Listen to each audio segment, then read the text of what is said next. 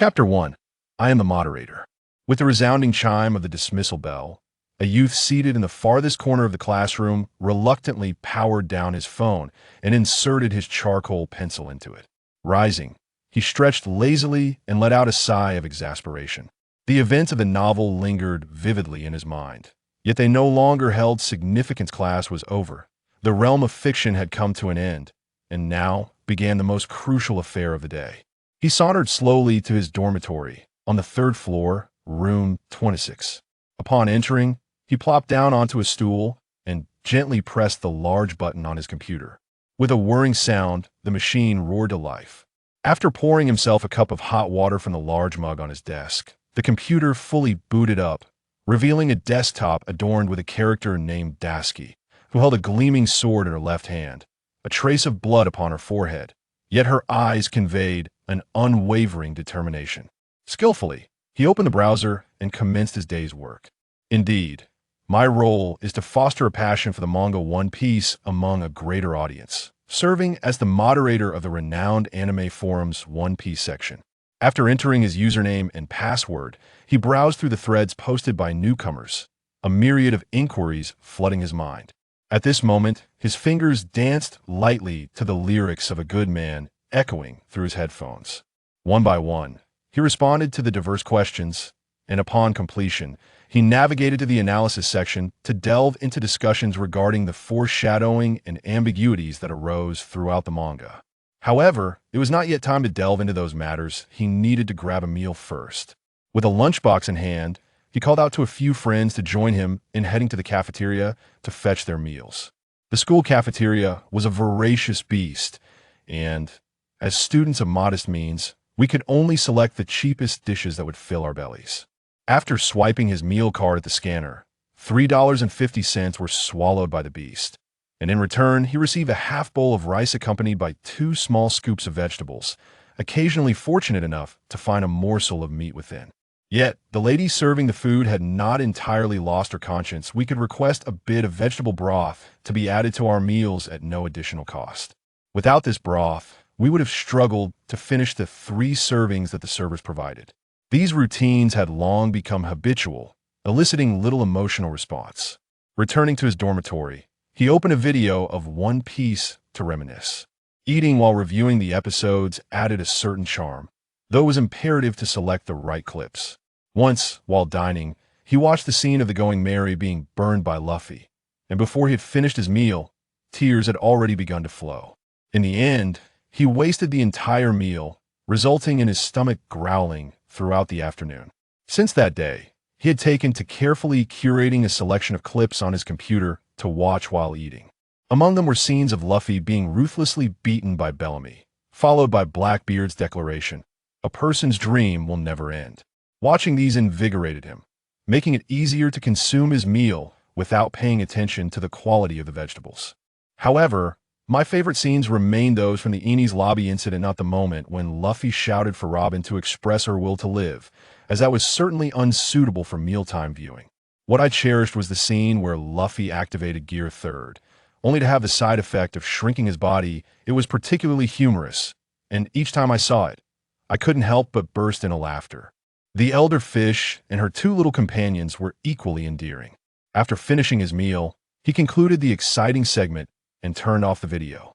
After washing his bowl in the bathroom, he embarked on the most significant task of the day, addressing various matters.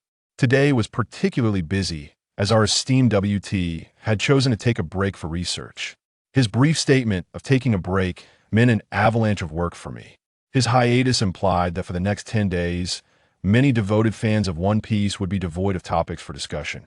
And during this time, I needed to collaborate with a few colleagues to devise something to keep the conversation flowing, ensuring that the forum did not become entirely dormant during WT's absence.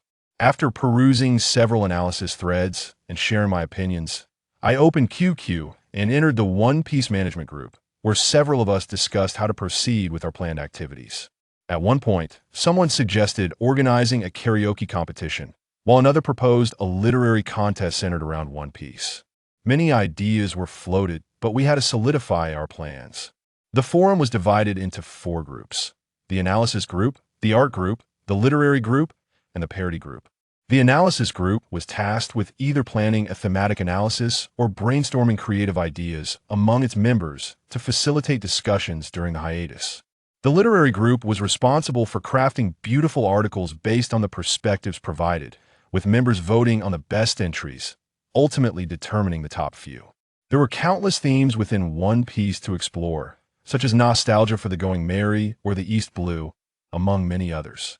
However, I decided on a theme for this literary endeavor, as I felt that after so much nostalgia, we should refrain from reminiscing about anyone in particular this time. Instead, we would focus on a lyrical exploration of the topic surrounding Zoro's sword and Sanji's blade. As for the parody group, it was even simpler. Frankie and Usopp were excellent subjects for parody, yet the individual responsible for this aspect proposed an intriguing ideado: use Silver Fox Foxy as the focal point for our parody. Parody could take the form of written humor, creating witty dialogues to achieve the desired comedic effect.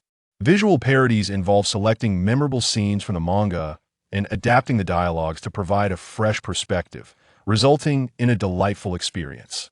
The final category was video parodies, which had recently gained immense popularity. Not long ago, Hugo had produced a comedic skit involving a bun incident, followed by the introduction of a character known as Jiaosho. In the realm of parody, Jiaosho's work was revered and referred to as divine parody, as his humor often conveyed deeper insights while eliciting laughter. Recently, a character called Buggy had emerged, gaining attention by intentionally ridiculing himself. Yet he remained a unique presence in the parody scene, with sketches such as Buggy teaches you how to make dipping noodles and Buggy anti-dandruff shampoo, showcasing innovative approaches to humor. Within the forum, a space dedicated to amusement, the competition was not based on professionalism, but rather on passion and interest. Although their videos might not match the excellence of those produced by Hugo, Jiaosho, or Buggy, they certainly had their own charm, often inducing fits of laughter. Not only did the content of the parodies shine, but also the creative methods employed and the accompanying music, which, while perhaps not perfectly aligned, nonetheless provided a pleasant auditory experience. Once the theme for the parody was established, I briefed a few members of the art group, requesting their assistance with image editing and layout design for the other groups. Finally, I asked them to create logos for the hiatus activities. As one challenge after another slowly unraveled, the clock struck 2:50, and alas, it seemed I would once again forfeit my afternoon nap. Moreover, the main thread for the activities had yet to be crafted, and following the afternoon class, I would have to continue working. It was exhausting, but despite the fatigue, I pressed on. Although this role offered no monetary compensation, my fervent love for the manga One Piece continually inspired me to persevere. Because I am the moderator of the One Piece section of the forum. Chapter 2. Well, this works too. As the sun gradually sank beneath the clouds, the sky darkened, and the bell rang once more. The youth stood up again, repeating the same motion, stowing away his phone and putting away his charcoal pencil. He slowly returned to his dormitory, confronting a plethora of messages on his computer screen. It seemed today would be busy indeed. Neglecting to eat, he dove straight into work, first tackling the analysis topic. After conferring with the analysis group leader and several analysts, they ultimately decided to focus on the climactic scene where Ace was to be executed. Whitebeard led a fleet of pirates to rescue the execution site, and Luffy ventured alone to save his brother. From the beginning of Luffy's journey in the East Blue to the present, WT had left us numerous clues within the One Piece manga, each one ripe for repeated contemplation and analysis. Thus, the focal point of their analysis would center on the foreshadowing within One Piece. Having arranged these plot elements, he proceeded to outline how to write the thread. Once that was completed, he turned his attention to crafting parody posts, gathering materials related to Foxy. One by one, he completed each task, and the youth leaned back contentedly in his chair, humming a little tune rose by paying long though the lyrics that escaped his lips took on a different flavor. Dearest, do not take flight, remain by my side, as my puppet, my beloved. Mind your language, it's the dead of night, and we wish to rest. A voice thundered from above the computer, revealing it to be my roommate, Musi Jing. At this hour, he should have been engrossed in his own gaming, indulging in crossfire like the rest of us. However, during our recent preparations for the CET4 exam, he had resolved to stow away his computer. Consequently, upon hearing he was no longer using it, his girlfriend relocated the device, leaving him to succumb to slumber while we were still immersed in our fervent gaming. Enough of your singing, enough. Now look where your pretentiousness has led game to play, the youth retorted, only to realize it was already past 2 in the morning, and the other 2 comrades in the dormitory had succumbed to sleep, the gentle sound of their snores weaving together from all directions. Taken aback, the youth hadn't anticipated the hour had grown so late he needed to hasten and complete his tasks. Shaking off his thoughts, he took a hearty sip of warm water, savoring its sweetness, and resumed his work editing the post, organizing the language, and checking for typos. Next, he opened the interface to select the moderator communication section within the event planning department, submitting the event for approval. This step primarily served as a record. Once the administrators granted their approval, he would be prepared to request the distribution of rewards upon the event's conclusion. This was a necessity, unavoidable. By the time he clarified all these matters, the clock struck 3 in the morning, and he still needed to post the event in the comprehensive discussion area of the One Piece section. He copied and pasted the content, adding watermarks to essential images to protect copyright and serve the forum's interests, though such measures were unnecessary in the event planning section, as it was an internal domain. He altered the color of key sections and bolded them before clicking submit. The post was dispatched. Yet, this was not the end, for often a post, once published, did not appear as it had while being edited, requiring a review of its presentation before possible revisions. Alas, issues arose. Some paragraphs were improperly formatted, merging into one another. He edited, pressing enter a few times to rectify the layout. He then modified any colors that had reverted to black, ensuring only the pivotal sections remained highlighted.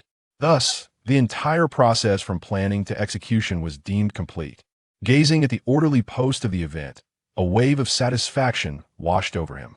At last, the event was finalized, though, but there remained one last step.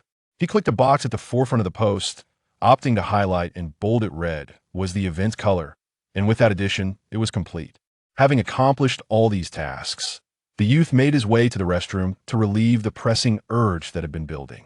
After flushing, he filled a cup with water and returned to his desk, clicking the mouse to access the interface once more. Before surrendering to slumber, he needed to undertake one final task, to scour for advertising posts and spam, particularly as such threads were as persistent as an unsightly rash. He began by inspecting the posts in the One Piece section, identifying a few blatant links to dubious websites, silencing them with a ban. He then came across several posts that employed hyperlinks for promotional purposes.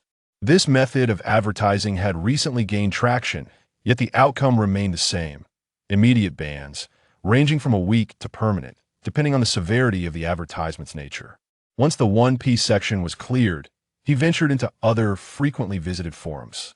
As an official moderator, he held the authority to ban accounts that promoted advertisements across various sections. First came Naruto, then Bleach, and finally a plethora of anime. Once the anime section was completed, it was time to delve into the realm of leisure. My utmost favorite is the gossip section, where I often find a sense of relaxation within my heart. However, it is also a space rife with advertisements, the existence of which reflects the pinnacle of human ingenuity. Yet the most insidious are those that seamlessly integrate into videos. Upon clicking the play button above, an advertisement link automatically pops up. These ads are the most nefarious. Generally, they are swiftly dealt with as malicious ads, promptly banned from access. Countless of such disguises have been blocked. Suddenly, the youth stumbled upon an intriguing post titled, "Dare to click? Test your courage." A smile crept across his face. This was undoubtedly another wicked advertisement. Glancing at the posting time, he noted it was merely 13 minutes prior. He clicked the mouse, and as expected, a window sprang forth. Even the settings in his browser to block pop-ups proved futile, as it burst open regardless. This surprised the youth, who had always preferred the browser for its ability to evade restrictions. This advertisement seemed promising, and he decided to investigate further. What greeted him was not an advertisement, but a simple line of text beside which a demon appeared to open its maw wide, as if it intended to swallow him whole. "The demon has claimed your life. In the depths of the ocean, there flows the blood of demons and seeds left by ancient gods. obtain the demon's seed, and drive away the malevolence of the sea. A demon? The ocean? Could it be referencing the grand line of One Piece? The youth chuckled and clicked on a line of text, which indeed turned out to be a hyperlink. Then the screen transformed into a pitch-black void. Devoid of any glimmer of light to that moment, a sense of unease began to creep into the youth's heart. Just as he prepared to press Alt F4 to close the current window, he realized he was unable to move. Suddenly, a voice echoed in his ear. "Isn't this what you desire? Then go forth. There lies the ocean, the world of One Piece you adore. Defeat the demon, and you may return to your realm." The youth was perplexed by this voice, yet as an avid reader of novels, he sensed something extraordinary was afoot. Could it be that he had traversed into another realm? As the scenery before him morphed into a swirling abyss of colors, occasionally revealing simple diagrams of the Bagua, he found himself speechless, involuntarily exclaiming, "Is this really possible?" But the voice continued to reverberate in the hollow space. With no response forthcoming, Chapter 3. The Bagua Patterns at 21, he was a student at an ordinary university in Wuhan, Hubei, now in his third year. His name was Wang Haotian, a fervent admirer of novels and anime. Currently, he served as a moderator in the One Piece section of an online forum. One evening, after completing his routine tasks, he stumbled upon a mysterious post that led to an unbelievable turn of events. He was transported to another world. In his university life, he cherished a beloved girlfriend, had roommates who were like brothers, and adored his parents and elder brother.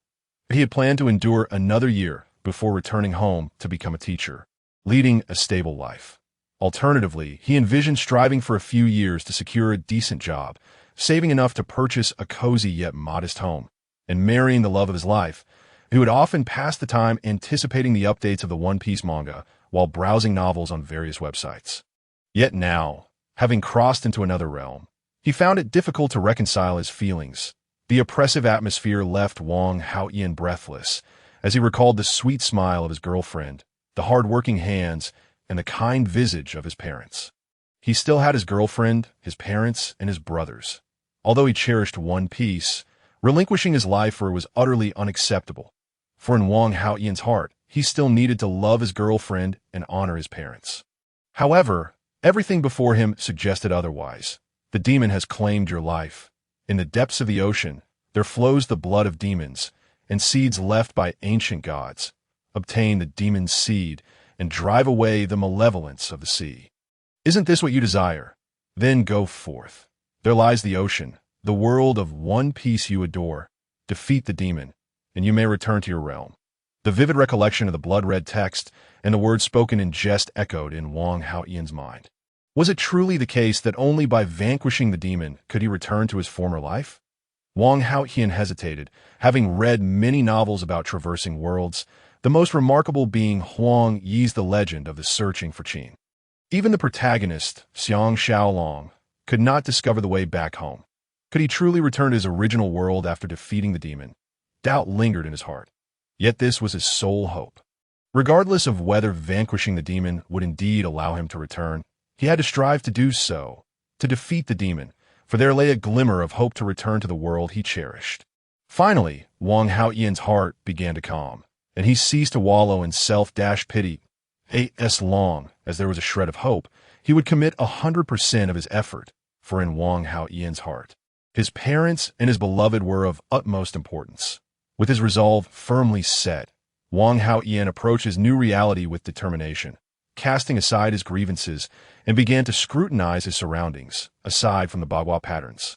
An endless darkness enveloped him. While he had only encountered the Bagua in novels, he and T paid it much heed. Yet, he knew the basics. The Bagua is formed by yin and yang. As recorded in the I Ching, with a famous phrase, the great ultimate produces the two forms. The two forms produce the four images. The four images produce the 8 trigrams that DD as Luffy threw a punch that landed squarely on Kobe's face. The two young boys soon found themselves entangled in a brawl.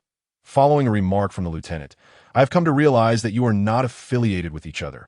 I kindly ask you to vacate this town immediately."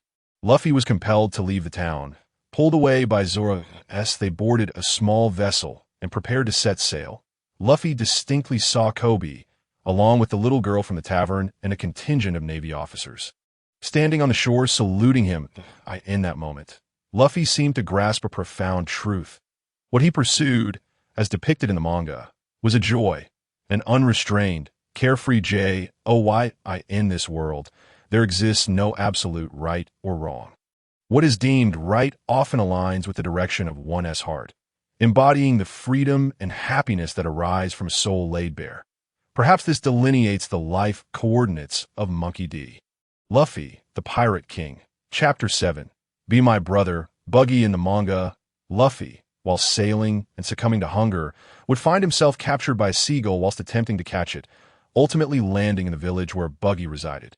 However, for Wang Hao-Ian, who was fully aware of Luffy's exploits, such foolishness was out of the question. Yet, they encountered a peculiar situation. The three rather foolish crew members of Buggy's pirate crew had indeed fallen victim to Nami's deceit and lost their ship to her cunning. Once aboard Luffy's vessel, they slowly made their way towards Buggy's quaint town. Initially, the trio prepared to resist, but they were swiftly subdued by Zoro. Throughout the journey, Luffy gleaned much about Buggy from the three men. Buggy, the holder of the chop-chop fruit, treated his companions well, yet he plundered others with the ferocity of a demon. In essence, to those on the periphery, Buggy appeared as a fiend. However, among his core crew, he was regarded as the most benevolent captain. While others might not comprehend Buggy, Luffy understood him quite well. That moment, Luffy viewed Buggy as a mischievous scamp, possessing a commendable sense of camaraderie, albeit with a rather tragic fate. As their small boat continued its course, Luffy's thoughts drifted to Nami. Indeed, in the manga, this was the time when Nami joined the Straw Hat Pirates. How could he persuade her to join their ranks? Luffy's mind was conflicted. Should he wait for Nami to flee, then lead Zoro, Usopp, and Sanji to rescue her? No, that would not do. He could not allow Nami to endure such suffering. Resolutely, Luffy decided on the course of action he would take next, and he began to hum a tune softly at the bow of the ship. Darling, do not fly away, stay by my side, and be my puppet. Luffy was particularly fond of this line, for it was a song he had adapted himself, imbued with special meaning, much like a previous rendition he had enjoyed. Long live socialism. Long live the Communist Party of China. T not only rolled off the tongue, but also aptly conveyed Luffy's current sentiments. Meanwhile, Zoro was asleep, his green hair resembling seaweed. As the sun dipped low on the horizon, Luffy and his companions arrived at the small town that Luffy's intention was not to confront Buggy, but to reunite with Nami. Knowing she would attempt to steal a navigational chart concerning the Grand Line from him, it was imperative for Luffy to be there. Otherwise, should anything happen to Nami, it would be dire. He was unaware of the potential repercussions should he deviate from the original storyline, engaging in battle with Buggy and risking Nami's safety. A perilous gamble he deemed unworthy. Upon entering the town streets, Luffy noticed a small dog and the panicked townsfolk that if he were to abandon them, Zoro would surely question his character, leading them to doubt their loyalty. The bonds of camaraderie depicted in the manga would not materialize. Let us proceed. With a subtle exchange of glances with Zoro, the two pressed forward. Before long, they witnessed a colossal buggy ball hurtling towards the town. Without needing Luffy's command, Zoro understood the implication that he leapt into action, his three swords spinning rapidly to slice the massive buggy ball into minuscule fragments. With a resounding explosion, the dismembered buggy ball detonated in mid-air. That moment, Luffy had already stepped onto the territory of Buggy's pirate crew, boldly declaring, "Red-nosed Buggy, come forth and be my brother." Was this individual mad, daring to address the captain as red-nosed and demanding brotherhood? It seemed he was eager to test the might of the buggy ball. Indeed, Luffy had never encountered someone so audacious. Surely, such boldness must be accompanied by some degree of strength. No. Did you not notice the swordsman standing behind him? He just shattered Buggy's ball. Could that be the infamous pirate hunter Roronoa Zoro? The minions began to murmur among themselves about the audacious lad in the straw hat. As Luffy surveyed the scene before him, a smile spread across his face. The effect had been achieved, and the main character had emerged. Suddenly, the sound of a vehicle approached, and a man with impeccably styled hair appeared. Clutching a sword, he charged towards Luffy. Yet at that moment, Luffy exhibited no hint of reaction. Was it that the man's speed was too swift for Luffy to respond? Certainly not. You see, when his sword was merely a third of a centimeter away from Luffy, it was halted by a blade wielded by Zoro, Luffy's comrade. At that moment, the profound trust between allies became evident, a trust so absolute that one could expose their back, confident that their companion would shield them from all harm. However, the encounter was far from over, for soon after, a peculiar figure resembling a panda, yet possessing the stature of a lion appeared. This time, Luffy did not retreat, as dealing with this adversary proved to be exceedingly simple. The creature posed no threat to him whatsoever, that a rubber rocket and a rubber mallet were sufficient to subdue him. The lion-like creature, eyes sparkling, collapsed to the side, while the panda-like figure lay injured nearby. For Luffy, this battle was effortlessly straightforward, not due to the weakness of his opponent, but rather his own formidable strength. Meanwhile, Zoro's confrontation had also concluded, and he emerged unscathed, effortlessly handling the circus clown before him. In the original narrative, Zoro had expended considerable effort due to his injuries, but this time was different. His unharmed condition allowed him to unleash his true potential, observing his two capable subordinates lying defeated. Buggy emerged, tears streaming down his face as he first consoled his fallen brethren before casting a fierce gaze toward Luffy and Zoro. The harbingers of war, he also noticed the straw hat perched atop Luffy's head, Shanks's hat. How could these two be so alike and yet so detestable? Unable to confront Shanks directly, Buggy thought that since this young man bore Shanks's hat, he must be one of his crew. Thus, he resolved to torment him as a means of avenging the grievances Shanks had caused him. With a cunning grin replacing his initial fury, Buggy felt a swell of pride in his cleverness. Buggy, your animosity toward Shanks remains palpable, even toward one brandishing his hat, Luffy remarked, recognizing Buggy's sentiments. But I harbor no ill will toward you. Let us be brothers and embark on the Grand Line together. Buggy, consumed by rage not only due to Luffy's words, but more so by the audacity and bravado reminiscent of a certain individual from his past, thought to himself, what an audacious fool. I shall show you the consequences of challenging Captain Buggy. Suddenly, Buggy fragmented into numerous pieces, hurtling toward Luffy, while a Buggy ball was launched in his direction. Buggy's strategy was to confuse Luffy with the explosive projectile before employing his disassembly technique to dispatch him beneath his blades. Yet he found himself facing Wang Hao-Ian, who was well aware of Buggy's vulnerabilities and would not fall for such tricks. Luffy, too, had already devised a plan in response to Buggy's antics. Chapter 8. Nami. Allow me to assist you. As Buggy charged toward Luffy, the latter did not falter, but instead charged forward to meet Buggy's assault, targeting his feet. Caught off guard by Luffy's unexpected attack, Buggy was left vulnerable. The outcome was inevitable. After Luffy tickled Buggy's soles, the clown erupted into uncontrollable laughter, ultimately collapsing from sheer amusement. In this skirmish against Buggy, Luffy did not exhibit much prowess. Rather, his understanding of Buggy allowed him to achieve victory with ease. Releasing Buggy, Luffy proposed, Buggy, let us be brothers. Only then will I keep your weaknesses a secret. Otherwise, well. At this moment, Buggy, utterly perplexed by Luffy's innocent demeanor, finally acquiesced with a nod. For Buggy, not everyone could execute such an attack on his feet. Otherwise, he would have been left utterly defenseless. Moreover, during their subsequent conversation, Buggy would gain an ability capable of altering the course of his life, though that is a tale for another time. After solidifying their brotherhood, Luffy made a brief departure, merely advising Buggy to abandon this place and venture to the Grand Line, where their destinies awaited. Following the path etched in his memory, Luffy eventually spotted a familiar figure beside a small dwelling. Signaling Zoro to wait, he approached the silhouette, poised to gently touch her shoulder when suddenly a blunt object swung toward his head. Fortunately, Luffy reacted swiftly, narrowly avoiding the strike.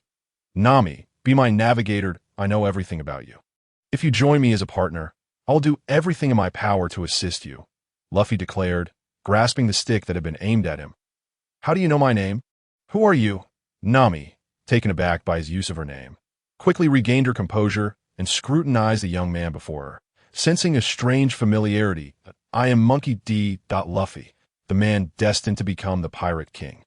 I'm currently gathering partners and hope you will join me. allowing me to protect you. At that moment, Luffy felt a profound connection to Nami, recalling how, while reading the manga, he had always been moved by her desire to protect her village. Each time he witnessed Luffy's rescue of Nami, tears would stream down his face, understanding how desperately she needed someone to help her. Now that he was here, he vowed not to allow her to suffer again, not under any circumstances. Anyone who harmed his comrades would face only one fate: death. Monkey D. Luffy, the future Pirate King, don't make me laugh. Why would I trust you? Why would I allow you to help me? Nami remained skeptical, as trust was a luxury she could not afford. Her responsibilities extended beyond herself to encompass her entire village. You are Nami, residing in Cocoa West Village with a sister and a foster mother, though the latter perished long ago at the hands of fishermen. Luffy stated, pausing to gauge Nami's reaction. Noticing the effect of his words, he continued, You have been working for the Arlong pirates, charting maps while saving money to trade with Arlong. But I must inform you that such a plan is futile, for Arlong has no intention of letting you go. Even if you accumulate 100 million berries, it will not suffice. I understand and admire you, and if you join my crew, I will do everything in my power to help you. Nami, please believe me. Luffy's heartfelt plea resonated with sincerity, yet Nami remained in tears, unable to respond immediately. It was clear that more persuasion was required. Do you not wish to avenge Belmir's death? The kind uncle from your village. Do you not want to ensure they live well? Luffy pressed on. I currently have but one ally, the bounty hunter Zoro. Even formidable foes like Monk and Buggy would be but appetizers in our hands. Trust in my strength. I will assist you. Of course, before I can help you, I need to gather 2 more companions, but should not take long. After articulating his intentions, Luffy noted a slight shift in Nami's demeanor, her trust in him gradually deepening. Upon hearing that the bounty hunter Zoro had joined his ranks, he sensed her defenses beginning to crumble. Suddenly, Nami lifted her head and smiled at Luffy, saying, I cannot join your crew at this moment. But if you truly can help me defeat Arlong, I will join you and do everything in my power to help you achieve your dream. However, you must also assist me in realizing my dream of defeating Arlong, or else my aspirations would be meaningless. That acceptable? Pirate King? Certainly, Luffy readily agreed, realizing that sometimes he could not alter the established narrative of the manga. So, Navigator, have you acquired the chart to the Grand Line? Luffy inquired with a smile directed at Nami. How did you know I found the Grand Line's navigational chart? Have you been following me? Nami suddenly crossed her arms defensively. Of course not. It's just that the Buggy pirates are currently searching for you everywhere. If we had it, we would need to make a swift escape. We've already wasted too much time here, Luffy responded. The advantage of having Nami aboard was that the small boat could navigate the vast ocean without fear of encountering waves or losing its way. After sailing for half a day, Luffy and his crew finally evaded the pursuit of the Buggy pirates. It appeared that even if he were to become brothers with Buggy, it would not quell the fury burning within him. His anger would likely persist for the few members of the Buggy pirates whom Nami had coerced before their departure. They were now obediently serving as sailors for Luffy and his crew. Luffy had summoned Zoro and Nami, as he wished to discuss their upcoming sailing route with the 2 of them. Zoro maintained his usual aloof demeanor, although Luffy knew Zoro was quite passionate at heart. He always chose to appear cool and indifferent. Next, we will be joined by 2 new companions. One is a sharpshooter, and the other is a cook. Our next stop, we will acquire a ship, which will serve as our partner in our maritime adventures that I hope you will cherish it. However, we must first face a brutal battle on the next island. To gain that companion, we must defeat the strongest enemy before us. Only then can we venture further across the seas together, Luffy declared. After glancing at Nami and Zoro to ensure they understood his intentions, Luffy called Zoro aside. Zoro, we are brothers, and I hope that on this journey ahead, we can share both joys and hardships, supporting each other. Together, may we realize our greatest dreams. Now, I wish to impart to you the essence of swordsmanship that I hope you can revive its former glory in your hands, Luffy said earnestly to Zoro. Luffy understood that it would be somewhat challenging for Zoro to fulfill this plan given his current strength, yet he believed that with sufficient time, Zoro could grasp the profound concepts contained within the Bagua diagrams. Given Zoro's talent in swordsmanship, Increasing his abilities significantly should not be an insurmountable task. In the realm of swordsmanship, techniques are merely the foundation. No matter how profound your sword techniques may be, they do not alone make one the greatest swordsman in the world. Only through comprehending the spirit of the sword can one attain the status of a grandmaster. The enigmatic Buggy diagrams, accompanied by unparalleled secrets of swordsmanship, represented the most treasured knowledge for a swordsman like Zoro. Luffy gradually introduced Zoro to some techniques recorded in the Buggy diagrams. He discovered that Zoro was indeed a genius in swordsmanship. Luffy found that merely explaining the technique sufficed. Zoro seamlessly integrated the pure martial arts into his swordplay without requiring any demonstration. This left Luffy somewhat speechless, reflecting on the lengthy time he had spent practicing each technique, often needing to see Zoro wield his sword before grasping the essence of swordsmanship. Indeed, he realized how inexperienced he was. Chapter 9. The joining of the sharpshooter Usopp. Thus, their small boat continued onward, while Zoro diligently practiced the sword spirit Luffy had entrusted to him. From Zoro's expression, Luffy could see that he was quite pleased with the sword spirit, and Zoro had undergone a noticeable transformation. Although he did not verbalize it, sometimes such sentiments need not be articulated, as both parties could fully comprehend them. One day, they arrived at an island that had once been home to a notorious braggart named Usopp. Prior to landing, Luffy had already conferred with Zoro and Nami on how to prepare for the impending conflict, marking Luffy's first instance of separating from his companions during their adventures. Luffy set foot on the island while Zoro and Nami sailed away in a small boat, the direction of their voyage known only to the three of them. Without the presence of Usopp and his three young companions guarding the shore, as depicted in the original tale, Luffy easily traversed the area, but he needed to hasten his pace, as he could not afford to squander time in the East Blue. 2 more stops awaited him before he could set sail for the Grand Line, where a series of events awaited his attention. As he spoke, Luffy arrived at a small house, perched on a hillside outside a village. The house was empty, devoid of any inhabitants. He pushed open the door and sat down on the edge of the bed. The dwelling was modest, containing only a small boat and a tiny table, but it was cluttered with various small items, likely remnants of Usopp's tinkering. Luffy picked up a slingshot that had fallen to the side, and, after fiddling with it for a moment, realized that this slingshot had far greater elasticity than those he had played with in his past life. Moreover, it contained numerous intricate mechanisms. It was no wonder that Usopp's slingshot was so formidable. It was clear that he was a genius when it came to crafting such contraptions. "Who are you? And what are you doing with my Mars?" Suddenly, a long-nosed figure, reminiscent of a rather unsavory character from Luffy's past, appeared. Astonished by Luffy's actions, Luffy took a moment to assess Usopp's unique appearance, which was quite striking and cowboy-like, with that iconic nose. Confirming he had not mistaken his identity, he realized this was indeed the person he sought. "Usopp, son of Yasopp, your father is a legendary pirate and a companion of Shanks. You reside in this small village, harboring feelings for a girl named Kaya, and you have 3 young companions. Your dream is to become a brave warrior of the sea." Aspiring to be a captain, Luffy recounted with familiarity, observing Usopp's astonishment as he added, "Your weapon is this very slingshot. Am I correct? Who are you? How do you know so much about me? Are you here to kill me?" Usopp trembled, his body shaking uncontrollably. An outsider, Usopp might appear as a coward, trembling at the slightest provocation. However, Luffy, with his prior knowledge of Usopp, understood that he was not as weak as he seemed.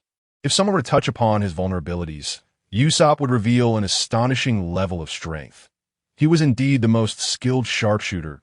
"I am your captain. Join me as my partner, and together we shall explore the greatest oceans in the world, seeking the most courageous tribes and the most capable warriors, including giants. Are you interested?" Luffy gazed into Usopp's eyes as he spoke. Usopp glanced at the straw-hatted figure before him and replied, "I'm sorry, but I cannot join your crew just yet. I have something very important to attend to. My sincerest apologies. You wish to protect Kaya, don't you? Are you aware of Kuro's scheme?" Luffy was taken aback that Usopp had already uncovered Kuro's plot, as it seemed premature according to the original timeline. "I never imagined you would know about Kuro. It appears you have conducted a thorough investigation before arriving here," Luffy remarked. Dealing with Kuro alone is indeed beyond my capabilities. If you assist me in protecting Kaya, I will welcome you into our crew, but I must insist on the position of first mate. Usopp spoke earnestly. Welcome to our crew, Vice Captain Usopp. The MY name is Monkey D. Luffy, the man destined to become the Pirate King. With that, Luffy extended his right hand. The two figures akin to brothers clasped each other's hands tightly at that moment, their grip imbued with formidable strength. Now tell me, how did you uncover Crocodile's conspiracy? I must admit, I am quite surprised. Based on my understanding of you, it seems you should not have been privy to this information, Luffy said as he gazed at Usopp, hoping to glean some valuable insights. Usopp hesitated momentarily, but eventually divulged. A few days ago, before I went to tell Kaya a story, I crafted a small gadget at home. Kaya is quite fond of such things, so I always bring her something new. Within that gadget, I incorporated a plant called clear heart grass. This herb can absorb toxins from the human body and is rather commonplace. However, yesterday I discovered that the gadget was teeming with toxins. I discreetly took it back for examination and realized that Kaya was not ill, but rather poisoned. I in that castle. Only Crocodile holds the greatest suspicion, for we have long known him to be an outsider. He is the only one who would attempt to seize all of Kaya's family's assets after her father's demise. After sharing this, Usopp looked at Luffy and added, I have investigated Crocodile. He is formidable. Assisting me might endanger your life. If you wish to withdraw now, I will not insist. Usopp's statement startled Luffy. Yet he quickly grasped the depth of Usopp's feelings for Kaya, a memory vividly etched in his mind. Nevertheless, Luffy replied, no need for further discussion. Having promised you, I shall not waver. Besides, you have become my comrade now, and I should find it relatively easy to deal with Crocodile. With that, Luffy sprang up, pulling Usopp along. Come, I shall teach you some techniques. In truth, Luffy had not intended to impart the techniques from the Bagua diagram to Usopp, but he realized that relying solely on a firearm left Usopp vulnerable in close combat. To ensure their future battles were more successful, he needed to strengthen his companions. Under Usopp's guidance, they arrived at a secluded grove, where Luffy said to Usopp, I possess a set of martial arts techniques that I will now pass on to you. If you can master them and integrate them into your marksmanship, I believe your capabilities will see significant enhancement. Follow my lead. With that, Luffy demonstrated the simplest moves one after another for Usopp, correcting his form as he proceeded to teach the next technique. Thus, the two began practicing the techniques from the Bagua diagram in that small grove. After 2 days of dedicated effort, Usopp finally mastered the set of skills, which was a stark contrast to his experience teaching Zoro, as Usopp's comprehension of the techniques was notably limited. Fortunately, he managed to catch up just in time. On this day, under Usopp's direction, Luffy and Usopp arrived at Kaya's castle, hiding within the recess of a staircase. This was also the location where, in the original story, Crocodile nearly met his end at the hands of the goat-headed man. As night deepened, the chilly air did little to deter Luffy and Usopp. Rather, the tense atmosphere rendered Usopp exceedingly agitated, causing him to tremble. Luffy gently placed a hand on Usopp's shoulder, signaling him to remain calm.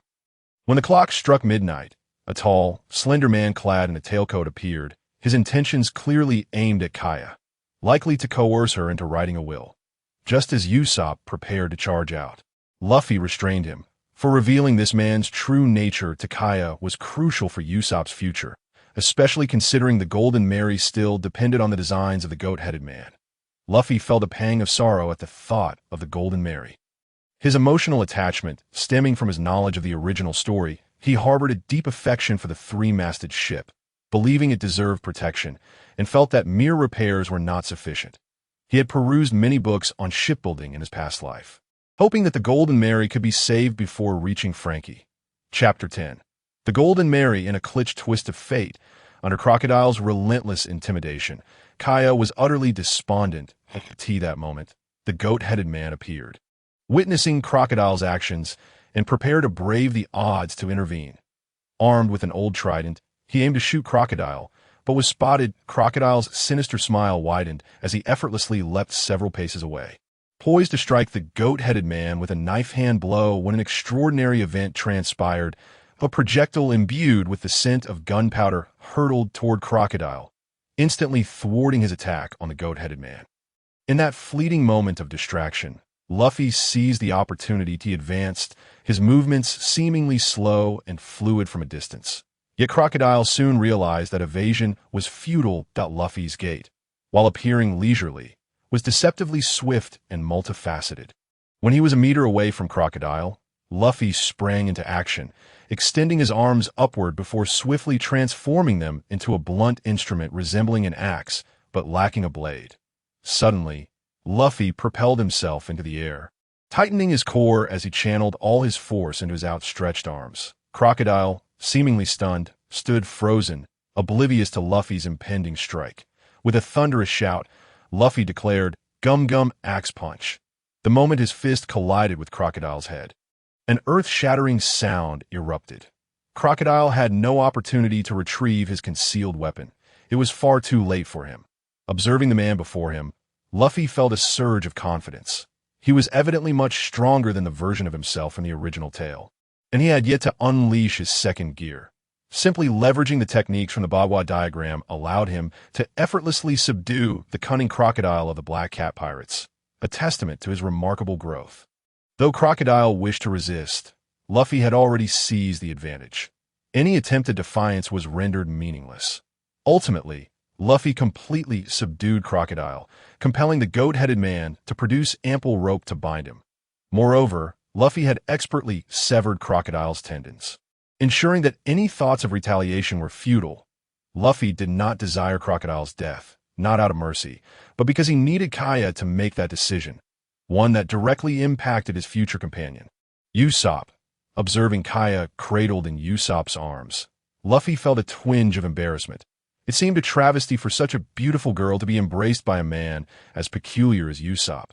Yet, Luffy refrained from further complaints, for he regarded Usopp as a brother, and he could not harbor grievances against him. After consulting Kaya, she ultimately chose to release Crocodile. Luffy led Crocodile and the goat-headed man out of Kaya's room, mindful to allow Usopp some time, as he would soon embark on a journey with Luffy. Descending the staircase, he instructed the goat-headed man to find a place to rest while he dealt with the troublesome Crocodile. After all, a character like Crocodile could not be easily released. If he were to unleash his wrath upon the village, it would spell disaster for the innocent Kaya, a girl Luffy had once held in high regard, especially as she was cherished by his brother. While Luffy yearned to commandeer the Golden Mary from the goat-headed man, he understood that the moment was not right. Tomorrow, even if he refused, the man would still offer it to him. Luffy sighed inwardly, reflecting on the advantages of possessing knowledge of the future. Bringing Crocodile to the designated meeting point with Zoro and the others near the shore, Luffy felt the cold sea breeze brush against him. He glanced at Crocodile, who had been carelessly discarded like refuse, once a suave gentleman, now reduced to a pitiful state. Luffy harbored no sympathy for Crocodile, as both in his past and present lives. He had little patience for those who were scheming and manipulative. Such individuals posed a significant danger. Even if they did not confront him directly, their existence could lead to calamity. Luffy, while devoid of personal stakes, recognized that his companions were not free from potential threats. Having chosen to accept them as allies, he felt a responsibility to protect them, for only then could he embody the leadership and authority reminiscent of the original Luffy. After spending some time by the shore, Luffy heard Nami's voice in the distance. Soon, a group bearing torches approached, with Nami leading the way. Upon seeing Luffy seated in the foreground, Zoro's expression shifted slightly, perhaps in surprise at Luffy's effortless handling of Crocodile. Having heard about Crocodile as formidable spoon from Zoro, he had contemplated how he might confront him, all the while considering the best course of action to assist Luffy after dealing with Zango and his crew. Yet at that moment, Luffy sat calmly, with Crocodile lying discarded beside him, exuding an air of ease. Zoro, witnessing this scene, felt a renewed sense of awe towards Luffy's inscrutable prowess, having struggled to subdue Zango's crew himself. Bolstered only by the techniques Luffy had taught him, he was astonished that the man who had been so effortlessly defeated was once regarded as a formidable foe. I suppose I need to intensify my training. Zoro mused internally. Ignoring Zoro's thoughts, Luffy beamed at Zoro and Nami. So, how difficult was it to deal with this lot? Who do you think we are? Of course, we can easily handle them. Oh, what's wrong with that person? They look utterly defeated. Nami remains as mischievous as ever, yet it is evident that he is quite astonished by Luffy's ability to effortlessly subdue Kuro. Captain Kuro has been defeated. Goodness, a cacophony of chatter erupted among the subdued members of the Black Cat Pirates. Suddenly, Luffy's gaze swept over the crowd, and a palpable aura of Conqueror's haki enveloped the area, instantly silencing everyone, including Luffy himself. Could this be what haki feels like? A wave of awe washed over Luffy's heart, as he yearned to recapture that fleeting sensation. But no matter how hard he tried, he could not summon that same force again. If it eludes him, he shall not force it. What is meant to be understood will inevitably reveal itself. With this realization, Luffy could not remain ensnared in that feeling any longer. Upon regaining his composure, he noticed that not only the captives were affected, but even Zoro and Nami felt the impact. Just as he began to regain his senses, Zoro stirred awake, followed by the others coming to their senses in succession. Zoro, Nami, we are about to acquire new companions. We cannot let these people slip away easily. Otherwise, they will sow seeds of evil in this small village. What should we do? Kill them. Luffy stated seriously. In that moment, he mimicked the original Luffy by inserting his finger into his nostril. Luffy discovered an amusing fact, because he had consumed the gum-gum fruit. Digging for boogers became significantly easier, as his nostrils could expand at will. Killing them might not be the best course of action. Nami expressed her thoughts. And Luffy turned to Zoro for input. Zoro shrugged and replied, "You're the captain. You decide." It seemed that Zoro had firmly acknowledged his role. That's just as well. Zoro had always been a favorite of Luffy's. He truly embodied the spirit of a real man. Then let us turn them over to the Navy. With their bounties, this should serve as our first income for our voyage. What do you think, Nami? Luffy concluded, glancing at Nami. That sounds best, came a voice from behind Nami. Belonging to a girl named Kaya. That moment. A triangular sailboat was approaching across the sea where Luffy and the others were situated. It was the Going Merry. Chapter 11. The floating restaurant, seeing the faint traces of tears at the corners of Kaya's eyes. Luffy felt an inexplicable pang of sorrow. However, witnessing her quietly nestled in the arms of the rather dubious Usopp brought him a modicum of comfort, having captured the members of the Black Cat Pirates. Luffy decided to wait for the Navy to arrive before departing, to prevent the pirates from playing the victim and manipulating Kaya. Of course, they would not actively engage with the Navy, but would remain in the shadows, monitoring the situation. When the Navy finally arrived, escorting the notorious pirates while presenting their bounties to Kaya, Luffy and his crew breathed a collective sigh of relief and unfurled the sails to set off. Their next destination, the floating restaurant. Meanwhile, on the shore, the Goathead and Kaya watched Luffy's departing ship with reluctance. Suddenly, Kaya turned to Goathead and said, "I want to learn medicine. When Usopp returns, I must take good care of him." Observing that Kaya had not succumbed to despair but instead had found purpose, Goathead felt a deep sense of pride. "Miss Kaya, I've heard that a renowned doctor resides in the valley behind the village. I have some connections with his apprentice. I can inquire if the master would be willing to teach you." He offered. "What is that apprentice's name?" "There's no need for the master to come down personally. I can go into the mountains to study medicine. I only need that person to guide me to the doctor. The rest, I can manage myself. That I believe I can do it," Kaya declared with determination. Unsure if she was affirming herself or expressing her resolve to Goathead, that moment.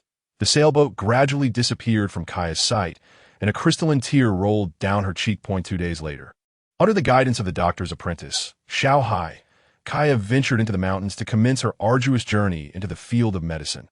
Back on the Going Merry, despite their recent victory and the addition of a new companion, the crew found themselves enveloped in a somber silence, largely due to Usopp's mood. For 2 consecutive days, this usually boisterous fellow sat silently at the stern, gazing into the distance, toward his homeland and the ones he cherished. However, the melancholic atmosphere did not linger for long. That be why the 3rd day, Usopp regained his cheerful disposition, once again engaging in his usual antics. Meanwhile, Luffy was examining a cannon mounted on the Going Merry, the ship's sole weapon. That he did not wish to emulate the original Luffy's foolishness in recklessly firing it. After a brief investigation, Luffy concluded that this cannon was beyond his capability to operate. Although he had some knowledge of cannons from his past life, this one was entirely different, compelling him to abandon his attempts at that moment. Usopp came bounding over, clearly more adept in this area, particularly since this cannon was crafted by his father, Usopp. After toying with it for a while, they prepared to fire at a distant island.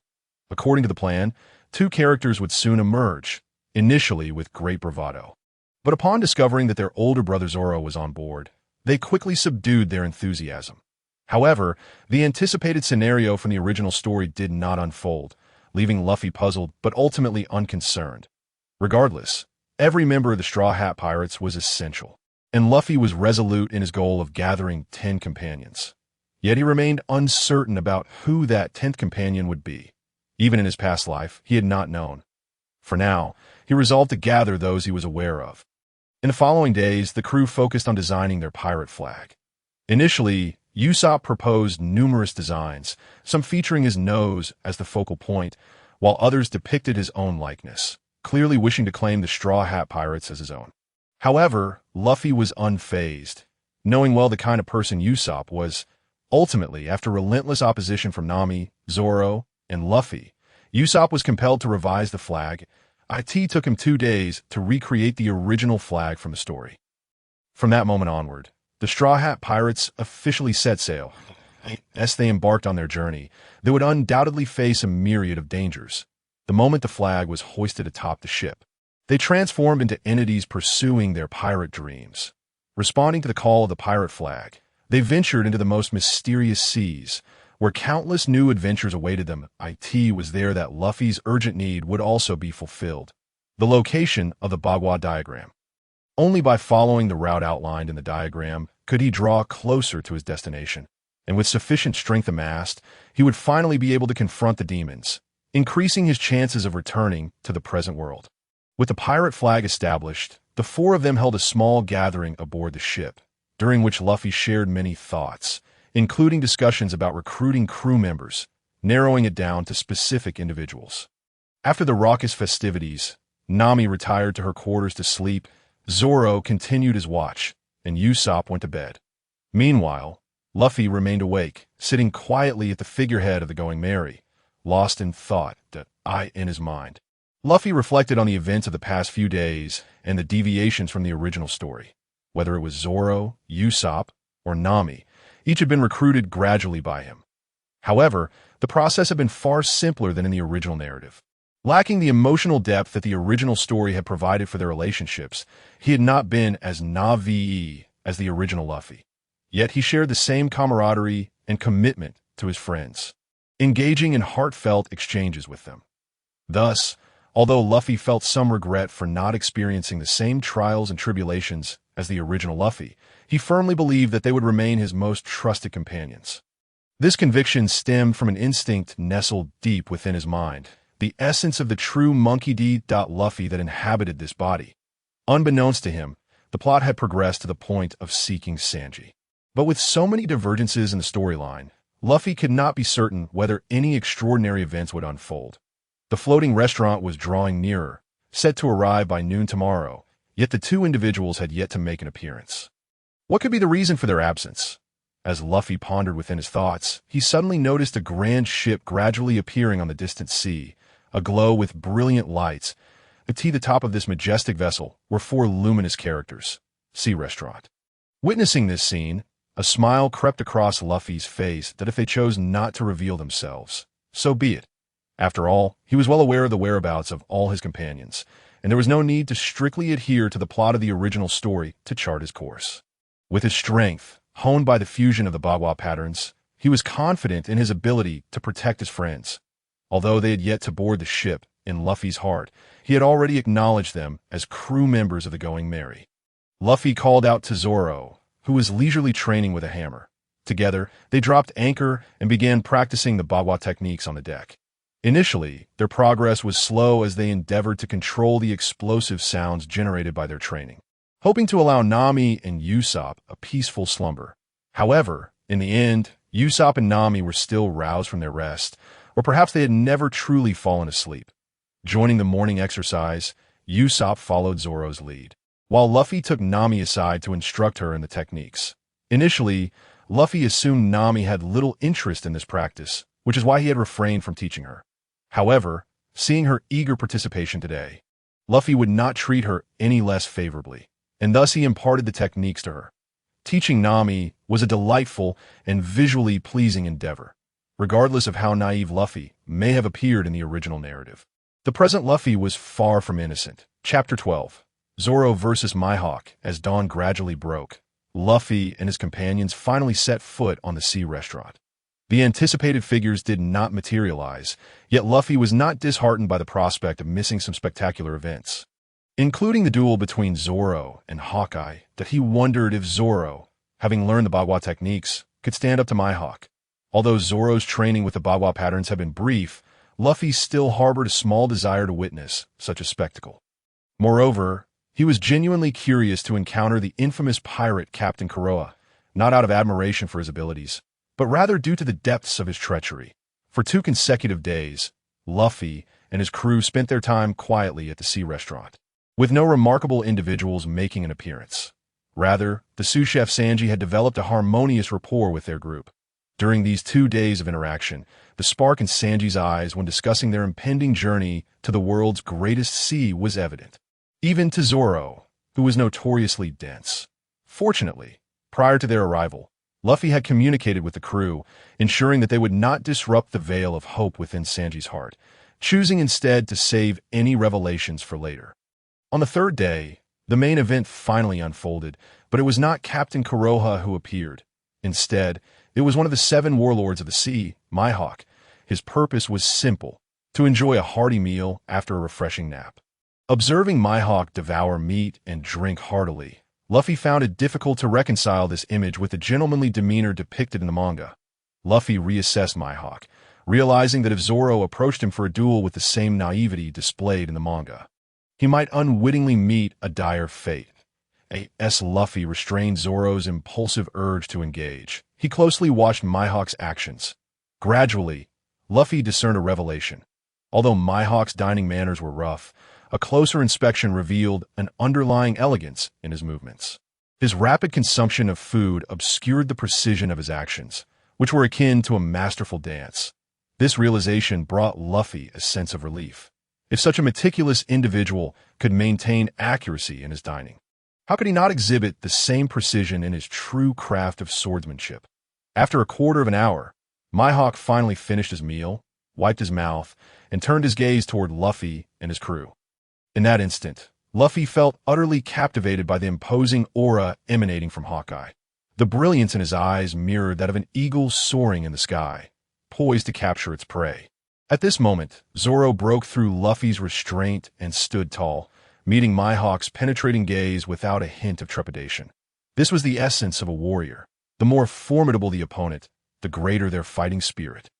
Particularly when confronted with someone they aspired to surpass. "Hawkeye Mihawk, I challenge you with my sword," Zoro declared, his focus unwavering as he saw nothing but his adversary. Mihawk scrutinized the young swordsman before him, taking note of the fierce determination reflected in his eyes. Despite standing against the world's greatest swordsman, Zoro exhibited no fear, igniting a flicker of combativeness within Mihawk, even if his opponent were a lesser swordsman. The sheer intensity of this young man's resolve warranted a duel worthy of one of the 7 warlords. "Young man, if you wish to battle me, then be prepared to stake your life. Countless have perished beneath my blade. State your name."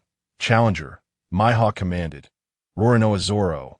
I aim to become the world's strongest and that moment. Zoro smiled. Not for any other reason, but purely from the exhilaration that battle ignites within him, embodying the spirit of an invincible warrior. "Follow me," Mihawk instructed, as he leapt from the sea restaurant, for the battleground should not be marred by the sanctity of a dining establishment. Those who truly understand the sea would never wish to desecrate such a place. In the boundless expanse of the ocean, sustenance is the lifeblood of existence. Without it, even the mightiest would slowly perish, especially for those who grasp this truth as deeply as pirates do out of course.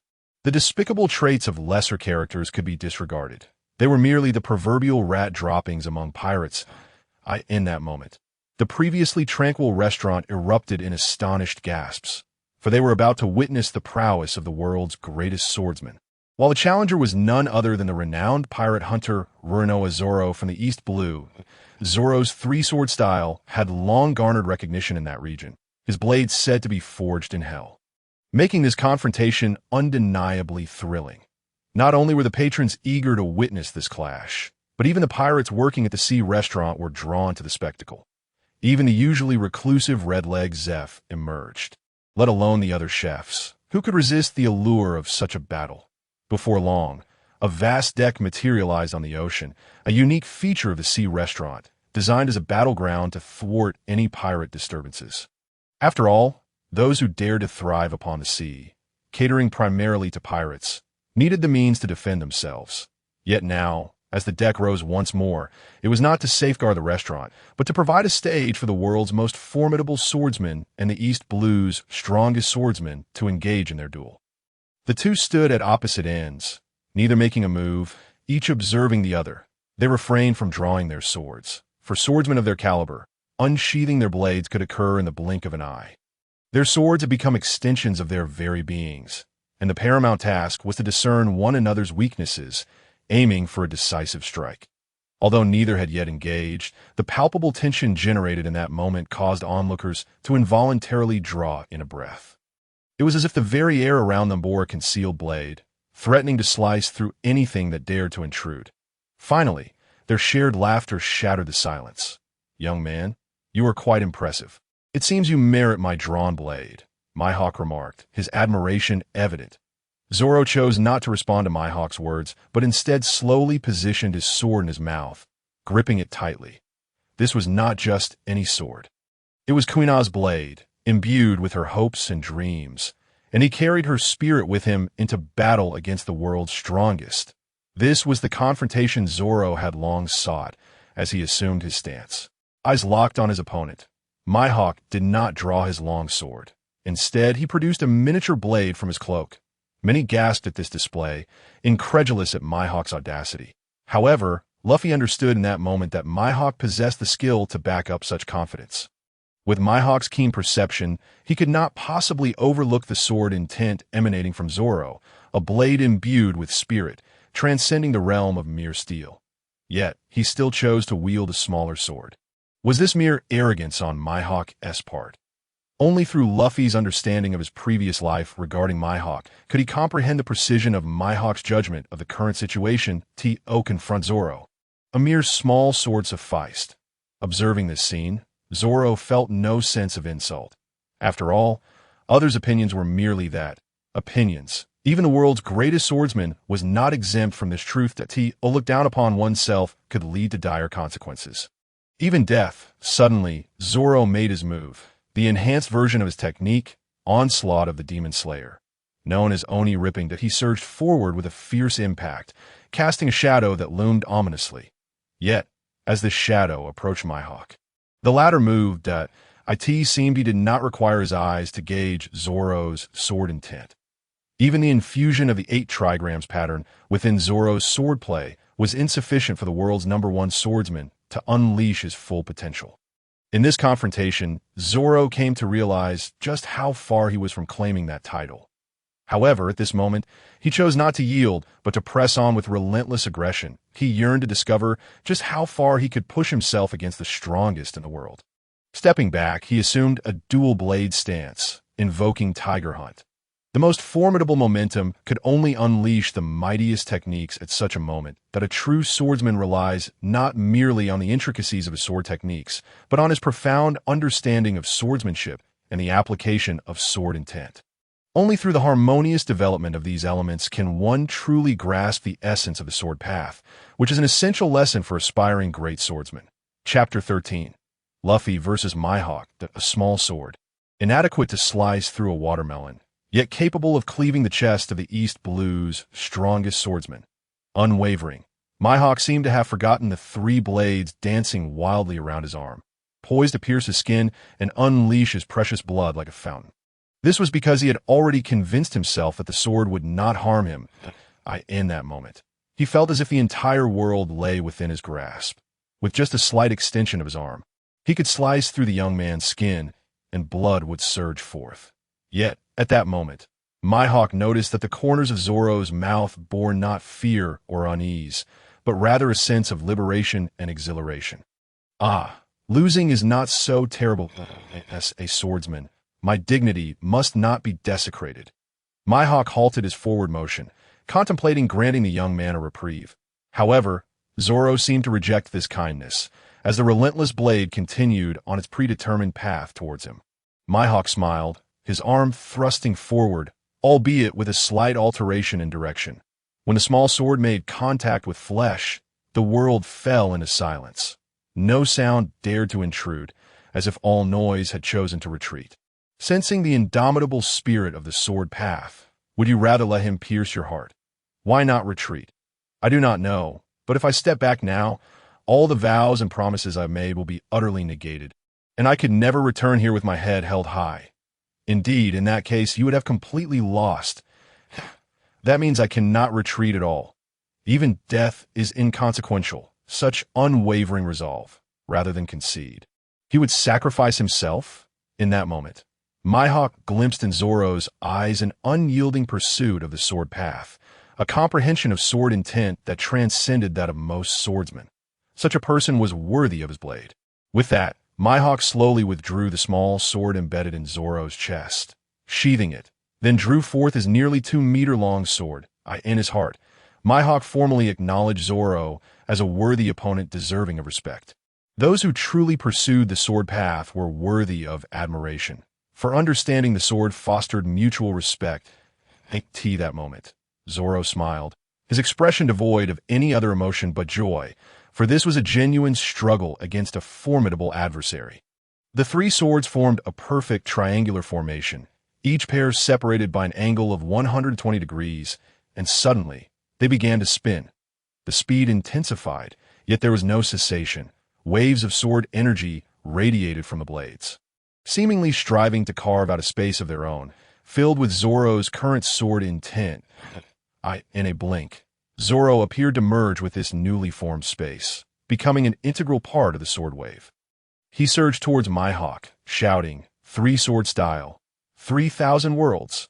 With a resounding explosion, Mihawk moved as well, gripping his massive sword tightly. In an instant, he traversed the space Zoro had created, and his half-kneeling posture revealed no aura emanating from him.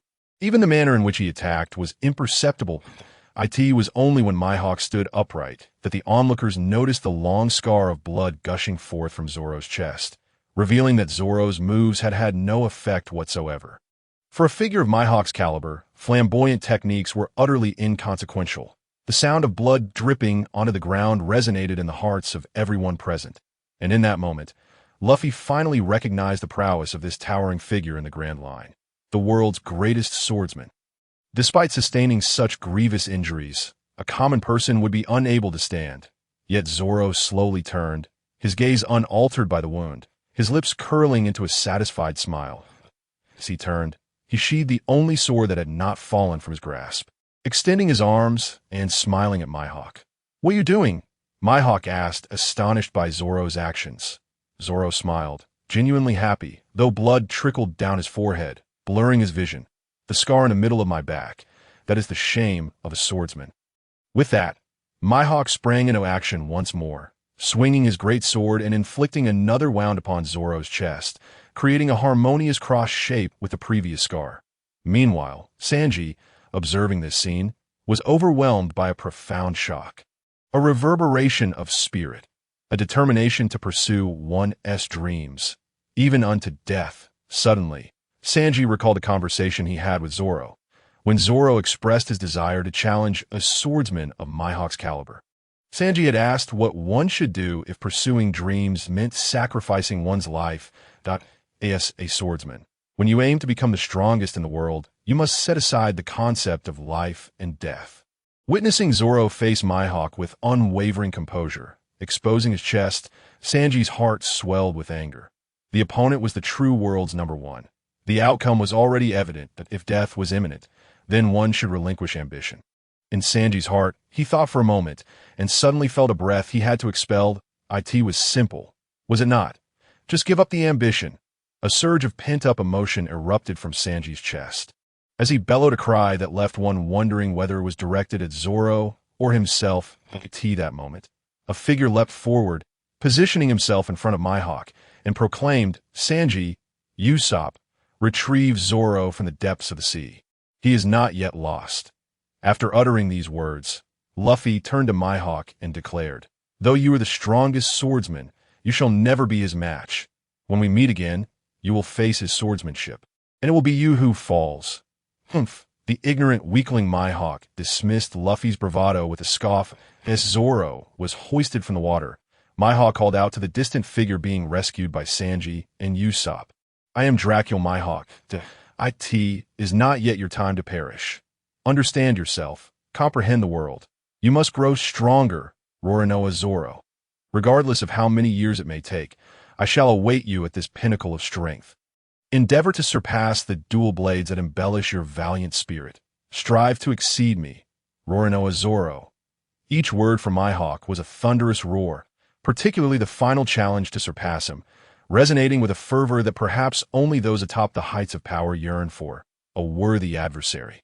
Meanwhile, Luffy fell into a contemplative silence, acutely aware of the profound impact Mihawk's words would have on Zoro, recognizing that this was not the time for his interjection. After articulating this, Mihawk abruptly turned to Luffy and inquired, "What is your ambition, little one?" "To become the Pirate King," Luffy replied, "a path far more arduous than surpassing me." "Humph! I will achieve it. I will undoubtedly become the Pirate King," Luffy exclaimed, a surge of determination igniting within him. In that moment, he unleashed the potent aura of Conqueror's Haki, a manifestation of his will, though he could only access it under such circumstances, unable to wield it at will. Mihawk, with a hint of a smirk, contemplated the display of Haki while casting a glance at Luffy's straw hat, then turned to depart, unimpeded by anyone. Luffy remained ensnared in the lingering aura that had emanated from Mihawk, a familiar sensation he could not quite place. Chapter 14. All blue as Mihawk prepared to board his small vessel, the seemingly lifeless Zoro suddenly raised his sword towards the heavens, tears streaming down his cheeks uncontrollably. "Luffy, can you hear me?" His voice remained strong, unwavering despite his injuries, perhaps a testament to the power of conviction. "How could I bring you distress?" Blood erupted from Zoro's lips as Usopp desperately attempted to silence him, knowing that the more he spoke, the greater the toll on his wounds. However, Sanji intervened, understanding Zoro's resolve at this moment. "I shall become the world's greatest swordsman. Does that not trouble you?" "Stop!" Usopp and Nami shouted in unison, urging the steadfast warrior to cease, as blood gushed forth like a river from his open wounds. "From this day forth, I shall never lose again, before I defeat him and claim the title of the greatest swordsman. I will not suffer a second defeat. You have any objections?" With a deep breath, Zoro bellowed, "Pirate King!" Luffy, in that moment, truly felt the pulse of Zoro's indomitable spirit, as his tears symbolized an unyielding tenacity. He was a genuine man of steel, embodying a fierceness surpassing any notion of a hero from previous lives. At that time, Zoro shed his second tears of life, his face awash with emotion, a manifestation of his unwillingness to accept defeat. These tears would accompany his growth, and one day upon the vast seas, he would occupy a position worthy of the strongest. Mihawk, witnessing this scene, remarked, "Indeed, you are remarkable companions. Until we meet again." With that, he prepared to leave. Suddenly, Luffy recalled the absence of the strongest pirate crew in the East Blue, the Kuro crew, and pondered whether Mihawk possessed knowledge of their whereabouts, information crucial to Luffy's understanding of his future path. Thus, it seemed prudent to ascertain why those characters from the original tale had yet to make their appearance. Where have they run off to? Or have they already fallen to the hands of Hawkeye? Just a bunch of insignificant fish. With that, Hawkeye urged his small boat to depart, leaving the rest unmentioned. However, at this moment, Luffy had grasped the underlying meaning of those words.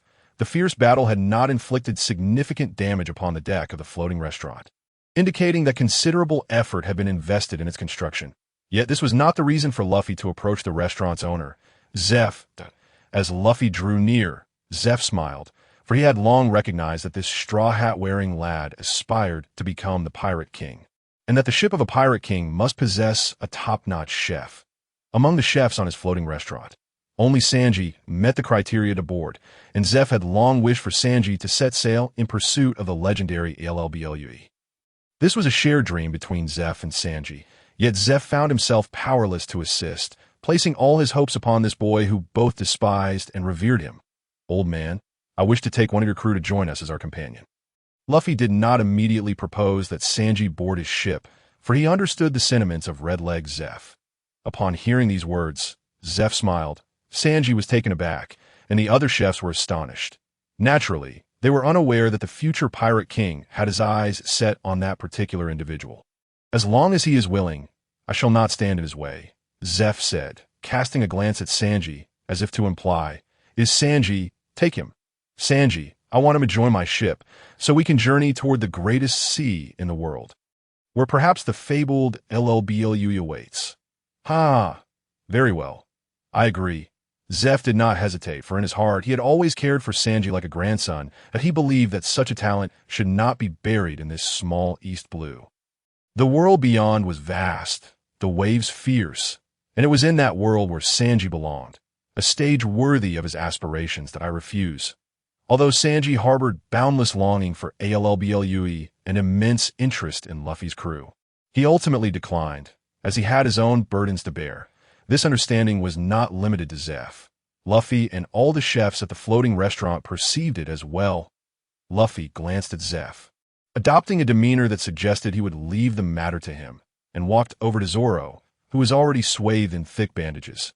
"Let us board," Luffy said to Usopp and Nami, then lifted his brother and stepped slowly onto the ship. Once aboard, they raised the anchor and prepared to set sail. With a series of actions, the Straw Hat Pirates were ready to depart, but at that moment, an unusual scene unfolded on the deck. A black leather bag was tossed about by several burly individuals until it landed on the deck of the Going Merry. Sanji, however, paid little attention to the bag. He merely sought a quiet place to sit, for he had just relinquished the chance to adventure alongside the most deserving companions. The pain in his heart was excruciating and profound. Yet, Sanji's actions did not garner support from the others.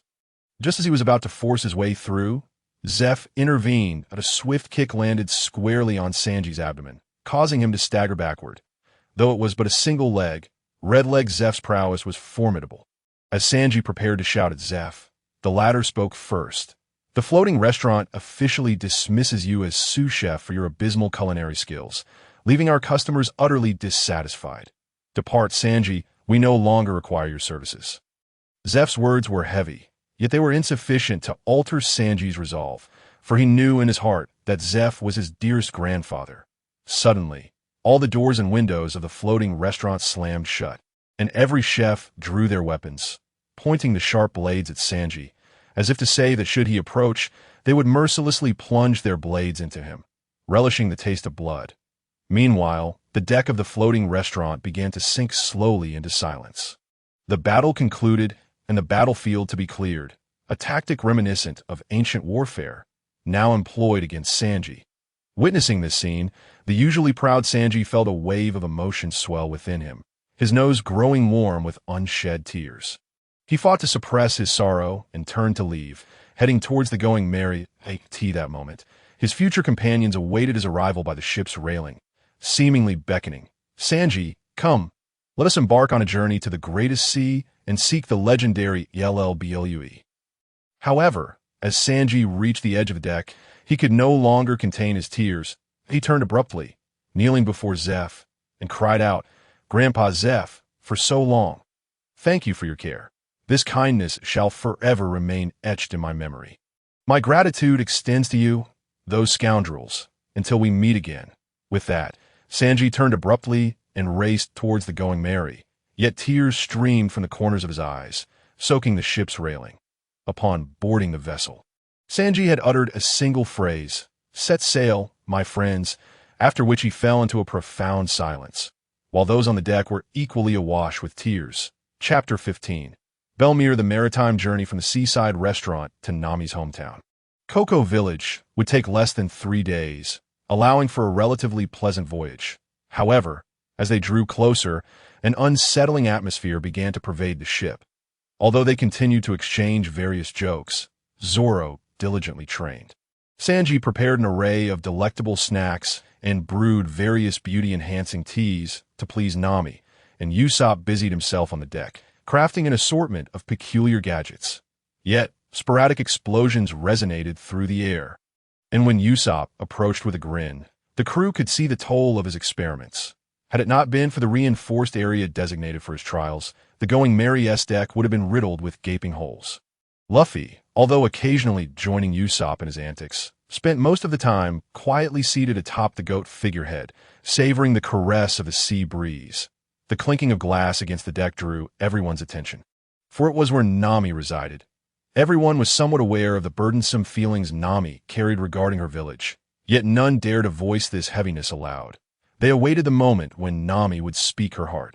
From his perch on the goat's head, Luffy observed Nami hurriedly attempting to gather the shards of broken glass, inadvertently slicing her finger in the process. Hearing the commotion, Sanji rushed over to assist her, applying medicine to her wound, clearing the jagged remnants, and then preparing a glass of exquisite red wine for her. In that moment, red wine proved more effective than tea.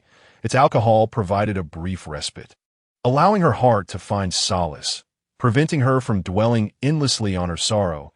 As Nami gazed into the earnest eyes of her companions, she could no longer restrain her grief. Years of pent-up anguish finally erupted. Sobbing, Nami released her emotions, and Luffy, witnessing her tears, felt an overwhelming sense of heartache. Unable to contain his own feelings any longer, he leaped down from the goat's head and made his way towards her. Usopp, who had been tinkering with his trinkets, paused, and Zoro, having set aside his training, joined them. Sanji, standing nearby, felt a deep pang of sympathy. To see a lady weep was a sight no gentleman wished to witness. As a wisp of smoke was ignited, an unusual silence enveloped the crew. Yet in Nami's heart, this unspoken waiting perhaps embodied the most genuine form of friendship. For Nami understood that despite their silence, should she express her needs, they would not hesitate to support her, even if the path ahead was fraught with challenges. After all, the Straw Hat Pirates had all mastered the techniques inscribed upon the Bagua, their strength having undergone a remarkable transformation. This tranquil silence, however, did not linger for long. Just enough time for a cup of tea. Though Nami continued to sniffle, she began to unveil the deepest secret buried within her heart, the tale of her adoptive mother. Belmere had once been a naval officer, dedicated to capturing pirates, embodying a strong sense of justice. She marched in the steadfast ranks of the Navy, dismantling one pirate crew after another. In her eyes, pirates were the scourge of peaceful existence. Only by eradicating them could the world return to an era of tranquility, free from the fear of pirate incursions. Yet, during one of her raids, her comrades fell one by one, until she alone remained, having been rendered unconscious by an unknown attacker, thus escaping the massacre. When she awoke, she found the little island transformed into a fiery inferno. All had perished, and those who survived had fled. As she prepared to leave, she heard distant cries, children weeping like tea that moment. Her deeply buried maternal instincts surged forth. She traversed through the blazing chaos, ultimately discovering the source of the cries in a small hut. 2 little girls, still in their cribs, caught in the devastation. Belmere gathered them into her arms. Upon her return to her birthplace, she had become the mother of 2 children who bore no blood relation to her. Due to the severe injuries sustained during the battle, Belmere was unable to undertake any strenuous work, let alone venture out to fish. Yet, to sustain these 2 vibrant lives, she tenaciously cultivated oranges.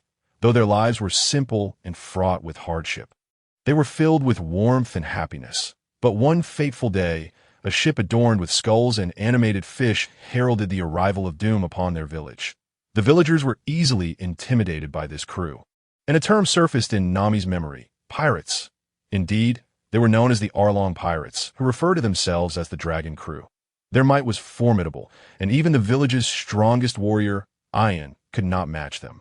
When unable to pay the so-called protection fee, Arlong aimed his gun at Belmere's forehead. Yet, she displayed neither fear nor trepidation, instead smiling gently as she declared, "Lily, Nami, I love you." With that, she collapsed under Arlong's gunfire. In that instant, Nami's heart swelled with rage. Though merely 7 years old, the seeds of vengeance had been sown deep within her soul. She vowed to take the life of the man who had murdered her mother. However, dreams are often beautiful, while reality is harsh. Captured by Arlong for her cartographic skills, Nami became a member of the Arlong pirates. Not by choice, but compelled by a voice within her that urged, "Lily, Nami, you must not lose to anyone." A girl should cultivate a sense of resilience. Regardless of the circumstances that may arise, she must not harbor resentment towards the era in which she was born. Even in the absence of external praise, it is essential to maintain a strength that allows her to smile. As long as she persists in living, countless joyous moments will undoubtedly come her way. This sentiment echoes the words spoken by Belmere to her sister, igniting within Nami a profound resolve. She vowed not only to survive, but also to ensure the survival of her village. Thus, she struck a deal with Arlong, the captain of the Arlong pirates, leveraging her artistic talents. Once she amassed 100 million berries, she would secure the liberation of Kokoyashi village and her own freedom. For years, this aspiration fueled her relentless infiltration of various pirate ships to pilfer their treasures.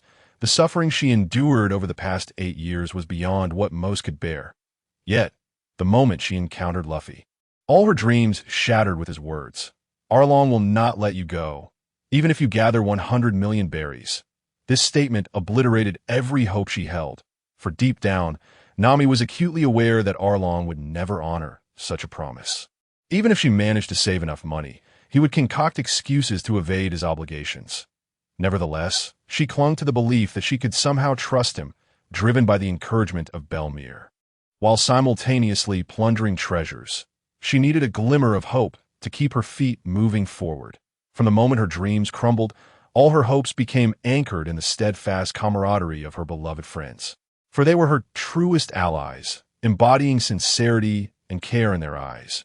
Nami had witnessed the formidable strength of the Arlong pirates, and the thought of dragging her friends into danger weighed heavily on her heart. As Nami continued her tale, her sobs gradually diminished, returning to a semblance of normalcy. When she lifted her gaze, she found 4 faces staring at her in a daze, devoid of expression. Yet, Nami perceived an emotion emanating from them, a weighty resolve, unmarred by hesitation. They waited, anticipating her request for assistance, with no ulterior motives. Their strength as allies transcended the might of their adversaries. They were united, partners bound by life and death. Even the most steadfast of hearts could not remain untouched by such a moment. Suddenly, Nami turned to Luffy and the others, imploring, "Please, help me, Luffy, Zoro, Sanji, Usopp." At that instant, smiles broke out on the faces of the 4, their voices rising in unison. Of course, Chapter 16. Shrimps, face your doom. Unburdened at last, Nami beamed with joy, dispelling the clouds of despair that had loomed over the Straw Hat Pirates for days. The following day unfolded with nothing to occupy them but a grand feast, which continued until they spotted an island in the distance. At that moment, Luffy and his crew stood shoulder to shoulder at the bow of the ship, gazing toward the horizon. From afar, Kokoyashi village appeared tranquil and beautiful, its trees flourishing. Yet who could discern the dire straits it faced? Nami, you, Sanji, and Usopp head straight back to the village. Ensure that the villagers remain indoors. Zoro and I will assault their stronghold. Once you've secured the villagers, join us. Remember, not a single villager must be harmed. They are your home, and we must protect their safety with our fists," Luffy declared decisively, leaving no room for dissent. "But Zoro is gravely injured, that wise," Nami protested, glancing at the white bandages enveloping Zoro. In her heart, she believed she could manage the villagers alone, yet Luffy understood that Arlong was already en route to Kokoyashi village. "Nami, do you still not comprehend?" Luffy replied, his back turned, his tone steady. Zoro stepped forward, aligning himself with Luffy, his gaze resolute and unwavering. Sanji nodded at Nami, signaling her to trust in her companions. As their ship neared the shore, Luffy urged Zoro, "Let's go." The two bolted ahead, while Luffy's treasured hat rested in Nami's hands, a poignant symbol of his trust. Sanji and Usopp followed closely behind her, advancing toward Kokoyashi village. On their way back, they passed a village utterly devastated, laid waste by a sea cow of the Arlong pirates. A creature immense and powerful, Nami's spirits sank further, yet the presence of Usopp and Sanji provided her solace, lightening her mood considerably. Upon entering her village, Nami's heart soared. She stood at the entrance, arms outstretched, absorbing the familiar scents and the fragrance of blooming orange blossoms, an intoxicating reminder of home. Sanji and Usopp stood protectively beside her, sharing in her sentiment. For they too had experienced similar moments. Witnessing Nami's radiant smile stirred joy within them.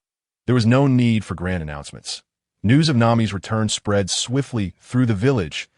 As Nami opened her eyes, a beautiful girl rushed toward her. A vision of her sister, Lily. Nami's face lit up, and she dashed toward her sister, followed closely by her loyal companions. As the two sisters embraced in joyous celebration, Sanji found himself entranced by the scene. Yet Usopp recalled Luffy's instructions. The immediate priority was to ensure that all villagers returned home and remained safe. Nami, we must focus on the task at hand. Time is of the essence, he urged. Yes, Nami-san, let's usher the villagers back to their homes to avoid any harm, Sanji added, shedding his earlier foolish demeanor. Who are these two? Lily inquired first, eyeing Nami's companions with skepticism. Knowing Nami had never truly had friends, let alone allies in life and death. They're my comrades. We're here to take down Arlong, Nami replied earnestly, a sincerity in her gaze that Lily had never seen since Nami's forced induction into the Arlong pirates 8 years ago. It appeared Nami had finally found genuine friends. Let's go. We need to inform Uncle Lin to hide everyone.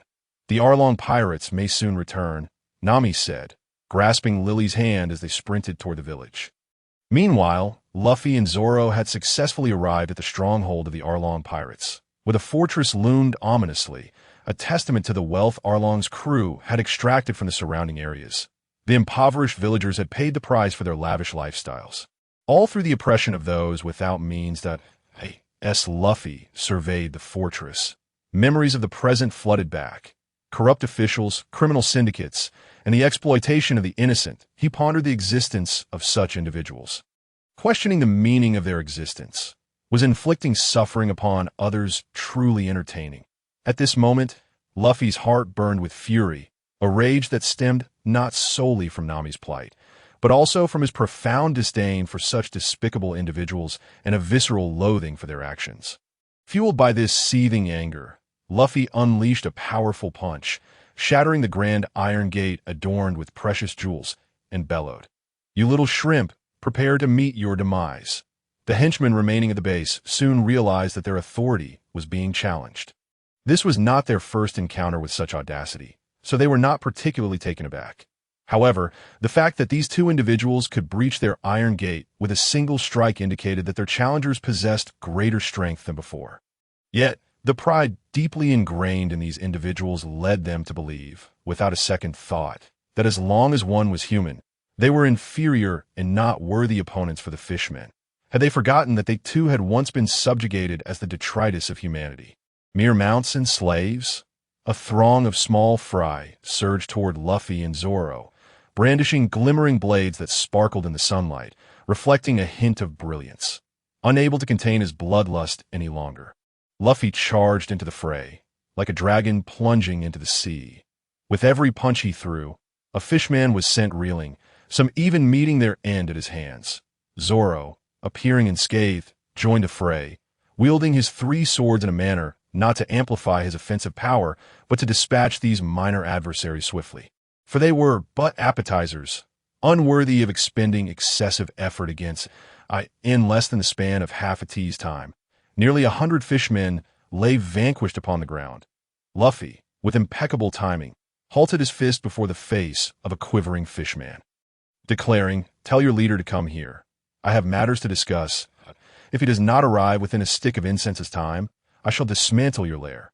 With that, Luffy gave the frightened fishman a swift kick, sending him to deliver a message to Arlong, the captain of the Arlong pirates. Meanwhile, Luffy settled himself comfortably upon the highest chair in the courtyard before the fortress, savoring the arrogance of the fishmen leader.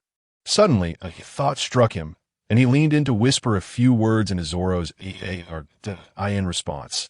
Zoro unsheathed his sword once more and sprinted toward a corner of the castle, effortlessly leaping over the nearly 3-meter-high wall. At that moment, Arlong was wandering through the villages within his domain, assessing whether any were preparing to rise against them. As he observed the trembling humans casting fearful glances in his direction, his heart swelled with satisfaction, reminiscent of the times he had once regarded those clad in armor in a similar manner. In Kokoyashi village, Ian was rallying the villagers with Nami's assistance, urging them to return to their homes and hide. However, a few robust youths refused to cower, standing alongside Ian to protect Nami. They all understood the sacrifices Nami made for their village. Youthful recklessness led them to disregard the threat of bloodshed. After all, what kind of men would continuously hide behind a woman, even with 2 valiant warriors guarding her side? Chapter 17. Usopp versus Arlong Pirates officers. Once the villagers of Kokoyashi had successfully concealed themselves, a dozen individuals remained behind Nami, including Sanji, Usopp, Ian, Lily, and several strong young men. Although Sanji considered these youths inconsequential, as their presence would hardly sway the outcome of a confrontation, he refrained from voicing this opinion. He recognized that these individuals understood their limitations, yet they were determined not to allow Nami to fight alone. Through their actions, they conveyed to her that she was not alone in this battle. They were her guardians, her sanctuary. Under Nami's leadership, their collective mission was directed toward the stronghold of the Arlong pirates. The moment they took their first step, there was no turning back. Their only path led toward defeating Arlong. After approximately the time it takes to brew a cup of tea, Nami and her group encountered the officers of the Arlong pirates on the main road. Yet their leader, Arlong, was conspicuously absent. The members they faced were primarily led by the officers Kurubi and Shu. From Nami, Sanji, and Usopp gleaned crucial information about these 2 officers. Kurubi, an officer of the Arlong pirates, had not consumed a devil fruit. A soft-bodied fishman, he fought with his fists, excelling in fishman karate, which was rumored to have reached the 40th level of mastery. Shu, another officer of the Arlong pirates, was also unblessed by a devil fruit. A kissing fishman, he wielded his mouth as a weapon, adept at absorbing moisture and launching powerful attacks through his protruding lips. Armed with knowledge of their opponent's strengths, Sanji smiled and remarked, "Nami, do you and Ian feel capable of handling those little shrimp?" "Usopp, it's time to showcase your shooting prowess against that scoundrel." With those words, Sanji swiftly charged toward the cadre black belt, leaving no room for Nami and the others to contemplate that moment. Some minions attempted to subdue this audacious human before them, only to realize that the weight of his presence was akin to 1,000 pounds, rendering their efforts futile against his might. Although Usopp's legs trembled with fear, he refused to retreat from the inevitable confrontation, for this was his inaugural stride towards his dreams. As he donned his protective goggles, he brandished his specialized slingshot. Retrieving a fiery red lead bullet from his satchel, the Usopp's signature gunpowder-starred a lead bullet, infused with intense gunpowder fumes, hurtled towards the direction of the scoundrel. With a perfect accuracy rate, Usopp did not falter. The gunpowder star landed squarely before the villain. By the time the scoundrel processed this, the bullet erupted with a tremendous force, bombarding him with the ferocity of the explosion. This act ignited a fury within the scoundrel, who charged at Usopp, conjuring a water bullet in his mouth, launching it toward Usopp with alarming speed. Usopp, acutely aware of the devastating power of that repugnant water bullet, dared not underestimate it. While he could evade the attack through swift reflexes and the techniques learned from the Bagua patterns, he feared that his evasion might inadvertently harm the innocent villagers of Kokosia. After a brief moment of contemplation, Usopp unleashed another, more potent, gunpowder star. 2 gunpowder stars, imbued with razor-sharp gunpowder essence, surged towards the scoundrel. Despite the adversary being prepared this time, one of the bullets struck true, igniting the other in a simultaneous explosion of formidable energy that even a robust fishman could scarcely withstand. After delivering his strike, Usopp did not linger. He swiftly retreated to a safer location devoid of Kokosia villagers, where he could engage the scoundrel without restraint. Meanwhile, Sanji deftly redirected Black Belt towards another area, also free of villagers, leaving the minor foes for Nami and the others to contend with it to ensure their safety. Sanji attacked some of the smaller minions along the way, diminishing their numbers and gauging their strength. It became evident that these minions paled in comparison to the cadre, allowing Sanji to lead Black Belt away with confidence, ready for a more intense battle. Under the guidance of Nami and Ian, the villagers of Cocassia soon clashed with the minions of the Arlong pirates, although Arlong typically paraded over 200 minions during his raids. The combined forces of the two cadres amounted to merely 30, and with Sanji eliminating a few, the remaining foes dwindled to about 10 for Nami and Ian. Dispatching these adversaries posed little challenge, enabling them to each confront two foes simultaneously, resolving skirmishes with relative ease.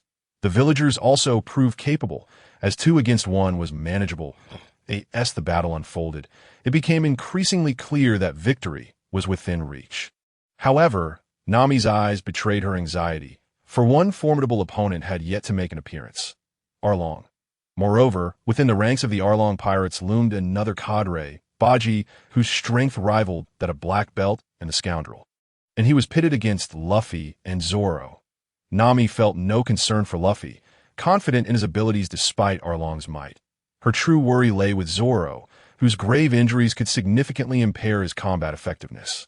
After swiftly dealing with the minions, Nami anxiously called out to Sanji and Usopp, urging them to conclude their battle, as Luffy and Zoro awaited their assistance. Upon hearing her, Sanji naturally responded, "Oh, we'll finish this up shortly."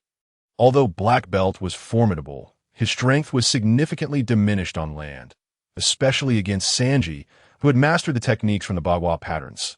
Sanji, ever eager to fulfill a lady's request, especially with someone in need of help, internally admonished himself, "Darn it, green algae head, don't you dare die on me." In an instant, Sanji began to spin in place, his feet moving with increasing velocity, turning crimson as the temperature soared. This was his ultimate technique, the Devil's Wind Kick. Meanwhile, Usopp was not as fortunate. His opponent stood near a water pool, armed with an infinite supply of bullets to unleash upon Usopp, and the water bullets packed considerable power and range, leaving Usopp at a loss for effective countermeasures. Yet his concern for Zoro intensified, prompting Usopp to accelerate his offensive. Gunpowder Star, lead bullet. He unleashed a barrage towards the Scoundrel. Each strike inflicted some damage, yet none proved fatal. Suddenly, the Scoundrel took a deep gulp from the water pool and unleashed a massive water cannon toward Usopp. His ultimate move, the Great Water Cannon. The bullet not only increased in size, but its power multiplied exponentially, expanding both its range and impact. As the formidable torrent surged towards Usopp, he narrowly dodged it, feeling as though he were a kite severed from its string, plummeting to the ground in that moment. A bold idea sparked within Usopp. As he descended, he hurled the last half bottle of industrial alcohol from his satchel toward the Scoundrel. Such an overt attack would hardly pose a threat, and the Scoundrel effortlessly shattered the bottle with a single swipe. Yet, witnessing this, Usopp grinned, sensing that he could soon rid himself of this vexing foe. With a heavy thud, Usopp landed on the ground. Enduring the pain radiating from his back, he aimed a gunpowder smoke star towards the Scoundrel, creating a cloud of smoke that obscured the villain's vision. As the smoke enveloped the area, Usopp relentlessly fired his arsenal of techniques into the mist. Lead bullet star. Gunpowder star. Suddenly, a torrent of water vapor erupted from the smoke, dispersing it and revealing a furious Scoundrel, his anger palpable after enduring such a lowly insult since joining Arlong. With a furious expression, the Scoundrel widened his mouth, forming an enormous bubble, far larger than the previous water cannon, indicative of its terrifying power. Yet Usopp smiled, for this very attack was precisely what he needed. The fiery lead bullet materialized in Usopp's hand. The unique slingshot poised for action, the lead bullet sword. Sparks ignited from its interaction with the air, racing towards the Scoundrel as the bubble expanded, preparing to unleash its fury. The Scoundrel, dismissively scoffing at the long-nosed adversary, thought, "What can this puny lead bullet do against my robust physique?" Suddenly, the once docile lead bullet erupted right before Shio, not in a burst of overwhelming energy, but in a conflagration of flames. Usopp's ultimate technique, flame start, as the large cluster of fire made contact with the moisture surrounding Shio. It ignited unexpectedly. Yes, water, the least likely of substances, was aflame. The flames began to spread down Shio's throat and into his very being. At that moment, Usopp had retrieved a hammer from his bag and charged towards Shio, knowing that victory hinged on this singular moment. Shio, utterly astonished by the scene unfolding before him, felt a wave of panic surge through him, not solely from the excruciating pain coursing through his body, but from the impending doom he sensed, as if a powerful force sought to obliterate him. The smoke before him obscured his vision, rendering everything beyond it a blur. An instinctual fear arose within him, compelling him to raise his hands defensively over his head, anticipating an impending strike. Yet this fleeting opportunity was not one that a sluggish merman could seize, for Usopp had already raised his sturdy hammer high. This hammer, intended for repairs on the Going Merry, now bore the weight of the Baghua's power as it came crashing down upon Shio's forehead. Dazed, with the last note of sound escaping his lips, Shio fell helplessly to the ground, perhaps unable to fathom his defeat, particularly at the hands of someone who trembled even before engaging in battle. Having dealt with Shio, Usopp exhaled a long-held breath of relief, followed by an exhilarating rush, compelling him to shout in triumph, though he refrained, aware that his comrades were still engaged in combat. After straightening his disheveled attire, Usopp approached Nami and the others, while Sanji's battle neared its conclusion. Devoid of the underwater advantage, Black Belt found himself completely subdued by Sanji, who, upon employing his Gale Kick, had effectively determined the outcome of the fight. Only the final moments remained, as Nami rushed towards Usopp. Having seen his victory, she quickly inspected him for injuries, probing here and there, much to Sanji's vexation as he continued his duel. The power of love is undeniably potent, especially for Sanji, who is utterly defenseless against the charms of beautiful women. This moment proved too much for him, igniting his fury. Even when faced with the formidable Black Belt, Sanji's wrath was not easily contained. Thus, the ensuing onslaught left Black Belt utterly vanquished. Demonic Gale Kick. Level 1 Minced Flesh. Demonic Gale Kick. Level 2 Minced Flesh. With the final blow, Demonic Gale Kick, crushing blow, Black Belt finally succumbed, his body devoid of any intact bones. Though his life lingered, he had been rendered a mere shell of a man. As the crimson hue of Sanji's feet gradually faded to black, he retrieved a cigarette from his pocket, placing it between his lips and igniting it. After inhaling deeply, he savored the euphoric sensation of nicotine coursing through his veins, then exhaled the pent-up frustration, transforming into his familiar, cheeky demeanor as he approached Nami. This time, however, Nami did not chastise him. Instead, she gently examined him for any injuries. After meticulously checking Sanji's wounds, Nami, in a moment of delight, revealed a mischievous grin, which swiftly morphed into a tempest of strikes. Following a shoulder throw, she dusted off her hands and sauntered away with a wicked gleam in her EYT that moment. Nami felt elated, her confidence in victory bolstered. Her only concern now rested with Zoro. How severe were his injuries? Surely, with Luffy by his side, nothing could befall Zoro. Surely not. At Nami's heart raced as she quickened her pace. And shortly after, Usopp joined her in securing the defeated members of the Dragon Pirates. As for Sanji, he followed eagerly, utterly unfazed by Nami's love-infused blows. To him, the impact of her fists felt less like pain and more like affection. Returning to the lair of the Dragon Pirates, Luffy sat quietly in the chair that once belonged to Arlong, deep in thought, a rare occurrence for the usually simple-minded Luffy. Suddenly, the frail door swung open, revealing a fishman towering over 2.5 meters in height. This fishman bore a striking resemblance to Arlong, with a sharply pointed nose and an outrageously grotesque visage. Arlong surveyed the scene. Witnessing his fallen brethren littering the ground, fury surged within him. His gaze fixed upon the boy nonchalantly seated in his chair, picking his nose, a disdainful smirk dancing across his lips. Arlong could no longer contain his rage. Arlong roared at Luffy, seeking to unleash the pent-up fury within him, eager for the diminutive human to feel his wrath and preparing to unleash his vengeance. Suddenly, Arlong recognized a grave issue.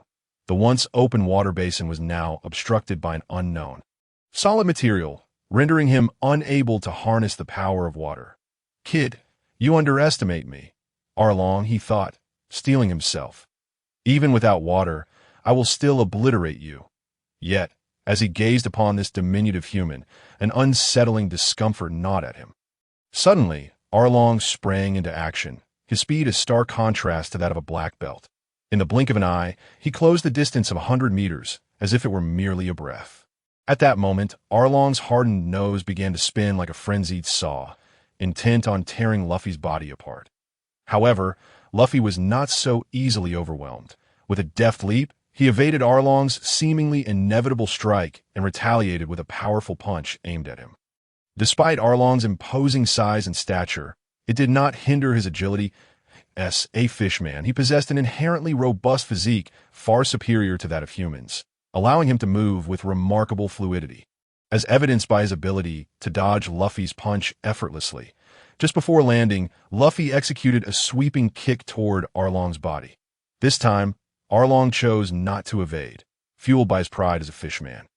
He opted for a direct confrontation against what appeared to be a frail human.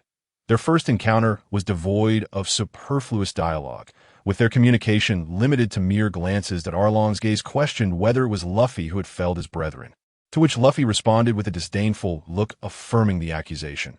Subsequently, Arlong gestured a challenge, and Luffy retorted, "Give it a try." The two clashed fiercely, for sometimes battles require no justification. They must simply be faced head-on, rendering words unnecessary. Chapter 19. The reason for the beating. Arlong, the Sawshark fishman, had never consumed a devil fruit and was obsessed with wealth, possessing a biting strength akin to that of shark. Capable of crushing a cannonball with his jaws, and commanded a bounty of 22 million berries, he ruled over an area that included Nami's village, Kokoshia. But today he confronted the strongest opponent he had encountered in the East Blue, an unnamed boy, destined to seal his own fate. With a resounding crash, Luffy's foot collided with Arlong's arm, and both fighters felt the powerful force emanating from one another, each stepping back in surprise. Luffy was not particularly astonished. He was well aware of the formidable strength of fishmen. However, Arlong was taken aback, though he did not allow himself to overly inflate Luffy's prowess due to his pride as a fishman. Adhering to the principle that the first to strike holds the advantage, Luffy did not linger but launched himself at Arlong with fervor, showcasing the full extent of his rubber powers. Yet, Arlong was no pushover. His physical strength and resilience far surpassed Luffy's expectations. They exchanged blows, and suddenly, Arlong sidestepped Luffy's heavy punch, his head darting toward Luffy's that moment. Retreat was no longer an option for Luffy.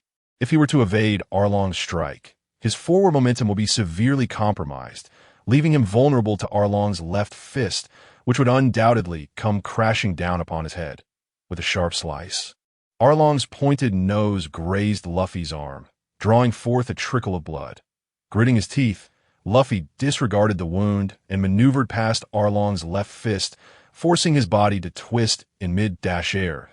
In that instant, his core strength erupted, and he channeled all his power into his right leg, executing a powerful side kick aimed directly at Arlong. As his leg swung, it extended seamlessly, his ankle connecting with Arlong's face, leaving a fierce imprint. Arlong, caught off guard by Luffy's swift reaction, found himself unable to dodge in time. There is no need for excessive words. This is a battle that Luffy must confront, comrades. The most we can do is quietly observe him from the sidelines, watching him achieve victory. Even if he were to face a crushing defeat, we must not intervene. The first to react was Ayun, who, scanning the members of the Arlong pirates, recalled the green-haired man wrapped in bandages that Nami had mentioned. However, there was no sign of this individual in the vicinity, casting aside concerns for Nami's feelings. Ayun addressed her. "The one called Zoro is not here. Nami, you and Usopp stay put. The rest of us will search for him." Upon hearing Ayun's words, Nami recognized the gravity of the situation and nodded silently. Although she was deeply worried about Zoro's condition, she felt assured with Sanji's presence. With that, Ayuan led Sanji and half of the youths from Kokoyasi village in a different direction, embarking on their quest to find Zoro. Meanwhile, Sanji was also filled with anxiety, for Zoro had sustained severe injuries, and any further misfortune would be dire. At that moment, the battle between Luffy and Arlong resumed. With his gear second activated, Luffy's speed and attack power surged significantly. Yet he could distinctly sense that he was unable to unleash his full potential in this state. Although his blood was circulating rapidly, his rubber body could still easily withstand the strain, despite his attempts to accelerate his blood flow. It was to no avail, and he ultimately had to concede that demonstrating his current abilities was already commendable. In the midst of the clash, Arlong had completely lost his advantage in speed.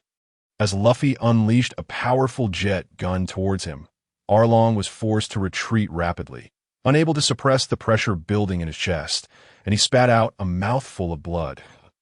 If Luffy continued his assault, it would not be long before he could easily vanquish Arlong. However, the speed of blood flow within him seemed to issue a warning. The time to maintain this state was running short. If he did not conclude the battle swiftly, he would face a far more precarious situation. Though Luffy could feel the silent support from Usopp and Nami standing by, he could not bring himself to call upon their aid. This was his battle. Numerous thoughts raced through his mind, yet his physical movements did not falter. In that instant, Luffy's jet gun unleashed its full might, and Arlong was no longer able to withstand the pressure.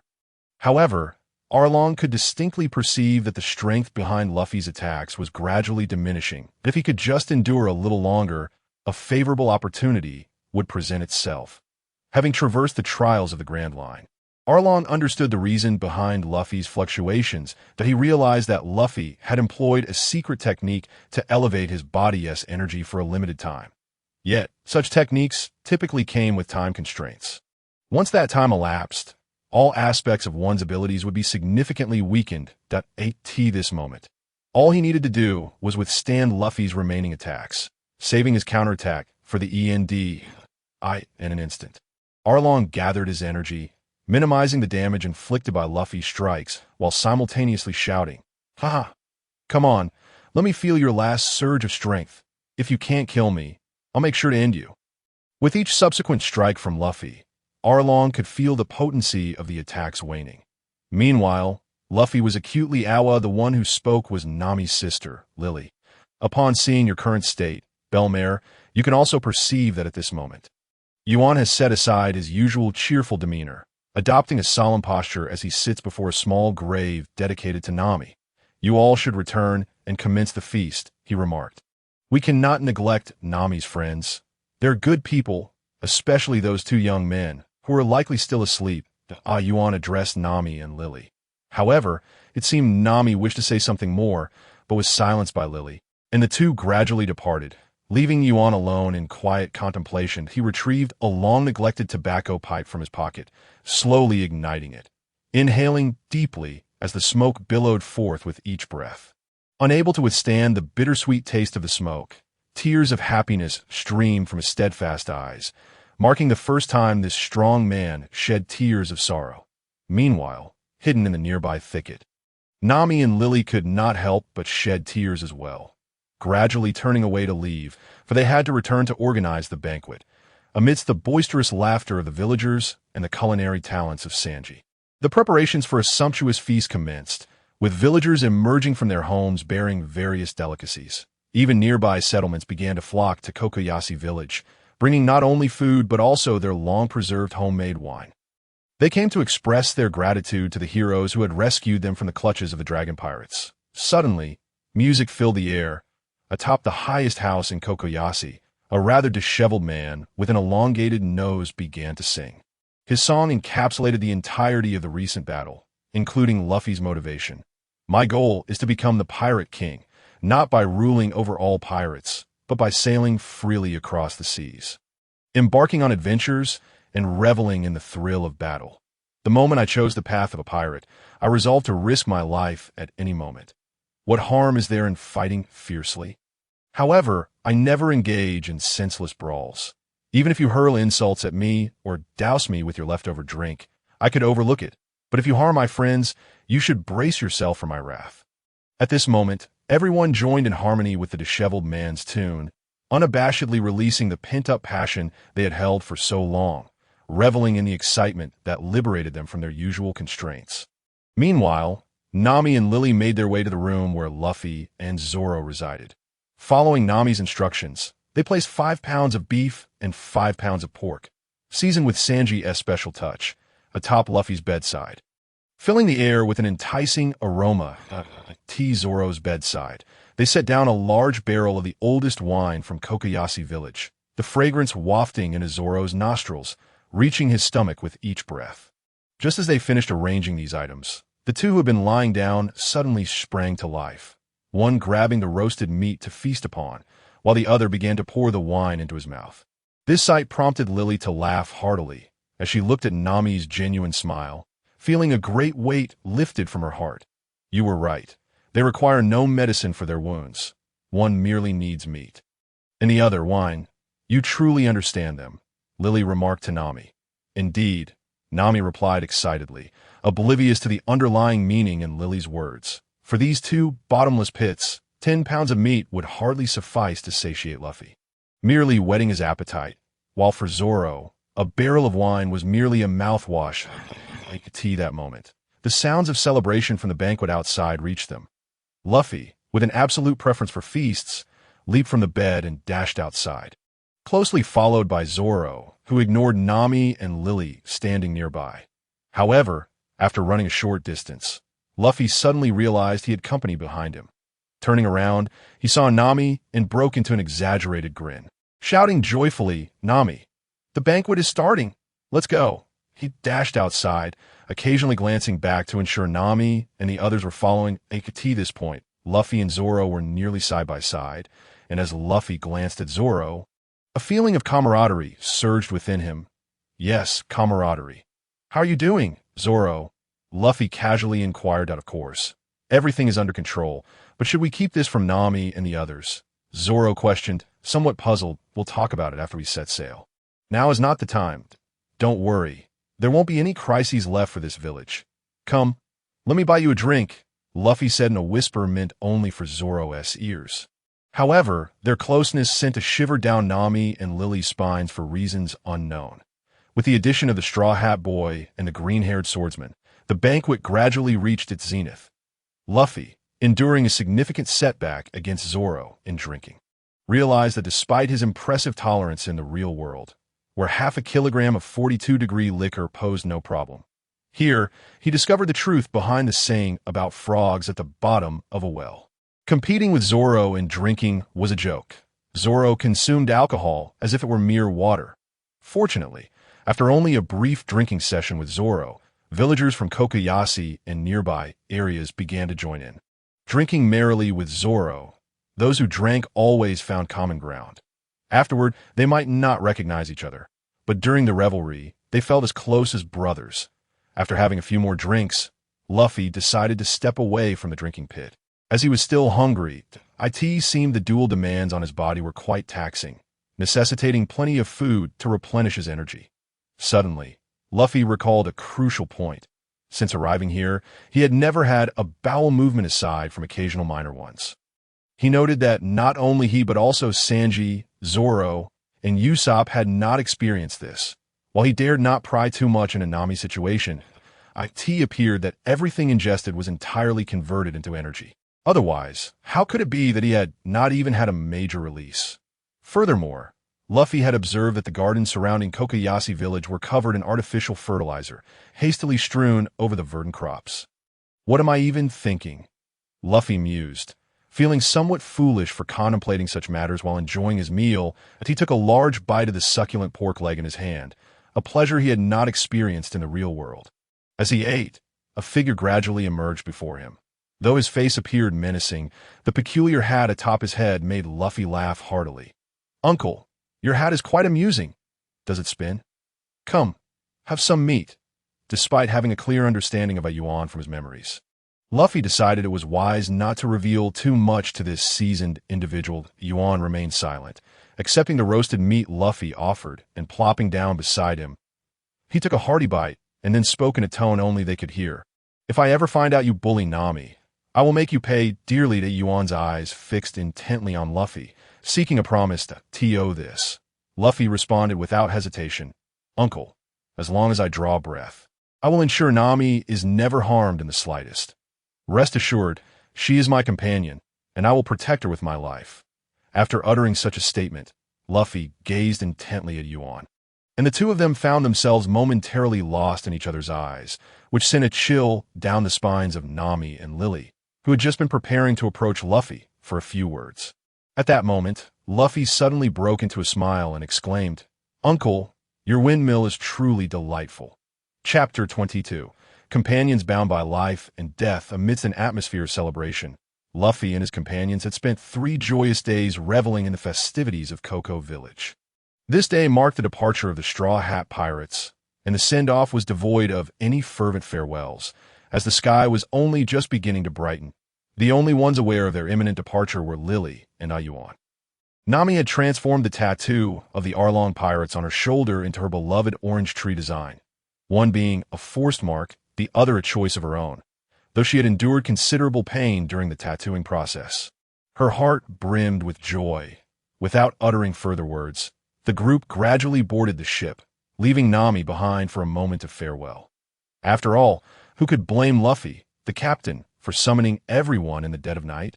Just the previous day, they had been joyously celebrating, and now, scarcely had they laid down to rest before they were roused to set sail again. Yet, no one truly voiced their grievances. After all, their experiences in Cocoa Village were merely a fleeting interlude in their grand voyage. Their aspirations were distant, their future vast, and thus there was no need to dwell on such matters. In fact, departing with fewer emotional ties and farewells embodied the true spirit of piracy, to come and go unencumbered, reveling in freedom. Observing Nami's forced smile and Lily's tear-streaked face on the shore, Luffy and his crew waited in silence aboard the ship. Moments later, Nami suddenly turned and declared, All right, it's time to leave. Don't worry, with so many companions, I will be just fine. After playfully sticking her tongue out at Lily and Yuan, she dashed towards the Going Merry, setting the ship in motion. Just as Lily opened her mouth to shout something, a throng of villagers emerged from behind them, all of whom had suffered under Arlong's tyranny. They waved frantically at Luffy and his crew, their voices faintly echoing, urging them to return and continue their conversations. However, as the ship gradually pulled away from the dock, embracing the ocean once more, their voices faded into the distance. At that moment, the dock was devoid of any sorrowful atmosphere. After all, they were departing only after having accomplished everything they had set out to do. With no regrets lingering, aside from a bit of fatigue, they felt nothing else. Adjusting the ship's course according to the map obtained from Buggy, they sailed towards the Grand Line, with their next destination being the fabled Low Town, where the Pirate King had met his end. However, at that moment, they lacked the energy to ponder such matters, instead choosing to lie sprawled on the deck, continuing their slumber as the ship sailed steadily forward. Buoyed by the gentle winds of the tranquil east blue, as midday approached, the sun hung high in the sky, sending waves of heat cascading over the Going Merry, seemingly intent on demonstrating its power to the vessel. Gradually, Luffy and his companions began to awaken.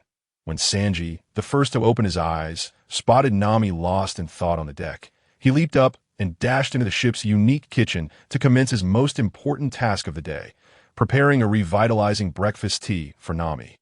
Sanji would also whip up a selection of meats for Luffy and the others, as the savory aroma wafted through the air, carried by the sea breeze.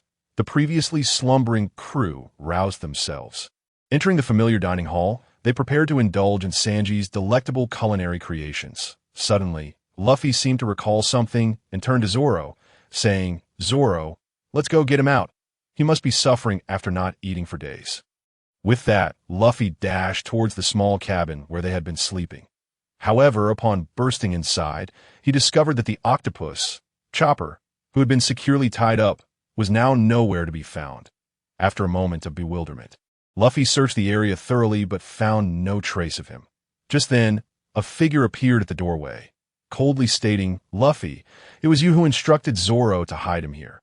Luffy turned to see Nami, standing at the entrance. From her words, he understood that Chopper had been relocated, and he felt a wave of relief, knowing that at least Chopper would not be in any serious trouble. Yes, I had Zoro tie him up here after he defeated him. To ambush the Navy's ship, Luffy explained earnestly to Nami, because I didn't want to harm Chopper. He's not like Arlong and the others. Nami chose not to pursue that line of inquiry further, but instead spoke softly. Luffy, I've never asked you this before, but now I want you to tell me something. There's been a knot in my heart regarding this matter, and if it remains unresolved, I will never feel at peace. At long last, the inevitable has arrived. And no matter how much I attempted to conceal my ability to foresee the future, it was ultimately discerned by the astute Nami. While I had anticipated that the day would come when I would have to provide them with an explanation, I never imagined it would occur so swiftly. Let us proceed to the hall for a discussion, I suggested, stepping out of the room, followed closely by the others. At Nami's inquiry had sparked a flicker of realization among them. They had begun to sense my uncanny ability to glean information about them, a notion they had previously overlooked, but human curiosity is an insatiable force. Once we settled down, I smiled gently and remarked, in truth, I have been awaiting the right moment to share with you my ability to comprehend your information, yet I have been unable to find the opportunity. I had intended to reveal everything when we embarked on our journey into the Grand Line, during our conversations about dreams. However, now that Nami has posed her question, I shall divulge it all, as our Straw Hat Pirates require companions from the East Blue. This. Zoro and Sanji turned their gazes toward me. Clearly intrigued by my words, in total, we need 10 companions. Aside from us, there should be 4 more. A historian, a ship's doctor, a shipwright, and a musician, with one remaining position yet to be filled. As for how I came to possess this knowledge, it is entirely due to this that I removed my ever-present straw hat and retrieved a note from its hidden compartment. That I discovered this when I was 11 years old, within a basic illustrated book I found in a cave where I had trained for years. I became quite invested in it because the title bore my name, Monkey D. Luffy's Voyage. The moment I flipped through its pages, I noticed something peculiar. Each time I turned to a specific page, it would vanish as if it had never existed. Realizing this, I began to fervently peruse the little book, and one piece of information after another began to unfold in my mind. Ultimately, I discovered 9 black iron plates inscribed with a set of techniques, precisely the techniques I have imparted to you. After I had learned them, the plates disappeared, leaving behind a line of text. In pursuit of the most malevolent demon, then eliminate him. It vanished entirely after that. T15, I had come to understand one crucial thing. This was a mission bestowed upon me. My purpose being the eradication of evil, for which I would require assistance. That I recalled the descriptions within that illustrated book and transcribed my memories, placing them within my treasure straw hat, aware that I could not undertake this path alone. I needed your help. The book signified this mission, which prompted me to commence my adventure along its prescribed trajectory. That I was astonished the moment I encountered Zoro, for it confirmed that the book's assertions were indeed accurate. Thus began my relentless search for each of you. For this mission necessitates your aid, and I wish to prevent any occurrences from the book's narrative, unwilling to see you suffer any unnecessary harm, as you are my most cherished companions. Even if this mission remains unfulfilled, it matters not. Now, you may choose for yourselves to continue sailing with me or to depart. I shall harbor no resentment either way. As Nami and the others examined the brief introduction I provided, they lifted their heads upon hearing my words, exchanging glances before returning to their scrutiny. Slowly, Nami managed to articulate a few words. We are companions bound by life and death.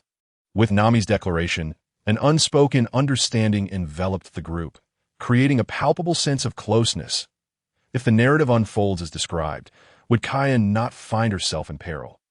Upon reflecting on Usopp's expression, he turned pale at the thought of my actions. Overwhelmed with fear at the consequences had I not been aware of these events. Not only Usopp, but Sanji, Zoro, and Nami shared a silent exhale, their hearts warmed by my decisions, which, though puzzling at the time, were made solely for their benefit, to shield them and their loved ones from harm. Each time, I waited for the Marines to escort the small fry away before setting sail, and Nami, in her thoughts, grappled with her earlier doubts regarding me in relation to Octopus Hachi. In that moment, Nami rushed over to retrieve him from a nearby room, asserting, I discovered him while I was adding supplies to our ship. Though I was initially incensed, I knew you would explain everything to us. Now that I recognize Hachi's true nature is not malevolent, I shall leave his care to you. Seeing Octopus Hachi in a feeble state, I promptly untied him and offered him some warm soup prepared by Sanji, allowing him to recuperate in a corner. Meanwhile, I did not disturb the others, who continued to review the notes I had secretly compiled. Adopting an air of righteousness, I began to enjoy my meal. Sanji's culinary skills were indeed exceptional, imparting a sense of clarity and comfort with each bite, providing ample nourishment. After a while, Zoro decided to join me, savoring his portion of food, followed by Sanji and Usopp, who returned to their respective places to eat. Only after Nami finished a review did she carefully store the notes before finally sitting down to enjoy her meal. The atmosphere was notably subdued, as if everyone bore their own thoughts. Please, feel free to share any thoughts you may have. I encouraged understanding my companions well enough to recognize their contemplative state that I had my own thoughts. And if they remained silent, I would voice mine. Luffy, are we to sail according to what is written therein? The first to speak was Zoro, for whom this moment held great significance. This voyage not favorable.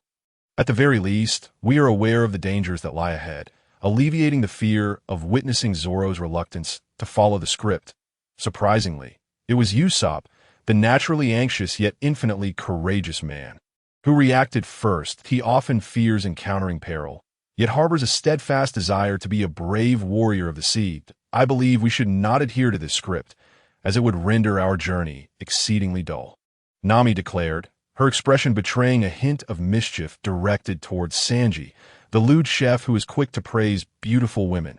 After a moment of contemplation, Nami finally spoke, articulating her thoughts with deliberation. I, too, am disinclined to follow this script, as it lacks any excitement. However, if you, Luffy, have made up your mind, I shall not object. After all, continuing in this manner has its merits. Zoro can hone his skills, drawing ever closer to his aspiration of becoming the world's greatest swordsman. Sanji may find the elusive all blue along the way. Usopp will gradually transform into a valiant warrior of the sea, and I can chart the entire world. Moreover, you, Luffy, can steadily pursue your dream of becoming the Pirate King. As for the so-called mission, we can certainly complete it according to this script. Nami's words resonated deeply within the hearts of all present.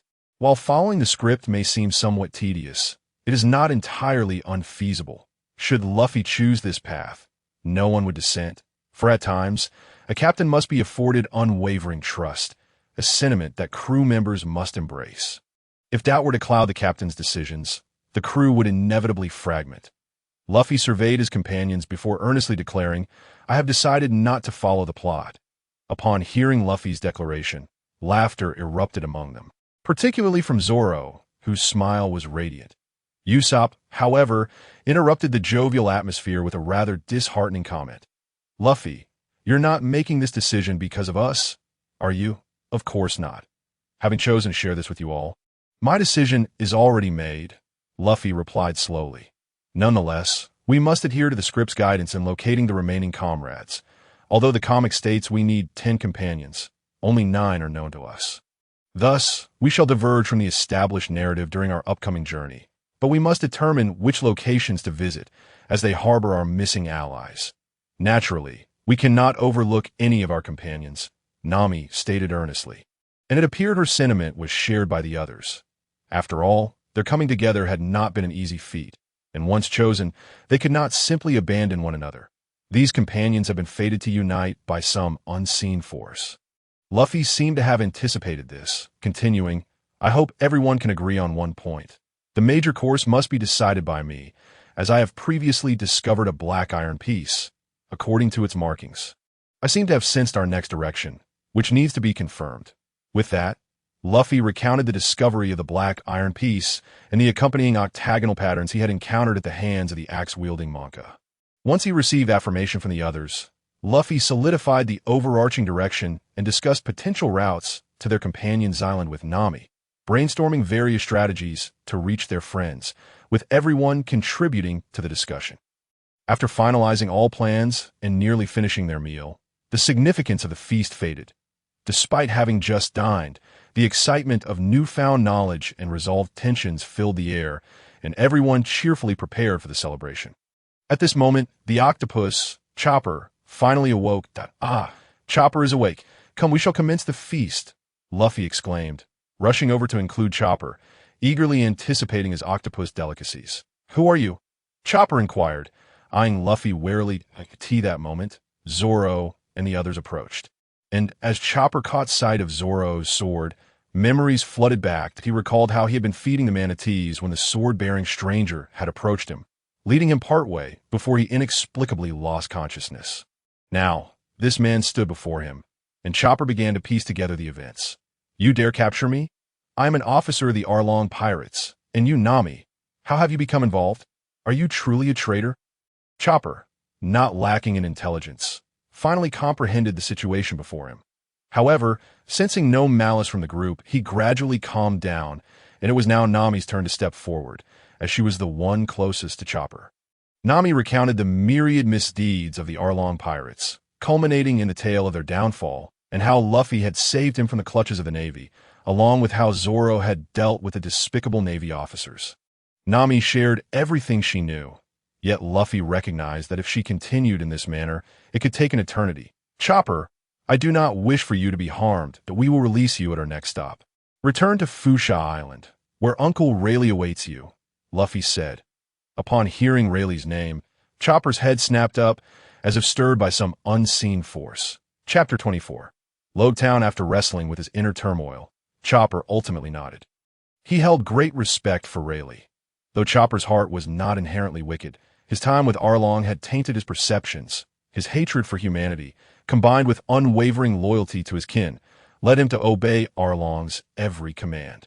Yet, Chopper was no fool. With Nami's enlightening discourse and his own realizations, he began to grasp the entirety of the situation. How could he not understand, especially with Luffy invoking the name of the most admirable Uncle Rayleigh? Ultimately, it was Xiaoba who first formed a close bond with Nami, gradually integrating into the crew of Luffy. Although there was an initial awkwardness, it was evident that Luffy's companions, being individuals of noble character, harbored no disdain for the unusual. Rather, they expressed excitement over Xiaoba's inclusion. After savoring Sanji's sumptuous feast, Xiaoba joined the ranks of the chefs, crafting his specialty, takoyaki, the ingredients freshly harvested from the ocean's bounty by Luffy and his crew, combined with Sanji's carefully selected seasonings, resulted in delectable dishes. Fortunately, Xiaoba's takoyaki required no elaborate ingredients, just octopus, salt, soy sauce, and cooking wine, with Sanji providing ample seasoning to enhance the flavors. Throughout their journey, Luffy and his companions were often seen smiling, indulging in hearty meals followed by deep slumber, as their ship sailed steadily toward their next destination. In the distance, they could discern the outlines of buildings, sparking their anticipation of what awaited them at the site where the Pirate King began and concluded his adventures. The script indicated encounters with Buggy and Smoker. Yet aware of these events, they felt no compulsion to adhere strictly to the narrative, nor did they need to engage in unnecessary conflicts. Moreover, Luffy was reluctant to expose himself to danger. Especially without the presence of Dragon, the thought of vulnerability was unsettling. Nonetheless, their journey held significant meaning. Firstly, Zoro needed to acquire 2 swords mentioned in the script. Secondly, Sanji's seasonings were dwindling due to the recent festivities, necessitating replenishment, and Nami required new clothing. Thirdly, Usopp had to face a certain adversary, a crucial step for his future as a brave warrior of the sea. Without this confrontation, Usopp could never truly embark on his path. Lastly, Luffy needed to visit a specific location to uncover vital information, as the clues regarding the devil fruit pointed directly to this place. Having established their objectives, they divided their responsibilities and plotted their course. Nami and Sanji set off together, much to Sanji's delight, though Nami swiftly quelled his overconfidence with a well-placed punch. Usopp accompanied Zoro to procure the swords before heading into battle, all the while attempting to expedite their pace to avoid an encounter with that troublesome girl, Dazuki, whom Zoro was keen to evade after having read about her in Luffy's script. Meanwhile, Xiaoba the Octopus would part ways with Luffy's crew, feeling a pang of sorrow despite their brief time together. He had felt a genuine connection with them, and the bond they shared was profound, making his departure all the more difficult. However, his longing for Rayleigh compelled him to leave, unable to join Luffy and the others on their unknown adventures. Along the way, Luffy's crew explained this to Xiaoba, but he understood that, since he was not part of the script, there was no point in insisting on joining them. Forcing the issue could lead to unforeseen complications, which would weigh heavily on his heart. Though aware that Luffy and his crew did not strictly follow the script, Xiaoba ultimately chose to depart. After receiving some silver from Nami, Luffy and Xiaoba set off first, instructing the ship to dock at a nearby harbor, a task well suited for Nami, especially since she had a free labor at her side, eager to assist.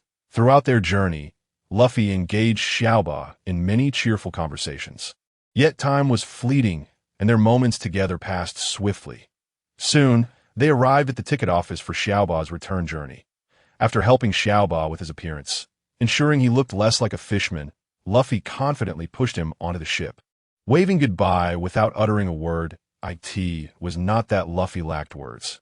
Rather, he feared that speaking would evoke painful emotions, leaving both parties deeply affected.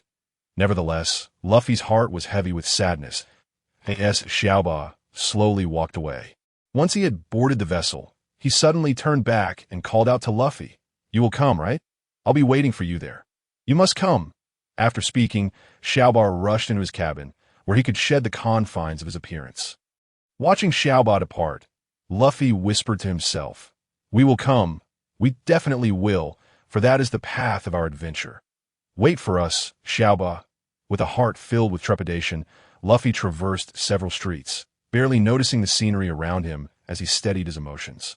Along this path, he had not only persuaded Nami and the others, mindful not to disclose his origins as a time traveler. Who would believe such a tale? But he also cherished the moments spent with Xiaoba, which brought him immense joy. The happiness he felt almost overwhelmed him, igniting a desire to recruit Xiaoba into the crew. Yet at the final moment, Luffy restrained himself, knowing that the road ahead would be fraught with challenges. And he was uncertain of the dangers that lay in wait, that Xiaoba's abilities were relatively limited. Even if Luffy imparted the techniques from the Bagua diagram, it would not suffice for Xiaoba to traverse this perilous path. Thus, it was better to let him go now, allowing him to join Rayleigh, where he could lead a stable life, operate his small shop, and perhaps even find a lovely wife.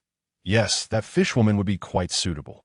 Luffy suddenly felt a wave of embarrassment wash over him at the inappropriate thoughts that had surfaced in his mind, realizing he was influenced by a forum member named Sanji from his previous life.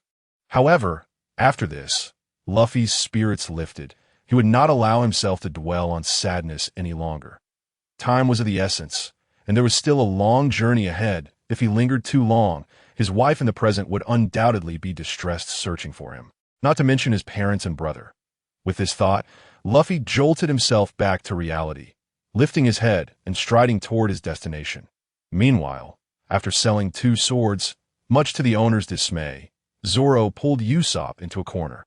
Eager to catch a glimpse of the female officer from the script, who was said to resemble Kana, piquing Zoro's interest, Usopp calculated the time and decided to accompany Zoro, as it was rare for someone as stoic as Zoro to show curiosity about a girl.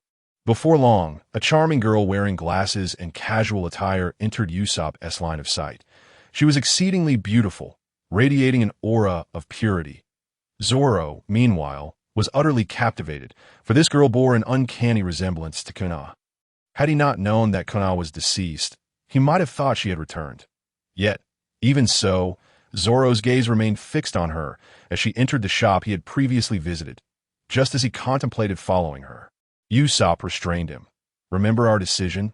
Let's go," he said, pulling Zoro away toward another direction, where a decisive battle awaited them. Chapter 25. The strongest devil having navigated through several bustling streets, Luffy finally arrived at a desolate alley that exuded a sense of neglect and grime. At the end of the alley, he discovered a bend and stepped inside. After traversing approximately 100 meters, he found himself before a bar. The establishment had clearly succumbed to the ravages of time, its once clear sign now barely legible, and Luffy could not discern its original name. Gently pushing open the dilapidated door, Luffy stepped inside, and for a fleeting moment, he envisioned the bar's former splendor. the forefront sat a robust man, unabashedly sipping a crimson liquid, surrounded by a cadre of loyal companions. The bar's proprietor, in stark contrast to the lifeless atmosphere, busily mixed various fine wines, his face aglow with the bar's vibrant energy. As Luffy navigated through the bar's shabby remnants, he noted that intact chairs and tables were a rarity, yet he could sense an indomitable spirit lingering in the air, one of piracy, of dreams pursued, and of freedom sought. That long last.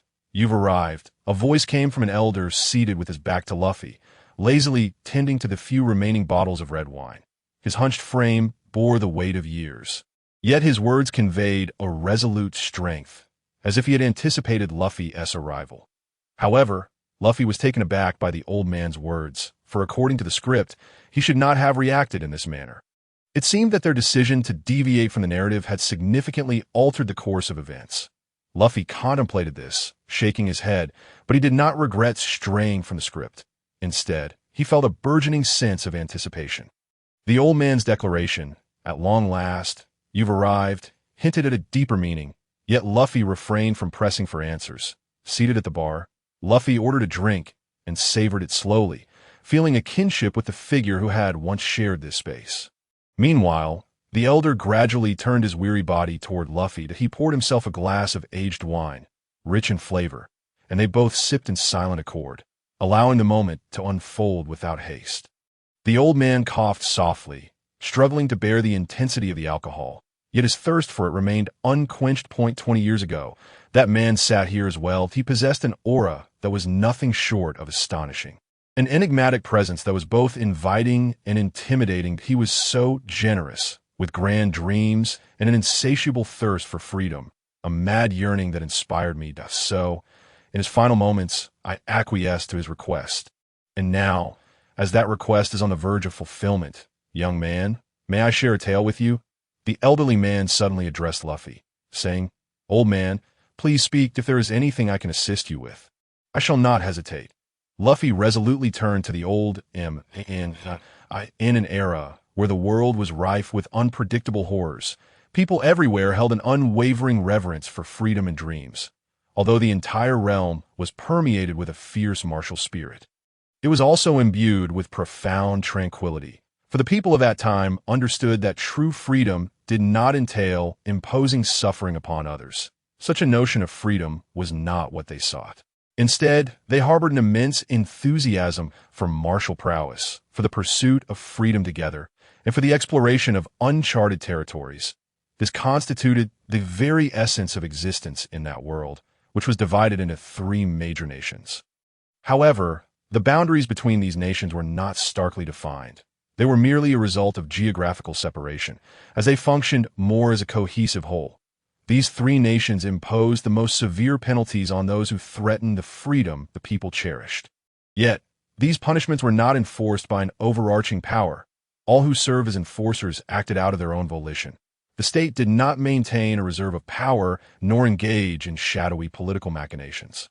That world was the cradle of humanity's deepest aspirations, often referred to as a paradise beyond the mundane. However, this idyllic world was ultimately ravaged by a single being known as the demon. Upon finishing his tale, the old man seemed to deliberately observe Luffy's reaction, only to be taken aback by Luffy's apparent lack of astonishment. This was not due to Luffy's ignorance of the old man's narrative concerning the world's origins, but rather because he possessed a vague understanding of the demon. From the moment the old man began recounting his tale, Luffy suspected that this old fellow might impart some insights about the demon. Thus, when the old man mentioned the demon, Luffy did not express particular surprise. The old man sighed softly before continuing his account, this being possessed the cataclysmic power to reshape the very fabric of existence. He single-handedly undertook a grand exploration of the world. Such a figure would typically be revered by the inhabitants of the paradise beyond the mundane, yet he was not content with mere adoration. His ambition was to dominate and control the entire world, leading him to gather a following and establish an organization, the world government. While Luffy was not particularly shocked by the mention of the demon, he could not help but feel astonished to learn that this organization was founded by the very being known as the demon. The old man slowly sipped his red wine, seemingly satisfied with Luffy's expression. Although the demon wielded unparalleled strength, there existed a group of individuals who revered freedom, harbored dreams, and, most importantly, possessed extraordinary wisdom in their quest to counter the demon's insatiable hunger. They harnessed their intellect to construct weapons that transcended the boundaries of nature, now referred to as ancient weapons. Thus began the grand conflict between the most potent demon and those who wielded the might of ancient weapons. The demon's power erupted at that moment, leaving all witnesses astounded by his formidable individual prowess. However, the faction armed with ancient weapons was not to be underestimated. They adeptly utilized their creations to engage the demon in battle. This fierce struggle endured for an entire month. At the end of that month, the demon was gravely wounded, yet the cost was the complete destruction of all ancient weapons, leaving the world devoid of means to confront the demon in that moment. The demon erupted into maniacal laughter, seemingly mocking those who dared to resist him, and the energy contained within that laughter instilled terror across the globe. However, at that very instant, the once destroyed ancient weapons suddenly revived, not as a reassembled whole, but rather as individual entities in that final moment. It was but one person who activated the most powerful strike within the ancient weapons, the ultimate seal that a myriad of hexagrams surged forth, assaulting the demon, and in an instant, they fragmented his entire being. That moment, the demon's body exploded into countless fragments, raining down upon the earth. The individual who had expended his last vestiges of vitality transformed alongside the ancient weapons into a colossal dragon. With a resounding roar, the dragon dissipated, leaving those present with a palpable sense of the ancient weapon's essence. They had not vanished. They merely concealed themselves within the deepest recesses. Though the demon was sealed away, the organization he had founded did not perish. Instead, it gradually expanded under the lineage of the demon's descendants, ultimately dominating the entire world. Those who had witnessed the battle against the demon were systematically exterminated, leading to the obliteration of the 500 years of history belonging to the paradise beyond the mundane. The demon did not vanish. He was merely sealed within the depths of various devil fruits, each containing a fragment of his power. Thus, future generations referred to this power as the devil fruit. The devil fruit served as the prime constraint on the demon, and the individual who sacrificed himself did not meet his end without purpose. He utilized the final function of the ancient weapons to transport himself to a specific location, his home. There he had a child, the last scion of his bloodline. The final mission was entrusted to this child, and that man would be remembered by every generation that cherished freedom, known only by the codename D. Chapter 26. The mission of D, his codename was D. But what was his name? Luffy inquired hastily. The D was not merely a designation for him. He was also the progenitor of all subsequent members bearing the D initial, AS for his name. No one knew it, but the man who inherited his will did name himself with the D. He utilized the wisdom left behind by D to create a plethora of historical texts, which contain the chronicles of those 500 years in research on how to eradicate the demon. The man who inherited his consciousness did not accomplish the mission left by D, yet he diligently sought clues, passing them down through bloodlines. However, when he devised a plan, time was not on his side, and thus he chose to leave the mission to future generations. Among them, many continued to follow in his footsteps, relentlessly investigating how to utterly vanquish the demon, for the demon had not truly perished. He was merely sealed away. The celestial dragons, loyal servants of the demon, along with the power brokers of the world government, would not cease their efforts to resurrect their totem that on the day the demon reawakened, the world would plunge into darkness, in pursuit of restoring the world to the glory of the paradise beyond the mundane. The D lineage tirelessly labored. The first to grasp this mission was Joel D.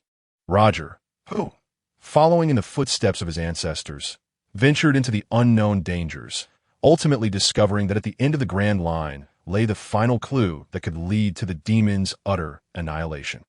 Thus he pressed onward, yet when, after much hardship, he reached that destination, he found inscribed upon the historical text a foreboding message. When you unseal this, the demon shall awaken. That moment, Roger was taken aback, for he possessed a profound understanding of the demon. To unseal, it would be tantamount to facilitating the demon's return to freedom. Such folly was unthinkable for Roger. Consequently, at the final threshold, Roger commenced a thorough search, ultimately uncovering a unique historical text. The words inscribed led Roger to significant realizations, but upon touching that particular document, his affliction was exacerbated, reducing his lifespan from 10 years to a mere 2. The contents of the text needed to be transmitted, so Roger resolved to return to his starting point, determined to pass on this mission. Thus, he disbanded all of his companions and ventured alone to the East Sea, to the town of Fusha, where he had been born and raised. Here, he divulged everything to me, entrusting me with his mission, for he had one final task to undertake, to surrender himself, thereby deceiving the world government into believing he no longer posed a threat, while igniting the entire era of piracy. For only in this way could there be enough individuals to wield the devil fruits. The more the devil fruits were utilized, the weaker the resurrected demon would become. This was knowledge reserved for the heirs of D, and Roger, as a bearer of that legacy, imparted it to me before concluding his life in that very town of Fusha. And you are the second chosen one after him. Upon uttering these words, the old man directed an innocent and carefree smile towards Luffy, as if to convey that, having revealed this to you, my old bones shall find respite. Paying no heed to the old man's antics, Luffy, at that moment, exhibited a hint of seriousness, plunging into contemplation. Old man, how did you ascertain that the next inheritor would be me? Luffy inquired, perplexed. The old man chuckled, seemingly aware that Luffy would indeed be intrigued by this question. However, since Luffy had refrained from asking, he had chosen to remain silent. Now that the question had been posed, he felt compelled to respond. "It is Shanks," he proclaimed. Luffy was taken aback by this assertion, for in his recollections, Shanks, although once an apprentice aboard Roger's ship, was not particularly close to Roger. Why then, would it be Shanks? Luffy cast his bewilderment towards the old man, realizing that only he could illuminate the mystery. As for Shanks, he was likely in the New World at this moment. To inquire of him, Luffy felt he lacked the necessary capability. Shanks was favored by Roger because he perceived sincerity in Shanks's eyes. Thus, Roger entrusted him with the mission of seeking the inheritor of the will of D. Many years passed, and Shanks suddenly appeared before me, revealing that the chosen one was named Monkey D. Luffy, as he had discerned in that individual the same dauntlessness that belonged to Roger, he believed that this person was the ideal candidate to inherit Roger's unfinished mission. Of course, I would not recklessly divulge this secret merely based on Shanks's words. Unless this person exudes a presence akin to Roger S., with the same kingly disposition and the purest bloodline of D, along with an indomitable spirit. Only those who meet these criteria shall be deemed the ultimate choice. Otherwise, this secret shall be passed on to another individual, though you need not concern yourself with who that person may be at this moment. Well then, I have said what I needed to say. Do you have any further inquiries? Or perhaps you wish to decline this mission?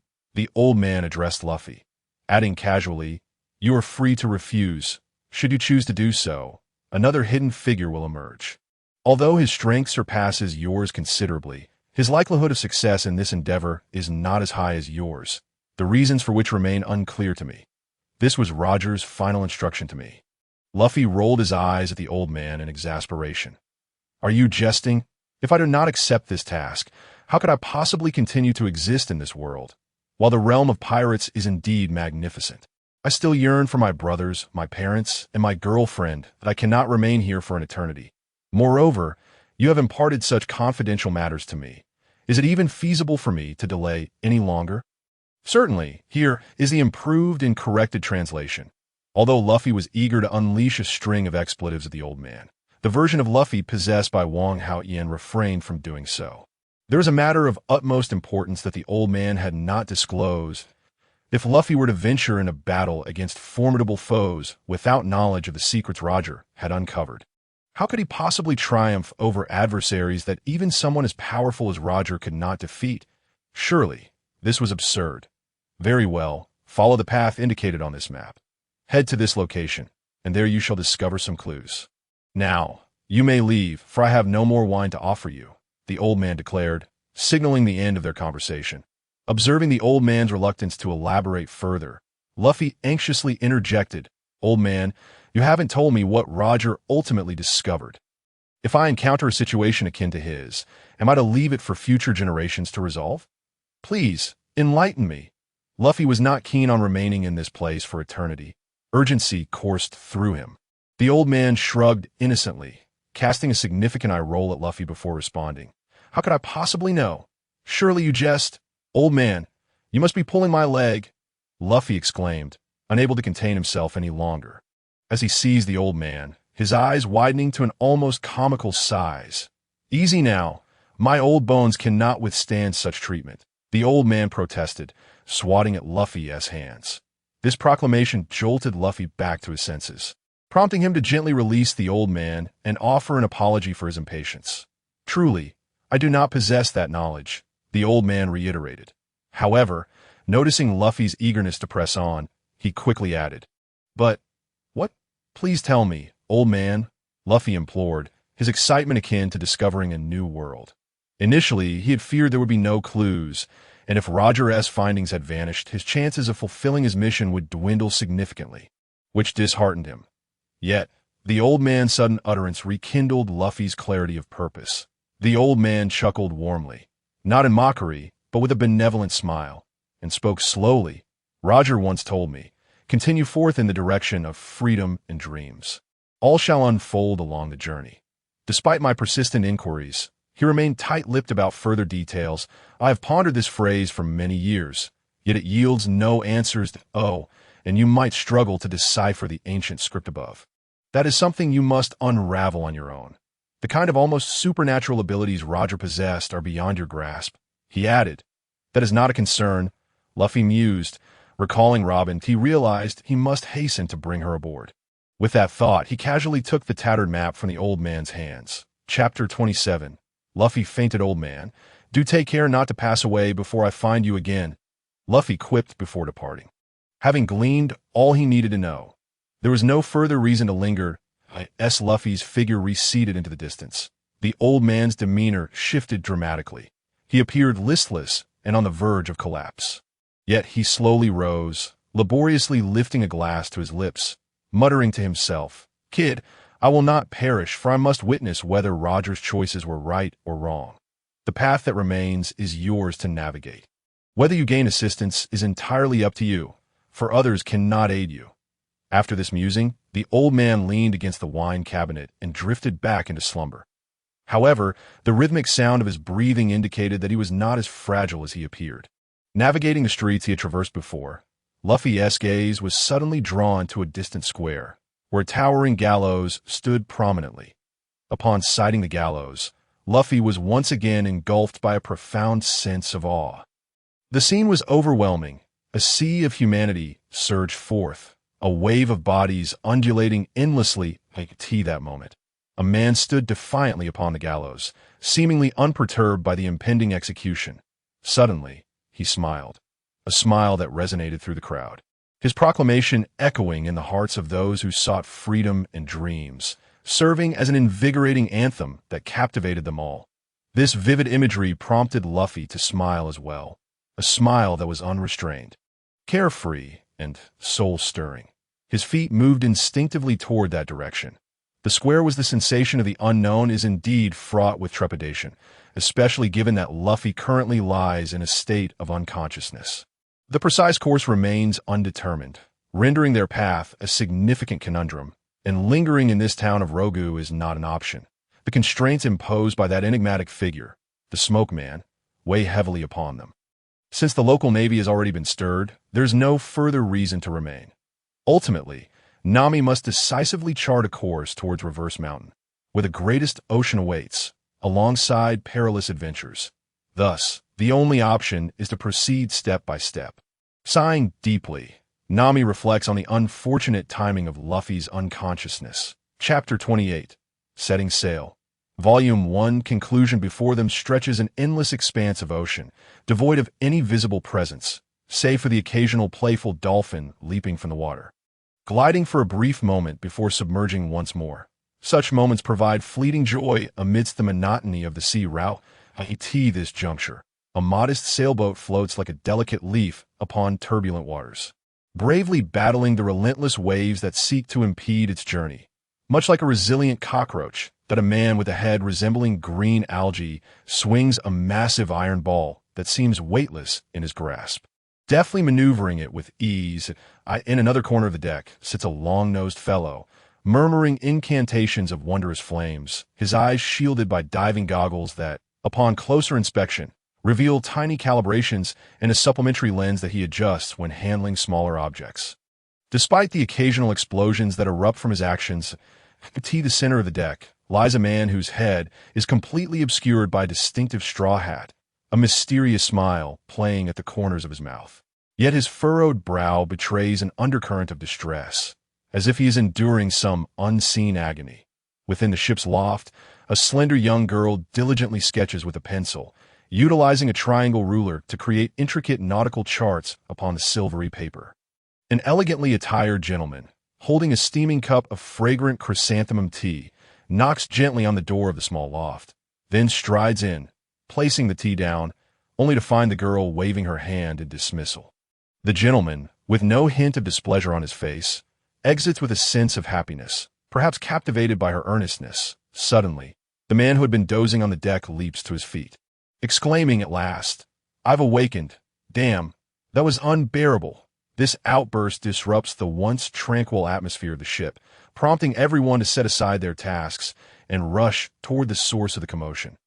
"Luffy, you're finally awake. You had us so worried. You didn't even react when we were eating meat next to you. That is just bizarre," remarks the long-nosed man beside the youth named Luffy. Thus begins the journey of the Straw Hat Pirates, having departed from Roga Town and sailed into the vast ocean.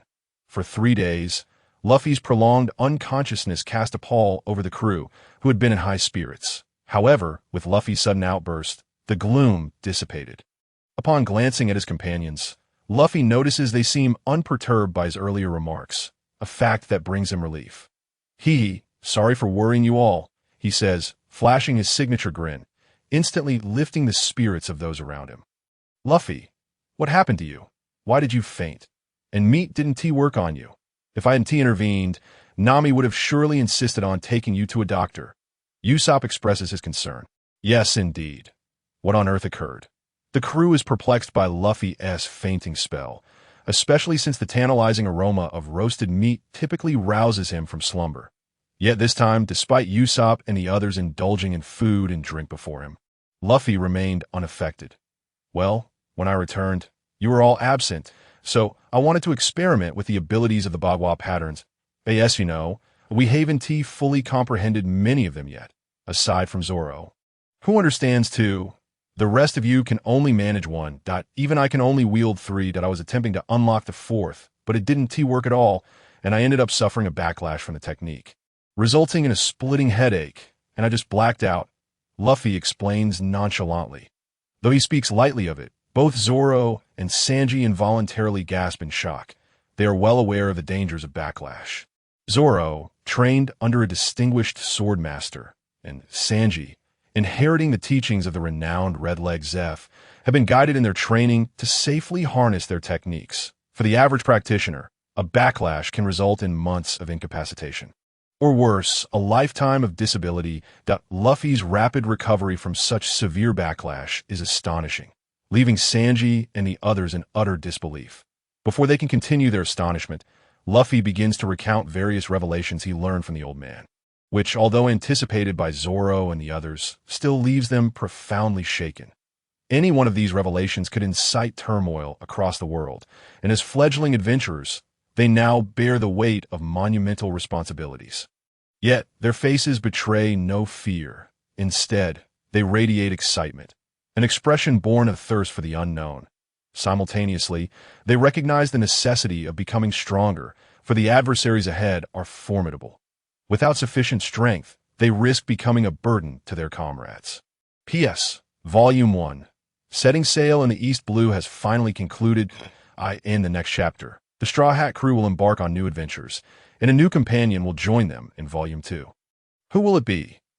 Sai, Chopper, or Robin? Stay tuned for the upcoming revelations. Chapter 29.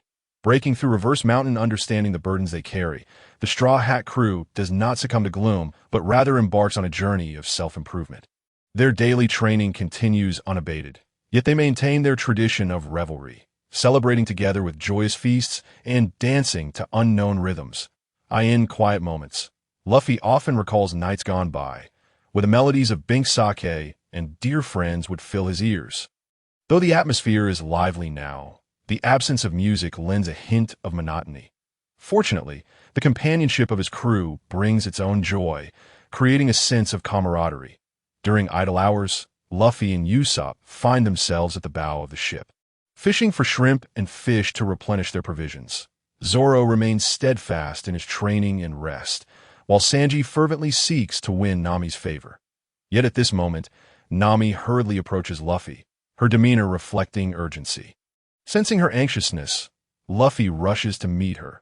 "What's the matter, Nami? Where did you get that map? Is it reliable?" Hastily, Nami exclaimed to Luffy, her anxiety palpable, gazing at the navigational chart she had acquired from the old man.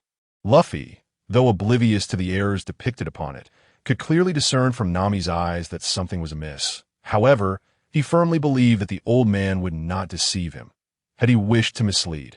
He certainly would not have divulged so many secrets, nor would he have provided a false map that could lead Luffy to peril and demise upon the treacherous seas.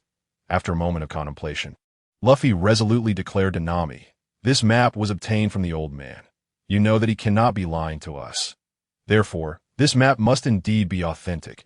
His unwavering conviction stemmed from an instinctual belief that the chart could not possibly be flawed. How could this be? How could it be? Upon hearing Luffy's words, Nami collapsed to the ground, as if all strength had suddenly drained from her body. "What on earth is happening? Speak up." Luffy rushed over to assist Nami, helping her to her feet before guiding her to a chair hastily provided by Sanji. At this moment, the others gathered around, eager to uncover the nature of the predicament. Once Nami steadied her emotions, she slowly produced the map, unfolding it with her left hand. "This map was given to me by Buggy, depicting the route to the Grand Line." She then opened her right hand to reveal another map, the one Luffy had entrusted to her, acquired from the tavern's old man. This map represented the course they intended to pursue. Upon hearing Nami's words, Luffy and the others began to connect the dots. Realizing that the issue likely lay within these two maps, they scrutinized both charts with great care. After a brief moment, the four of them simultaneously slapped their foreheads and exclaimed in unison, "What's the matter? There seems to be no issue here, Nami. Please, just tell us what the problem is." Faced with the anxious expressions of her companions, Nami couldn't help but smile wryly. Indeed, how could these fools comprehend the intricacies of the maps? "I've been studying these two charts diligently, cross-referencing them with several others I purchased in Lowtown, and I have uncovered a serious flaw." Pausing momentarily, Nami continued, "According to the map obtained from Buggy, the entrance to the Grand Line is a mountain." A moment of silence ensued, but then they recalled that the script had indeed mentioned the theory of a mountain as the gateway to the Grand Line. They were aware that there was an opening on the mountain, allowing passage for Luffy and his crew. "Yes, we know that mountain, and it is known as Reverse Mountain. In its midst lies a powerful current leading upward, permitting us to navigate to the Grand Line. However, our true destination is the location marked on this map," Nami said, setting aside the chart from Buggy and retrieving the one from the tavern old man, spreading it out for Luffy and the others to see. Pointing to a specific location, she remarked, "This here is the waterway of Reverse Mountain. From this map, we can also reach the Grand Line." But she shifted her finger to another spot marked with an X. "This is our intended destination, the coordinates for Shimatsuki Village. Yet this entire region is comprised of the Red Line, and aside from the waterway leading to the Grand Line, there are no other passages." Thus, it was revealed that their true destination was indeed a massive mountain, and one devoid of any navigable routes. Nami, having shared all her concerns, finally illuminated the source of her anxiety. And Luffy and the others grasped the gravity of the situation. They were headed toward the mountain. "Are you certain that there are no other waterways aside from that one?" At this moment, though surprised, Luffy forced himself to maintain composure and asked the critical question. "No, I have spent an entire day researching. The entire red line, apart from the waterway leading to the Grand Line, is nothing but mountains. The distance to the calm belt has also eliminated the possibility of any routes within it. Nami's words cast a heavy silence over the group. Never mind. Let's just set sail and figure it out once we arrive, Luffy declared, abruptly turning towards the direction of the mountain, quietly settling upon its summit, gazing out at the boundless ocean, not uttering another word. Sensing Luffy's resolve, the others dispersed, returning to their respective tasks, continuing their previous discussions. Meanwhile, Nami hurried back to the loft to further analyze the maps. Days passed in this quietude until finally, the silhouette of the red line emerged on the horizon. Through Nami, Luffy learned that the entrance depicted on the map was just ahead. A mere hour's journey by S.E.S. Luffy rose slowly. The crew gathered on the deck, gazing at the towering presence of the red line before them. Usopp anxiously scanned the distant land with his telescope, searching for any hint of a small waterway that might allow their passage. However, he ultimately lowered the telescope in frustration, having scoured the entire area without finding the desired channel or tunnel. Just as everyone found themselves in a predicament, Luffy removed his straw hat, placing it over his chest, gently closing his eyes as he bowed his head. In his heart, he spoke to himself, "Can a mountain obstruct our progress? No. Can a river hinder our path? No. Can ferocious beasts impede our journey? No. Do we still need to hesitate? No." His voice resonated powerfully, as if erupting from a whisper, exclaiming those two words. With that, Luffy slowly lifted his head, donned his straw hat, and secured it firmly in place. A wicked grin returned to his face as he leaped onto the mountaintop. Suddenly, he turned to Zoro, Sanji, Usopp, and Nami, flashing a smile as he declared, "Let us charge forth and break through." With a monstrous grin, he redirected his gaze to the horizon, and from his malevolent smile, Zoro and the others sensed a profound sense of liberation, a feeling that had once flickered in their hazy memories. "Indeed, let us charge forth. If we falter here, what adventures await us?" Laughter spread across their faces as they embraced this newfound determination. Reverse Mountain, indeed. Mary, let us break through together. At this moment, Luffy couldn't help but gently pat Mary's goat head. In apparent response to Luffy, the speed of the going Mary surged dramatically, hurtling forward towards the formidable cliffs of the Red Line. Chapter 30. Roger's plan unfolds. Charge forth, Mary! Charge forth, Mary! With the resounding cries of the Straw Hat crew. The Golden Mary erupted in a display of its maximum capacity, racing fiercely towards Reverse Mountain, where an undeniable wall loomed ahead. Pressing onward would surely result in a collision with the cliff. Yet, not a trace of fear was visible on any face. Even Usopp stood tall, steadfastly positioned at the forefront of the Golden Mary's deck.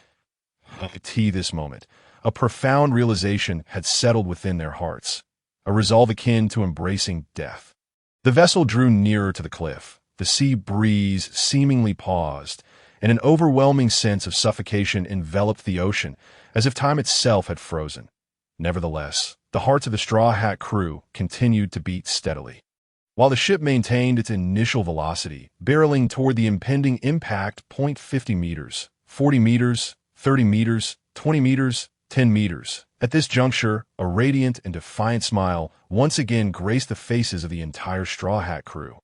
Facing death with an unexpected ease. 5 meters, 3 meters, 1 meter.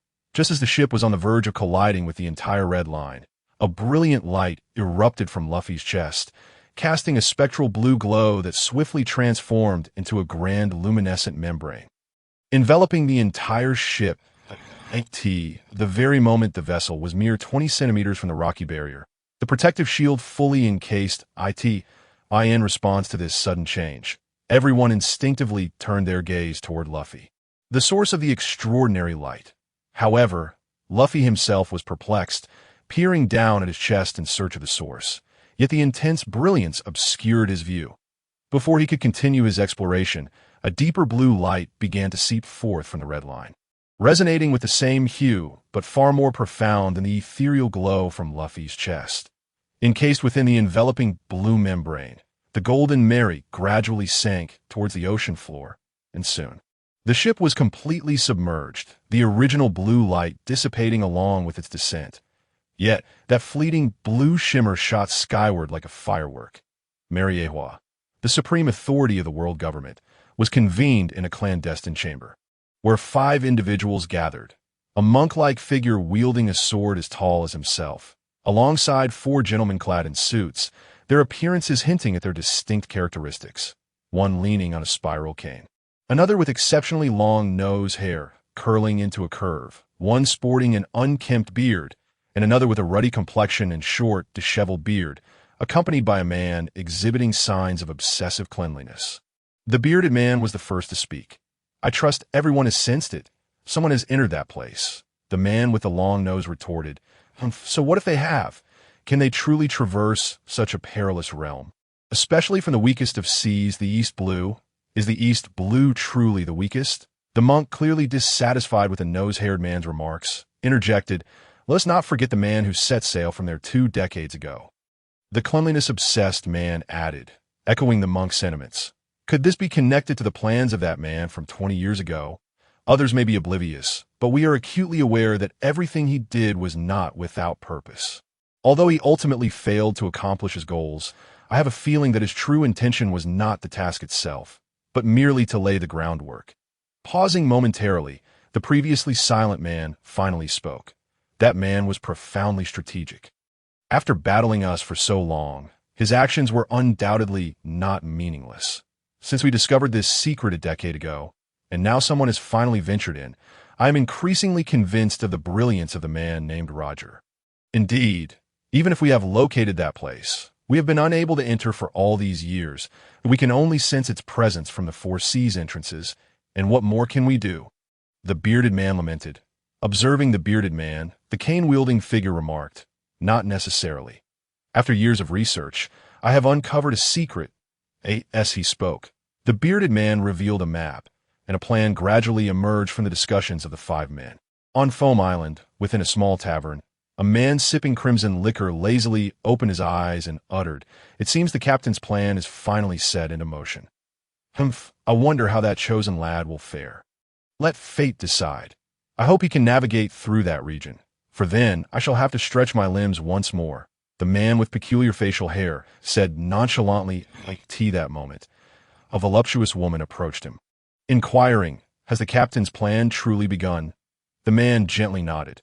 Amidst the Grand Line, on a small island, a grand feast was currently unfolding that a portly fellow devoured succulent roasted meat while guzzling down copious amounts of wine.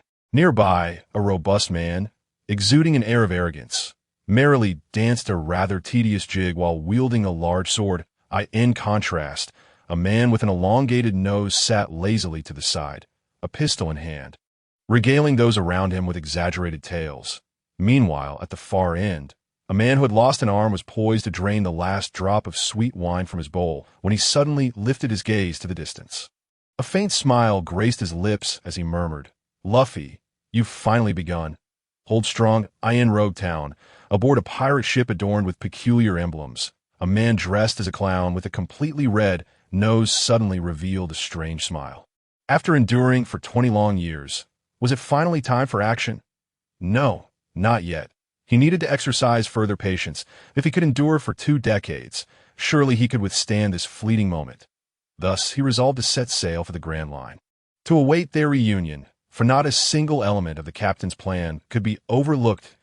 In that instant, countless individuals felt the tremors of change reverberating through Reverse Mountain, and within their hearts, they began to solidify plans that had long been buried. Meanwhile, the Straw Hat crew continued to experience the depths of the sea. Though enveloped in a shimmering barrier, the strength of the light was gradually waning, its hue slowly fading. Just as the crew was consumed by worry, the ship suddenly collided with a rocky cliff. The cliff appeared unresponsive at the moment of impact, yet the vessel pressed forward with increasing momentum. The ship then surged upward, its ascent markedly swifter than its prior descent. Soon, Luffy and the others on deck could discern the radiance filtering down from above, the protective barrier aboard the ship growing ever fainter. Chapter 31. The black disk as the light enveloping the ship vanished entirely. The Going Merry resurfaced upon the ocean surface. That moment, Luffy and his companions realized they were no longer in the same waters they had once known. The firm red earth behind the ship reminded them of the east blue on the other side of the mountain. Upon raising their eyes, they beheld an endless expanse of white clouds drifting seemingly without end. Yet upon closer inspection, they discerned that the clouds in the distant sky were, in fact, unchanged. They appeared to move, but were utterly still. It was as if they were in a realm ensconced within the mountains. Nami, after a careful examination, concluded that this place indeed belonged to a sea within the mountains, completely encompassed by the red line. The vastness of the ocean left Nami utterly astonished. How could such a colossal sea exist within a mountain range? The sheer power of nature was on full display at that moment. Meanwhile, Luffy gazed blankly at the clouds above, as if experiencing a moment of enlightenment, before they could thoroughly ponder their situation. A brisk breeze swept through, and the sails caught the wind, propelling the ship forward. In these uncharted waters, they needed to exercise utmost caution, for the expanse was so vast that the horizon seemed limitless, compelling Luffy and his crew to hasten their journey. Zoro, adjust the sail's angle to 35 degrees to the left. Sanji, take the helm. Usopp, climb to the crow's nest and scout the path ahead. Luffy, be ready to drop anchor. Nami's voice rang out, quickly reaching each crew member's ears. In that moment, the Straw Hat crew demonstrated their remarkable coordination and unique characteristics. As soon as the sail's direction was adjusted, the ship surged forward, riding the wind toward the unknown, its target set to the west. There was no time for Nami to deliberate further. Since their crew hailed from the East Blue, the opposite direction, the west, was surely their intended destination. After navigating for some distance and growing accustomed to the waters of this region, Nami called Luffy and Usopp aside to embark on a familiar task: fishing. Their food supplies were dwindling, and without fresh provisions, they would exhaust their rations within 3 days. Meanwhile, Zoro had stabilized the sails and began drawing seawater to distill into fresh water and create some sea salt, although the sun was absent. The temperature remained sufficiently warm to accomplish these tasks. After a busy morning, the Straw Hat crew dropped anchor and gathered in the cabin, eagerly awaiting Sanji's culinary creations. Once they finished their meal, Nami ordered everyone to rest, with one exception: Captain Luffy. Luffy did not seek rest, not out of a desire to assert his authority, but because he required time to refine his understanding of the specific technique within the hexagram pattern. After explaining this to the crew, he slowly made his way out of the cabin and settled atop the ship's mast. Gazing blankly at the unchanging sky and clouds, it seemed as though time was gradually shifting. Although the sun and the suspended moon did not interchange, a flicker of insight could still be felt. Luffy withdrew his gaze from the illusory clouds above and gradually closed his eyes, sinking into contemplation, drawing all his sensations back into his mind. In a flash, the hexagram pattern suddenly materialized within Luffy's thoughts, still the same unchanging design, yet now appearing utterly distinct to him. He could clearly perceive their transformations. As one hexagram rotated, it would be substituted by the one beneath it. This moment was not merely a spiritual connection with the hexagram, but a direct observation of the changes through his mind's eye. Feeling this transformation, Luffy instinctively drew his mental gaze closer to the patterns, eager to comprehend their mechanics, as he sensed that this change might grant him profound insight. What is this? Suddenly, Luffy's eyes beheld the intricate layering of the hexagrams, interwoven in a seemingly endless transmission that advanced forward, an effect born from the original rotation of the hexagrams. Luffy found himself pondering the nature of this phenomenon, when once again, a sensation of throbbing pain erupted in his mind, albeit with considerably less intensity than the first time. Yet, it remained beyond Luffy's capacity to endure as the agony intensified. Thud, thud, thud. A distant sound echoed from the bell tower, jolting Luffy's spirit. The once violent throbbing in his head was momentarily quelled by the soothing chime. Fading into oblivion, a refreshing sensation surged from the depths of his soul, leaving Luffy in a state of blissful tranquility. That moment, he completely relaxed, devoid of any sense of impending danger. His body, having shifted away from the goat's head during the recent bout of pain, suddenly lost its balance and plummeted into the sea below before he could utter a word of relief. At that moment, the deck was deserted. The waves surged in tandem with the howling wind, and should Luffy truly fall into the ocean, Any cries for help would be futile. Fortunately, as a consumer of the gum-gum fruit, Luffy could stretch his arms to grasp the goat's head. However, by the time he realized the precariousness of his situation, he found himself perilously close to the water's surface, mere centimeters away. Even if he twisted in the air at his utmost speed to seize the goat's head, it would be too late, for his body would already be submerged beneath the waves, rendering him powerless against the ocean's grasp.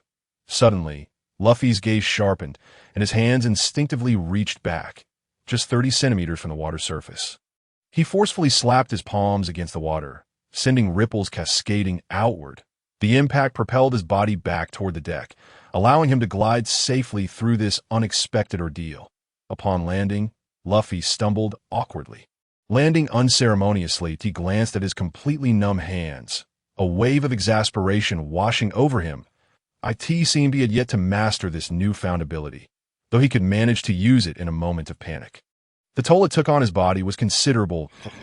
That moment, a small object appeared before Luffy, a tiny black disc, a gift from the old man who had summoned him back just as he was about to leave.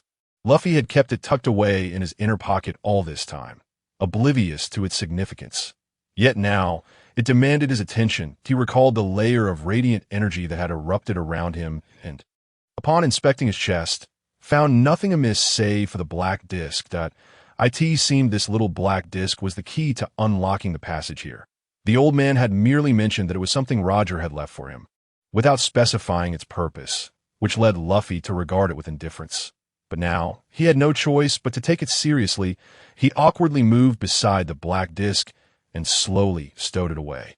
Spending a restless night on the deck, as time drifted by with the caress of the sea breeze, the bell tolled once more, awakening the Straw Hat crew.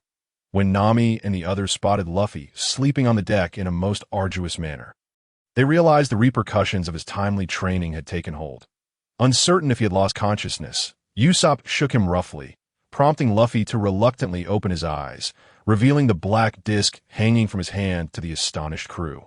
Despite the lingering pain in his arms, Luffy bore the discomfort and recounted his harrowing experience from the previous day, explaining that the source of the luminous energy was indeed this seemingly inconspicuous black disc nestled against his chest.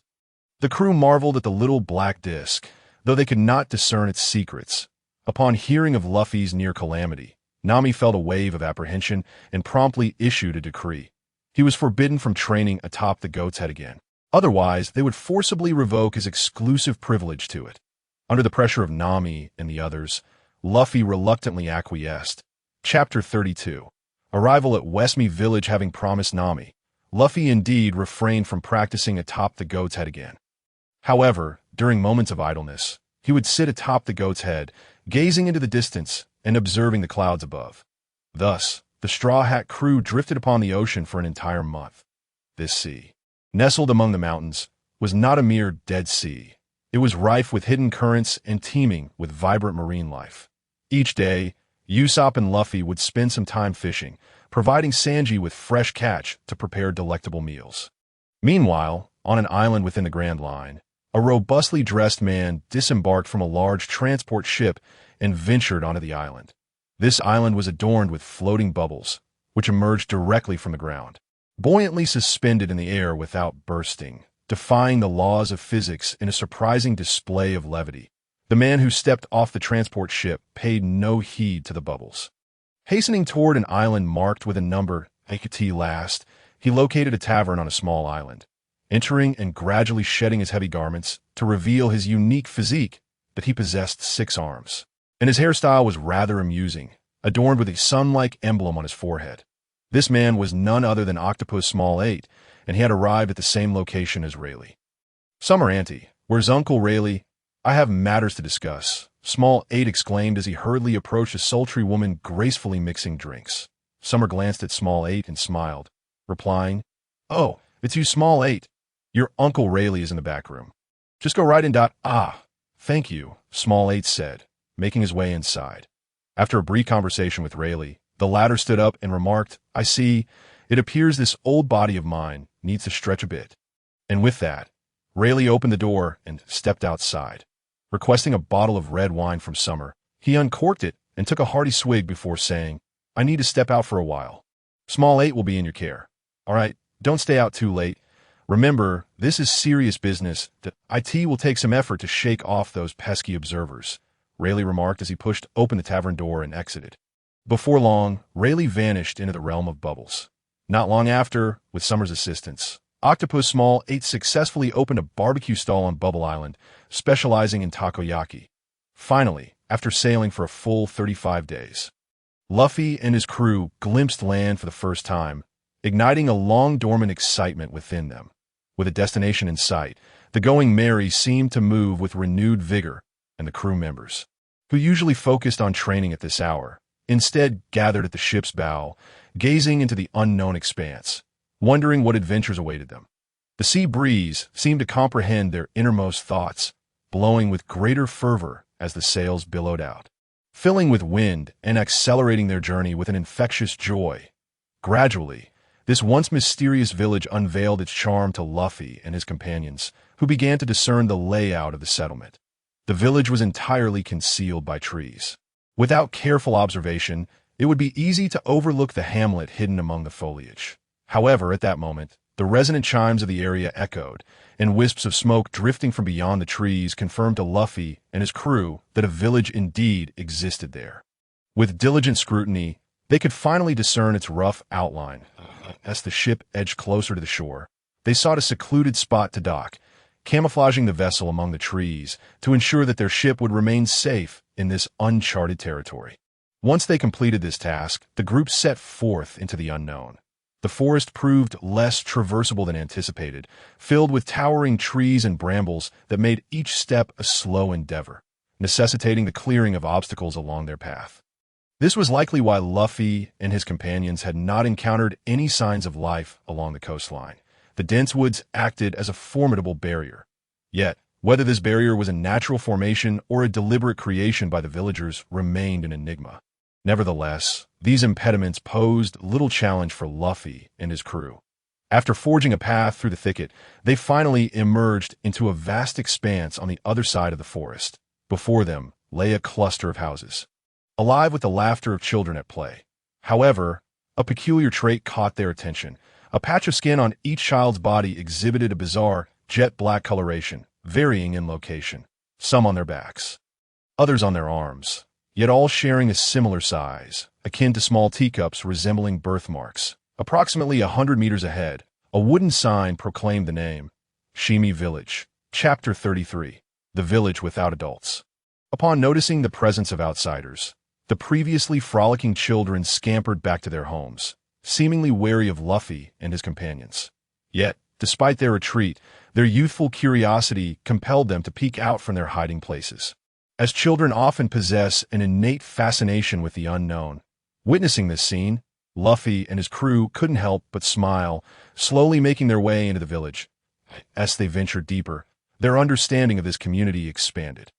The houses were constructed from sturdy timber, meticulously arranged in a circular formation. The backs of the homes were nestled against the forest, and wooden stakes filled the gaps between them, likely intended to prevent the children from wandering into the woods during their play. Another surprising observation was that the snakes and insects that typically thrived in the forest dared not breach the perimeter formed by the houses and stakes, as if something within that circle instilled fear in them. However, this was something beyond Luffy and his crew's comprehension, and they intended to inquire with the villagers to uncover the methods behind this phenomenon. As they pressed on, they noticed that the deeper they ventured, the denser the defenses appeared, yet the population predominantly consisted of children, with scarcely a woman in sight, which astonished Luffy and his companions. "I'll grab a child to ask," Zoro suggested, feeling a deep unease about the situation. However, Luffy shook his head and led the way forward until they reached the village center, which was eerily devoid of even a single child. Only an empty square awaited them. Around the square lay remnants of a recent bonfire, and Usopp rushed over to examine the ashes, returning with the observation, "The warmth suggests it was extinguished not long ago." This revelation deepened the mystery surrounding Shimi Village. What secrets did this place conceal? Luffy and his crew were intrigued by the adventure that awaited them, yet they found themselves with no leads. "Perhaps we should inspect those houses or capture a few children to inquire," Sanji suggested, unable to shake the unsettling aura of the place. We just saw smoke rising, yet there's not a single adult in sight. I have a feeling there's something unsettling about those children. Nami voiced her apprehensions. However, considering their predicament, she proposed, let's check the houses for any adults so we can ask questions if that's the plan. Usopp and I will search the houses while the three of you stay together.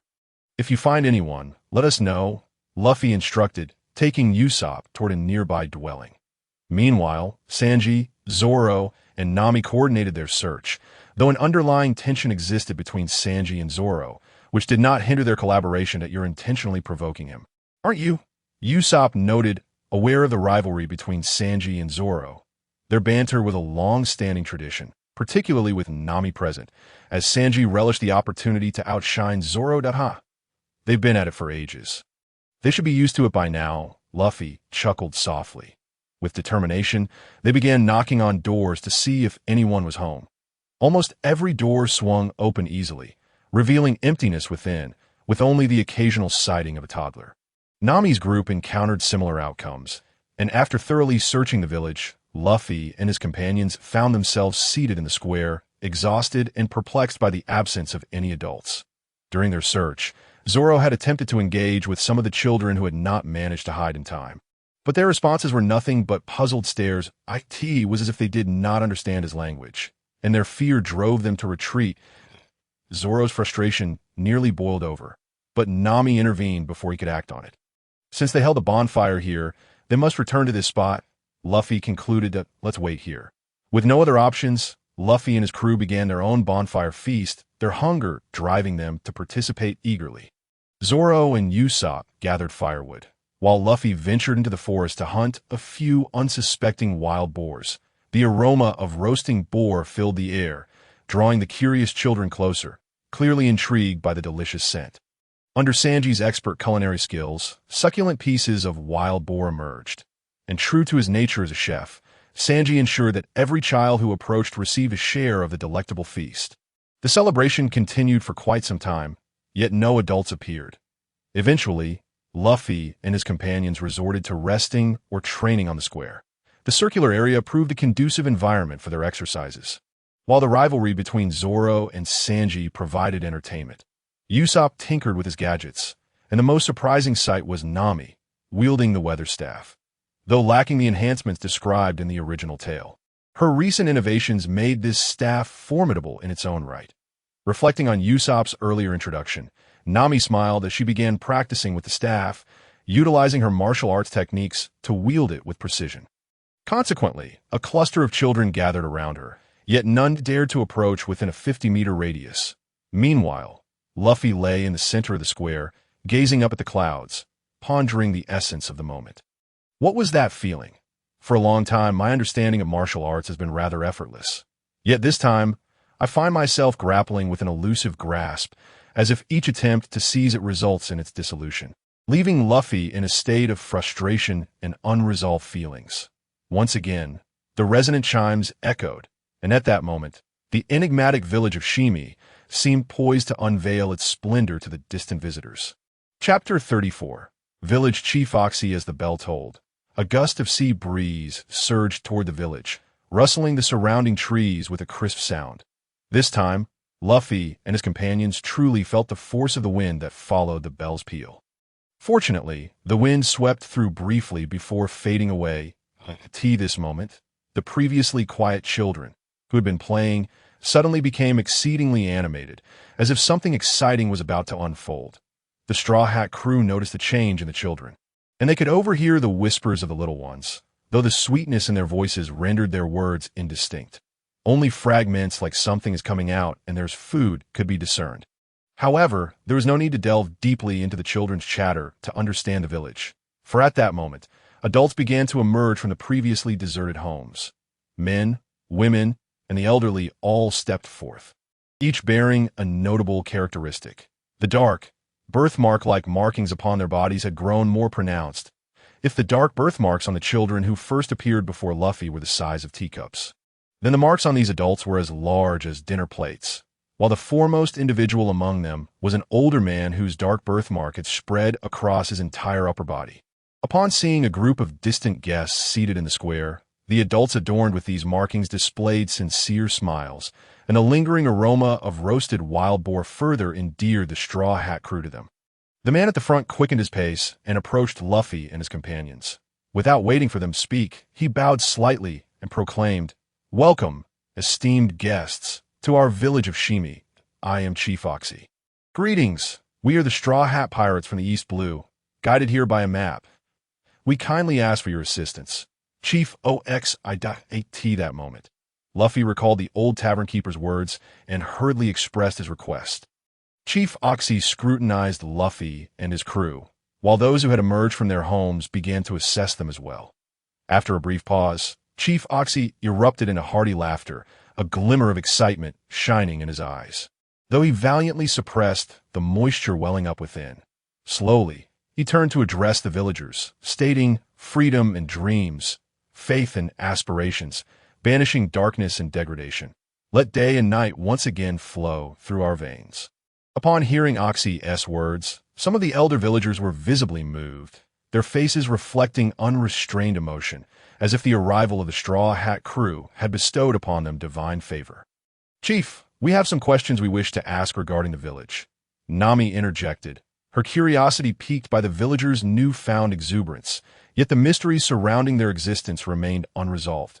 "Rest assured, I will share what I know," the chief replied, his voice imbued with profound respect. He gestured to those nearby, and they dispersed with joyful expressions, not to eavesdrop on the chief's conversation, but to gather ample food and wood in preparation for the bonfire feast before the next bell toll.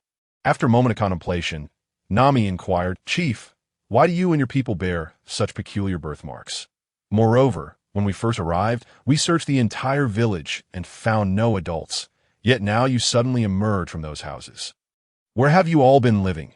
The chief's demeanor shifted to one of solemnity, a sense of sorrow emanating from his weathered face.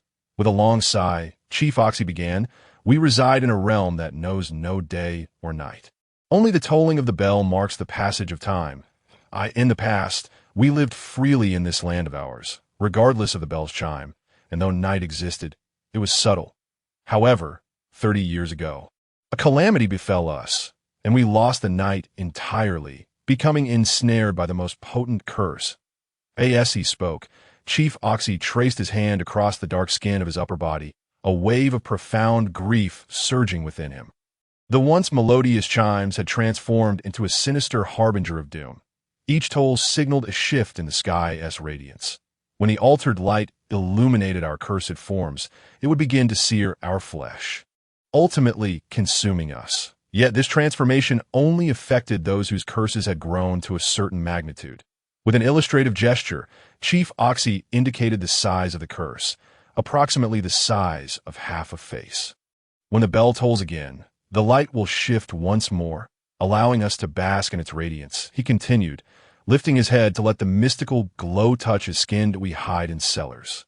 "Which is why you cannot find us. These cellars connect to the surface, and apart from hearing the bell toll, countless ancestors have perished in our quest to uncover the knowledge necessary for survival." At this, the tears that Chief Oxy had been holding back finally fell, glistening in his eyes. Witnessing the chief's distress, the Straw Hat crew felt a pang of sorrow in their hearts. It was Nami who broke the silence again, asking, "Why don't the children hide with you? If wild beasts were to attack the village, they would be defenseless against them, considering the numerous predators lurking nearby." Chief Oxy chuckled in response to Nami's question.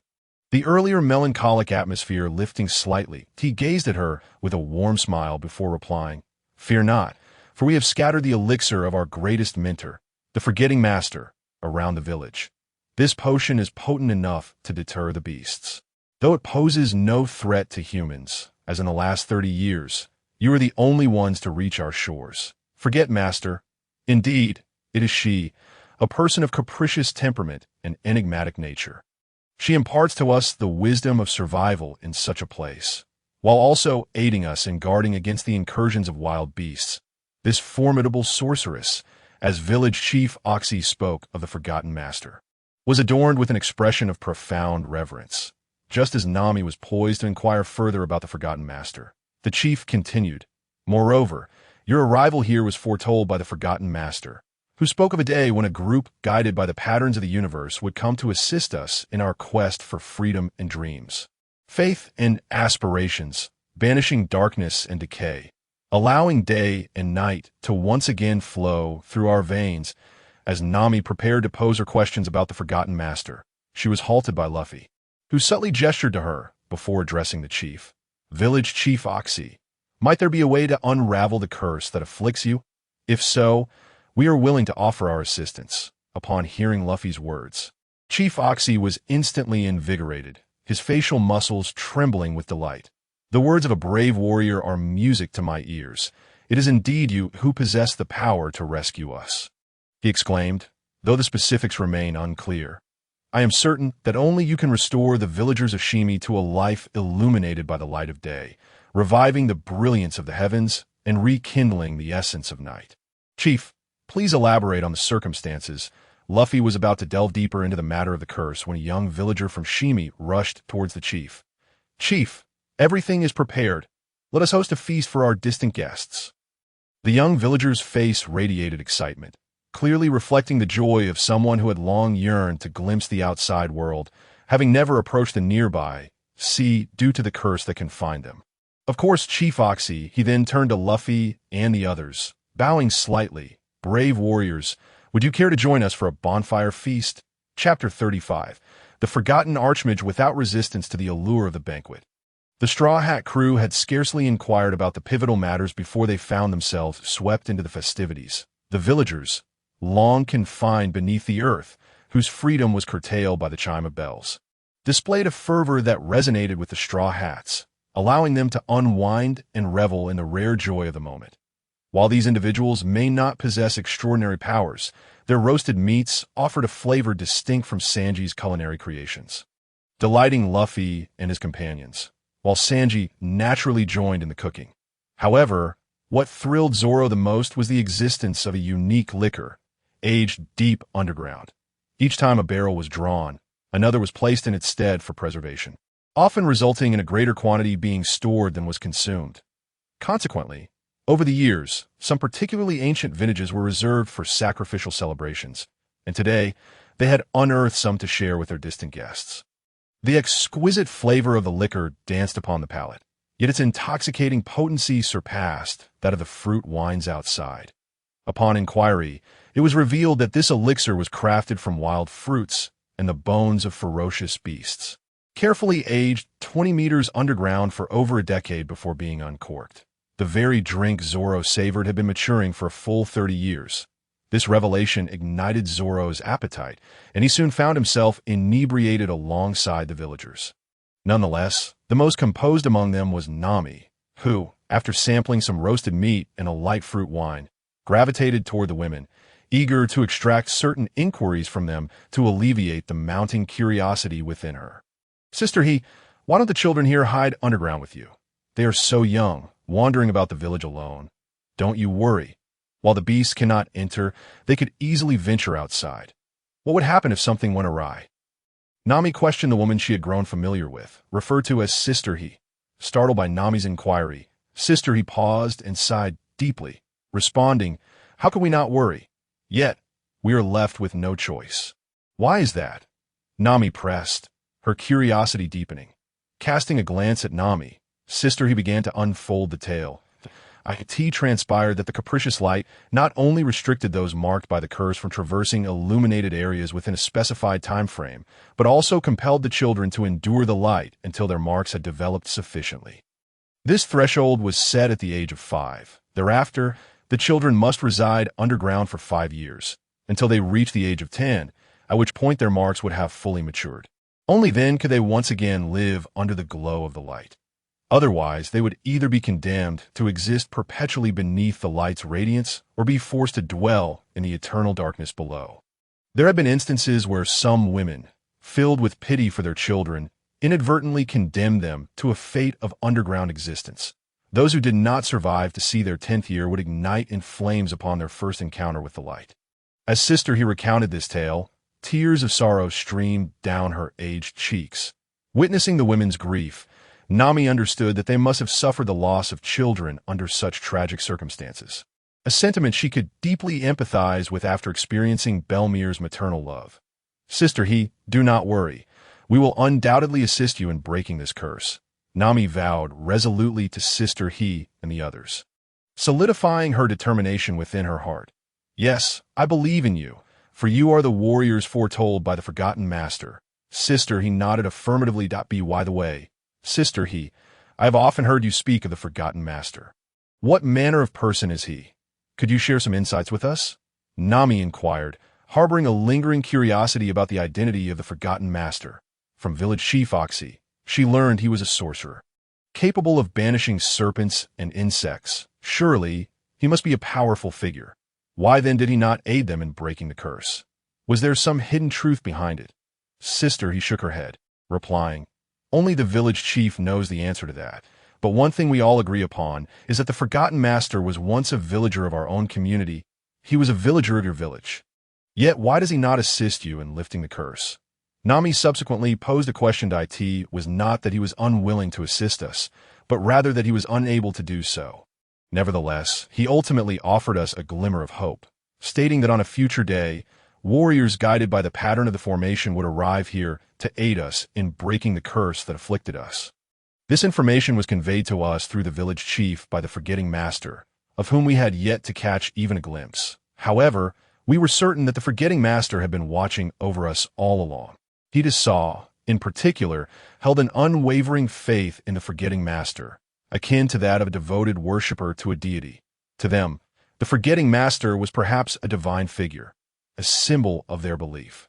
Recognizing the futility of further inquiries, Nami chose to engage in casual conversation with Saw and the others, while savoring the delectable grilled meat and sipping on the local specialty of meat broth with fragments of bone. As time progressed, the gathering gradually approached its conclusion.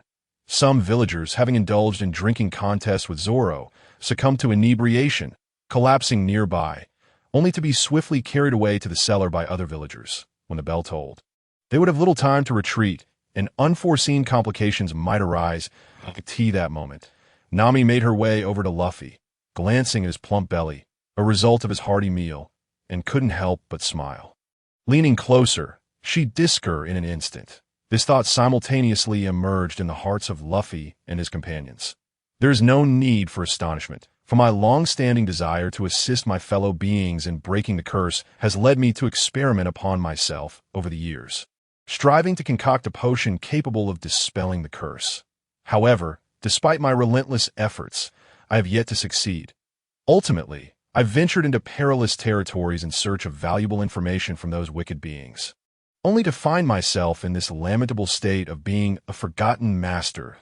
This moment, my words diverge significantly from my once arrogant demeanor, now imbued with the weariness of someone who has endured countless tribulations. Yet, it is precisely due to that fateful encounter that I have come to comprehend the true nature of this curse. Moreover, I have gleaned a prophetic message from an ancient scroll foretelling that one day, a group of adventurous youths will traverse the vast expanse of the balmy sea and arrive at the beleaguered village of Shimi, where they will liberate all its inhabitants. Following this revelation, I sought out the last remaining sanctuary in Shimi village and found the venerable elder, Osai, to whom I imparted this crucial information, along with guidance on how to survive in this world. Subsequently, I retreated to my humble abode, awaiting for 30 long years until your arrival. The visage of the Forgotten Master seemed to glisten with unshed tears, an embodiment of sorrow for being unable to alleviate the suffering of my kin. Or perhaps joy for finally witnessing a glimmer of hope after 3 decades of longing. This remains uncertain. Rest assured, Master, we shall exert every effort to aid you. Inform us of the identity of our adversary and their whereabouts. Luffy declared, feeling a surge of shared grief emanating from the Forgotten Master. In that moment, a sense of valor ignited within Luffy's heart. I sense your unwavering spirit, young brother. Thus, I shall refrain from burdening you with excessive concern. Though the foes you confront may be formidable, I firmly believe that you are capable of triumphing over them. The Forgotten Master remarked with a faint smile, though the conviction in his words appeared somewhat strained. It turns out that this region, belonging to the Red Earth continent, is an internal research institution of the Peach Garden, primarily devoted to the study of ancient weaponry. Its purpose is to forge sufficiently powerful armaments to combat the increasingly audacious forces of demons, utilizing it as the driving forces in creating the final components. Consequently, this place was also referred to as Shimi Village. Yet it is not the sole location of its kind. Numerous others exist, but ours is particularly unique. However, the unforeseen reality was that the demon strength was overwhelming. Despite our ultimate efforts, we could not vanquish them entirely. We merely succeeded in sealing them away, with a fragment of their essence imprisoned within our Shimi village. Originally, we were meant to safeguard this seal, but we underestimated the demon's indomitable power. Those who dwelled in an environment saturated with me for years were easily assimilated by the demons, becoming enslaved to their malevolent will. Once our kin, they succumbed to madness due to the demon's lingering essence. However, this insidious influence could only affect those of wavering resolve. The majority of our people remained steadfast in their beliefs. Thus commenced decades of warfare. Just as we were on the brink of eradicating those who had succumbed to the demons, an unexpected calamity struck. The celestial light shifted, rendering our kin immobile following the chime of the bell. Yet, there was no abhorrent mark of darkness, while the demon forces surged in strength, launching a fierce counterattack. Ultimately, we faced a devastating defeat, retreating to the humble village you now see before you. Fortunately, those who had been assimilated by the demons could not stray too far from their domain.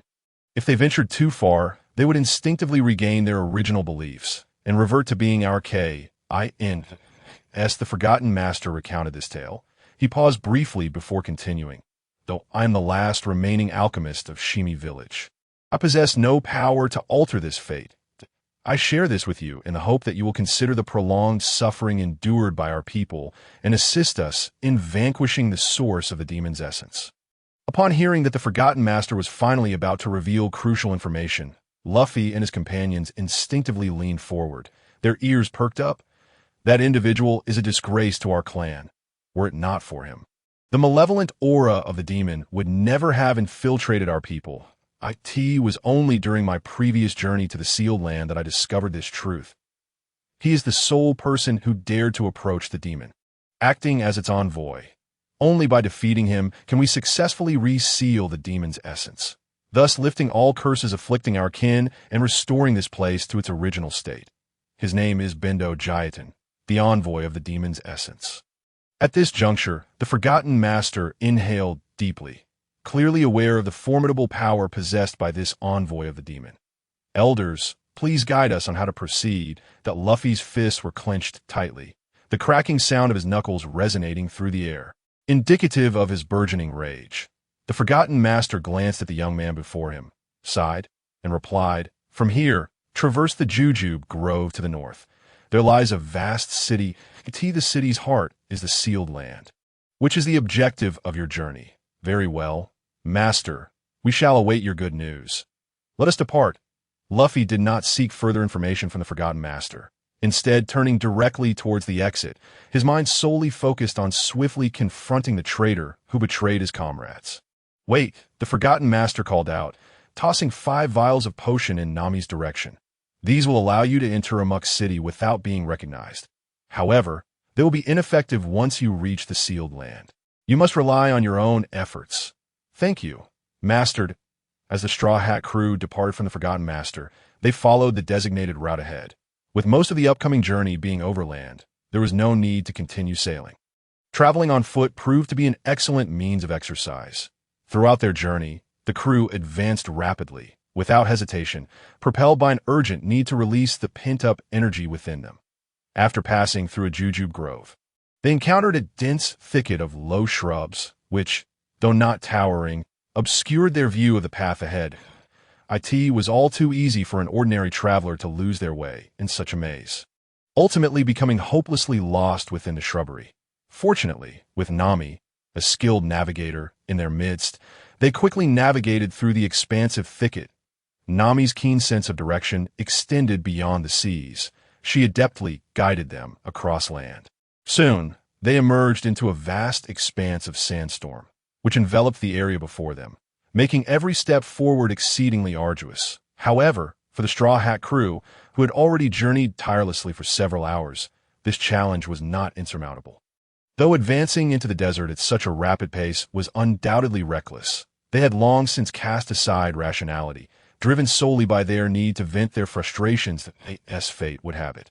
After trekking over 100 miles through the desert, they stumbled upon an oasis. Yet this path was blocked by a multitude of formidable sand foxes lurking within the dunes, their disdainful gazes fixated on the arriving crew. This contempt ignited a fierce anger within the Straw Hat crew, the source of which was inconsequential. What mattered was that these desert-dwelling foxes dared to look down upon them. Luffy, Zoro, and Sanji were the first to strike. But it was Usopp who landed the quickest blow, launching his explosive star towards the foremost sand fox with a furious roar. The instant the explosion echoed, the previously arrogant sand fox was obliterated. "Is that it? Too weak," Usopp shouted, unleashing a barrage of various newly crafted lead bullets, filling the air with a cacophony of vibrant colors. Meanwhile, Nami, cautiously harnessing the atmosphere powers for the first time, chose to strike from a distance, gradually forming a tempest of dark clouds in the sky, directing them toward the sand foxes in an instant. The tide of battle shifted dramatically. It was not that the sand foxes lacked strength. Rather, the Straw Hat crew was simply overwhelming. The foxes had only been able to dominate this area due to their numbers, often attacking in the hundreds. However, their individual prowess was lacking, despite their penchant for collaboration. It proved futile against the onslaught of the three formidable members of the Straw Hat crew, who had now plunged into the midst of the foxes, their faces marked by intense fury. The consequences of their wrath would be dire, and no amount of sand foxes could withstand their assault. While the sand foxes were indeed outmatched, they provided Zoro and Sanji with a prime opportunity to hone their latest techniques. During this time, their understanding of the 8 trigrams technique had reached new heights, allowing them to integrate its principles with their existing skills. Only when they truly applied this newfound fusion did they realize the utility of the 8 trigrams technique, which not only showcased extraordinary power in isolation, but also synergized remarkably when combined with their own abilities, deepening their comprehension of the technique. Yet surprisingly, the swiftest executioner among them was not Luffy or his 2 companions, but Nami. With a flick of her weather staff, she summoned a flash of silver lightning from the sky, striking down a small group of sand foxes without leaving a trace of life.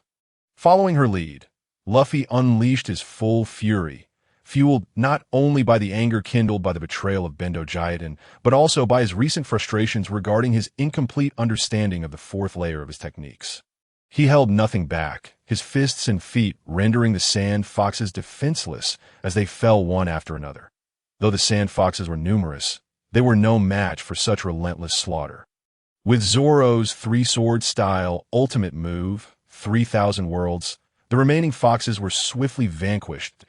In the aftermath, the one-spirited crew found themselves momentarily dazed, collapsing onto the ground. Perhaps it was the release of pent-up frustration that brought them a moment of relaxation, granting their weary bodies a brief respite. Time passed, and when Luffy finally managed to rise, he discovered that he and his companions were lying amongst a heap of sand fox corpses that a chill ran down his spine. If they continued in this state against someone like Bendo Jiaten, they might wield temporary strength, but their endurance would surely falter. Could it be, surely that old crone is behind this? Luffy pondered. Yet something felt amiss. What was her motive for putting them in such a predicament? The final few vials of potions we received were, alas, left unused.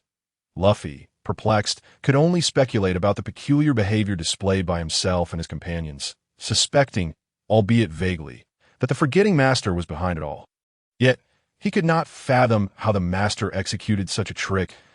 That moment, one by one, his comrades began to awaken, each coming to the realization that their earlier emotions had been entirely manipulated.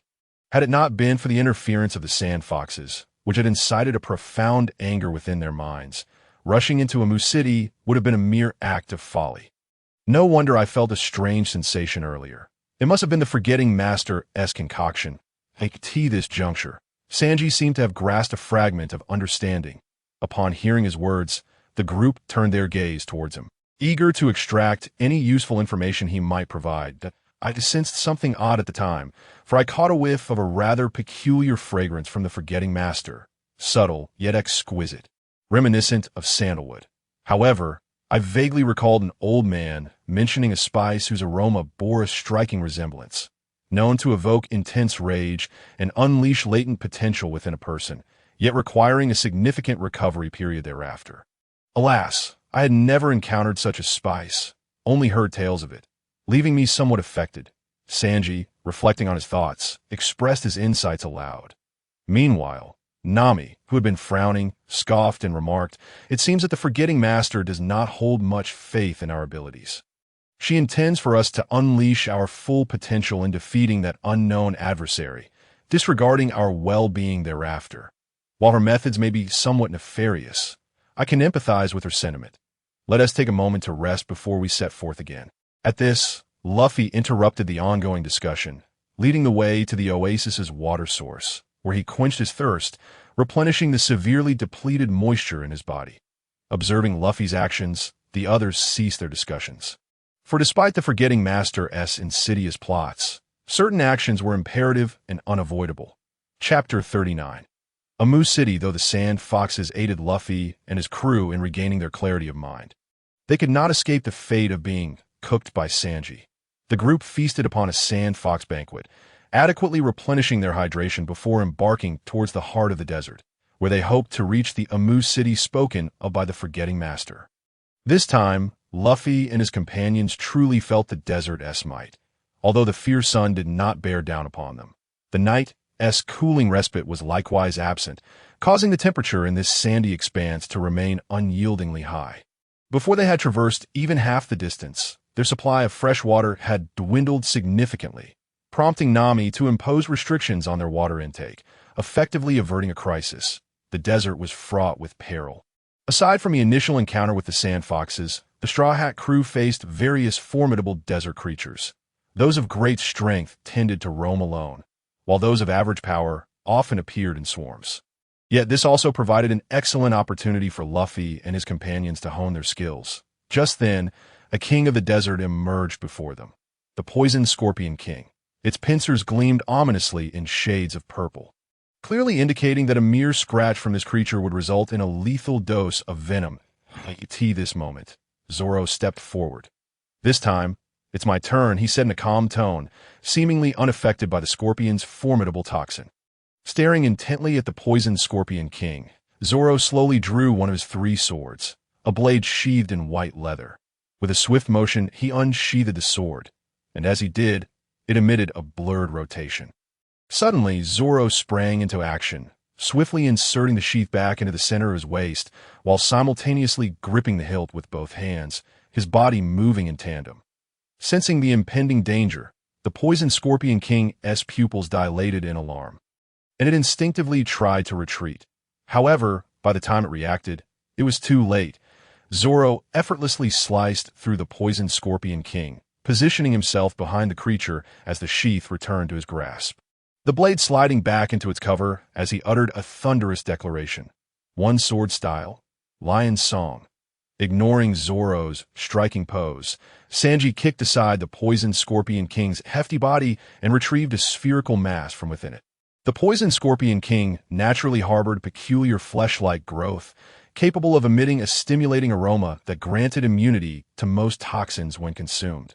"Let us feast on this scorpion meat today," Sanji proclaimed, pulling out his exquisite cooking utensils. With deft knife skills, he swiftly transformed the once spherical mass into a lavish platter of meat slices, each uniform in thickness and size, seamlessly separated from one another.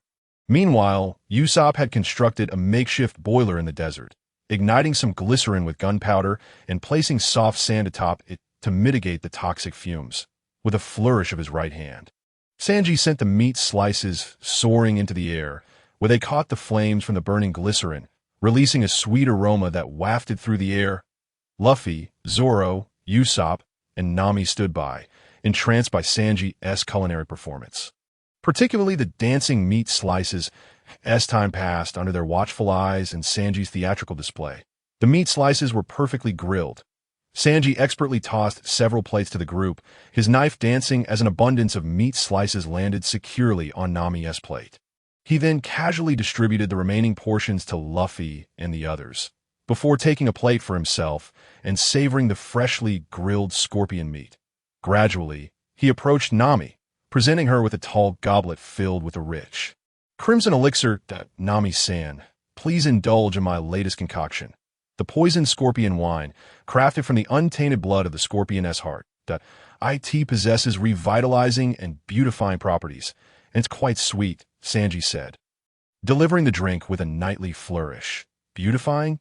Quite intriguing, Nami remarked, accepting the poisoned scorpion wine from Sanji. As she sipped, the delightful flavor enveloped her senses, eliciting a soft moan of satisfaction. However, in that moment of triumph, Sanji suddenly felt three fierce gazes fixated upon him. As he turned, a smirk crept across his face. Aren't you three going to eat? Do you think you could partake in this exquisite poison scorpion wine? Just as Sanji finished his taunt, the three individuals lunged at him, and despite his agile demeanor, he found himself overwhelmed. The brief skirmish concluded with several distinct footprints imprinted upon Sanji's handsome visage, marking the end of that playful interlude. After tidying up, the Straw Hat crew continued their journey. Though they encountered various minor mishaps along the way, they managed to navigate through them with ease. As they ventured deeper into the desert, they noted an unsettling darkness emanating from the creatures they faced, a darkness that grew increasingly palpable as they approached a looming city in the distance. Though the Forgetting Master had employed underhanded tactics against Luffy and his crew, the few vials of alchemical potions ultimately proved genuine. After all, the Forgetting Master's intention was to exhaust the vitality of the Straw Hats to unleash their latent potential, which would be crucial in confronting the treacherous Bando Jerton within Amu City. Thus, in order to minimize disturbances from minor threats, the Forgetting Master was unlikely to resort to counterfeit products, with precisely 5 vials of alchemical potions at their disposal. Each member applied one to their skin before confidently advancing toward Amu City, their destination being the site of the seal within the city, where they would confront the greatest traitor of Shimi village, Bando Jerton. Chapter 40. Preparation. Having applied the alchemical potions acquired from the Forgetting Master, the Straw Hat crew officially set forth toward Amu City. After traveling a short distance, they observed that the once hostile creatures, previously attacking them on sight, now ignored their presence entirely. The beasts sensed only the aura of kinship emanating from Luffy and his companions, for members of the same lineage would not engage in conflict. As they neared Amu City, the crew marveled at the grandeur of this once great technological stronghold. The city walls, though not towering, exuded an aura of invincibility, as if no army could ever topple them. Concealed within the walls, shadowy fortifications hinted at a formidable power, an energy that, once unleashed, would only bring about annihilation. The Straw Hats were taken aback as they observed the ominous structures atop the city walls. At present, Amu City bore no defenses. Its inhabitants were all devoted followers of the dark deity. In this sacred space, conflict was strictly prohibited. These soulless beings, stripped of independent thought, were bound to toil tirelessly for their deity, laboring to forge their will and strengthen their faith. Thus, even without guards to maintain order, Amu City remained a bastion of tranquility, though the pervasive aura of death lingered in the AI. As Luffy gazed upon the statue of freedom adorning the city gates, he was momentarily captivated. The statue depicted a small ensemble, a diverse group of individuals, young and old, male and female, each reflecting a shared yearning for freedom and dreams, an embodiment of their true beliefs. In stark contrast, Luffy observed the hollow expressions of those passing by, their vacant eyes fixated on mundane tasks, and he felt a wave of frustration swell within him. However, Luffy refrained from allowing anger to dictate his emotions this time. Instead, he sought to quell the impulse within him. They had arrived at this juncture, and impulsiveness would resolve nothing. It was essential to remain composed, defeat the vile traitor, and restore faith to these lost souls, allowing them to reclaim their thoughts and identities. Casting a glance at his companions, who were likewise striving to quell their emotions, Luffy felt a surge of relief. He was grateful for the steadfast support of his comrades. No matter how arduous the path ahead might be, it was made bearable by the presence of his unyielding brothers. Sensing the fiery determination in Luffy's gaze, Nami and the others exchanged faint smiles before the Straw Hat crew officially entered Amu City. Though they had entered Amu City, their understanding of the location of the sealing site was limited to its being at the city's center. However, the means of entry remained unclear, leaving them in a state of uncertainty. The Forgetting Master had provided scant information regarding the sealing site, which posed little difficulty for Luffy and his crew. The true challenge lay in evading the puppet-like inhabitants. Once inside the city, the Straw Hats opted for a less traveled street, where they would need to alter their appearances, for their current attire was conspicuously strange. As they delved deeper into the city, they realized that those heavily influenced by the dark energy were far more formidable than the puppets lingering at the outskirts. Despite once being part of Uncle Osi's kin, they had no choice but to confront them. Selecting a discreet location, Luffy and his crew swiftly dispatched a few puppets, stripping them of their garments. As they did, a dark mist emanated from the fallen puppets, dissipating into the air, while the bodies of the former Shimi villagers regained their natural flesh tones, indicating their liberation from the demon's control. Did we save them or kill them? Usopp pondered, shrugging helplessly at the sight of the deceased villagers wearing serene smiles. Perhaps it's both, Luffy replied, glancing at the lifeless forms that still bore faint smiles. Let us hide them and move on. It's time to set forth. That moment, within a resplendent mansion at the heart of Amu City, a figure reclined upon a throne crafted from pure gold. Indulging in a life of opulence in this realm, apart from the sealed entity, no one dared to defy his will. Beyond periodically receiving commands from the consciousness contained within a crystal sphere, he was otherwise free to revel in his desires. In Amu City, he stood as the deity's envoy, unchallenged by any rival. Currently, Bando Jerton sat quietly upon his gilded chair, but this did not signify contentment. Had it not been for that insufferable figure warning him of a powerful force approaching, he would likely be enjoying the company of one of the charming maidens within the city, savoring their devoted service as if he were a deity, though Bando Jerton outwardly complied with the old man's directives. He felt no trepidation regarding the so-called formidable adversary. And one understood this place better than he did. The exit had been sealed by the demon's energy, rendering it impossible for anyone to enter or exit this isolated domain. Here, no one could rival Bando Jerton. Not even the Forgetting Master, who had previously wounded him due to his own unpreparedness. Ultimately, he had emerged victorious despite sustaining injuries. To challenge me, they seek their own demise. Though Bando Jerton was confident in his strength, he was not arrogant enough to wander aimlessly, wary of encountering a madman hurling strange potions his way. Within this grand hall remained his loyal subordinates, whose prowess far surpassed that of the ordinary minions. With them guarding his interests, Bando Jerton felt at ease. As he leaned back in his chair, seeking comfort, an unexpected turn of events transpired. Witnessing the unfolding scene, even Bando Jerton could not help but freeze, his eyes widening in disbelief. All the villagers bound by his will bore heavy marks upon their bodies, symbols of their unwavering devotion to the dark deity. Yet at that moment, several markings drifted forth from the great crystal sphere before Bando Jerton, seemingly effortlessly dissipating into the ether. Have they come? Bando Jerton clearly sensed the implications of this change, but after a brief moment of astonishment, he regained his composure, gently pressing a button beside his throne that a burly figure entered the chamber, halting 10 paces from Bando Jerton and kneeling in a standard display of fealty. Jaleh reporting, "Please issue your commands." "My lord," the man intoned with a resonant voice, his eyes flickering with a spark of intelligence, seemingly relishing the homage paid to him. Bando Jerton smiled faintly before responding, "There are intruders. Guard the lower levels and ensure that none escape. You know the consequences of failure." "Yes, I shall eliminate the intruders," the hulking man declared before retreating from the chamber. Yet Bando Jerton remained uneasy, pressing another button on his throne. From the shadows emerged another figure, draped in silver. Chapter 41. The stone fruit. Unbeknownst to Luffy and his companions, their incursion into Amu City had already come to Bando Jerton's attention. They continued to advance according to their plan. navigating through one peril after another, ultimately arriving at their intended destination, the site of the seal, located at the heart of Amu City. Originally, the sealing site had existed within a small area of Shimi village.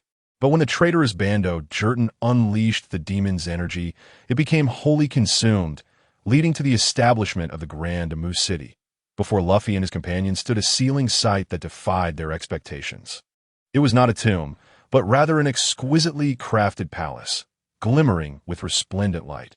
Upon closer inspection, they realized that the structure was adorned with an array of precious gemstones. With a grin, Luffy turned to Nami, who was already entranced by the glittering jewels. "Let us head inside," he suggested, charging toward the sealing site. Though they knew little about the inner workings of the site, retreat was not an option. They could not rely on information gleaned from those under control. Only by venturing forth could they uncover what awaited them in this uncharted territory. Guarding the sealing site was a small contingent of personnel. Yet these minor figures posed no challenge to Luffy and his crew. The three powerful warriors pressed forward without hesitation, and as they passed, the once mighty sentinels toppled like leaves, enveloped in a thin veil of dark mist. Luffy and his companions understood that this was a sign of the villagers breaking free from the demon's curse, perhaps the best outcome for them. Once again, Luffy caught a glimpse of a subtle smile gracing the lips of the deceased. Crossing the threshold into the Grand Hall, Luffy and his crew found themselves in an empty chamber. Just as they prepared to explore, the doors closed behind them. Suddenly, a vision materialized at the far end of the hall, a man with a sinister smile, his eyes glinting with malice. "Now that you have arrived, let us play a game," the man declared slowly. "A game? What game would you like to play?" It appears that Luffy does not fully comprehend the man's words. "A game of life and death, with 5 doors before us, each concealing one of my 4 subordinates. Each door leads to a distinct location, of course, only allowing entry to one individual at a time. If you've already defeated one, you may choose to enter a door where a battle is still ongoing, opting to assist another. This is not against the rules. However, should anyone dare to disrupt the game's regulations, I would advise against taking any measures that could jeopardize the balance of the game," the sinister man stated, seemingly indifferent to the situation. Wait a moment. Nami suddenly seemed to have an epiphany. Raising her head to gaze at the man with the cigar. "You claim to have 4 subordinates, yet there are 5 doors. What, then, lies beyond the last door?" "Ha ha ha ha." The man burst into laughter, as if Nami's inquiry had piqued his interest. He pointed to himself at the cigar, stating, "There's indeed a door that leads directly to me. So, what do you say? This door below connects to my domain. Come forth, and I shall treat you well." His tone dripping with lewdness, his expression matching the lasciviousness of his words. "Get lost, you shameless scoundrel." Sanji, known as the captain of Nami's guard, kicked out in response. "Ah, I see. Very well, let us proceed," Luffy declared, striding towards the central door. "Behind that door lies the most formidable presence in this place of seals, Bondo Jetton, also known as the cigar, and in Luffy's mind, the strongest adversary is one that he must face alone.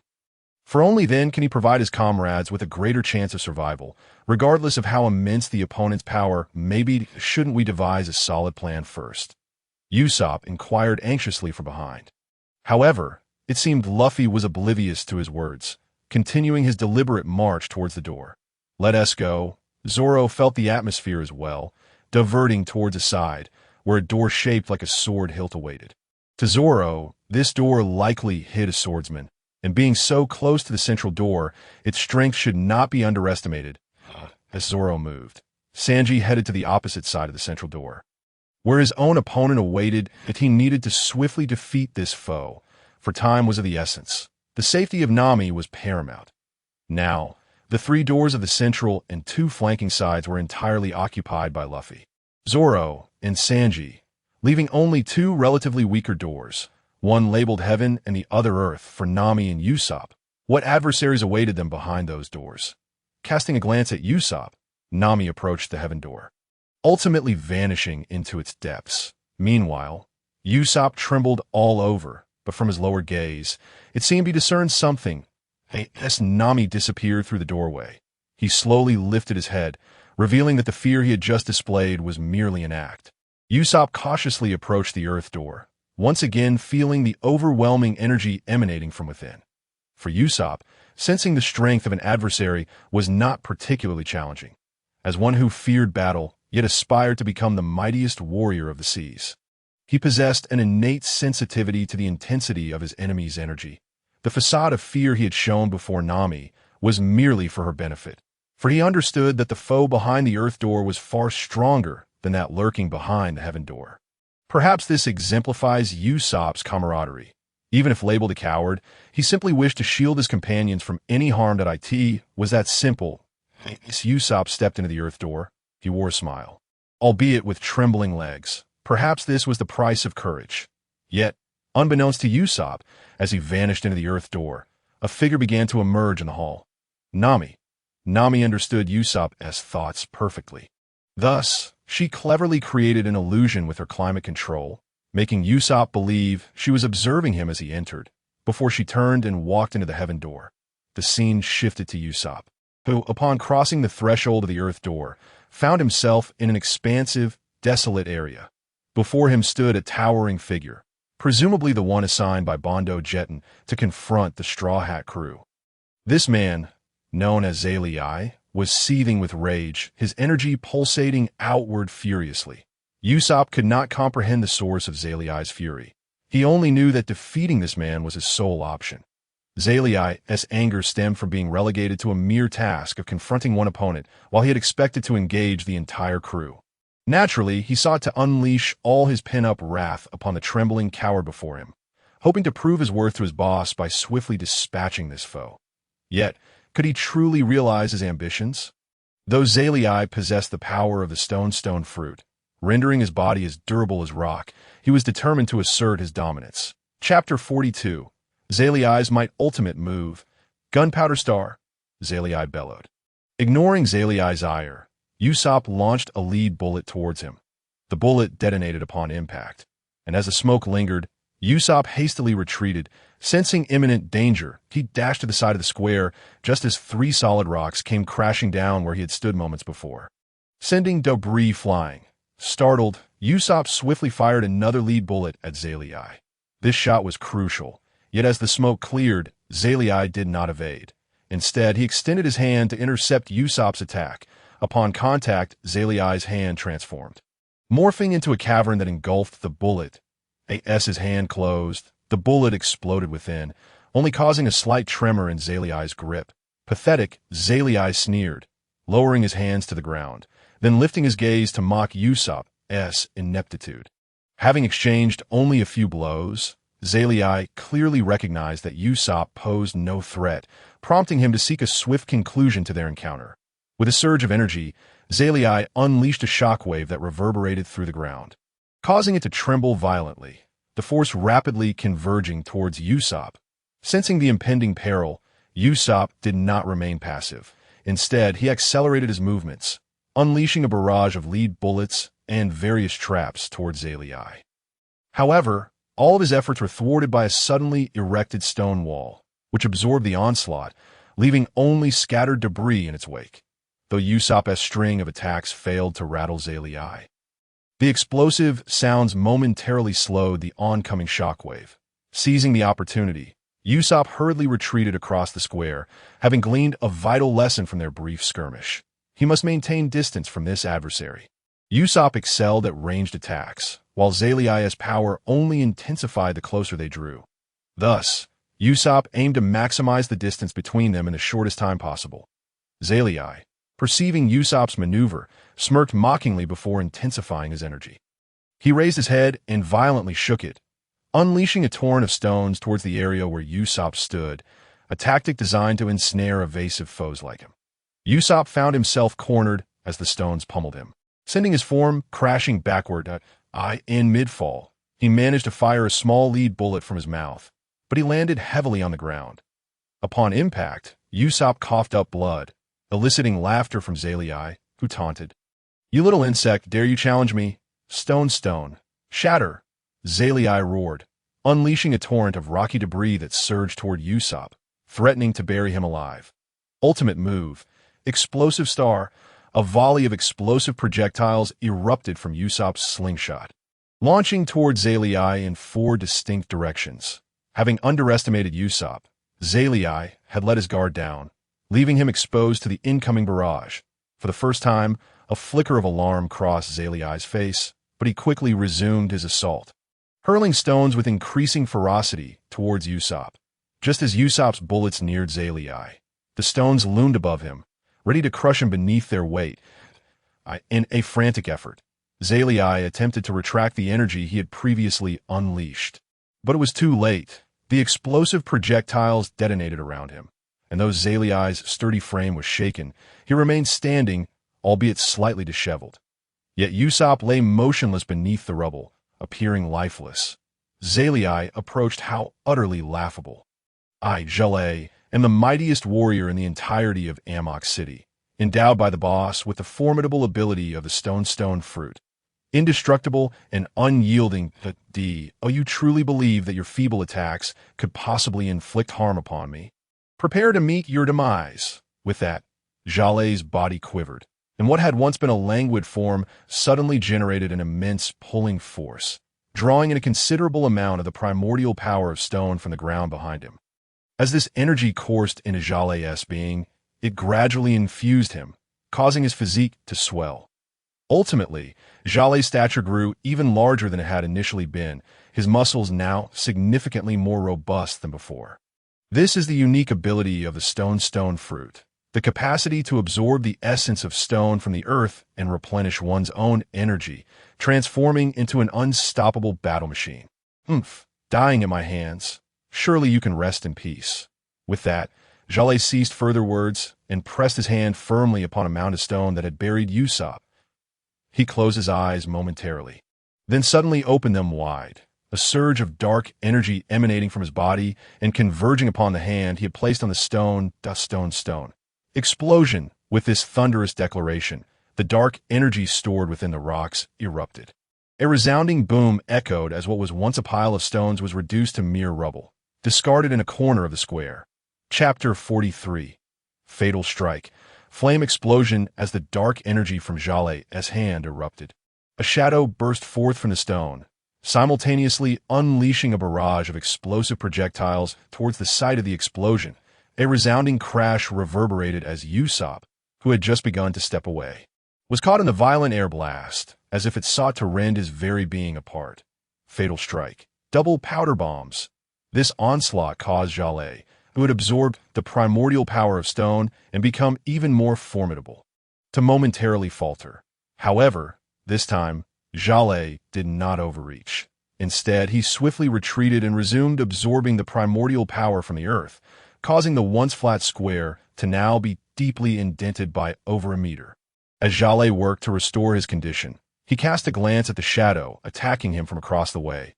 The foe who should have perished under his onslaught now stood before him, invigorated, albeit with traces of blood visible upon his form.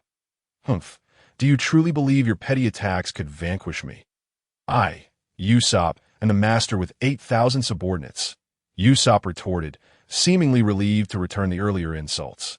Now, prepare to meet your end. With that, Usopp readied his weapon and initiated a frenzied assault, unleashing a relentless barrage of explosive projectiles aimed at Zalei, determined to obliterate him entirely. Even if Zalei possessed extraordinary defensive capabilities and rapid recovery, he would surely not survive such a barrage. Yet, Usopp underestimated Zalei. The warrior imbued with the powers of the stone fruit was not so easily defeated. As the smoke cleared, Zalei stood encased in a thick layer of stone, with all attacks having been successfully repelled. For Zalei, as long as his physical essence remained unharmed, no force could penetrate his defenses should he choose to fortify them. What manner of sorcery is this? No one should be able to survive my shattering explosions. I distinctly sense your life force waning, Zalei exclaimed, struggling to comprehend how Usopp had withstood his dual onslaughts. Perhaps this was simply the consequence of overconfidence in his own abilities. To hell with you! Usopp roared in fury, launching yet another offensive. This time, he switched the type of ammunition he employed, and his anger toward Zalei's earlier taunts only intensified. Did I refuse to die? My comrades await news of my victory. Fatal strike. Stink bomb barrage. A volley of foul-smelling projectiles surged toward Jale.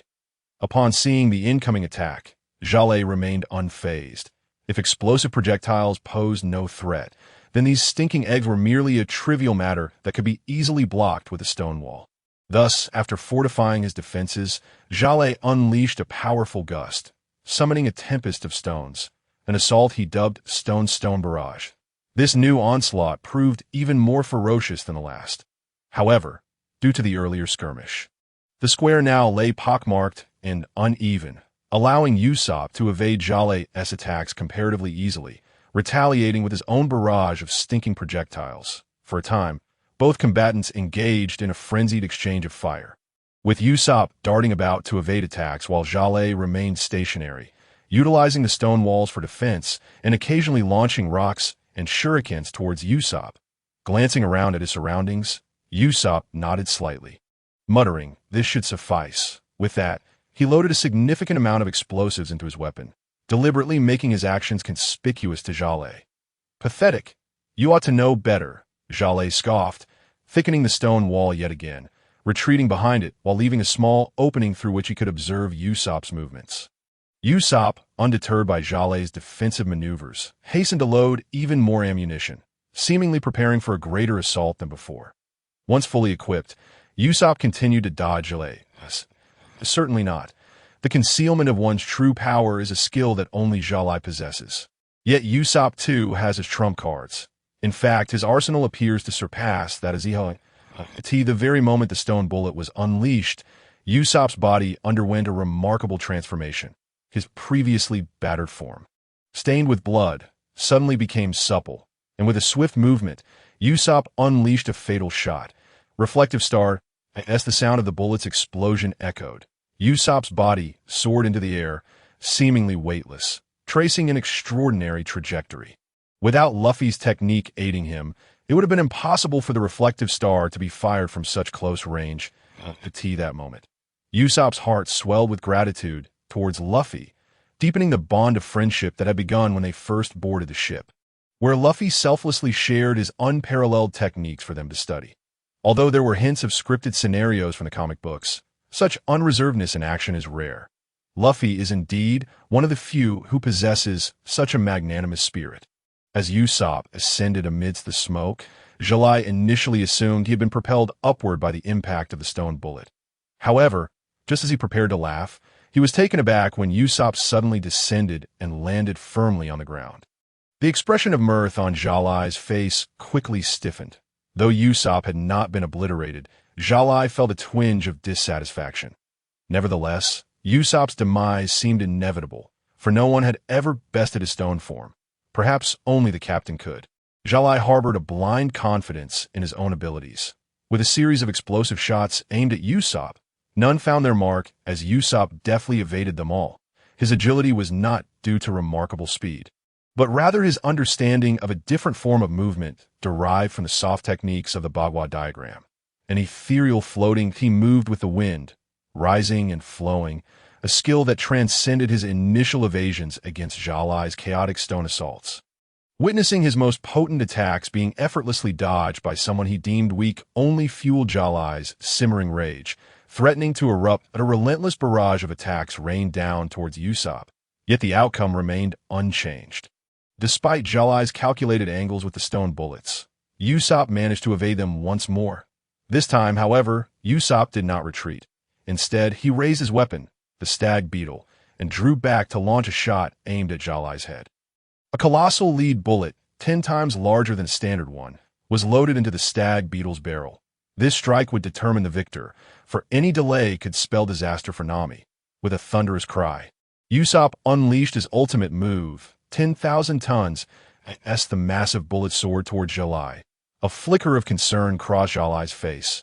He had experienced the bullet's devastating power before, and this one was magnified tenfold. Yet, what transpired next caused Jale's anticipation to plummet, for the bullet appeared to veer off course, ascending into the sky rather than charging towards him, as long as it did not strike him directly. No force could harm Jale's resilient-bodied "Ha! You are indeed a weakling," Jale mocked, gathering his strength to fortify his defenses above, while deriding Usopp. In response, a smile appeared at the corner of Usopp's mouth as he uttered a single word. Foolish. Jalai was momentarily taken aback, sensing an inscrutable depth in Usopp's demeanor. Ignoring Jalai's bewilderment as the colossal bullet reached its zenith above Jalai, Usopp bellowed, Buggy diagram technique. Descent. Suddenly, the bullet, which had been soaring steadily, seemed to be drawn down by an immense gravitational force, plummeting toward Jalai. A tremendous aura enveloped Jalai in that instant. With a resounding thud, the bullet crashed against Jalai's defenses, barely pausing before barreling into his body, breaching all protective barriers. Then, with a deafening explosion, the impact reverberated. The force of the detonation overwhelmed Jalai, threatening to reduce him to mere dust in the this how it ends. Jalai's mind echoed. But he countered, no, I am invincible. I am invincible. As Usopp's bullet detonated, two even more ferocious explosions followed, their shockwaves extending to engulf Usopp. Despite his ethereal movements, Usopp found them futile against the overwhelming force. No finesse could save him from the devastation wrought by Jalai's ultimate technique. Stone, self-detonation. Chapter 45. The final trump card with a thunderous roar, Jalai's form erupted in a shower of stone shards. The explosive force rapidly advancing towards Usopp, threatening to rend his fragile body to pieces. Witnessing this imminent catastrophe, Usopp's expression turned ashen. No defense could shield him from such a cataclysm, unless a flicker of trepidation coursed through Usopp as he recalled his insights gained merely from observing Luffy in battle, gleaning fragments of understanding. Yet to execute this technique himself posed a monumental challenge. Moreover, Usopp was reluctant to reveal his final trump card so hastily. He longed to rely on his intellect in combat. However, the dire situation compelled Usopp to reassess his predicament. To hide indefinitely would yield only one outcome: being caught in Jalai's self-detonation, incapacitated or worse. There was no time for hesitation. Usopp steeled himself, unleashing a wave of energy that radiated outward, meeting the oncoming violent gusts. The moment they intertwined, a profound connection ignited, and an intense gravitational pull emanated from Usopp, culminating at their point of convergence. Descend, technique, quake of heaven. Usopp's ultimate move, a synthesis of the Buggy diagram's techniques, emerged as his greatest trump card. Yet, it was evident from Usopp's demeanor that he struggled to command it fully. Although he managed to quell the chaotic energies unleashed by Jalai's explosion, he too suffered the backlash of his own technique. Usopp, unfamiliar with the intricacies of the descent technique and only having gleaned a fraction of its power from Luffy's demonstration, had never intended to employ this technique so soon, had it not been for the perilous circumstances threatening his life. He would have refrained from revealing the two formidable forces collided with tremendous impact. The one stable Earth zone trembled violently, and Usopp found himself unable to withstand the onslaught. Pain coursed through him, muscles spasming uncontrollably. For the first time, Usopp experienced the agony of reaching his limits. Yet he understood that even in suffering, he could not collapse. He sensed the imminent collapse of the space above him. If he remained, all his efforts would be rendered futile, and death would be inevitable. Thus, Usopp gritted his teeth, using his prized stag beetle as a makeshift crutch, moving haltingly toward the doorway. Step by step, he advanced, biting back anguish, though thoughts of survival barely crossed his mind. Instead, he felt a twinge of self-mockery that I said I would finish this quickly to assist Nami. Yet here I am, clearly unable to do so. I truly am hopeless. Usopp chuckled bitterly as the walls behind him began to crumble. However, the distance to the doorway remained considerable. By the time the debris reached him, he still would not have reached the exit.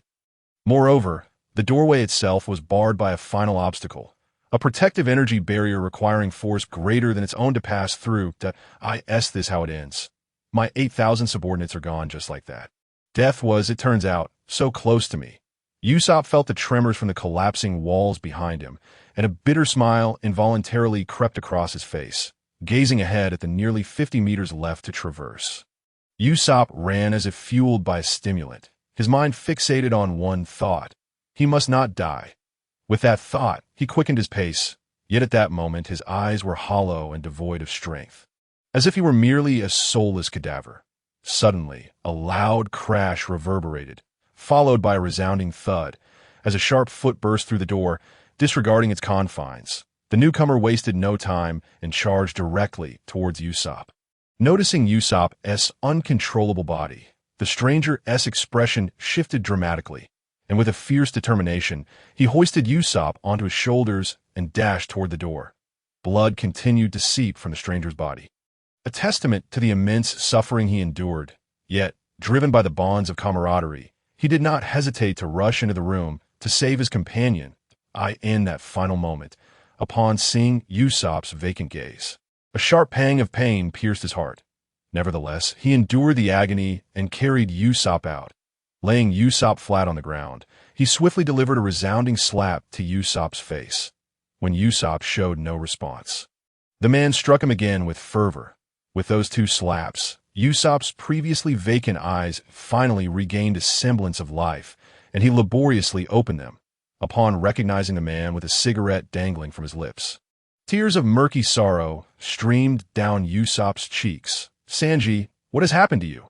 Usopp exclaimed, noticing the blood gushing from Sanji's body. Overwhelmed by a wave of emotional anguish, Usopp could no longer contain the bitterness in his heart. For the sake of their safety, these individuals had consistently placed themselves in perilous situations while still worrying about him. Even at the cost of their own lives, they sought to protect him and others. This is what brotherhood means, a bond unbroken through life and death. In an instant, a voice echoed deep within Usopp's heart, resonating with profound significance that you're seeking death. Why would you take that kind of drug? Sanji bellowed at Usopp, though his trembling body slowly began to regain composure. All right, you rest here for a moment. I still need to assist Nami, Sanji said, striding towards the door marked with a heavenly symbol. His bloodied body continuing to ooze crimson life. From the bloodstains on Sanji's frame, it was evident that he had just endured a fierce battle. Usopp remained silent, refraining from obstructing Sanji's actions. Although Sanji desperately needed bandaging and treatment, Usopp understood that if the roles were reversed, if he were standing and Sanji lying down, he too would not hesitate to stride towards the door. Compelled solely by the duty of a comrade. Chapter 46. Chopper, when will you join us? As Sanji trudged toward the heavenly door, he concentrated power into his legs. If Nami was still contending with an enemy within that room, and if she hadn't subdued them, the protective force at the door would be interconnected with the person inside. This understanding stemmed from the experience gained when Sanji had rescued Usopp. Initially, after finishing his fight, Sanji's first desire had been to save Nami, aligning with his chivalric spirit. However, he was unaware of which room Nami occupied, when suddenly a violent tremor erupted from the earthly door. Without a moment to ponder, Sanji dashed towards the door, only to discover the protective barrier was far too formidable. After several attempts to breach it, Sanji resolved to unleash a powerful strike to open the door, gradually gathering energy in his legs before launching a forceful kick. Yet upon contact, he realized the barrier's energy had weakened significantly, easily yielding under his assault, prompting him to temper his strength at the last moment. He needed to conserve energy for the battles that lay ahead, and then caught sight of Usopp's dismal state. Sanji understood that the protective energy of the door was determined by the enemy's own vitality. Time was of the essence. The longer Nami had to wait, the greater her peril. Thus, Sanji aimed to force the door open, enter, and assist Nami in vanquishing her foe, knowing his remaining stamina was scant and that he had to act swiftly. After taking a few steps back with 6 or 7 meters left to the heavenly door, Sanji leaped into the air, retracting his right leg and extending his left, ensuring not to impede the energy generated by his leap. As he neared the door, he suddenly pulled his upper body back, rolling in a graceful arc, while his right foot rapidly propelled toward the door. With a thunderous boom, the moment Sanji's foot met the guardian force of the door, a violent sound erupted, and the energy barrier shattered into fragments under the strain. Sanji fell heavily to the ground, his injuries exacerbated. Yet he had no time to rest or tend to his wounds, for someone awaited his rescue behind the door. With great effort, Sanji pushed himself up, swaying unsteadily, preparing to move forward when a breathtaking figure appeared beside him. Although the newcomer bore some wounds, they were not severe. Sanji smiled, but his body could no longer withstand the strain and collapsed to the side. Nami stepped forward, catching Sanji's falling form. Upon witnessing his battered body, tears welled up in her eyes. "Nami-san, I'm glad you're all right," Sanji murmured, and with that, he fainted in Nami's embrace. Though the position was intimate, Nami held him tenderly, lifting her gaze to Usopp, who lay in the distance that a pang of sorrow gripped her heart. And she fought back tears, knowing she couldn't afford to succumb to weakness at that moment. Nami slowly helped Sanji to the ground beside Usopp, for both needed healing, thorough healing, lest they suffer severe repercussions from their injuries. She carefully checked both their bodies, discovering that while Sanji bore several wounds, his most critical issue was exhaustion. He had severely depleted his energy reserves, yet this was manageable with rest and hydration. However, Usopp's condition drew a frown from Nami. His injuries were grave. Turning to glance at the earthly door, she noted it had completely collapsed, revealing a floor within that was utterly devastated. One could only imagine the formidable enemy Usopp had faced and ultimately defeated. Nami reflected on her own adversary and realized the stark disparity between their situations. Had Usopp not deliberately directed her to the heavenly room, her survival would have been in question. If Usopp had confronted the foe within the heavenly chamber, he would have triumphed far more swiftly than she had that moment. Usopp, previously in a daze, regained consciousness, stirred by Nami's accidental tears. He opened his eyes, and upon seeing her weeping, a gentle smile formed on his lips as he said, "Nami, it's all right." His voice was faint but resolute, and with that, a weight lifted from his heart, leading him to succumb to unconsciousness. Yet Usopp bore no signs of distress. Instead, a look of contentment graced his features, as if he reveled in this moment of oblivion and no more tears. "We must treat them immediately," Nami's inner voice urged, jolting her back to resolve. She shook off the weariness and retrieved some ointment from her bag. Applying it to both Usopp and Sanji, the ointment worked wonders. As soon as it was applied, the bleeding ceased visibly, and the wounds began to close. Even the bruises gradually faded. After providing Sanji with some fresh water, Nami slowly unbuttoned Usopp's shirt to assess the most serious injury. Upon unveiling Usopp's chest, she gasped. A sizable, swollen bruise marred his torso, revealing a horrific wound that seemed to have been torn apart. Resembling flesh ground by a meat grinder, yet miraculously, it had not been reduced to mere fragments. Witnessing such a grievous injury, even Nami, who had steeled herself, felt a tremor pass through her, and tears began to fall unbidden. As her tears landed on Usopp's wound, he flinched, as if in pain, prompting Nami to recoil, hastily wiping away her tears. Drawing another small vial of medicine from her bag, she opened it, releasing a fragrant aroma. Yet there was no time to savor it. She poured the liquid onto Usopp's injury, watching it absorb into his skin instead of dripping to the ground. The medicinal liquid seeped into Usopp's grievous wound. The wrinkled flesh gradually smoothed under a gentle force. Nami extended her hand, gently massaging the area, knowing that while it would cause Usopp immense pain, it would expedite the healing process. This small vial of restorative medicine had been acquired when Nami had pilfered a pirate ship.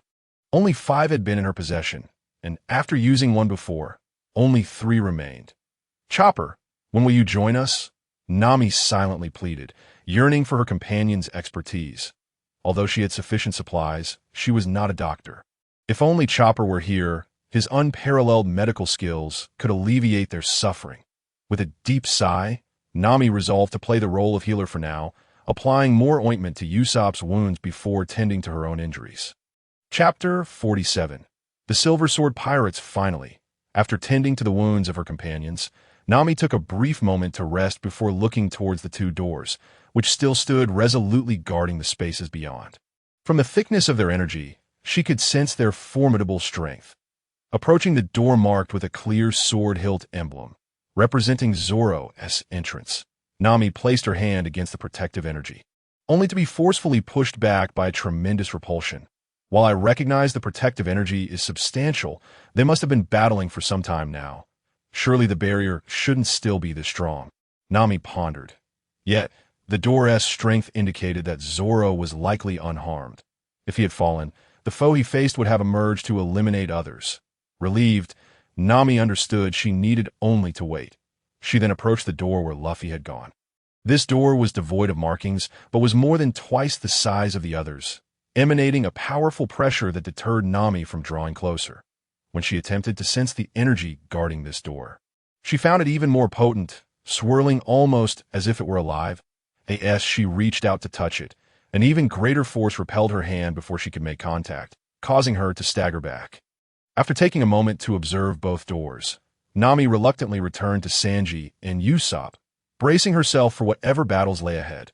Meanwhile, within the room marked by the sword hilt, Zoro frowned deeply. Despite having eliminated several minions, the main adversary had yet to reveal themselves since he entered this room filled with chambers. Frustrated, Zoro kicked open another door, only to find it empty, pushing his patience to its limits at that moment.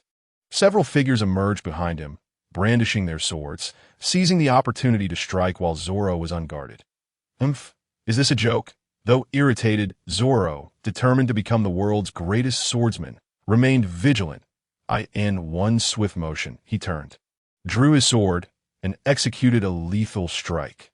The minions fell one by one, and as Zoro glanced at the silver sword insignia adorning their clothing, he plucked one from their garments, placing it into a pouch at his waist. With a satisfying clink, Zoro sheathed his sword and continued his search, dispatching any minions that dared to approach him. After a while, Zoro had amassed quite a collection of insignias, yet the pouch he had fashioned for them was nearing capacity, prompting him to reconsider his next steps. Enough collecting. This should suffice to teach that fool swordsman a lesson. Swords are not mere trophies. They are instruments of severance, Zoro resolved, feeling a twinge of pride in his cleverness. Yet, as he continued through the labyrinthine chambers, he grew weary of searching without a hint of where to find his comrades. Frustrated, Zoro struck the wall with a powerful fist, and to his surprise, it crumbled easily, revealing a significant gap. Suddenly, an idea sparked in his mind, and with renewed vigor, he dashed towards another wall, only to find it equally fragile. Confirming his suspicions, Zoro swiftly removed the headband wrapped around his arm and secured it atop his head. Concealing his green hair, drawing his 3 deadly blades, he bit down on the middle sword while gripping the others firmly, transforming into a fearsome figure reminiscent of a demon from the depths of hell, radiating an intense aura of menace. Yet, this aura dissipated as quickly as it appeared. With weapons firmly in hand, Zoro unleashed a flurry of strikes, creating a whirlwind of energy that merged with his blades. Forming a powerful synergy, in an instant, he executed a devastating attack, unleashing a powerful wind that swept across the room, toppling structures and sending debris flying. The once stable buildings could not withstand the force, collapsing like dominoes, leaving only a handful standing. Zoro felt a swell of pride in his cunning, continuing his destruction without restraint. He targeted the next room, unleashing another powerful blow that reduced it to ruins. Clearing his path as he progressed, Zoro approached a row of 8 houses, pondering whether they contained the same weaklings he had previously dispatched. This time, he remained vigilant, bending slightly at the knees as he prepared to strike. With a swift motion, he combined his blades and surged forward, and one emerged from the houses to challenge him. They crumbled under his assault, revealing their emptiness. Zoro surveyed the wreckage, dismissing any lingering hesitation as he pressed onward. Die! He roared, and with another powerful strike, a figure emerged from the debris, clad in tattered black rags, obscuring their features. Though quick to react, the shadowy figure fell prey to Zoro's prepared strike, blood spilling forth. Not bad. You might just be worthy of being the 8th officer of the Silver Sword Pirates, Zoro remarked, preparing to deliver a dramatic retort when a sharp pain shot through him from the wound in his side. Realizing the gravity of his situation, the figure, now identified as Black Hawk, quickly formulated an escape plan, dashing towards another room. Black Hawk knew that in the Silver Sword Pirates, there was no such thing as assistance. The strongest led, and he was the lowest-ranked officer. The rooms he fled to were occupied by superior officers who would show him no mercy in the hierarchy of the Silver Sword Pirates.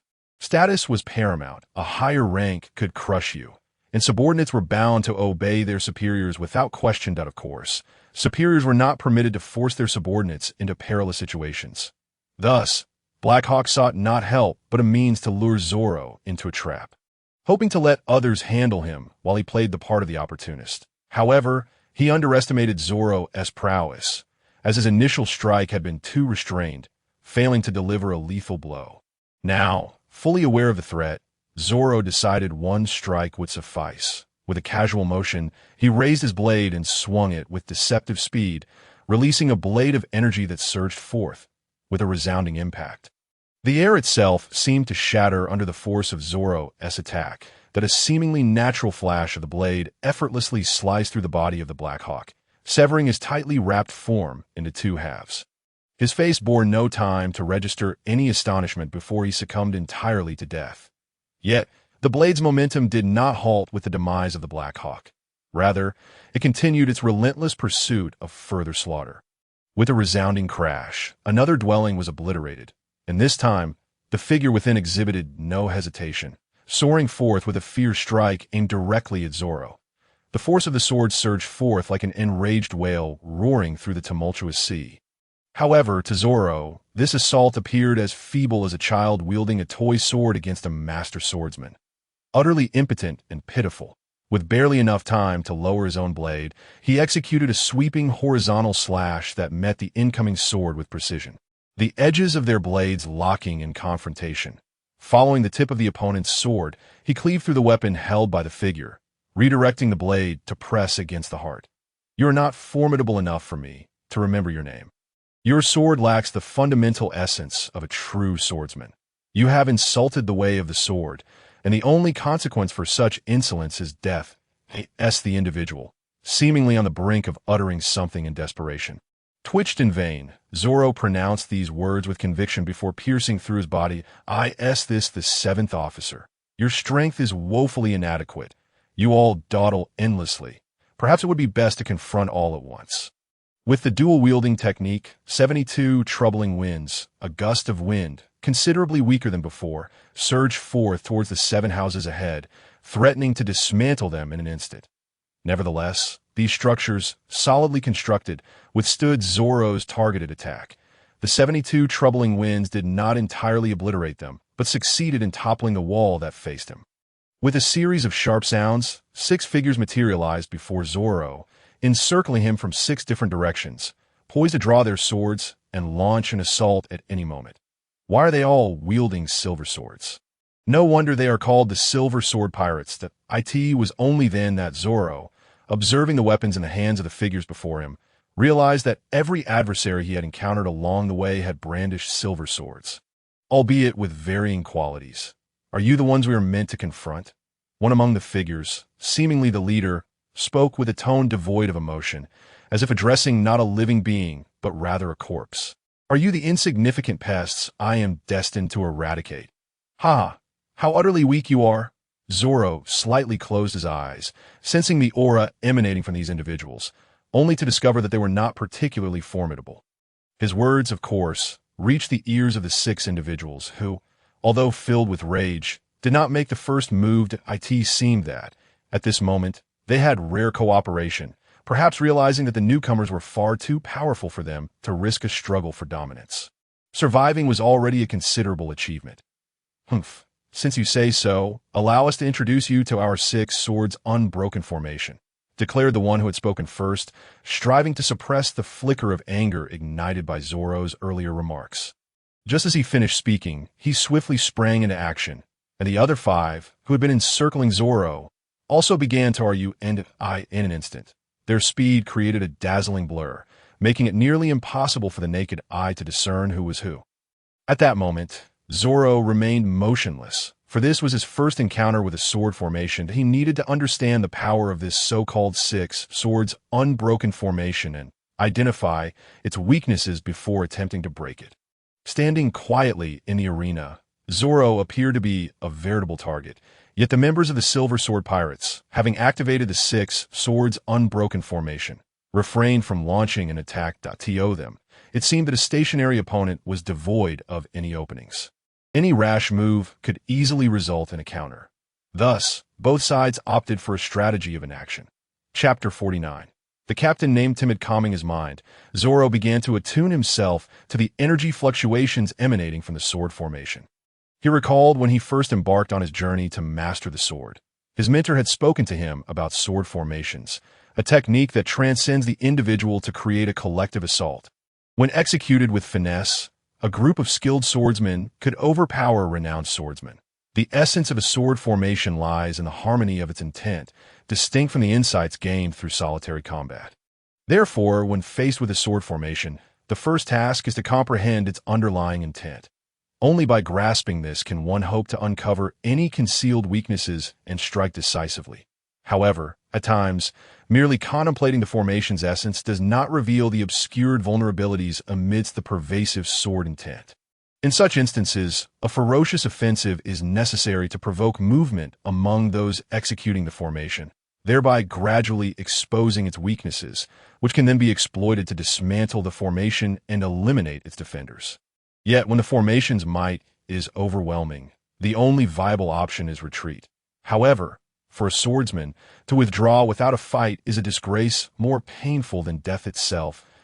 In this moment, Zoro focused on grasping the essence of the formation, seeking its vulnerabilities to then unleash a thunderous strike to shatter it. But as Zoro concentrated on perceiving the changes around him, he found himself unable to detect the formation's weaknesses. This was his first encounter with a sword formation, and he had no experience regarding its true nature.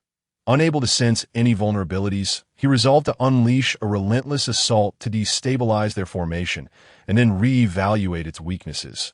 With this determination, Zoro tightened his grip on his sword, slowly drawing the third blade from his waist, clenching it tightly between his teeth. What followed was a tempestuous barrage of attacks. In that instant, Zoro's gaze transformed, embodying the essence of a war god.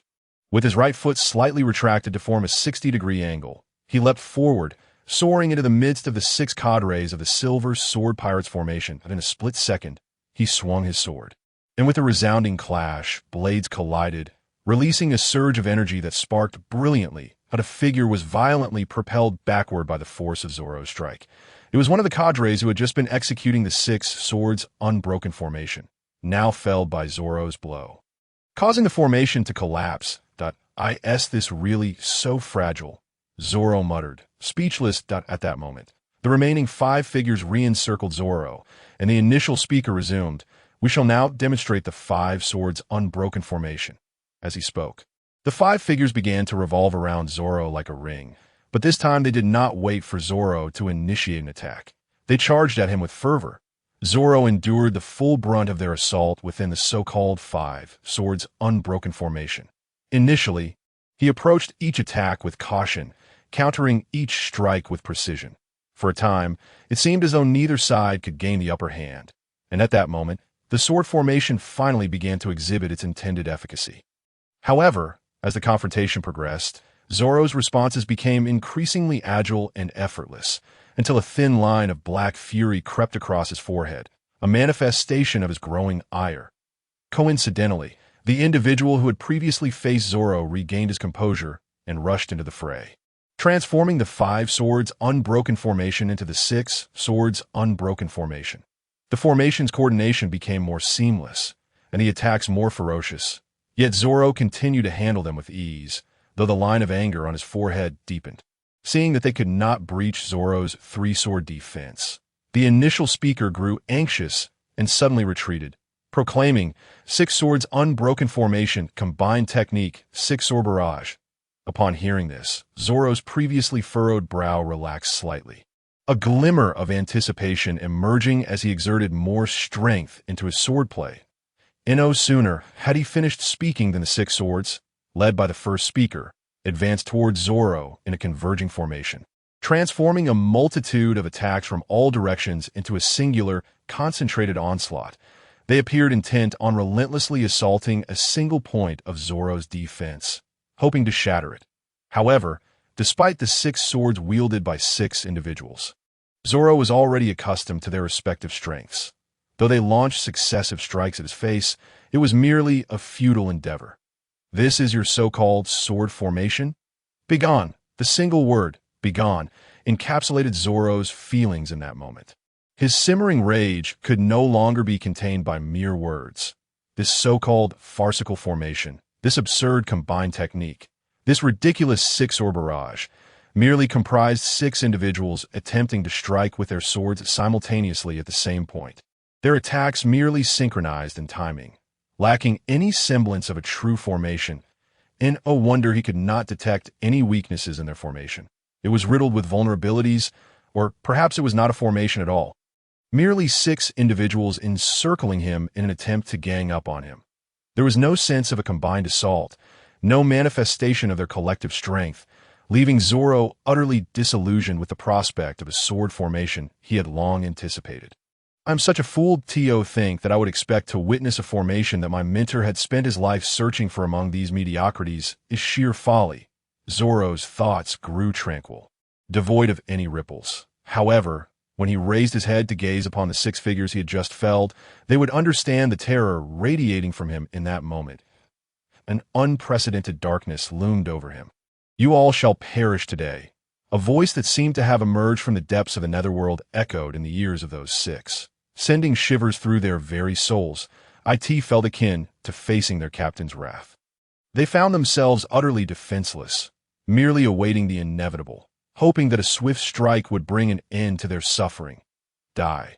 Without any flamboyant maneuvers, as Zoro uttered those 2 words, his body transformed into a shadow, vanishing into the void. When he reappeared, the ground bore witness to several incomplete corpses. Yet, one individual remained, though the sheer terror etched on his face revealed his psychological state. Are you not going to kill me? It seemed that the prospect of Zoro sparing his life left this individual in a state of bewilderment, seeking confirmation that, I still have a few questions for you. Zoro's demeanor shifted back to his usual brightness as he slowly sheathed his 3 swords and inquired. Is this all the insignificant figures you dispatched to this room? No. The trembling figure of the Silver Sword Pirate's guardian stammered, as if fearing that a single misstep in his words might result in his neck being severed by Zoro's razor-sharp blade. Who else? Where are they? Tell me, Zoro replied with a calm demeanor, his voice carrying an ominous weight. This person's life or death is no longer of consequence. You are aware of the repercussions should you choose to deceive me. With a sudden, piercing gaze directed at the shadowy figure, it seemed as though Zoro could see straight through him. Yes, there is another person. Our captain. His name is Weisu. The figure quivered as he spoke. Chapter 50. The Heartless Blade Techniques. And what else? Zoro gazed solemnly at the quivering figure before him, utterly perplexed as to why such a feeble individual had just regarded him with an expression akin to that of a corpse. Could he not perceive that his opponent's strength far surpassed his own? Moreover, he was the first officer of the Silver Sword Pirates. This revelation diminished Zoro's expectation for the captain of the Silver Sword Pirates considerably. Tell me where he is, Zoro stated flatly, devoid of any emotional inflection, as he instinctively thrust his sword deeper into the flesh of the first officer. A sharp pain shot through the officer's chest, eliciting a pained groan from the once boastful man. Just as the first officer was about to speak, a shadow descended from the sky at an astonishing speed, so swift that even Zoro could not discern its form. He instinctively recoiled to evade the impending impact. The figure landed heavily upon the first officer, instantly transforming him into a mere puddle of flesh. Gradually raising his head, he addressed Zoro. Greetings. I am Fright, the captain of the Silver Sword Pirates. From this man, Zoro sensed an unusual aura. Before him stood an ordinary individual, devoid of any discernible energy fluctuations. He appeared to be nothing more than an average person. However, Zoro would not be so naive. For the energy pressure exerted during the man's descent had instilled a sense of threat within him. Taking a moment to scrutinize the captain, Zoro noted his approximate height of around 6 feet. Clad in gleaming silver armor, wielding a hefty silver sword measuring 1.5 meters in length, the light reflecting off the blade revealed its formidable nature. With these observations, Zoro began to form a clearer understanding of the man known as Fright. Although the captain exuded a grandiose presence, Zoro felt no sense of oppression. Instead, within him burned the heart of a warrior, a desire to confront the strong, especially those who, like him, wielded swords, with a nonchalant flick. Zoro unfastened the pouch at his waist and tossed it toward Fright. "These people are unworthy of wielding swords," he declared casually, clearly establishing his stance. Today, he had come not to boast, but to cleanse the arena. Fright's laughter was slow, as if he savored the amusement of the moment. "Indeed, they are unworthy. They are but dogs," he chuckled, seemingly mocking Zoro. To Fright's words conveyed a sense of ruthless finality. A swordsman must first cultivate a heart devoid of sentiment. Only through such detachment can one grasp the true essence of swordsmanship and reach its zenith. However, Zoro was not one to be devoid of emotion, for he practiced the essence of the sword, not merely its techniques. The two stood apart, poised to unleash their most ferocious strikes upon one another, reminiscent of ancient deities locked in combat. True masters require no extraneous gestures. Victory and defeat hinge upon a single strike. "As a swordsman, it seems I must toil diligently," echoed in Zoro's mind the words of his teacher from his early days of training. He understood that finding a moment of relaxation within his opponent's mindset to strike with the ferocity of a descending tiger was a near impossibility. Thus, Zoro resolved to act without further deliberation. "That three-sword-style swordsman, Roronoa Zoro," he proclaimed, his voice resonating with strength. This was the most fundamental courtesy prior to a duel between swordsmen of comparable or superior skill. Three swords, three individuals, three forces, three intentions. In an instant, Zoro divided his power into three, then unified them into a singular, ferocious claw, reaching out towards his prey like a demonic hand. Three-sword style, ultimate technique, eagle strike, with an overwhelming aura. Zoro's sword surged forth to strike Fright, seemingly aiming for a swift victory. The heavy sword, as Fright spoke, began to rise slowly, then swung down with the weight of a mountain towards Zoro's sword intent. The sword's momentum shifted from heavy to erratic, ultimately culminating in a barrage of strikes that collided violently with Zoro's unified three swords. The clash resonated with a cacophony of sound, as within a mere exchange. The two had already engaged in thousands of strikes. This was a true contest of swordsmen, where their confrontation demanded a thunderous force to quell the chaos of the world.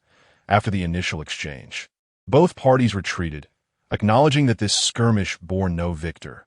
It was merely a test of strength. With the testing concluded, what lay ahead was the true battle. Zoro donned his previously removed headgear, fully immersing himself in the essence of the sword. For this was the only way to contend with the formidable opponent before him. Aside from Mihawk, the strongest swordsman he had faced thus far. In the presence of Mihawk, Zoro had felt his fighting spirit, yet lacked the means to retaliate. However, against Fright, Zoro possessed not only the heart of a warrior, but also the art of combat. To vanquish such an adversary would pave the way for Zoro's ascension in the realm of sword mastery. Conversely, should he falter in this battle, only one outcome awaited him: death. Zoro would not permit himself to taste defeat again. That singular experience had etched a profound mark upon his heart. Fright, having taken a step back, now regarded Zoro with newfound seriousness. Although he believed he had gauged Zoro's capabilities through earlier observations, the recent exchange had shattered that illusion that in duels between masters, a single strike often reveals the depths of one's skill. A single slash against three swords merging into one. The energy fluctuations were remarkably similar. This was not merely a reflection of one's strength. It highlighted the opponent's mastery of control, indicating that Zoro's prowess exceeded his own. Zoro pondered this deeply. This battle would indeed be arduous. Standing casually to the side, Zoro's hawk-like gaze fixated coldly on Fright's imposing figure. "Your strength is formidable, but today, you must perish." His words sliced through the air, sharp as a knife aimed at Fright's eardrums. "Humph, mere trifles," Fright scoffed, the weight of Zoro's voice seemingly softening. Although Zoro knew this auditory tactic would not pose a significant challenge for Fright, he could not help but attempt it. After all, before him stood a swordsman of extraordinary prowess, whose techniques had begun to embody the essence of ruthless detachment. Should Fright fully comprehend the depth of this detachment, Zoro would find himself without the means to fight back. for he would stand before a swordsman on par with Mihawk. With these considerations in mind, Zoro ceased his musings. Despite the formidable opponent before him, there remained but one path: to fight, to battle. To confront deity or abstain from combat would lead to defeat, to demise. Point three swords, three path. As Zoro shifted his stance, his blades took on an ethereal quality, poised to slice through the void at any moment.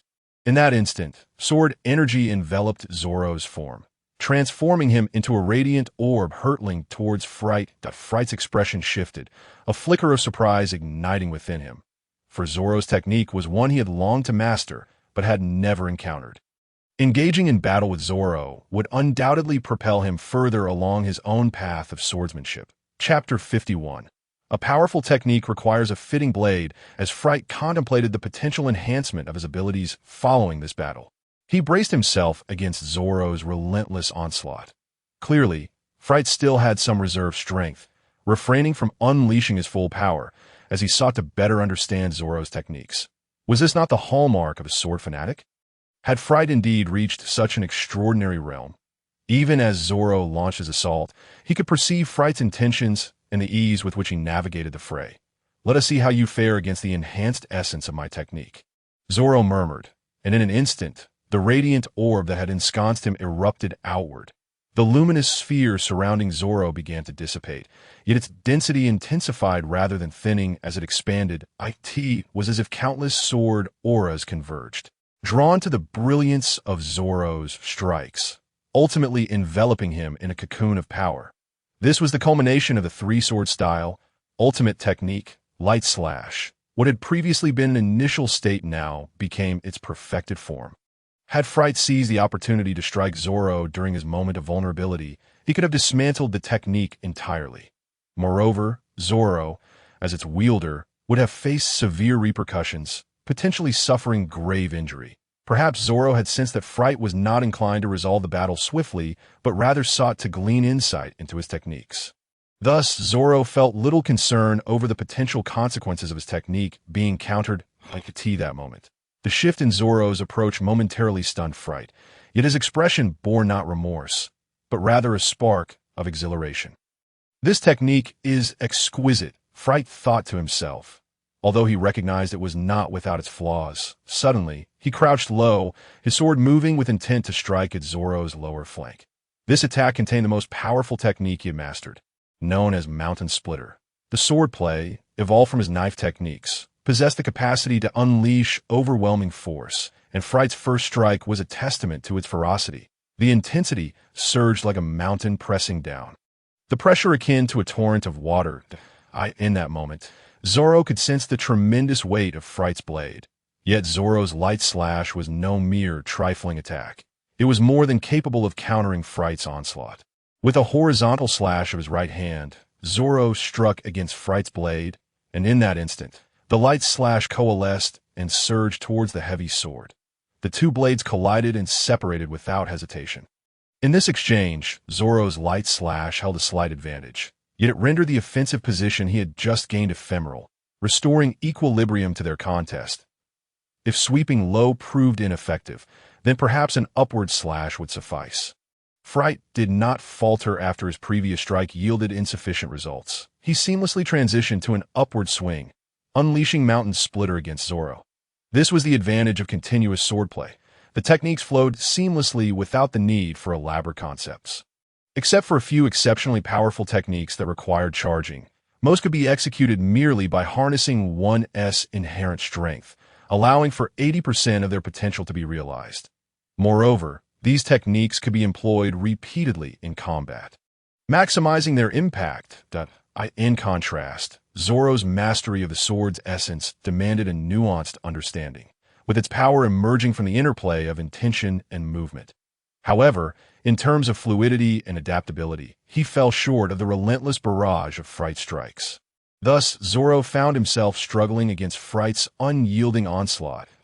As he became familiar with Fright's Mountain Splitter, Zoro's defenses began to improve, allowing him to counter a few strikes. However, this resilience seldom lasted more than 2 breaths. For Fright was quick to change tactics. With an even more formidable force than Mountain Splitter rushing toward Zoro, Fright called out the name of his next technique. Formless, this technique unfolded. The once clear sword shadows in Zoro's vision began to blur, and Fright's speed escalated rapidly. Unacceptable, Zoro realized that if he continued to rely solely on his swordplay, he would inevitably be overwhelmed. With a sudden burst of energy, Zoro launched a fierce strike towards Fright. 3 swords, 3 directions, 3 intensities. This was his 3 cuts technique. Simple yet effective, the 3 forces collided with the indistinct sword shadows, producing a cacophonous explosion, riding the wave of impact. Zoro retreated a significant distance, his body shifting as he assumed a low stance, resembling a tiger poised to pounce. With a ferocious charge, he surged forward, propelled by the essence of the sword, manifesting as tigers hunt. What should have been a direct thrust into Fright's abdomen yielded no substantial effect. It merely produced a hissing sound as his sword grazed against Fright's heavy blade. Nevertheless, Zoro had achieved his objective. He had created distance between them. In that instant, the 3 swords extended outward, their blades harmonizing into a singular force. With intention guiding his movements, Zoro's 3 swords began to whirl, akin to an ancient fan, as he positioned himself at the center of this maelstrom. The surrounding space blurred, transforming into myriad worlds filled with indistinct shadows and glimmering sword intent. 3 sword style, ultimate technique. 3,000 worlds. Zoro propelled himself towards Fright. This technique was potent enough to change the tide of battle. Fright, sensing impending danger, raised his heavy sword high, cleaving downward with the blade aimed at Zoro. In that moment, 2 opposing sword energies collided, converging upon a singular point. The resulting explosion would be enough to obliterate any solid rock. Fright unleashed the 4th form of his swordplay. Heavenly thunder descends as Zoro's 3,000 worlds clashed with Fright's heavy sword. The essence of their techniques reached its zenith, culminating in a thunderous crash. Both combatants were sent staggering back, Zoro retreating 3 steps as he struggled to regain his footing, while Fright experienced a seismic shift within himself.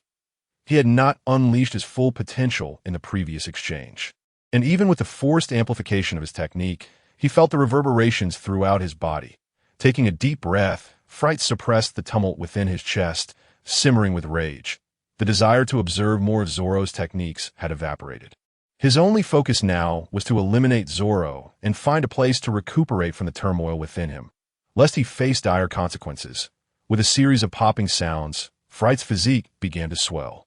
His muscles hardening as his armor was shed, falling away to the ground. He no longer required such encumbrances. It was time to unleash his ultimate technique, even if it meant resorting to his most devastating strike. Fright understood his current state clearly. Time was of the essence. With a powerful backward sweep of his arms, he raised his sword, pointing the blade toward his heels, dangerously close to severing his own foot. Observing Fright's transformation, Zoro comprehended that the final moment had arrived. He could not afford to hold back any longer. Taking a deep breath, he raised his right hand, channeling energy into his arm, enhancing his muscular strength. His right arm bulged, muscles rippling as he invoked first strengthening. Almost simultaneously, Zoro raised both arms, invoking second strengthening. Zoro was prepared for the confrontation. This was a battle of raw power, the most brutal kind of struggle. Both combatants seemed to employ some secret technique to elevate their physical states, causing their strength to surge dramatically. With his swords, Snowwalk and Ghost Slash, Zoro would trust in their might, feeling their energy coursing through him as he prepared to strike. Second strengthening slash, Zoro bellowed, and the previously tranquil atmosphere erupted into a tempest of fury, marking the onset of his technique. Fright, now ready, braced himself for the impending clash. Gripping his heavy sword tightly, he felt the weapon change in response to his forward momentum, inducing a sense of disorientation. This was the remarkable nature of Fright's swordplay, yet such illusions held no sway over either combatant at this juncture. Snowwalk and Ghost Slash gleamed like brilliant stars, emanating a soul-stirring power akin to that of a demonic deity. Yet Fright's heavy sword underwent a transformation, its once razor-sharp edge now coated in a dull sheen, rendering it blunt and devoid of its previous lethality. This suited Fright's technique perfectly, aptly named Blunt Blade. When a blade reaches a certain threshold of power, it no longer requires a sharp edge to inflict damage. The force of the strike itself suffices. Thus, it was aptly named Blunt Blade, a technique perfectly suited to Fright's heavy sword. The fifth form of his swordplay, Blunt Blade, required no further words that in that moment, the two blades collided with a resounding crash. As if time itself had come to a standstill. Like a small lake nestled within a vast mountain range, the atmosphere grew eerily calm. Yet, within this tranquility, both warriors could feel the intensity of their energies depleting, the strength within them waning. Should either party exhibit even a hint of weakness, the consequence would be swift and devastating, total annihilation. Thus, in this moment, they were locked in a battle of endurance and residual strength. Fright, however, wore a subtle smile. He understood that their strengths were in a delicate balance, and with just a fraction more power, he could send Zoro reeling, leaving him open to a potentially fatal blow. Do not mistake this for my full strength. Perish! Fright suddenly intensified his grip, unleashing a powerful strike aimed at Zoro's two swords, a secret technique that came at the cost of his own vitality. This was why, even amidst their fierce exchanges, Fright could amplify his strength when it mattered most. The sudden shift in power dynamics left Zoro reeling from a devastating blow, sending him crashing against the wall as if propelled by cannon. No matter how resilient his body, it could not withstand the unforgiving impact of the wall. When Zoro collided with it, he felt an unprecedented force, as if his very bones had been shattered, collapsing amidst the debris like a lifeless worm. Die, Fright muttered, his voice barely audible as he returned to his original state, the bulging muscles receding and his once flushed face now pale, a consequence of utilizing his vitality to enhance his strength. Fortunately, I merely used my energy to enhance my body, Fright reflected, glancing at the crumbled Zoro from a distance, acknowledging the formidable strength he possessed. Yet at that moment, Fright's body trembled involuntarily, for what unfolded before him was astonishing. From the ruins where Zoro had collapsed, an ominous aura began to envelop him, reminiscent of the dark energy emanating from the depths of the underworld. Rather than succumbing to defeat, Zoro surged forth, his body swaying momentarily before he regained his footing, standing resolute amidst the shroud of darkness, enduring profound suffering without yielding. This was the path of the Azura, a voice, as if emerging from the depths of the netherworld, instantaneously reached the quaking ears of those present. In response, the sword at Zoro's waist, the Wad Ikamanji, leapt forth of its own accord, accurately finding its way into Zoro's upturned mouth, with a crisp crunch. He bit down upon this fateful blade. As his body underwent a transformation, three swords began to dance, enveloped by a dim, ominous aura. At times they resembled leaping sprites, and at others, grim reapers from the abyss. Whether reaping lives or bestowing blessings, it all hinged upon a single thought, a solitary individual's resolve. This was the path of the Azura. A millennium of cultivation and suffering had never instilled in him the slightest weariness. It was not a matter of aversion, but rather an unwavering dedication that had remained unaltered. Life and death hung by a thread. Death meant the spirit dissipated into the void, returning to the realm of the damned. Yet, those who diligently practiced the Azura's path found their souls condemned to the depths of the nine hells, enduring endless torment. Chapter 53. Enduring suffering without reluctance, Zoro's sudden transformation instilled in the onlooker a profound sense of dread. As the darkness from the abyss evoked the specter of death, he the demon god Azura, the onlooker muttered unconsciously, for Zoro's demeanor at that moment was akin to that of a demon god, a harbinger of death, instilling an instinctive terror in all who beheld him. With a sharp slap to his own face, the onlooker roused himself, realizing he had been momentarily bewitched by Zoro's formidable presence, nearly awaiting the fatal stroke of his blade. Watching Zoro's transformation with grave concern, the onlooker's heart wrestled with turmoil. At this juncture, Zoro's figure had undergone a notable metamorphosis, the dark aura solidifying into a formidable form. This shape left the onlooker with no room for distraction. Regardless of the dire consequences that might follow, action was imperative, for inaction would mean the loss of opportunity. With a resounding clash, the silver greatsword returned to its sheath. Grasping the hilt with his right hand and seizing the opening of the sheath with his left, he forcefully thrust it back, causing the sheath to dissolve into dust that a deep gash appeared on the onlooker's left hand. Blood gushing forth to saturate the greatsword. The essence of the dust from the shattered sheath coalesced with the blade, transforming the once silver sword into a blood-red weapon, radiating an aura of fearlessness. This was the most potent technique the onlooker could wield, a move that could slay 1,000 foes at the cost of 800 of his own vitality.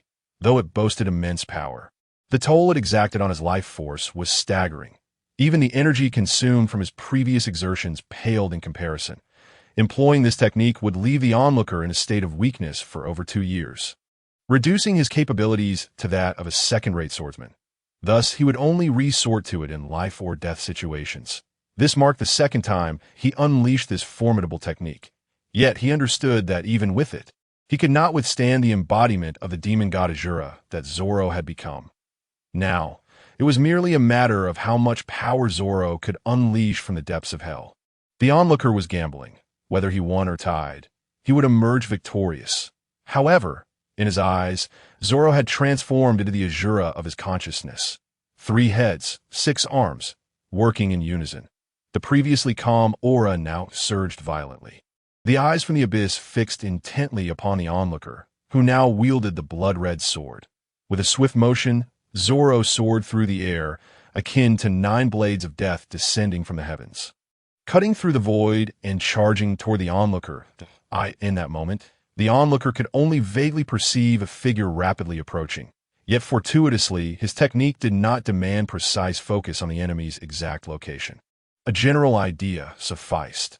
Unexpectedly, the onlooker's strongest move felt utterly mundane, lacking any grand flourish. It was a simple, unadorned strike aimed at the indistinct figure. The blade's culminating form, dull style, struck forth like a myriad of swords, unleashing a force that surged through the landscape. Blood energy erupted, weaving into a blurred crimson net. This net pressed forward with a force akin to a mountain collapsing, not born from the onlooker's sword intent, but rather a manifestation of his life force. Channeling the momentum of countless strikes, this overwhelming aura reverberated through the heavens. As the swiftly advancing figure met this force, it seemed to momentarily falter, as if time itself had paused. Sensing this, the onlooker's heart surged with elation, fueling an even greater force into his strike, amplifying the potency of his attack. As his speed quickened, the approaching figure's advance slowed, eventually revealing its form. A mere 2 meters away, 3 heads, each bearing a mocking expression, conveyed a singular sentiment: derision for the onlooker's futile efforts. Upon witnessing this transformation, the onlooker felt a pang of despair. Yet his grip on the blood-red sword tightened, and he launched an accelerated assault. This time, however, the figure did not hesitate, charging at an even swifter pace. In an instant, the distance of 2 meters evaporated, the figure gliding past and halting approximately 5 meters behind the onlooker. The dark aura that had enveloped the figure began to peel away, revealing Zoro, who gradually sheathed his 2 remaining swords. The final sword, the Wad Ikamanji, was inserted into its sheath with a soft rasp, culminating in a sharp click as the blade returned home, its intent dissipating into the void. Ghostly energy, 9-sword style, Azura, first Miss Silver. With Zoro's soft incantation, the onlooker, who had been assessing his own injuries, was suddenly cleaved into 9 pieces. The once mighty blood-red sword shattered into fragments, devoid of its formidable edge. As his body disintegrated, the onlooker, now disembodied, found himself drifting, head down, witnessing the fragmentation of his form. Yet his senses remained unresponsive. A wave of shock washed over him, and he turned a furious gaze toward Zoro, expending his final reserves of strength to roar. "You demon, may you suffer the torments of hell." With this last gasp of defiance, moreover, I firmly believe that Luffy will not be defeated, for we have all triumphed, Zoro stated with unwavering conviction, as if he had never entertained the thought of Luffy's defeat from the very beginning. That recent strike seemed merely to serve as a conclusion to the flicker of hope nestled within Nami's heart. Upon hearing Zoro's words, Nami's delicate form trembled involuntarily. Indeed, How could he possibly fail? I should have faith in him. With this realization, the heavy burden in Nami's heart finally lifted. She no longer fretted about Luffy's fate, but instead focused on believing in her comrades, trusting in her captain. The next task for her and Zoro was to investigate the surrounding area, seeking any clues that might be uncovered. Wiping away the trace of blood at the corner of his mouth, Luffy gradually rose to his feet, observing Zoro emerging steadily from the room. After witnessing the exchange between Zoro and Nami, Zoro directed a decisive strike towards the Energy Guardian Gate. Luffy understood that this action was merely to reassure Nami. Given their profound understanding of one another, Luffy was acutely aware that Zoro would unconditionally trust him, just as he would trust Zoro without hesitation. This bond was akin to a life-and-death friendship, a sentiment shared among heroes. As he noticed the worry on Nami's face gradually dissipating and watched them turn to search the vicinity, Luffy felt a weight lift from his heart. The room Luffy entered was unlike the others. It belonged to the notorious traitor of Shimi village, Bendo Jiaten. From this chamber, Luffy could clearly observe all the happenings in the grand hall below, except for the isolated rooms he could not see into. He witnessed Sanji, battered and bruised, emerging first, followed by Usopp, whose raucous sounds indicated that Sanji had rescued him. Watching Nami tend to their wounds, and then approaching to touch the Energy Guardian Gate alongside Zoro. Luffy's heart was lodged firmly in his throat, for he could see the troubled expression etched on Nami's face. Anxiety gripped him, compelling him to fend off Bendo Jiaten's attacks, while simultaneously keeping an eye on Nami's condition. As he observed Usopp and Sanji receiving treatment and showing signs of improvement, Luffy felt a sense of relief, save for his lingering concern for Nami that moment, as Zoro emerged and Nami's smile returned. Dispelling the sorrow that had clouded her features, Luffy's heart was finally free of worry. With Zoro by his side, Luffy felt assured. Now, it was time for the duel. Luffy resolutely thought to himself, raising his gaze to the man seated before him. Clutching a cigar, the man sat regally upon a chair forged from gold, maintaining a slight smile. With a subtle movement of his fingers, perilous attacks surged from various corners of the room towards Luffy.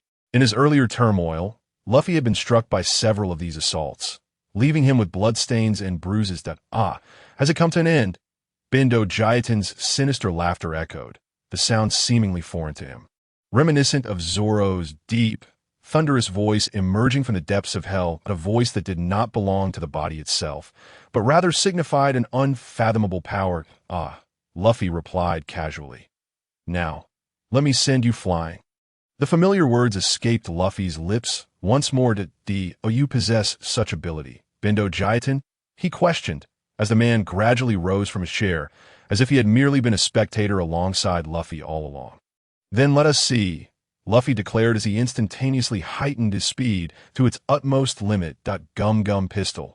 Luffy's arm elongated, striking towards Bendo with the intent to pierce him. However, this attack seemed to pose little threat to Bendo, who effortlessly raised his right hand to block Luffy's most powerful blow, preparing to seize Luffy's outstretched arm in return.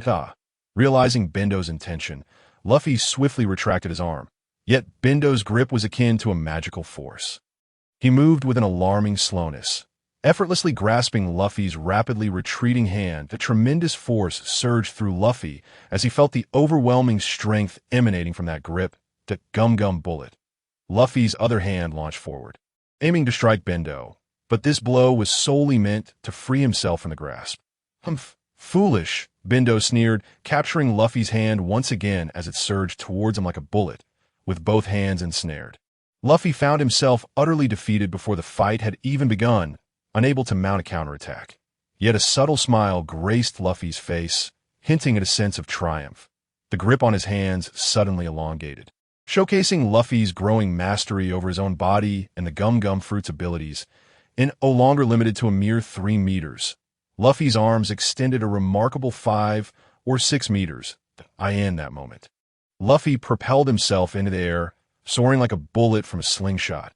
His arms stretched like the rubber bands of the slingshot, and when they reached their limit, Luffy launched himself, his feet coming together to form a stamp-like shape. In a mere breath, he completed these motions. Even if Bendo released his grip, Luffy's attack would still find its mark. Yet, it seemed Bendo had anticipated Luffy's next move. He did not loosen his hold. Appearing indifferent to the impending assault. "Here I come, gum gum stamp." With a resounding crash, Luffy's entire body collided with Bendo's, only to rebound once more. His feet transformed, crashing down upon Bendo with the force of iron pillars.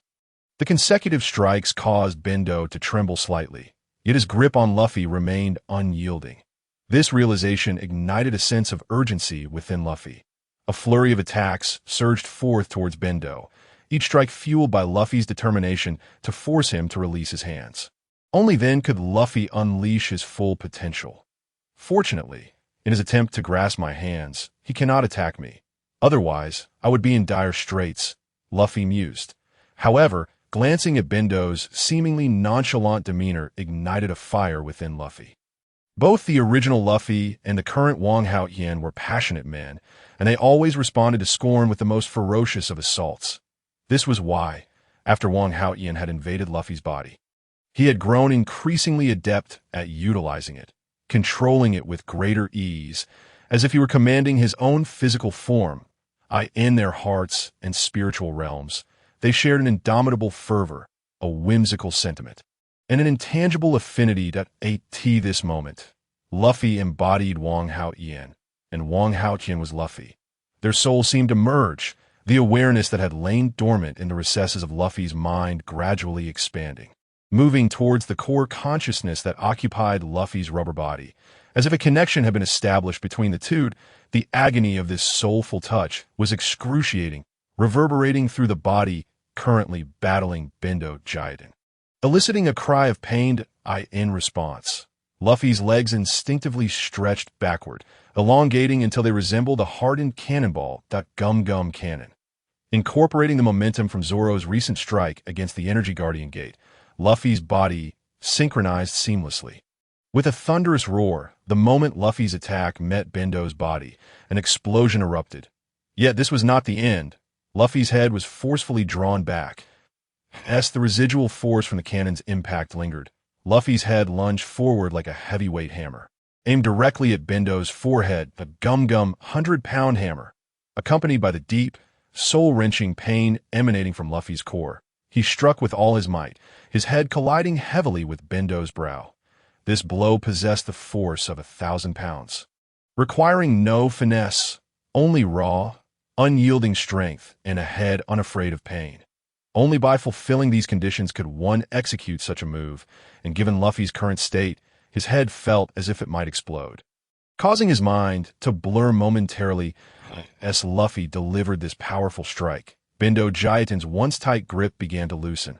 Seizing the opportunity, Luffy yanked his body backward, his hands elongating slightly, breaking free from Bendo's initial restraint. At that moment, the pain in Luffy's head vanished, and as his consciousness cleared, he appeared unchanged, albeit with a hint of foolishness adorning his previously astute demeanor. That, of course, Luffy was oblivious to these subtleties. They were mere fragments of change, not easily perceptible. That a sound erupted from his abdomen, resonating with power and wild energy, reminiscent of a famished beast discovering a delectable feast. Bendo Jiaten, who had remained largely unresponsive to Luffy's relentless assault, finally exhibited signs of movement, uttering a phrase that further fueled Luffy's excitement. Bendo's body, akin to a machine, began to shift slowly, his head snapping violently, producing a series of sharp cracking sounds. Were he not still in motion, Luffy might have suspected that Bendo had overexerted himself, causing his head to detach. Second gear. A cloud of steam began to billow from Luffy's body, his previously pale skin now fully flushed with crimson. Upon activating second gear, Luffy discovered an unprecedented ease in controlling this state, feeling an abundance of energy coursing within him, devoid of any limitations. Is this your strongest form? Bendo Jiaten's voice, reminiscent of a raspy duck, echoed through the air, eliciting a sense of revulsion. Now, allow me to unleash a torrent of attacks upon you, Luffy declared, his voice imbued with an undeniable intensity, dispelling any lingering effects of Bendo's earlier grasp. Words were unnecessary.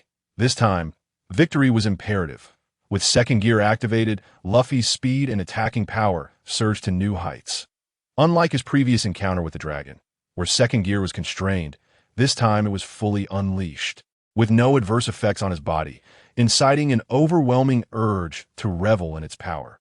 Once again, Luffy's right hand transformed into a gun-like shape, propelling him towards Bendo Jiiten. I S at this move again. Even if the speed has increased, what difference does it make? Bendo Jiiten was not particularly astonished by Luffy's sudden surge in speed. Instead, he attempted once again to seize Luffy's wrist, his arm moving slowly yet naturally to grasp it firmly. As he felt the wrist in his grasp, a slight smile crept upon his lips. However, the subsequent turn of events caused the expression of this man, who believed he had everything under control, to freeze in an instant. The arm that he thought he had firmly secured suddenly broke free of its constraints, delivering a powerful blow to his body before retracting swiftly. It appeared that Bendo Jiiten's hold had become utterly ineffective. It seems the power has indeed increased significantly, Bendo Jiiten realized, catching a glimpse of Luffy's second gear abilities, yet he dismissed it as insufficient to pose a threat. The previous strike had merely caught him off guard. Unbeknownst to Luffy, who was oblivious to Bendo Jiiten's thoughts, he was filled with exhilaration at the surprises his second gear had brought him in that moment. Luffy focused solely on testing the true strength of his newfound power, seemingly forgetting that he stood before the mightiest of foes, the greatest traitor of Shimi village, the embodiment of demonic aura, Bendo Jiiten. Jet machine gun. With a thunderous shout, Luffy unleashed a barrage of strikes towards Bendo Jiiten, each impact resonating with immense energy. It seemed as if he intended to overwhelm his opponent in a single blow. However, Bendo Jiiten was no pushover. His hands moved with a deceptive slowness, yet they deftly intercepted Luffy's attacks, none of which landed upon him. Exhaling deeply, Luffy did not linger in despair despite his every assault being effortlessly deflected by Bendo Jiiten. Instead, his fervent fighting spirit surged even higher. With a furious cry, Luffy's clenched fist shot forth like a cannonball, aiming for Bendo Jiiten, this time refusing to retract after a single strike. Instead, he contracted his hand, delivering another powerful blow towards Bendo Jiiten's body. Jet shotgun. The previous strike had caused Bendo Jiiten, who had been easily blocking Luffy's attacks, to momentarily relax. However, Luffy's hardened fist, akin to a bullet, struck Bendo Jiiten with force. In that instant, Bendo Jiiten's body jolted, though he did not appear to suffer significant harm. Yet, an unusual grimace crossed his face as a dark line of fury crept across his forehead. This time, Luffy's assault genuinely enraged Bendo Jiiten, who had previously treated their encounter like a game.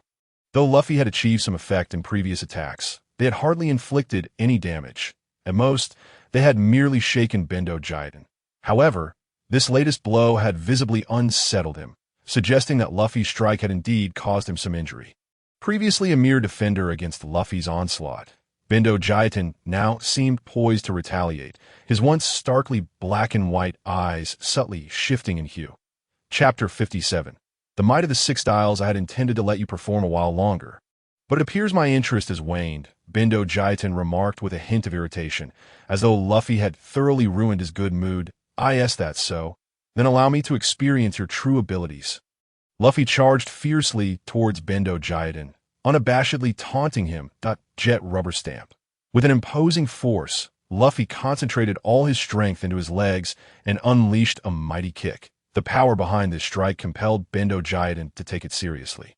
His previously rigid body became agile in that moment, and he leapt, narrowly evading the impending stamp. Utilizing the air as leverage, Bendo Jiiten executed a series of swift kicks, propelling himself towards Luffy, marking his first frontal assault. Finger pistol. Bendo Jiiten extended a finger, and at that moment, it transformed from a seemingly delicate appendage into an extremely firm weapon, energy pulsating visibly around it. It's the Six Styles. In an instant, as Bendo Jiiten lunged, Luffy recognized the techniques he had encountered within his memories. The Six Styles, commonly employed by the CP9, an organization directly under the world government, were renowned for their power, and Luffy was acutely aware of their capabilities. Thus, as Bendo Jiiten launched his attack, Luffy sprang into action. However, Bendo Jiiten's speed was astonishingly swift, far surpassing Luffy's recollections of the Six Styles. With a thunderous crash, Bendo Jiaten's finger collided with the sole of Luffy's foot, sending Luffy hurtling backward 50 meters into a wall, leaving a deep dent in the unforgiving surface. Ouch, ouch, ouch. Luffy hastily rose to his feet. He understood that anyone proficient in the Six Styles was not to be trifled with, compelling him to remain vigilant at all times. Had he not accelerated just before the impact, he would have suffered more than mere bruises. He could have ended up with a gaping hole in his back. Pierced by Bendo Jiaten's finger gun, standing upright, Luffy observed that Bendo Jiaten did not pursue him as he had during the ambush, prompting a sigh of relief. Dusting himself off, he remarked, "You are far more powerful than the Six Styles." "Oh, you know the Six Styles? It seems you've encountered those who merely scratch the surface. Allow me to demonstrate what true mastery of the Six Styles entails," Bendo Jiaten proclaimed as he launched himself into the air, executing a series of rapid kicks in various directions before transforming into a streak of light, his speed surging. With another resounding crash, Luffy was flung back once more. Yet this time, he managed to brace himself against the wall. Sustaining minimal damage, one could say he had accurately anticipated Bendo Jiaten's technique. Responding correctly to as Bendo Jiaten unleashed his finger pistol, Luffy retaliated with a jet rocket barrage, although he was struck and propelled backward. This time he was far less disheveled than before. His body remained relatively unscathed, and crucially, the current situation was favorable for an attack. Luffy possessed an extraordinary talent for utilizing the Six Styles, particularly in their application. Moreover, Luffy had witnessed Bendo Jiaten execute a series of techniques that surpassed even the most refined forms of the Six Styles he had seen in the original narrative. Fueling his confidence, Six Styles, Luffy exclaimed as his legs erupted with a powerful rebound, combining the residual force from his previous retreat. In that instant, Luffy surged forward with greater speed than Bendo Jiaten's recent assault. As he advanced, Luffy thrust his arms backward and began to spin rapidly, transforming into a veritable tornado of limbs. Roar! Luffy cried out in exhilaration. Like a tea that moment, Bendo Jiaten had just regained his footing after the previous encounter, preparing to launch his next attack when he realized that Luffy was charging toward him, employing his own techniques. This revelation sparked a flicker of surprise within Bendo Jiaten. Had Luffy truly mastered his moves so swiftly? At the very moment of hesitation from Bendo Jiaten, Luffy's attack had already arrived, his arms spinning at an astonishing speed and striking with formidable force towards Bendo Jiaten. Just as the attack was about to make contact with Bendo Jiaten's body, his previously robust and solid form suddenly transformed, resembling a mere piece of paper, swaying in the wind. Luffy's jet spin punch evidently possessed immense power and was accompanied by a fierce gust, sweeping Bendo Jiaten's body into the air. "Useless, kid. Such an attack holds no effect on me," Bendo Jiaten thought as he felt the force of Luffy's fist miss, a look of helplessness creeping onto his face. It seemed he contemplated Luffy's words, dismissing them as merely weak. Humph! Luffy let out a low grunt, and with an incredible angle, he swung his fist towards Bendo Jiaten's body, asserting that even with such a paper-like defense, he should not be able to evade this blow. Luffy's fist charged directly at Bendo Jiaten's chest, and this time, the paper-like defense would not be of assistance, for the speed of the strike was too rapid. Even the fluttering paper could not escape the clutches of this thunderous blow. Iron block. Bendo Jiaten was indeed a formidable devil's advocate capable of commanding numerous followers. In this critical moment, he quickly adjusted, his body solidifying into a form as unyielding as iron, ready to withstand Luffy's assault. Chapter 58. The most impressive showerhead, even as an iron block, it shall be reduced to mere ruins. With this conviction, Luffy unleashed a fierce strike towards Bendo Jiaten, marking the true beginning of their life and death struggle. Though the iron block absorbed much of the force, the final impact still struck Bendo Jiaten's body, causing his insides to churn and a mouthful of blood to erupt forth. Having not experienced such force for a long time, Bendo Jiaten did not respond with rage. Instead, a smile of satisfaction spread across his large face. Perhaps having been isolated for too long, he felt a sense of exhilaration from Luffy's attack, as if he had finally encountered someone capable of pushing him to unleash his full potential. bringing joy to his heart that I end this clash. It was Bendo Jiaden who was forced back. Despite having just spat blood, he executed a swift reversal in the air, landing steadily, a trickle of blood at the corner of his mouth, enhancing his menacing appearance. Humph, it seems I cannot simply rely on my second gear to reach him. Only a combination of drop techniques will suffice, Luffy mused, feeling a twinge of dissatisfaction. After all, he did not wish to rely solely on the octagonal patterns to conquer. To this point, he had only grasped 3 techniques from them. There must be an end to this. Should a foe arise against whom even the techniques of the octagonal patterns prove ineffective, his fate would be sealed, death. Yet at this moment he could not afford to die. He had reasons to live. You are quite impressive. A voice jolted Luffy from his contemplations. He lifted his gaze to find Bendo Jiaden, his thick garments shedding like a cocoon, revealing a lithe figure beneath.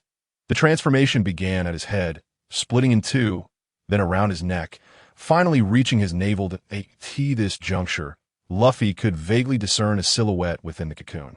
With a crack, the figure within exerted force. Bursting forth from the now-split cocoon was a remarkably handsome young man. Slim and delicate, he bore a strikingly beautiful face, resembling a top-tier idol from a previous world. However, this allure was marred by a singular flaw. His skin, pitch black, evoking a sense of revulsion that Luffy's initial admiration turned to horror as he noticed the black skin crawling with what appeared to be countless maggots. Moreover, Bendo Jiaden's body bore an unusual marking around the heart and lungs, resembling a tattoo with an indistinct design that a mere glance at it induced dizziness, captivating the viewer with a mesmerizing allure. Slapping his cheeks vigorously, Luffy sought clarity that in contrast, Bendo Jiaden appeared to relish this state, coldly observing Luffy. Though his expression remained stern, the sight of his transformation would provoke laughter from even the most serious onlookers. Let alone Luffy with his playful demeanor. "Ha ha! You look absolutely ridiculous," Luffy exclaimed, pointing at Bendo Jiaden, laughing heartily as if they were to feast rather than engaged in a deadly battle. Indeed, it was not entirely unreasonable for Luffy to react thus. Bendo Jiaden had emerged from his cocoon, shedding the cumbersome weight he once bore. Despite his grotesque skin, he did possess a certain charm. However, what truly incited laughter was the fact that Bendo Jiaden was entirely unclothed. Devoid of any garments, if it were merely that, a more composed individual might not find it humorous. But Luffy, at such a critical juncture, abandoned all caution and defense, bursting into laughter. This was because, at that moment, Bendo Jiaden's form bore no modesty. Instead, he sported a shower head draped across his waist, reminiscent of those used in bathing in a past life. The absurdity of it being neither male nor female, adorned with a shower head as a conduit for waste, was simply too much for anyone to suppress their laughter. Luffy recalled tales of individuals in his previous life who, due to severe ailments, had tubes inserted by doctors to alleviate suffering, allowing for the discharge of bodily fluids. Yet in this world, while he rarely witnessed anyone defecating, urination was commonplace. Bendo Jiaden's predicament was the most astonishing sight he had encountered since his arrival in Luffy's body. Feeling the mocking undertone in Luffy's laughter, Bendo Jiaden followed Luffy's gaze to the humiliating object adorning his fore. In that instant, he could no longer regard Luffy as merely a worthy opponent. Instead, he was now a target for elimination at this moment. The person Bendo Jiaden most desired to kill was Luffy, the one who had insulted his dignity. An inexplicable emotion surged from the depths of Bendo Jiaden's heart, gradually seeping into his consciousness. Chapter 59. The new technique sucked. Bendo Jiaden could not endure such an affront, and before Luffy could regain his footing, he launched a rapid counterattack. With a thunderous sound, he propelled himself forward, simultaneously turning to face Luffy, whispering the words moonwalk. With a whoosh, Bendo Jiaden's body shot towards Luffy like a rocket, utilizing the explosive energy from the moonwalk to execute a complete 180-degree turn, unleashing an invisible force aimed directly at Luffy. This energy had the capacity to slice through solid walls, a technique known as Storm Kick from the Six Forms, capable of delivering a blade-like strike. At this moment, Luffy had no choice but to abandon his laughter, swiftly dropping to the ground as the blade-like energy swept over him. The invisible force struck the floor with a resounding explosion, sending shockwaves through the air. This encounter not only filled Luffy with a sense of dread, but also illuminated the distinction between Bendo Jiuten's 6 forms and those from his previous life. Luffy realized that each technique Bendo Jiuten employed surpassed those he recalled, demonstrating a far greater potency. The shave technique, as remembered, involved rapid kicks against the ground to generate momentum, but Bendo Jiuten's version allowed for a more versatile application, accelerating through the air with a pressure that enabled him to change direction effortlessly. The iron block, too, had evolved. Bendo Jiuten's form was not merely as hard as iron, but 4 times harder, evident from the reaction to Luffy's blows. The finger gun and storm kick techniques exhibited not only enhanced strength and speed, but also a formidable energy capable of penetrating the void to strike Luffy, leaving behind a lingering force of explosive energy, something Luffy had never encountered before in his memories. As for the paper drawing, Luffy had yet to identify any discrepancies, as he had been fully focused on his own technique drop during Bendo Jiuten's demonstration. However, given Bendo Jiuten's ability to execute paper drawing while clad in heavy armor, it was clear that this technique was far from simple. Thus, Luffy began to cultivate a sense of vigilance within himself, understanding that he could no longer rely solely on his memories of the 6 forms to combat Bendo Jiuten, as there were too many unknown variables if he continued to speculate based on his preconceived notions. The consequences could be dire, perhaps even fatal. Amidst the battlefield, Luffy found himself momentarily dazed. Bendo Jiuten had already closed the distance to within 3 meters, forming the finger gun effortlessly, spiraling energy gathering at his fingertip. With a sudden thrust, he aimed the spiraling energy towards Luffy, fully aware that Luffy's speed could not match that of the unleashed air pressure. Consequently, he refrained from rushing forward to strike Luffy while he was distracted, knowing that such an approach would easily alert him. The optimal strategy was to launch an attack from a distance, allowing the spiraling energy to strike Luffy with devastating force. The sound of air being sliced echoed in Luffy's ears. At that moment, Luffy found himself unable to react. Even with utmost effort, the proximity was too close for him to evade the impending strike. Desperation gripped him, and in a split second, Luffy entered a state of profound idiocy, instinctively allowing his body to react. As the spiraling energy surged towards him, Luffy's body became remarkably light, akin to paper drifting aside with the wind generated by the attack's front. However, the speed of the finger gun was still too great, and Luffy's movement was insufficient to evade the fierce strike. Yet, as Luffy's body made contact with the spiraling energy, a miraculous occurrence unfolded. His form contorted in an extraordinary manner, creating a gap that allowed the energy to pass through without impact. Thus, Luffy narrowly evaded Bendo Jiuten's fierce assault, utilizing 3 techniques in succession to do so. The earlier moment of distraction had proven to be immensely challenging. However, the most astonished party was not Luffy, but Bendo Jiuten. Having just employed shave several times, Luffy's ability to mimic it was not surprising to Bendo Jiuten, as shave was one of the simplest techniques of the 6 forms, especially demonstrated by him. However, Luffy's ability to utilize paper drawing, a technique that required significant skill and was only attempted once by Bendo Jiuten, astonished him. Bendo Jiuten merely processed these thoughts with mild surprise. He would not be so foolish as to allow his opponent such an advantageous opportunity. In his mind, Luffy had become a true foe, one he could not afford to underestimate.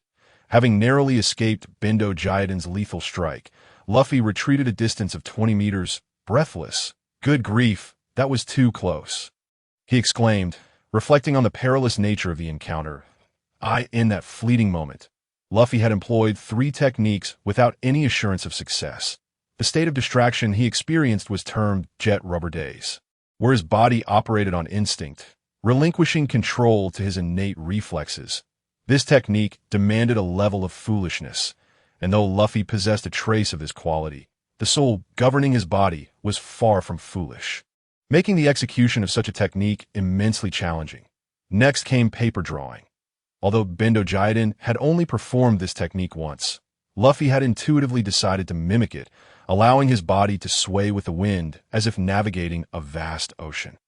Finally, Luffy utilized a transformation from the Bagua technique, embodying the soft principle of 100 marrows, causing his body to lose its essence momentarily, becoming limp and yielding, before instinctively drawing upon his marrow to condense his muscles in a single direction.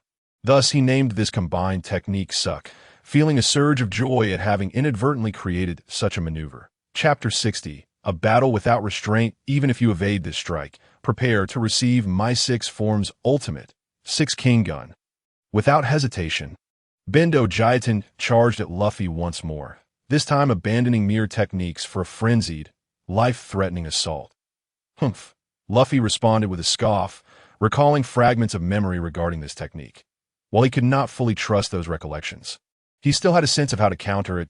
Jet Rubber Volcano. With a roar, Luffy's body contorted into a U shape, concentrating all his power in his right leg. Bendo Jiaten lunged forward. Luffy's foot collided with his hand, causing a tremor to ripple through the in that instant. Luffy's transformation unleashed a shockwave of power, causing Bendo Jiaten to momentarily stagger. Seizing this opportunity, Luffy's Jet Rubber Volcano struck Bendo Jiaten's right shoulder, releasing an explosive force within his body. With a sickening pop, Bendo Jiaten's shoulder erupted, exposing bone beneath the blackened flesh. The extent of his corruption as a devil's advocate was evident, marking him as a traitor to his own kind. Monster, Luffy muttered to himself, but quickly reconsidered. Such traitors deserved no mercy, only death.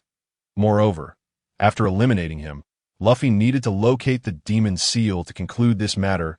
He wondered how his comrade Xiaoba was faring with the tasks assigned to him. Hoping all was well, yet Luffy did not allow himself to act foolishly again. Attacking while contemplating was not particularly challenging for Luffy at this moment. Jet Scattershot. The rapid-fire sounds echoed as Luffy's fists collided with Bendo Jiaten's wounded shoulder. Following the principle of striking while the iron was hot, Luffy targeted the damaged area with each blow, forcing Bendo Jiaten into a defensive retreat, unable to find a means to suppress Luffy's relentless assault. Though filled with indignation, Bendo Jiaten realized there was little he could do. This was a battle for survival. Jet Rocket Punch. Another heavy blow landed on Bendo Jiaten's right shoulder, sending him flying backward involuntarily. Was it due to the immense weight of Luffy's strike? Certainly not. Rather, this strike saw Bendo Jiaten completely relinquish his resistance, allowing his slender form to be fully exposed to Luffy's swift blow. Aiming to entirely escape the barrage of Luffy's relentless attacks, his body took flight. Bendo Jiaten endured the intense pain radiating from his right shoulder, which accelerated his backward trajectory after 2 months of continuous exertion. In an instant, the distance between the two widened by nearly 40 meters, granting Bendo Jiaten ample time to respond. Coincidentally, both were melee fighters, and creating distance was the best way to evade a disadvantageous position following a strike. However, this time, Luffy seemed unwilling to relent in his pursuit of aggression. After a few vigorous kicks against the ground, Luffy's body soared into the air, and with each slight touch of his foot against the ground, he gained further momentum. He could not afford to grant Bendo Jiaten sufficient time to unleash another of his formidable techniques from the Six Styles. Yet, despite Luffy's relentless chase, that single breath was enough for Bendo Jiaten. He clasped his hands together with great force.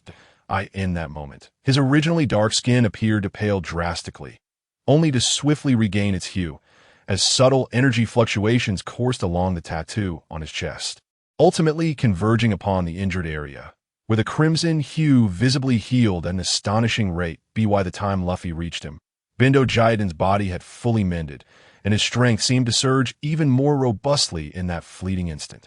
Facing Luffy's unabated onslaught, Bendo Jiaten neither retreated nor defended himself, but instead responded with even swifter motions, raising his right hand to deliver a punch aimed squarely at Luffy. In that moment, it felt as though the air itself was shattered by Bendo Jiaten's strike, producing a faint sound of the air being torn asunder. The two forces collided with a violent crash, a brutal clash of power. Yet neither seemed to gain any advantage, both recoiling several steps in the process. Bendo Jiaten paused momentarily before regaining his footing, while Luffy felt a tingling numbness in his arm. Even after repeated uses of his techniques, he could not summon the strength. as if the very air around him was constricting his arm. With 3 resounding thuds, Luffy's arm trembled violently, generating a force that seemed to shake the very heavens and earth. While the air that had enveloped him was thoroughly disrupted by this sudden tremor, this was the power to upheave the heavens. And remarkably, Luffy felt no discomfort while performing this move. Perhaps it was a testament to his elevation beyond his previous limits.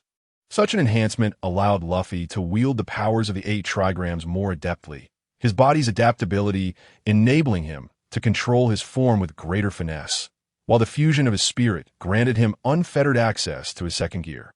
This was the extraordinary strength that Luffy now possessed. Chapter 61. I want to swallow you whole. Oh, is this the power that just affected me? Bendo Jiaden noticed the changes surrounding Luffy's form. Just moments ago, Luffy seemed to blur, as if existing across multiple layers of reality. Humph. Even if you possess such power, you shall not be my match. With a scoff, Bendo Jiaten's dark skin immediately converged onto the tattoo on his chest, completely infusing into it that moment. Luffy finally discerned what lay upon Bendo Jiaten's chest, and he couldn't help but gasp in shock. The tattoo, abstract yet intricately detailed, initially resembled a human head, but upon closer inspection, it revealed itself to be merely a layer of blurred, inky darkness. However, even if you transform into a demon, there will be no salvation for you now, Luffy thought, banishing the discomfort he had felt while gazing at the dark tattoo. Jet's chaotic barrage, imbued with earth-shattering power, seemed capable of obliterating any solid steel. Yet this time it could not displace even a single finger of Bendo Jiaten. Confront a being in second gear, wielding such catastrophic power with merely a finger was indeed demoralizing. Yet for Luffy, no matter how much he was struck, he only grew stronger. Boom, boom, boom, his fists met resistance, and then a sudden impulse surged within him. I shall swallow you whole. This peculiar thought manifested in Luffy's mind. Prompting his body to act in accordance, he leaped into the air, aiming straight for Bendo Jiaten, and suddenly his already large mouth opened wide. Jet rubber mouth, Luffy shouted, revealing his pristine white teeth just before Bendo Jiaten. A closer inspection would reveal glistening strands of viscous saliva adorning his teeth. Seeking death, Bendo Jiaten, accustomed to his own unsightly skin, felt no revulsion. Until now. The sight of Luffy's mouth, oozing with thick saliva and harboring remnants of long-rotten food, for the first time filled him with a sense of disgust. If he did not eliminate this nauseating sight, every meal thereafter would lose its flavor. Without hesitation, Bendo Jiaten unleashed the Six Styles' secret technique, Six Kings Gun, towards Luffy's gaping maw. But just as Bendo Jiaten prepared to strike, a powerful force intercepted his attack, a force that vibrated through the very fabric of space. In that instant, Bendo Jiaten grasped the ferocity of the assault he faced, awakening a newfound understanding.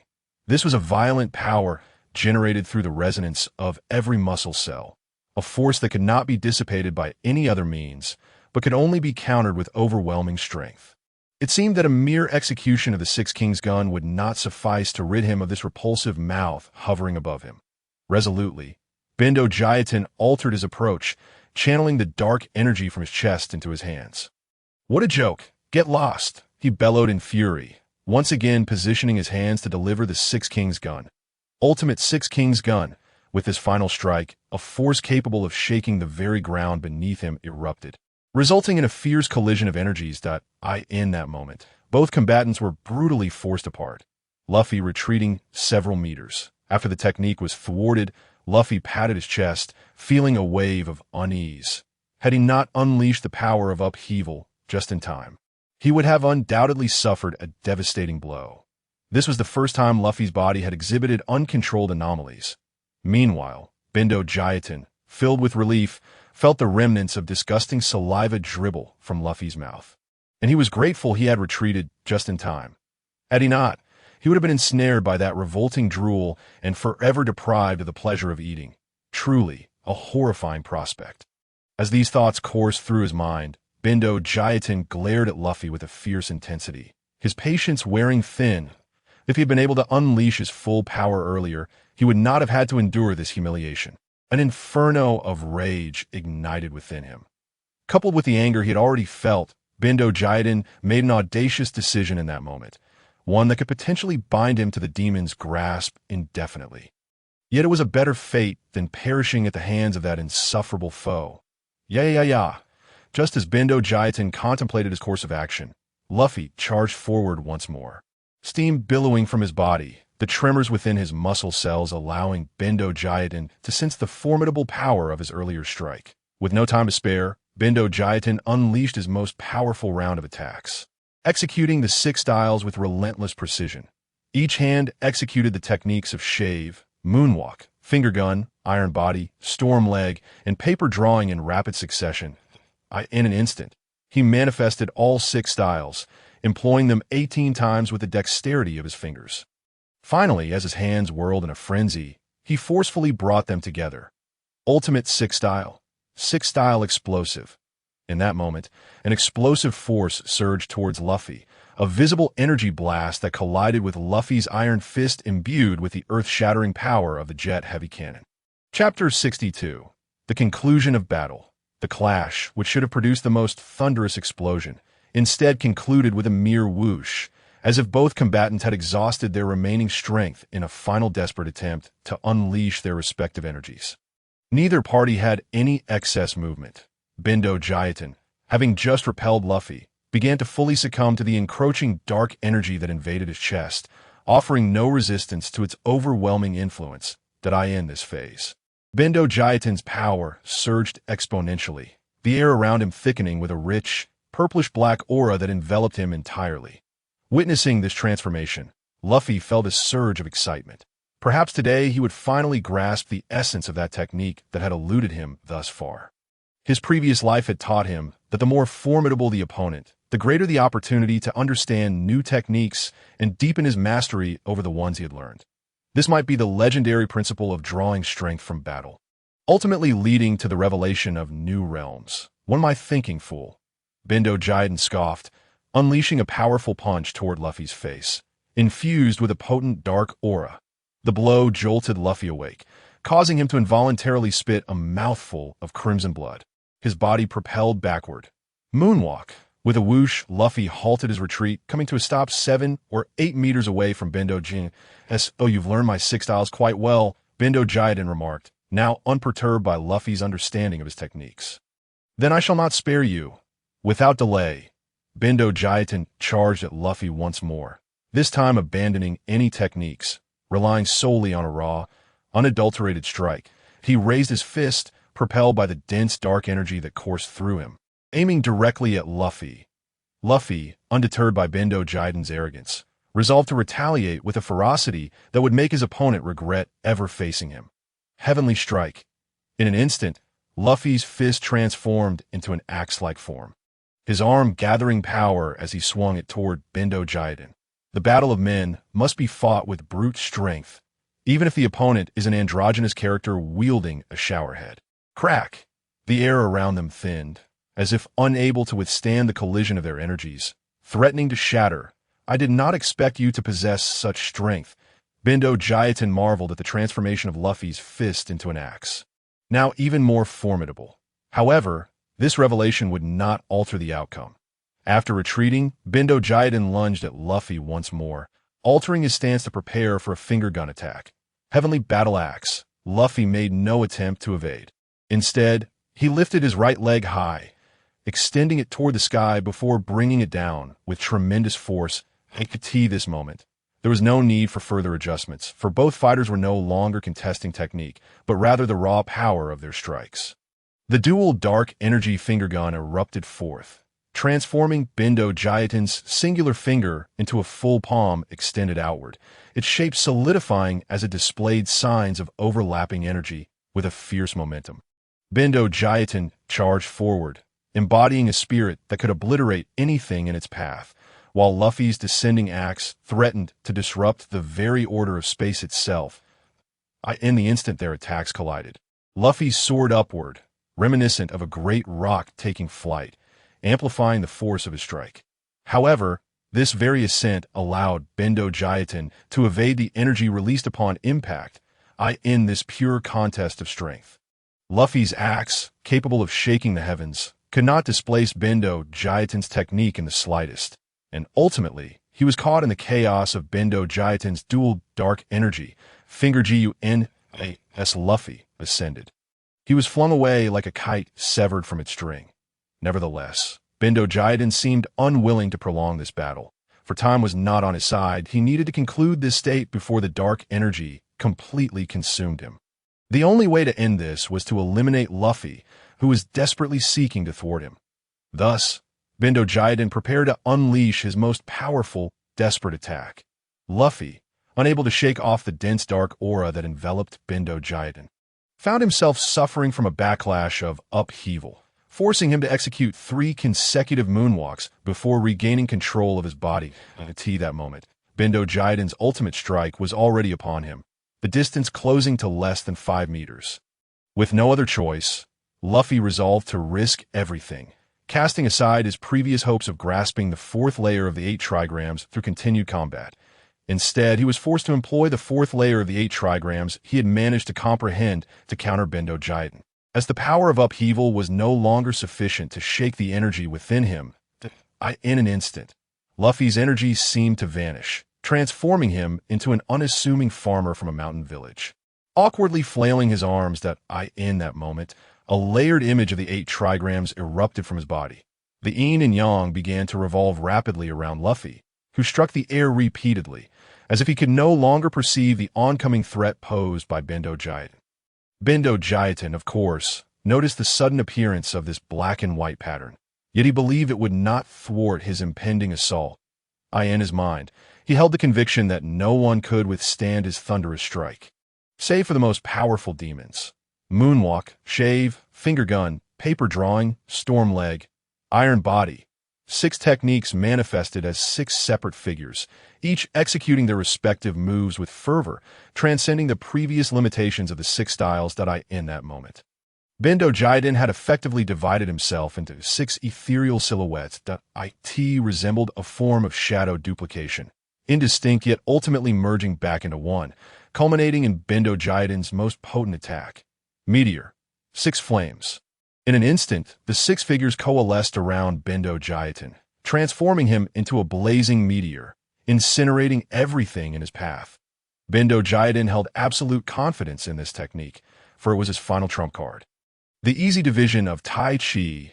Tai Chi divides into dualities, dualities into 4 symbols, 4 symbols into the 8 trigrams, and the 8 trigrams into yin and yang. That a cryptic phrase escaped Luffy's lips, as he danced gracefully within the yin-yang pattern, like a speck of dust untouched by corruption. Chapter 63. Thousand-Fold Waves, Part 1. Is this the effect of merging softness with upheaval and descent? Luffy pondered, suddenly gaining clarity regarding his current state, as a flicker of comprehension formed a vivid image in his mind.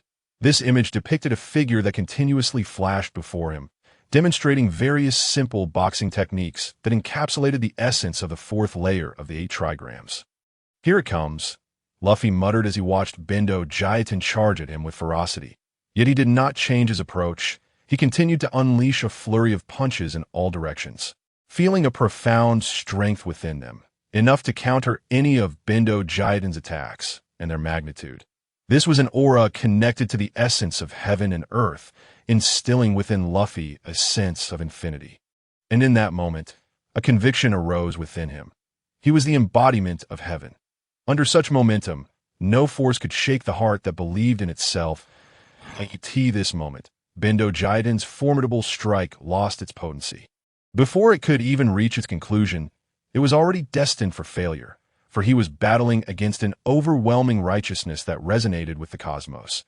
Even with his extraordinary abilities, he had no chance of victory. One hand reveals the yin, Luffy stated as one of his hands met the assault of Bendo Jiaten's meteor. 6 flames. In that instant, a surge of energy enveloped Luffy's hand, one that could withstand the searing heat of steel. The energy naturally encased Luffy's hand, guiding it to draw Bendo Jiaten's body into the heart of his own formation, as Luffy continued to strike with an array of inexplicable punches. What is happening? Bendo Jiaten felt his body slipping from his control, transforming his previously assured demeanor into one of panic. This was not solely due to the encroachment of dark energy upon him.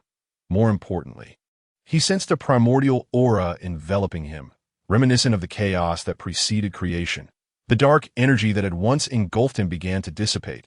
But as this transpired, Bendo Jiaten's body became a battleground for the clash between the righteous aura of the cosmos and the malevolent essence of darkness. This confrontation caused Bendo Jiaten's form to flicker between existence and oblivion, a cycle of life and death that was more torturous than death itself. Luffy understood Bendo Jiaten's torment, yet he was powerless to intervene.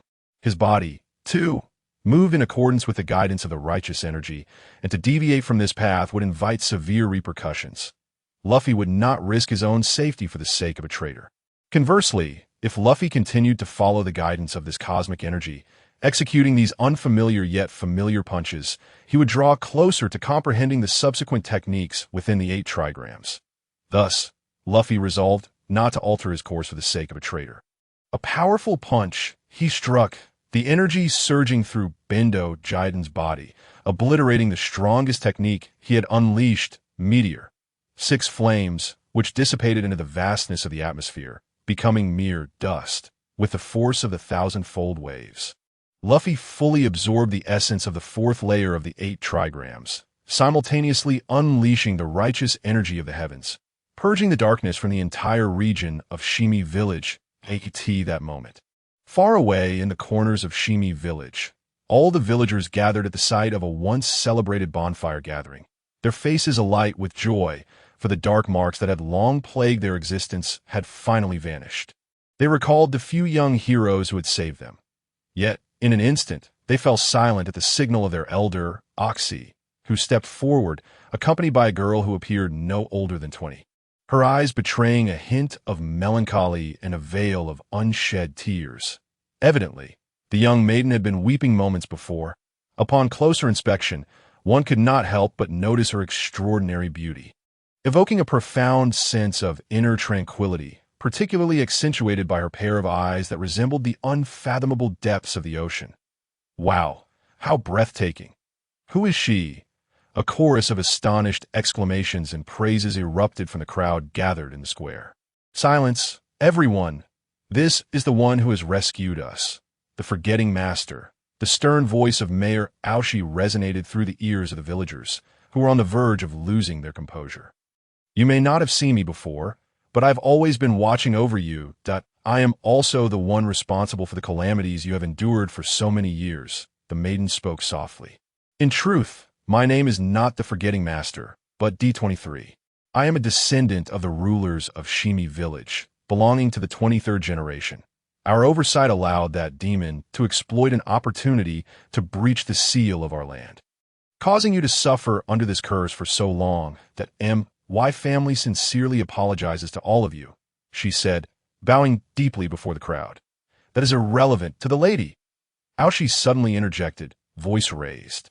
For all these years, I have watched you grow, and I am aware of the suffering you have borne for us. You, my lady, have been afflicted by this curse throughout your entire being, and I have seen it with my own eyes. None of this is your fault. It is the traitor's doing. That traitor has now been vanquished by our hero, and we will once again protect our Shimi village, safeguarding this sacred land of the seal. Do you all agree? In an instant, nearly everyone responded in unison, their voices echoing through the air. While others may not comprehend the depth of the maiden's suffering, these villagers certainly could. Moreover, these villagers were simple and kind-hearted people, who understood the sacrifice she made while living alone on a small island, tirelessly researching ways to break the curse, while also assuring them that a hero would come to their aid. Not to mention, she endured a curse far more severe than theirs. Thank you all, but when the bell tolls, we must descend underground, for our bodies have been overtaken by the demon for far too long. The maiden spoke rapidly, tears streaming down her cheeks. Upon hearing this, the crowd fell silent, yet hesitation vanished in the blink of an eye as they smiled and remarked, as long as we rid ourselves of this unsightly affliction, we shall rest. As the maiden gazed upon the kind faces surrounding her, she felt a profound sense of happiness for the first time. Just then, a strong gust of wind swept through, carrying with it a warm, invigorating essence. The righteous energy of the heavens. D23 exclaimed in astonishment, her face lighting up with J-O-Y.my lady. Is this the righteous energy you spoke of that will completely banish the demon's aura? A hint of tremor laced Aoshi's voice upon hearing her words.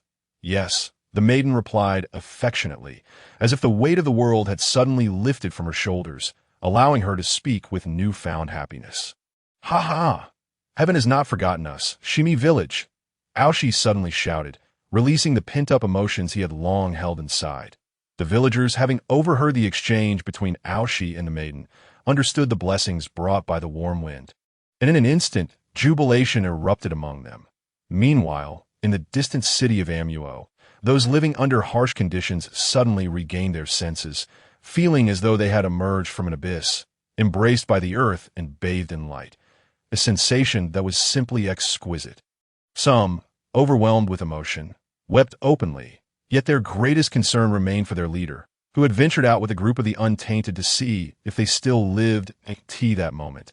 Worry etched across the faces of those in Amu, as they silently prayed for their safety. Just then, a group appeared from beyond the vast desert, led by an exceptionally beautiful maiden, who maintained a sweet smile, albeit tinged with a hint of bitterness. The reasons behind this were known only to Aoshi and the maiden, yet the most significant aspect lay in the joy of the villagers, long separated, coming together once more. Laughter and merriment filled the air, and those in Amu learned that their saviors were, in fact, a heroic team composed of 5 young men. Chapter 66. The call from within. Having discerned the purpose of the hero's journey, the group began their grand march towards the destination of their hearts. Piecing together the memories of the villagers who had built Amu, leading the way was the beautiful maiden, the one once known as the Forgetting Master, as she embodied the will of inheritor of her ancestral legacy. The individuals accompanying her were descendants of those who had once followed it wholeheartedly. Although they had faltered in their resolve in the past, after enduring a protracted period of hellish tribulation, they now harbored nothing but the purest faith, a faith that belonged to it. They were the acknowledged guardians of the sacred sealing land and must shoulder the responsibilities that rested upon them. Meanwhile, in the sealing land, a significant transformation occurred among the Straw Hat crew. Zoro and Nami, having reinstated the seal against the demon's aura, emerged from the abandoned well. The righteous energy swept over them. They gained a deeper understanding of the vastness of the world, and their comprehension of their practice techniques deepened to a soul-level insight, transcending mere teachings from Luffy. They began to perceive the changes in nature, grasping the boundless, innate laws of existence with increasing clarity. For Zoro, this righteous energy profoundly influenced his understanding of the 8 trigrams technique. So, this is it. I simply need to follow this path. Nami mused, waving her weather staff, causing a surge of powerful winds to arise naturally. This was Nami unwittingly employing the previously unfamiliar 3rd layer of the 8 trigrams technique with ease. So, this is how it is, Zoro remarked, sheathing his 3 swords, only to draw them in a swift motion, unleashing a torrent of cutting energy that swept through the air, turning all it touched to ash. This newfound understanding was independent of any technique he had previously learned, yet he clearly recognized it as an evolution of his martial arts practices. Let us call it the transition from adversity to prosperity, Zoro thought to himself. This moment, both Sanji and Usopp, who had been grievously injured, found themselves fully recovered, feeling no discomfort from their wounds. Even the side effects of Usopp's life-draining pills dissipated entirely. Without much conversation, Sanji executed a familiar kick, instinctively attuning himself to the changes within the world around him. This is the ability I have longed for. I never expected my path to lead me here, he pondered, as he began to employ the 2nd layer of the 8 trigrams technique. Upon sensing the overwhelming righteousness of the laws of nature, Sanji exhibited no trace of doubt. Instead, he earnestly absorbed the guidance bestowed upon him by the cosmos. Indeed, I've already tested my techniques at this juncture. Usopp could not help but exclaim. Sanji, Usopp, are you both unharmed? At that moment, Nami and Zoro finally noticed that Sanji and Usopp had approached them, and their wounds had indeed vanished completely, with their condition surpassing their initial states. By the way, where is Luffy? Although he had comprehended the principles of harmony with nature, Usopp's concern for Luffy compelled him to speak first. Luffy must have defeated that person, right? Let us proceed to where Luffy is. Nami and Zoro also recognized the urgency of the matter and began moving towards Luffy's direction. Meanwhile, having just triumphed over Bondo Jeddon and grasped the fourth technique, Qian's Honglang, from the Bagua diagram, Luffy stood there in a daze. He too sensed the mighty righteousness emanating from the universe, and under its guidance, he inexplicably repeated the martial techniques he had learned from the Bagua diagram. However, he ultimately regretted that he could not discern the specific direction in which the laws of nature were guiding him, leaving him to navigate this path alone at this moment. Luffy remained unaware of the transformations occurring among Nami and the others. After a brief stretch, he noted no peculiarities and resolved to seek out Nami and the others, believing the battle to be nearing its conclusion and that the villagers' curses would soon dissipate. Through the recent skirmish, Luffy had come to understand that the demonic essence had been growing ever since it began to corrupt Bondo Jeddon, who was merely a puppet in its grasp. The moment Bondo Jeddon bore the tattoo of the demon upon his chest, his fate was sealed.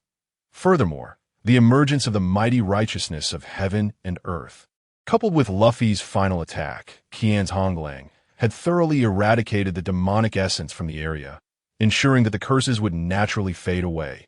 Suddenly, the familiar sound of a bell resonated from a distant place, as it always did. However, this time, Luffy felt a jolt and froze in place. His heart raced with an accelerated rhythm, and a strange yet familiar sound emanated from the distant bell, leaving Luffy momentarily stunned. It was a call from deep within his soul, awakening a long silent voice that once again echoed from his heart. This was the voice that the soul of Wang Hao-Ian, which resided within Luffy, yearned to hear the most. Although a portion of the soul had begun to merge, it still retained a degree of independence, surfacing only during intense battles or moments of heightened emotion. In that moment, Luffy stood motionless, resembling a statue, lost in contemplation. Chapter 67. I love you, where is Luffy? Observing the desolate remnants of their surroundings, Nami's gaze sharpened as she spotted the figure standing still in the distance. None other than their captain and dearest companion. Luffy. There's Luffy's straw hat, Zoro exclaimed, having retrieved it and noticing that it was hanging from the apex of the Grand Hall. Nami, he called out, prompting her to rush towards Luffy. Okay, Zoro replied, stepping aside as the others followed Nami. As they approached the motionless Luffy, they dared not disturb him, sensing from his expression and the faint warmth radiating from his body that he was, in fact, unharmed. They pondered the nature of the profound changes he was experiencing. Perhaps a realization of the laws of nature, while Zoro slowly approached with Luffy's hat in hand, remaining silent. That were the bell tolls. Luffy seemed to have suddenly grasped the situation, and in an instant, he became fully alert. As his eyes regained clarity, he was taken aback to find his companions standing before him, all unscathed.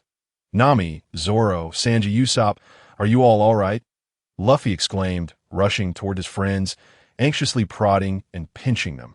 Fearful that they might be harmed, his heart ached with a surge of affection. Yet that did not prevent Nami from swiftly raising her weather staff and striking Luffy on the head.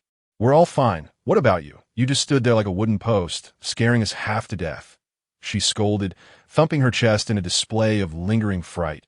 Nami, why did you hit me so hard? Luffy protested, rubbing his head in grievance. However, upon witnessing the increasingly fierce look in Nami's eyes, he wisely chose not to press the matter further and instead explained his immobility. What? Is it that time again? The others gasped in astonishment. It appeared that Roger's words were indeed true. Sailing towards freedom and dreams. Everything lies in the journey. Nami couldn't help but recall the words the tavern owner had relayed to Luffy, the words left by the Pirate King, filling her heart with deep reflection. Then let us go and see, Zoro said, addressing Luffy. There's no point in overthinking. We might as well check it out. This thought resonated with everyone, who were equally eager to discover the nature of this wondrous place. Let's go. I know the way, Luffy declared, stepping into the palace. After traversing a desolate expanse, they came upon a formidable door, seemingly impervious to opening. Yet as Luffy approached within a meter of it, The door swung open of its own accord, and a sudden, powerful force pulled Zoro and the others inside, leaving them no chance to resist. In truth, they had no desire to resist, as they were drawn towards a destination they felt compelled to reach. At that moment, a group of villagers from Shimi village, led by the young girl, the 23, had also arrived at the palace. When they found Luffy, he was the only one remaining at the entrance.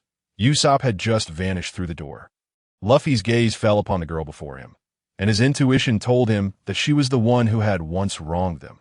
Despite the drastic change in her appearance, he recognized her as the once ugly figure from his past. Without lingering, Luffy understood that entering this place meant he would not return. Thus, he offered the girl a gentle smile, a gesture imbued with many sentiments, yet devoid of resentment or blame. Indeed, Luffy had never held her accountable, for he understood the immense pain she must have endured to administer that medicine to them. She had acted out of sense of duty to the people of this realm. Albeit through misguided means, the girl, witnessing Luffy's radiant smile, found herself unable to contain her tears any longer. They cascaded down her cheeks. In Luffy's gaze, she perceived sincerity, and in his smile, she felt forgiveness. This disrupted her carefully constructed defenses. And in that instant, her fade of strength crumbled. Those who knew Luffy, upon seeing their hero smile, felt an overwhelming sense of comfort and greeted him warmly. Yet, the allure of the door intensified. And despite Luffy's efforts to resist its pull, he found himself unable to do so. In a sudden tug, he was drawn towards the door, and as he turned to face the villagers of Shimi, he shouted a heartfelt message, "I love you all." Just as the words left his lips, the door slammed shut, leaving only a fragment of his declaration to echo in the those outside. It sounded as though he had uttered merely 3 words. "I love you." Each villager gazed at Luffy, and he returned their gazes, as if his words were meant for each one of them. However, in their hearts, they harbored a peculiar thought. Luffy's words were directed towards the girl who had just shed tears upon seeing him. In that moment, silence enveloped them, and the girl, in the final instant, discerned Luffy's lips forming the word man. Though she desperately wished to dismiss this word, it cruelly lingered in her mind. Reflecting on it, she couldn't help but smile wryly, self-deprecatingly thinking, how could a hero like him ever have feelings for someone as ill-intentioned as me? Yet, I have steadfastly fallen for you, Luffy. Even if you belong to the world, you will forever hold a place in my heart, for I love you. Chapter 68. The deity of the bell. Luffy remained blissfully unaware of the girl's feelings. For since arriving in this world, he had chosen not to pursue love. His heart was already occupied by the affection he held for his girlfriend from his previous life, and even amidst the wonders of this new realm, he would not betray the love he held dear. Meanwhile, the villagers awaiting the Straw Hat crew began to set up a grand bonfire celebration around the palace. Just then, a figure rushed in, breathless, addressing the girl who directed the gathering. Village chief, there's trouble." After the girl's identity was revealed, under the support of villager OSI and the villagers, the 23 became the chief of Shimi village, extending beyond the small village to settle in Amu City, which had grown sufficiently large with many vacant houses. "What is it? Speak quickly." The girl felt a surge of unease as she looked at the frantic figure. Hero, the figure stammered, struggling to articulate his thoughts. "Calm down. Have some water first," the girl wisely suggested. Despite her own anxiety, she encouraged him to take a moment to collect himself before explaining. After taking a few sips of water to steady his racing heart, the newcomer revealed the troubling news. He was among those the girl had tasked with overseeing the ship carrying Luffy and his crew. They'd been loading fresh provisions when a sudden force erupted from the ship, throwing them off balance, and the vessel had vanished, leaving them unable to find it. Hence, this individual, named Jade, had rushed to inform the chief while the others searched for any sign of the hero ship. Upon hearing this, the girl abruptly turned towards the mysterious door they could not open, scrutinizing its seamless surface, where Luffy and his friends had disappeared. Suddenly, a long-forgotten legend came to mind, a tale told to her by her father. This legend, known to many in Shimi village, spoke of an ancient clock residing on a mysterious island. This clock, crafted from the purest cores of 2 rare minerals, Newfound within the village, would chime once every 12 hours. Its sound never ceasing unless the minerals were depleted. Moreover, this clock served not only as a means to mark the passage of time, but also as a beacon of hope for the villagers and a guardian of their ancestral legacy. It was said to guide chosen individuals in their battle against evil, transporting them and all associated with them to that island. Historically, a former village chief had sought to locate the island, commissioning the construction of numerous ships to explore every corner of Shimi village. Yet none had found the elusive island. While many wished to dismiss the legend as mere folklore, the clock's timely chimes served as a silent testament to its existence, leading the villagers to gradually revere it as their greatest deity. They're the chosen ones, the saviors of the world. The girl trembled as she shared her knowledge. The hero's ship need not be sought after. Perhaps our duty to guard against the demon's influence is nearing its end. When that time comes, we shall activate the mechanism and return to life beneath the SUNS. This realization struck her. Her heart raced. She had not anticipated the significance of the individual involved. If they were to fall victim to the poison of anger she had unleashed, her guilt would be immeasurable. Fear not, young lady. Though you have acted wrongly in the past, if the heroes are indeed the chosen ones, they must endure certain trials. When Luffy smiled at you, it was clear he bore no ill will. They are destined figures, broad-minded as rivers, and they would understand the pain you felt when you made that choice. OSI reassured her, having never blamed her for her actions, understanding that they were all for the sake of Shimi village, and that the true responsibility lay with the traitor, Bondo Jaken, and the demon that I know, the girl replied, her heart heavy, as she faced a man who had cared for her like a grandfather throughout her life. Though she longed to retreat to her room and weep freely, she recognized her role as a leader and the pillar of Shimi village. Let us hold a banquet. The heroes have been guided by the great deity of the clock to undertake an even greater mission. Let us celebrate with unrestrained joy, offering our most heartfelt blessings to our heroes. Oh, let the feast begin. Our heroes have even more weighty responsibilities. In an instant, excitement spread through the crowd, lifting the heavy gloom that had settled when their heroes had vanished. Each face shone with renewed hope, inspired by the girl's words.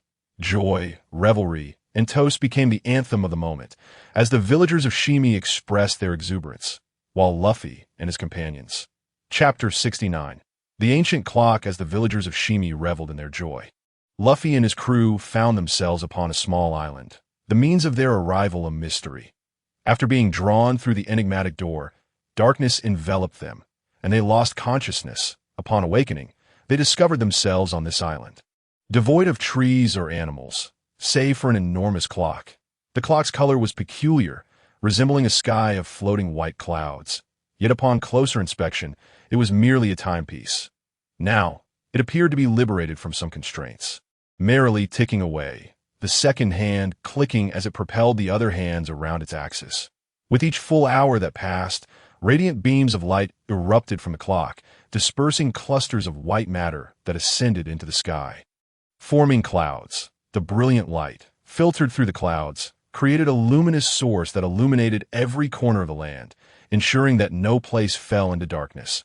This clock produced a light so akin to that of the sun, a sight that left Nami in awe. The ancient clock, what could it be? Usopp, knowledgeable about various legends, was puzzled by Nami's mention of the ancient clock, as he had never encountered such a tale. Nami, what exactly is this? Please tell us. Even Wang Hao Ian, once of the 21st century, felt a surge of curiosity about this sudden apparition and urged Nami to explain. After a moment of contemplation, she took a deep breath, steadying her racing heart before speaking. Few in this world know of the ancient clock's existence. Perhaps no more than 10. I only learned of it through a fortuitous encounter. The ancient clock, as the name suggests, has existed since antiquity, approximately 46 million years ago. When the Earth was populated solely by primitive microbial life, it wasn't until millions of years later that more complex life forms emerged, leading to the evolution of hominids, and eventually, humans. And then, regarding the words spoken by Nami, Luffy found himself utterly perplexed. It seemed that her remarks had no direct connection to the ancient bell. Nevertheless, what Nami articulated should pertain to the ancient bell. Though at this moment, Luffy struggled to suppress the overwhelming urge emanating from within him, drawing him toward the bell. This sensation was a profound desire, rooted deep within his soul, and to contain it required considerable effort. Thus, he yearned to glean some useful information from Nami as swiftly as possible. Casting a glance at Luffy, who was urging her onward, Nami would typically have erupted in frustration under ordinary circumstances. However, she recognized that Luffy was earnestly battling the allure of the ancient bell and refrained from voicing her thoughts. In the primordial era, there was no sun. Hence, the existence of microbial life was purely attributed to the ancient bell. Legend has it that the ancient bell is the progenitor of all life forms, a divine gift from the Creator to every being on Earth. It was not until 1,000,000 years later that the Creator forged a star in the heavens to become the sun, which subsequently became the vital source of existence for all life on Earth. During that intervening 1,000,000 years, the ancient bell assumed this role entirely, radiating light conducive to life and generating various climatic phenomena, such as wind, rain, and thunder, effectively performing the sun's function. The myth states that the ancient bell manifests itself in a specific location on Earth only when all living beings face the peril of extinction. For the Creator refrains from intervening in the destruction wrought by Earth's inhabitants. Yet, the ancient bell serves as the planet's guardian, appearing in times of crisis. Judging by its current form, the ancient bell has likely been present for an extended duration and has undergone modifications by certain individuals, who have adorned its exterior with special metals to create unique effects. This ingenuity of those who crafted the bell's casing is truly formidable. The ancient bell, a divine instrument for the salvation of all creatures, embodies the essence of creation, purging the world of all malevolence. This phrase, which I once encountered on a scrap of parchment, has lingered in my mind. Despite the signature being obliterated, I had once thought I would never behold the majestic form of this protective bell from the ancient era. However, upon witnessing its ancient light, I realized it is indeed a legendary entity, destined to save all species on Earth. This moment, Nami instinctively closed her eyes, allowing herself to feel the essence of the ancient bell while gradually calming the profound shock within her heart. What shall we do now? Can we approach it? Usopp inquired hastily, as this pertained to their forthcoming actions and, most crucially, to Luffy's life, given that he would be closest to the ancient bell. Do not fret. The ancient bell is here to safeguard all species and poses no threat to us earthly beings, particularly to humanity, Nami replied earnestly. Chapter 70. The Evolution of Techniques, Part 1. With that in mind, let us proceed. The call of the bell grows ever stronger, Luffy declared, striding purposefully toward the ancient bell. Understood, Nami and the others responded, trailing behind Luffy, as he was the one most attuned to their path. The ancient bell resided at the very heart of the island, a considerable distance from Luffy and his companions. However, the absence of any other features on the island meant that they reached the bell in mere moments. Upon arriving before the ancient bell, they quickly realized its complexity. Even at less than a meter away, Luffy felt a compelling call emanating from below. Is there a path leading downward? Luffy mused aloud. After briefly explaining his thoughts to Nami and the others, he slowly closed his eyes, attuning himself to the precise location of this call. After several minutes of concentration, Luffy suddenly opened his eyes and pointed toward a corner to the left of the ancient bell. A mere 50 meters away, they quickly made their way to the indicated spot, only to be astonished to find it was solid ground. However, as Luffy stood upon this earth, the deep-seated call intensified, surpassing any previous experience. Are you certain this is the place? Zoro inquired, slightly furrowing his brow. Absolutely, Luffy affirmed. He then unleashed a powerful strike against the seemingly impenetrable ground, causing it to sink several meters. Turning to Zoro, he instructed, excavate 18 meters down and ensure precision in depth. Understood, Zoro replied without hesitation, stepping forward.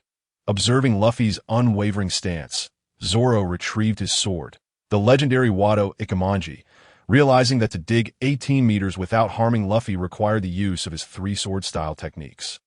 Three-sword style, earth digging. As the words left his mouth, a flurry of dust erupted, yet it fell in a harmonious manner, avoiding any disruption to Luffy or the others. This was the manifestation of Zoro's mastery. Having comprehended the principle of from extremes comes balance, both his sword intent and power had seen tremendous growth, evident even in this seemingly minor technique. "Wait for me. I'm going down," Luffy said, plunging into the earth to the depth of 18 meters. Drawn by the call of something below. Cautiously crouching at the cavern's base, a slight dampness filled the air, yet an enigmatic aura radiated from the depths. This mysterious energy mingled with the moisture. The steam rapidly dissipated. This must be part of the black iron plate's power, Luffy thought, observing the scene before him. He gently tapped the cavern floor, and sure enough, a series of thuds echoed from below. Luffy couldn't help but smile. It was just as he had suspected. The black iron plates were likely concealed beneath the earth, sealed within wooden boxes to prevent their energy from escaping. After removing the thin layer of dust from the bottom of the cave, Luffy gradually lifted a conspicuous pull ring. The moment his hand made contact with the ring, an aura surged from his chest, enveloping both him and the black box. With a slight exertion, the ring pulled the lid of the black box upwards. As the lid creaked open with a resounding thud, the ancient bell suddenly echoed its chimes. Luffy, positioned closest to the black iron plate, discerned a faint thud emanating from the iron surface, and upon closer inspection, he realized that these sounds were slightly faster than those of the ancient bell. The realization that the bell's sound originated from this iron plate filled Luffy with profound astonishment. He remained perplexed about the true nature of this black plate, yet he had gleaned some understanding of the ancient bell from Nami, who informed him that it was a substitute for the sun from an era 46 million years ago. How could he not feel a deep sense of awe at the revelation that the sound was produced by the black iron surface from the moment the iron plate was unveiled? The ancient bell had been ringing incessantly. That moment, several black iron plates suddenly flew out from within the box. Luffy leapt out of the cave, his eyes widening at the sight of the black iron plates before him. Although the first one he encountered was also referred to as a black iron plate, the Bagua formation, it was bronze in color. Now, unexpectedly, he was faced with black ones, and not just one, but a total of 4 in an instant. The 4 plates positioned themselves around Luffy and his companions, and the images of martial arts moves that had danced in Luffy's mind reappeared before them. This time, it was not just Luffy who sensed the sudden emergence of shadowy fist techniques from the plates, but all 5 of them experienced it together. It appeared that only the technique of Chien Chong Lang was absent. Luffy scrutinized the shadowy figures demonstrating the martial arts techniques and quickly discerned their essence. The soft fist technique demonstration vividly conveyed the concept of softness through its continuous imagery. Another set depicted falling, shaking the heavens, and techniques that Luffy had yet to comprehend. Each illustrated simply through these basic fist movements. As he gazed at the shadowy demonstrations, a realization dawned upon him. It was natural to achieve such effects by employing these techniques. Chapter 71. Evolution of Techniques, Part 2. The ancient martial arts were now vividly displayed before the Straw Hat crew, each member deeply sensing the profound essence embedded within the formation. Suddenly, Zoro and the others began to quietly absorb this essence, integrating it with their own techniques, and began to practice each move in turn. With a resounding clash, Zoro's sword pointed skyward, unleashing a force brimming with the essence of falling and shaking the heavens, as if he were about to pierce the very sky itself. From Zoro's strike, one could distinctly feel the sensation of from adversity comes prosperity, as if, in that moment, other techniques were merely accompanying this one. An overwhelming momentum surged forth, and in that instant, Usopp, Sanji, and Nami each transmitted sensations potent enough to shake the very fabric of space. Their techniques, while not as grand as Zoro's from adversity comes prosperity, bore a striking resemblance to his Point One technique emerged as the principal focus, while the others served as supplementary techniques. Was this the pinnacle of martial arts? Zoro and the others found themselves gaining clarity. This understanding surpassed the initial enlightenment they experienced after being cleansed by the righteous aura of heaven and earth. For in this moment, they were deeply attuned to the essence of the techniques derived from their iron plates, a manifestation born from practice rather than a sudden conception in their minds. Was it truly so? At this moment, Luffy, who had not been practicing, suddenly began to move, following the principle of as he commenced his training. A careful comparison revealed that the fist techniques he was employing bore a striking resemblance to those within the realm of martial arts. After a series of moves, Luffy swiftly changed his footing, and his body began to dance anew, emanating a force akin to what had just been unleashed, which was in fact a demonstration of the profound essence of that Luffy had comprehended as he executed yet another round of these two styles. Luffy seemed to gain a glimmer of insight. Although there were 9 distinct techniques, they did not adhere to any hierarchy or ranking. All were of equal caliber, with their effectiveness determined solely by the practitioner's mastery. Luffy mused internally that perhaps he excelled in. Suddenly, a tremendous force erupted from his being, and the dissipating Bagua diagram reassembled beneath his feet, forming a grand pattern of stark black and white. This was the very design etched upon the black iron piece. With the resurgence of this expansive Bagua diagram, the previously demonstrated black iron piece flew back into its box, and the area housing it mysteriously sealed itself, appearing as if no damage had ever occurred. Simultaneously, a new image appeared in Luffy's mind, but this time, for symbols on it illuminated, bringing the total to 5, indicating that 4 more remained unlit, the distribution of which was unknown to him. Despite their proximity, Luffy could not sense them. Observing these changes, he felt a moment of reflection, but it dissipated almost instantaneously. The will of the formation descended once more upon Luffy and his companions. This time, the righteous aura of the heavens they faced was magnitudes greater than what Luffy had encountered alone before. Previously, it had primarily served to combat the malevolent essence, whereas now it enveloped the Straw Hat crew, filling their bodies with an overwhelming force, prompting all 5 to begin moving in synchrony with this will. However, their movements were not uniform. Rather, each person executed a distinct fist technique, collectively manifesting the 5 varieties of Bagua martial arts that the Straw Hat crew had comprehended. Guided by the righteous aura of the heavens, they achieved a deeper understanding of their Bagua techniques than ever before, surpassing any previous encounters. This was the essence of martial arts, the purest path of transformation, benefiting Luffy and his comrades greatly. Though such moments often pass swiftly, after a quarter of an hour, the righteous aura dissipated, leaving the Straw Hat crew to contemplate the series of insights they had just experienced, deepening their understanding of the martial essence they had been pondering. At this juncture, the ancient bell, which should have continued its rhythmic dong, dong, dong, suddenly fell silent, as if the tolling was no longer necessary. May the original chime bless them, enabling them to complete their mission safely.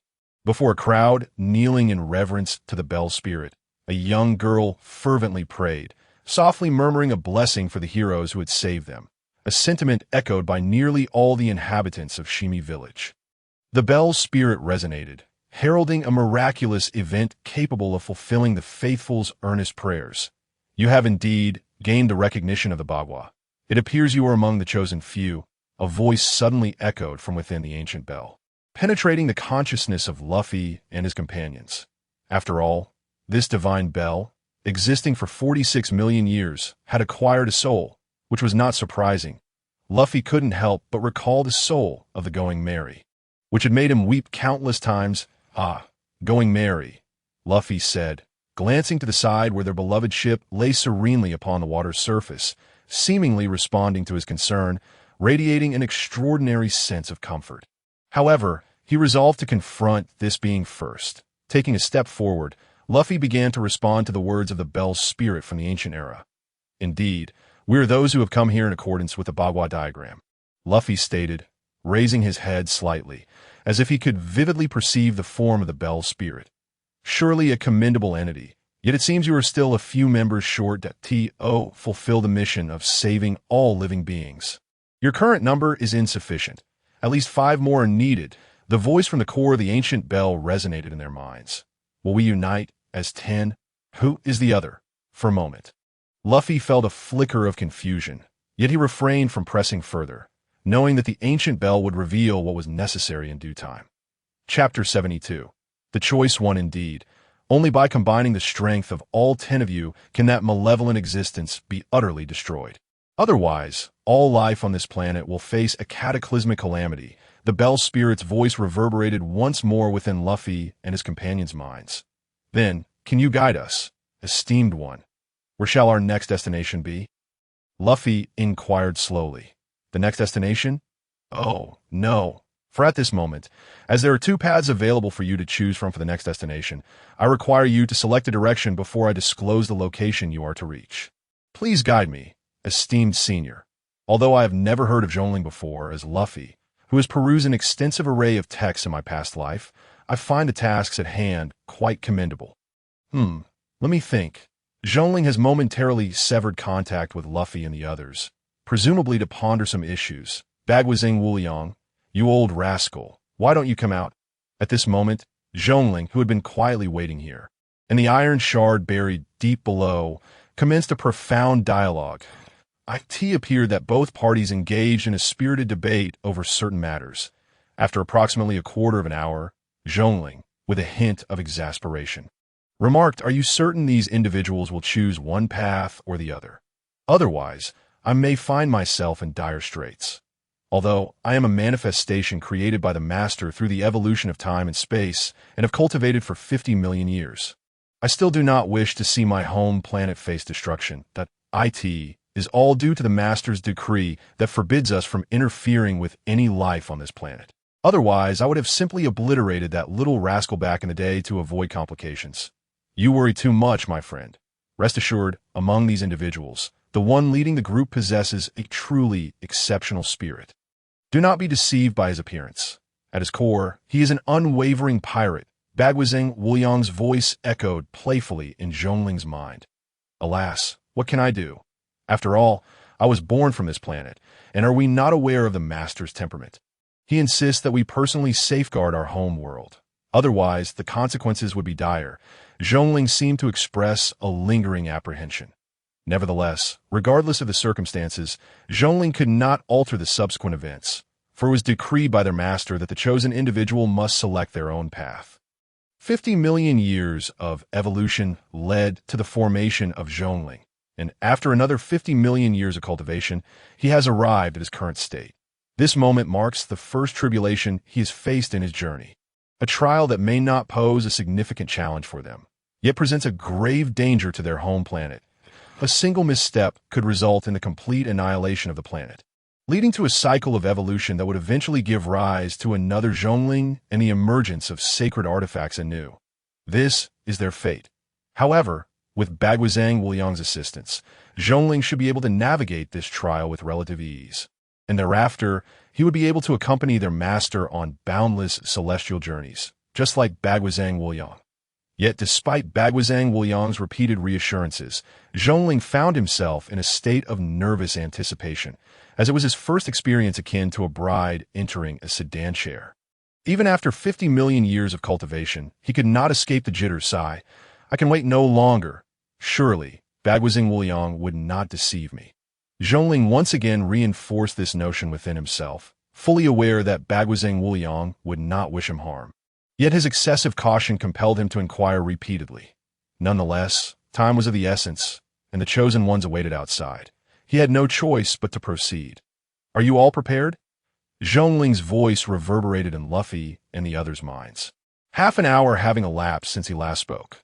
When Zhongling finally uttered these words, Luffy and the others felt a wave of exasperation wash over them. They had been ready for some time. Yet the spirit of the ancient clock remained silent, rendering them hesitant to speak for fear of inciting the unpredictable temper of this elder. We are ready, esteemed senior, Luffy respectfully replied, despite a hint of displeasure brewing within him. Then I shall disclose your choices. The first option is to gather 10 companions and come to me, using your abilities to destroy this ancient clock. In doing so, the energy released at the moment of its destruction will be sufficient to obliterate the entity that has disrupted the balance of this planet. This is your first choice. Zhongling paused momentarily, signaling to Luffy and the others that they could now make their selection. Excuse me, esteemed senior, if we opt for this choice, will your soul be able to exist independently at the moment the ancient clock is destroyed? Luffy inquired, his expression unwavering, as if he had already reached a conclusion in his mind. Indeed, it will endure for a brief period roughly the duration of one cycle of the ancient clock before dissipating. However, this too is a form of fate. Whether it is a blessing or a curse remains uncertain. Thus, there is no need for you to concern yourselves with my current state, Zhongling responded with a calm demeanor, though his heart raced with anxiety. May I inquire about the second choice? Luffy asked once more. No, if you do not select the first option, your only choice will be the second. Therefore, you must either choose the first or abandon it and proceed with the second. Zhongling's voice rang out again. Then please, esteemed senior, reveal the second option. Luffy's voice, calm yet resolute, pierced through the tension at that moment. Zhongling's heart, which had been racing, suddenly stilled, and the anxious rhythm transformed into tranquility. Indeed, as Bagwazang Wuliang had forewarned, he would not select the first option. Zhongling felt a profound gratitude swell within him. Thankful for Luffy's choice, perhaps there would be failures on the second path, but at least in their decision-making. They had not chosen to turn against themselves. May I pose a question to you? At this moment, the voice of Zhongling was imbued with a palpable warmth, as if Luffy's choice had brought him great satisfaction. The elder might inquire why I chose the second option while forsaking the first. To be fair, I am aware that the first was considerably simpler to accomplish, while the second posed significant challenges, even life-threatening ones. Yet, I still opted for the latter, Luffy replied calmly, because I believe the ancient bell belongs to this planet, serving as the mother of all living beings, and we must not be ungrateful. Chapter 73. The Path of Slaughter, Part 2. Nonsense. The absurdity of ingratitude.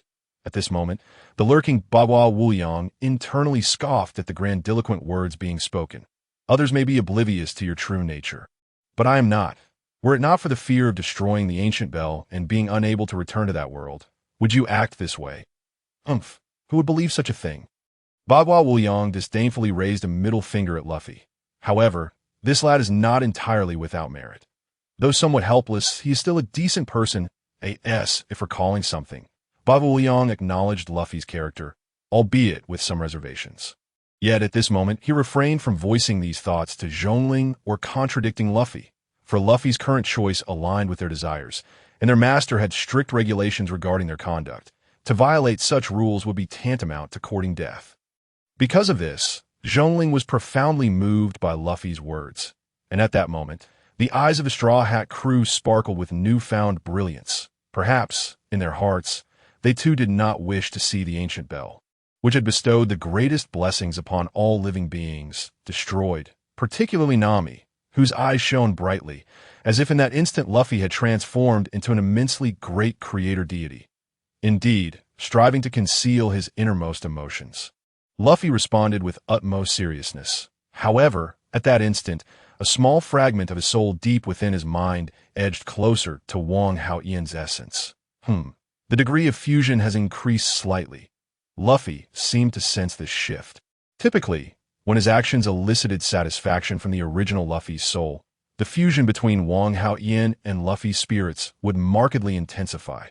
Thus, while gradual fusion occurred, such a slow pace could mean that by the time their souls nearly merged, countless years would have elapsed. Therefore, Wang Hao-Ian's greatest aspiration was to expedite the fusion process, to enhance his abilities swiftly, and to complete this absurd task, for in the present world, his family and loved ones awaited his return. What's wrong? Luffy, bearing a pained expression, was immediately questioned by Nami, who took a few steps forward, eager to support him. Only to be gently deterred by Luffy that I'm fine, he reassured her, signaling for her to step back. This was not a matter of status. Rather, Luffy required ample space to guard against danger. Once Nami returned to her original position, Luffy lifted his gaze towards the void of the ancient bell. As if, for a fleeting moment, he could perceive an elderly figure with flowing hair and beard at the bell's axis, watching him intently. Please, Elder, reveal to me the second choice, Luffy implored, bowing 3 times before earnestly gazing towards Zhongling's location. Are you certain? Yes. Suddenly, Zhongling's voice grew more urgent. The second choice entails carving a bloody path forward. Kill, kill, kill with relentless fervor. Eliminate all who obstruct your progress. Gather your companions, and hone your abilities to reach that ultimate destination, where you shall vanquish the essence of the demon's soul. That alone will suffice. How simple that sounds. Upon hearing Zhongling's words, Nami and the others could not help but gasp in astonishment. The path of slaughter as the second option? That seemed rather extreme. Yet Luffy promptly countered, why is this second choice deemed easy? You must understand, countless formidable figures await you ahead. Do not presume that defeating Bendo Jiaden makes you particularly impressive. He is merely a minor character. Zhongling's words often left one speechless. Bendo Jiaden, capable of wielding the 6 styles with such finesse and exuding a demonic aura, is merely a small player. It is important to note that had it not been for Luffy's momentary mastery of various Bagua techniques, summoning the righteous energy of the heavens and earth, which fortuitously countered the demonic essence, the outcome of Luffy's battle with Bendo Jiaden might have been uncertain. And yet, Zhongling dares to trivialize Bendo Jiaden as insignificant. While Luffy and his companions fought valiantly against immensely powerful foes, Nami faced a bugmaster with countless insect allies. Usopp contended with a stone man, Sanji battled a tiresome sea monster, and Zoro confronted the Silver Sword pirates. All formidable challenges that were far from trivial.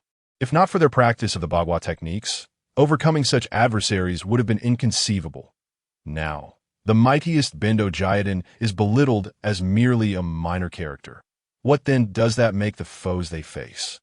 Extras, Elder, please direct us towards our next destination. We shall carve out a bloody path and fulfill our mission.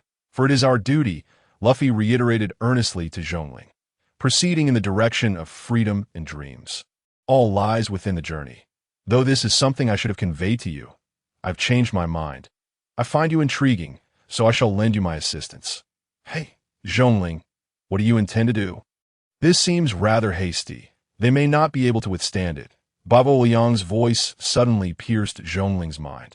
Rest assured, I have unwavering faith that this person, along with his companions, will successfully fulfill their mission in the journey ahead.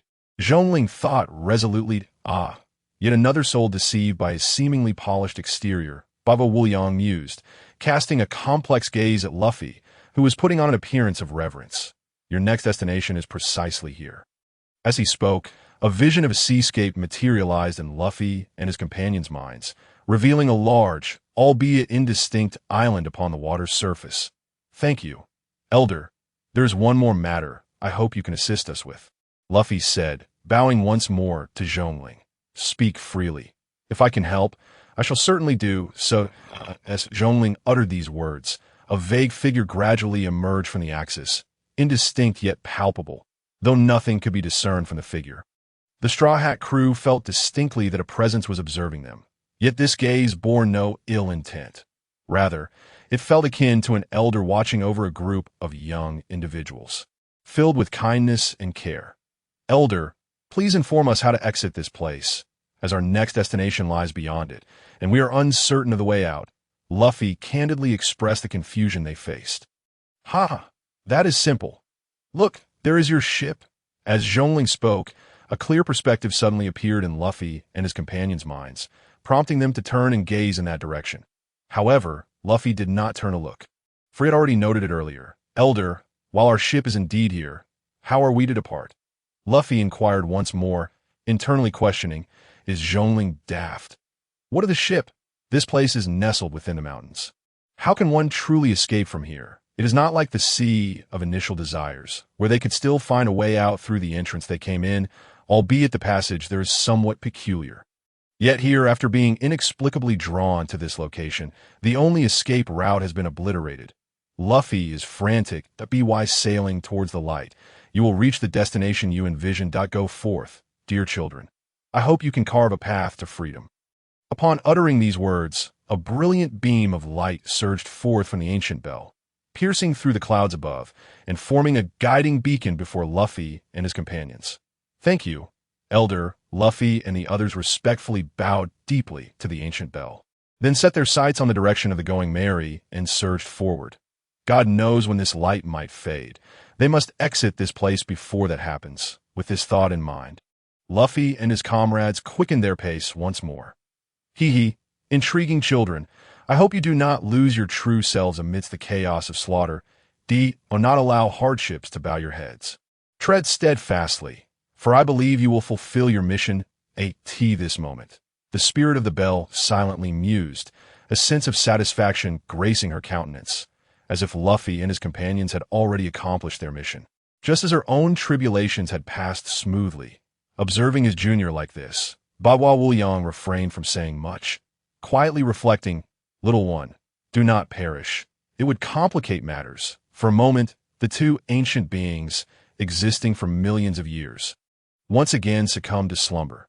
The next time they awaken, it will be at the conclusion of Luffy and his crew's journey, be it death or survival. They shall awaken, for this is their task. Sanji raised the anchor, Zoro took the helm, Usopp steered the ship, while Luffy looked ahead.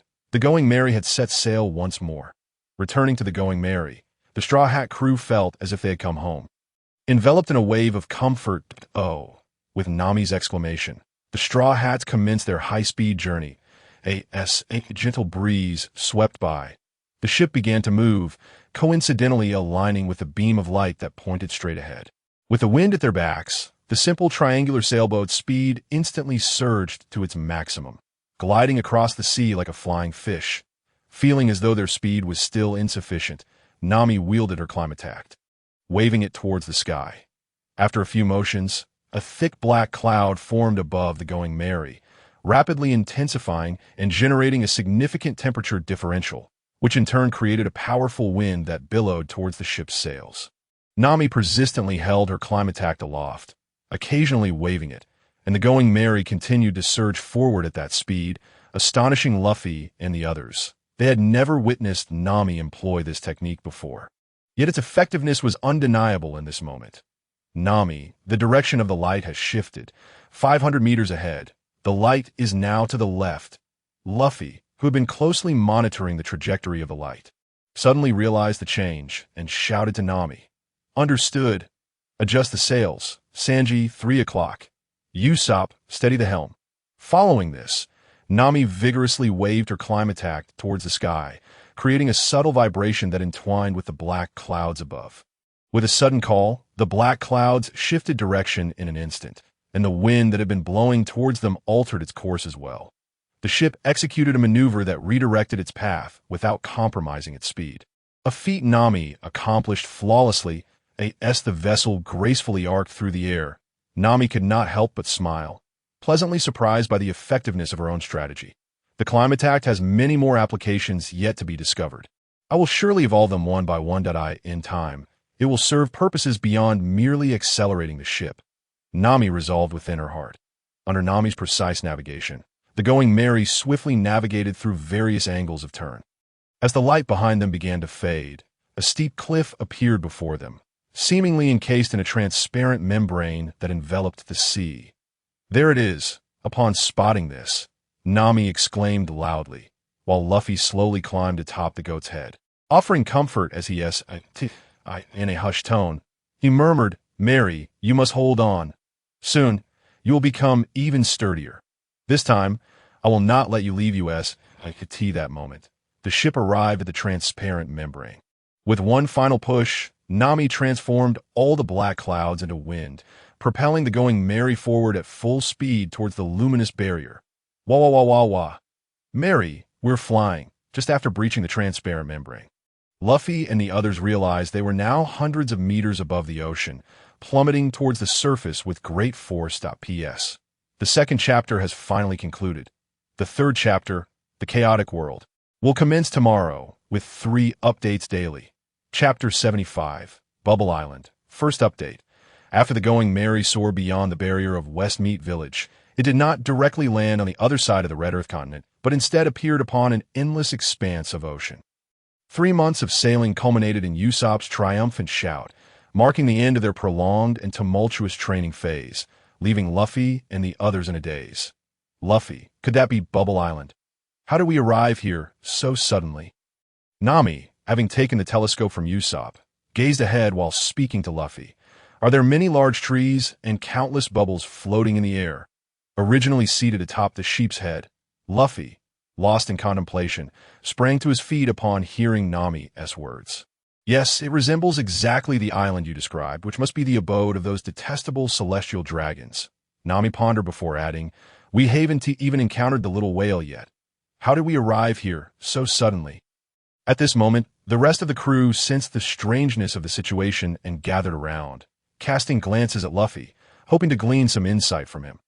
Adjusting his tilted straw hat, Luffy flashed a wide grin at Nami and the others. Then innocently remarked, "I'm not quite sure what is going on, but I see this better. The unknown is what brings excitement, don't you think?" Luffy's words left the crew momentarily stunned, as they, accustomed to a methodical approach, found themselves disoriented.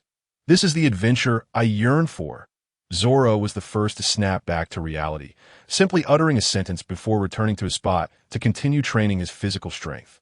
Zoro's comment jolted Nami and the others back into focus. "Indeed, we cherish adventure, rather than being shackled by some nonsensical mission." Usopp trembled as he emphatically declared this, before busily tinkering with his gadgets. "Ah, how I long to visit that island floating in the sky. It must be breathtaking." Sanji, the captain of Nami's escort team, showcased his utter lack of immunity to beautiful women. Casting a sidelong glance at Sanji, Nami stepped to the bow of the ship, gazing out at the sea, her heart stirred by profound waves of emotion. Unlike Zoro and the others, Nami was not born for combat. Her battles were driven more by intellect rather than an innate desire for conflict. Besides the weather stick Usopp crafted for her and her understanding of techniques, it was her knowledge of the sea that constituted her true strength as a navigator. In half an hour's time, the Going Merry, caressed by the sea breeze, approached the shores of Bubble Island. "Let us head to Uncle Rayleigh." Luffy was the first to leap from the ship, striding ahead. "Luffy, we arrived at Bubble Island sooner than anticipated, and we are aware of certain occurrences there. Therefore, I hope we can avoid any confrontations this time and ensure our friends remain unharmed." Nami quickened her pace to walk alongside Luffy, speaking earnestly. "Of course," Luffy replied succinctly. Luffy was not one to act recklessly. Rather than waiting to rescue his friends after they had been harmed, he preferred to prevent such incidents from occurring in the first place. "I dearly miss Shachi's takoyaki." After securing the ship, Usopp hurried to catch up in the wine bar. A peculiar assembly of characters sat at that moment. Aside from Shachi the octopus, there was a diminutive creature with a blue nose.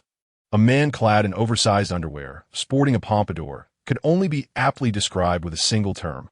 Pervert, a mature woman in a professional outfit, with dark skin and a black cowboy hat, was also present. Additionally, a bespectacled man with faint scars on his face stood beside a beautiful woman who was mixing drinks for him. The bespectacled individual was none other than Rayleigh, the former first mate of the Roger Pirates. Suddenly, upon their arrival, Rayleigh stood and walked towards the door, prompting the previously quiet individuals to rise in unison. Had Luffy seen them at that moment, he would have recognized his companions, the shipwright Frankie, the Dr. Chopper, who had consumed the human fruit, and the historian Nico Robin, burdened by hatred for the world government and a thirst for the unknown history. All of Luffy's comrades, save for Brook, the skeleton obsessed with underwear, had now appeared at their side.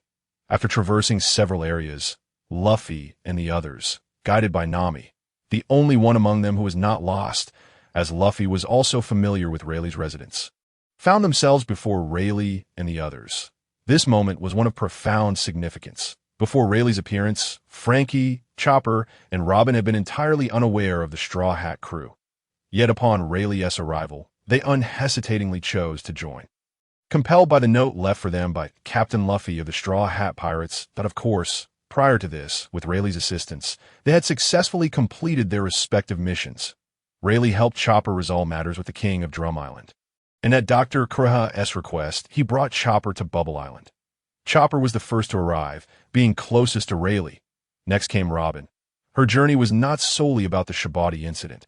After defeating Bartholomew Kuma and dismantling the stability of the country that Princess Vivi sought to protect, Rayleigh took Robin to Eni's lobby.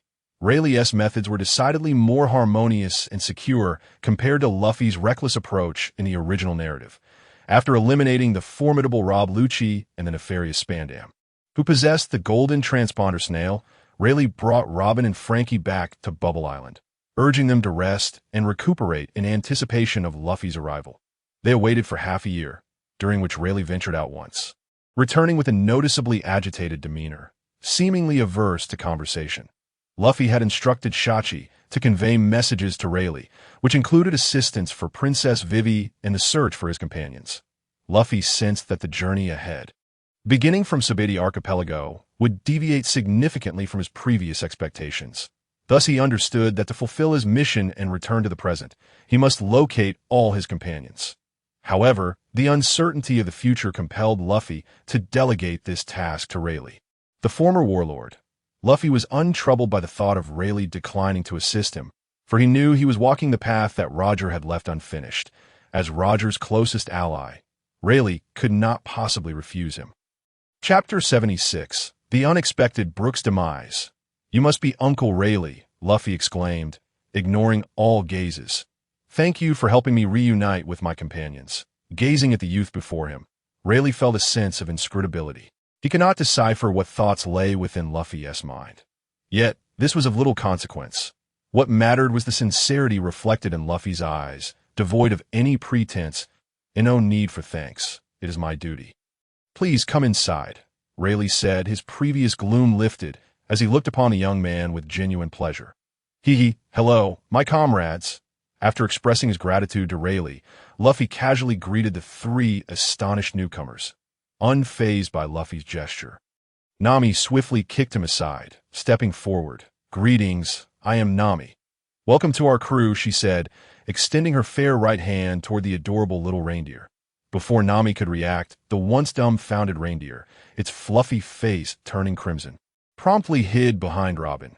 Sensing Chopper's excitement and shyness, Robin merely extended her hand to shake Nami's before joining Sanji as they entered the wine bar, although Luffy had maintained a sincere demeanor throughout.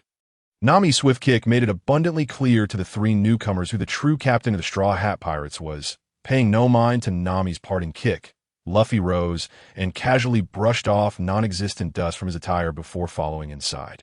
Once everyone was seated, Luffy glanced around, suddenly feeling that something was amiss. Just as he was about to inquire, Rayleigh gestured for him not to, indicating he understood what Luffy wished to ask. After a brief contemplation, Rayleigh spoke. "Luffy, I apologize. I was unable to bring the last companion here." "Uncle Rayleigh, you couldn't possibly have been overpowered by that sleazy shadow manipulator, Moria, could you?" In an instant, Luffy seemed to perceive the most unwelcome revelation from Rayleigh's expression. Gently shaking his head, Rayleigh spoke with a heavy heart. "When I arrived, I witnessed that skeletal figure, Brook, at the very moment of his demise that in my desperate attempt, I could only seize his remains, as Rayleigh produced a gray urn from beneath the bar. This contains Brook's ashes," he continued slowly that moment. Upon hearing that Brook had perished, Luffy's demeanor transformed entirely. And no longer embodying his usual amiability, he resembled a demon emerging from the depths of hell, his blood-red eyes piercing into the distance, as if he were ready to rend the one who harmed his comrade into pieces. "Uncle Rayleigh," he implored, "please tell me everything you know. This is not your fault. Thank you for bringing back my brother, my companion's ashes." With that, Luffy knelt before Rayleigh, bowing deeply 3 times, each sound resonating with the earth and sky, pouring forth his anger. Observing Luffy's outburst, Rayleigh was struck by the depth of emotion directed toward a comrade he had never met. A sentiment devoid of any pretense that in that moment, Rayleigh recalled Roger and seemed to grasp something profound. Currently, Moria is far more formidable than you might imagine, and during the skirmish, I glimpsed the shadow of the Navy, possibly even an admiral. In my haste to retrieve Brook's body, I had to retreat quickly, a situation so surreal that even a veteran like me found it hard to believe. After I cremated Brook's remains, I stealthily returned to investigate, but I only encountered Moria. To my shock, his strength had significantly increased, rendering me incapable of inflicting substantial damage upon him in such a short time. Moreover, I sensed a presence on Moria's 3-masted ship, someone even more powerful than he. Thus, I chose to disengage, unleashing my full power in an attempt to compel this hidden figure to reveal themselves, only to discover that Moria alone could withstand most of my assaults. Reluctantly, I departed, but my discontent drove me to infiltrate once more. On my 3rd attempt, I completely masked my aura, and this time I went undetected. That was then that I overheard some chilling revelations. The world government had first developed an ability known as the grafting fruit ability, allowing those with fruit powers to acquire a second ability outside their own. This ability was termed light wave sensation, and Moria had indeed obtained this power from the world government. His task was to venture to a specific location in the New World and become a sovereign there, a being rivaling the four emperors. At that moment, Luffy and the others were profoundly shaken by Rayleigh's revelations. The notions of grafting fruit ability, light wave sensation, and becoming a being on par with the four emperors were staggering. Yet, all these harrowing tidings converged upon one individual, Moonlight Moria, now allied with the world government, serving as their pawn rather than merely maintaining the world's equilibrium. "Uncle, do you know which admiral of the world government it is?" Luffy declared, "I will avenge Brook." Rayleigh let out a deep sigh and gently shook his head. "I do not know. Their discussions never mentioned the admiral's name. However, one thing is clear. This admiral is not among the known figures of the Kizaru or Fujitora, but rather someone else, whose strength surpasses even Moria endowed with light wave sensation." Moria referred to him as Admiral Sir with evident respect. "This is what troubles me most. How many such admirals lurk in the shadows of the world government? And what are their schemes? No matter who they are or how powerful, I will ensure they suffer a fate worse than death. Otherwise, I would be unworthy of my brother." That moment, Luffy's seething fury began to subside. Yet traces of Brook's demise lingered, a brutal loss that weighed heavily on him. Aside from the positive influence of Brook's memory on Wang Hao-yen, who temporarily commandeered Luffy's body, the most significant impact was the sense of losing control of the situation entirely due to Brook's death. To vanquish the demon, they needed to unite 10 individuals to obliterate the evil, to fulfill their mission in this world, allowing Wang Hao-yen to return home to his beloved parents, to reunite with his brothers and friends, and to see his cherished girlfriend. However, all of this had shifted due to Brook's passing. It is evident how furious Luffy must be at this moment. Chapter 77. The lament continues. Whitebeard's demise at midnight in truth. The unfolding events are even more dire than you might conceive. That moment. The professionally attired Robin sauntered to the forefront, addressing the sorrowful assembly stunned by Brook's sacrifice and the world government's actions. Indeed, for recently, the world government has audaciously executed Luffy's brother, the son of Captain Roger Ace, Rayleigh relayed as he received the words from Robin. "Impossible!" Luffy exclaimed, completely bewildered. The series of events overwhelmed him, and now, to learn that his best brother, Ace, had been executed was unfathomable. In Luffy's memory, such momentous occurrences should not be happening now. "Let Miss Robin explain this matter to you. She can articulate it more clearly. I was preoccupied with Brook's affairs and was unaware of this happening." Rayleigh summarized, gesturing for Robin to continue. "Very well. Allow me to elucidate the current situation," Robin said, lightly adjusting her hat as she stood, retrieving a prepared drawing board upon which she illustrated the unfolding events. This incident has been termed the Great Event by the world government, which can be divided into 3 factions. The world government, the Whitebeard pirates, and Blackbeard, who captured Ace. Who is Blackbeard? Luffy refrained from divulging the details about Blackbeard to Nami and the others, considering it still a distant matter. Yet, unexpectedly, Blackbeard had emerged swiftly, capturing Ace and delivering him to the world government in exchange for the title of Warlord of the Sea, after being defeated by Rayleigh.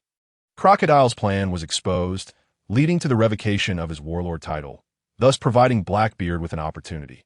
Now, the entire event has seemingly concluded, with the final outcome being the Whitebeard pirates' confrontation against the combined forces of the world government and the warlords, culminating in Whitebeard's demise and Ace's uncertain fate. At the moment of Whitebeard's death, he unleashed all his power, and in that instant, all who had followed him vanished, leaving only Whitebeard's lifeless form behind, along with the warlords, Navy admirals, and Sengoku. Originally, one would expect the matter to end there, but suddenly news arrived from Admiral Sengoku that a riot had erupted in Impel Down, as the recently captured clown Buggy had successfully escaped. Upon hearing this news, the atmosphere became charged with fury in the warring states, as preparations were immediately set in motion to command the great general to apprehend the clown Buggy. However, the usually obedient Blackbeard, upon receiving this information, abruptly charged towards the location of Whitebeard, unleashing his formidable powers without hesitation. In that fleeting moment, Blackbeard underwent a profound transformation. Simultaneously, a vessel slowly emerged from the depths of the sea, revealing a figure clad in spotted attire, a youth wielding a sword. The instant he beheld Blackbeard's actions, the young man fiercely swung his sword toward him, a strike so powerful it seemed to rend the very fabric of the heavens. Before Blackbeard and his companions could react, a tremendous wave of energy emanated from the youth, enveloping Whitebeard's body. With a sudden pull, Whitebeard's lifeless form stirred in response to the youth's movements. Yet the young man's plans were thwarted. For as he unleashed his strike, Blackbeard remained unmoved. Out of nowhere, Luffy, who had been at a considerable distance, appeared before Blackbeard, blocking the blow aimed at him. Consequently, Blackbeard's body remained unscathed, although ultimately, Whitebeard's remains were still ensnared and carried away by the youth. We witnessed this spectacle through the transmission of a video snail, rendering many details unclear. However, the last words of the young man were distinctly audible. Blackbeard, we shall meet in the new world. In yesterday's newspaper, the world government publicly disclosed all reports regarding the significant events. According to the governmental documentation, Ace's execution was deemed a flawless conclusion, while the infamous pirate Whitebeard was slain by the world government. Furthermore, the vacancy in the Shichibukai was filled by the notorious pirate Ivankov Chowd, and a global manhunt was initiated for all members of the Blackbeard pirates. Bounties were issued for the crew, Captain Blackbeard, with a bounty of 1.2 billion, Navigator Luffy, with a bounty of 800 million, Sniper Van Augur, with a bounty of 600 million, Helmsman Buggy, with a bounty of 500 million, and Ship's Dr. Q, with a bounty of 1 billion.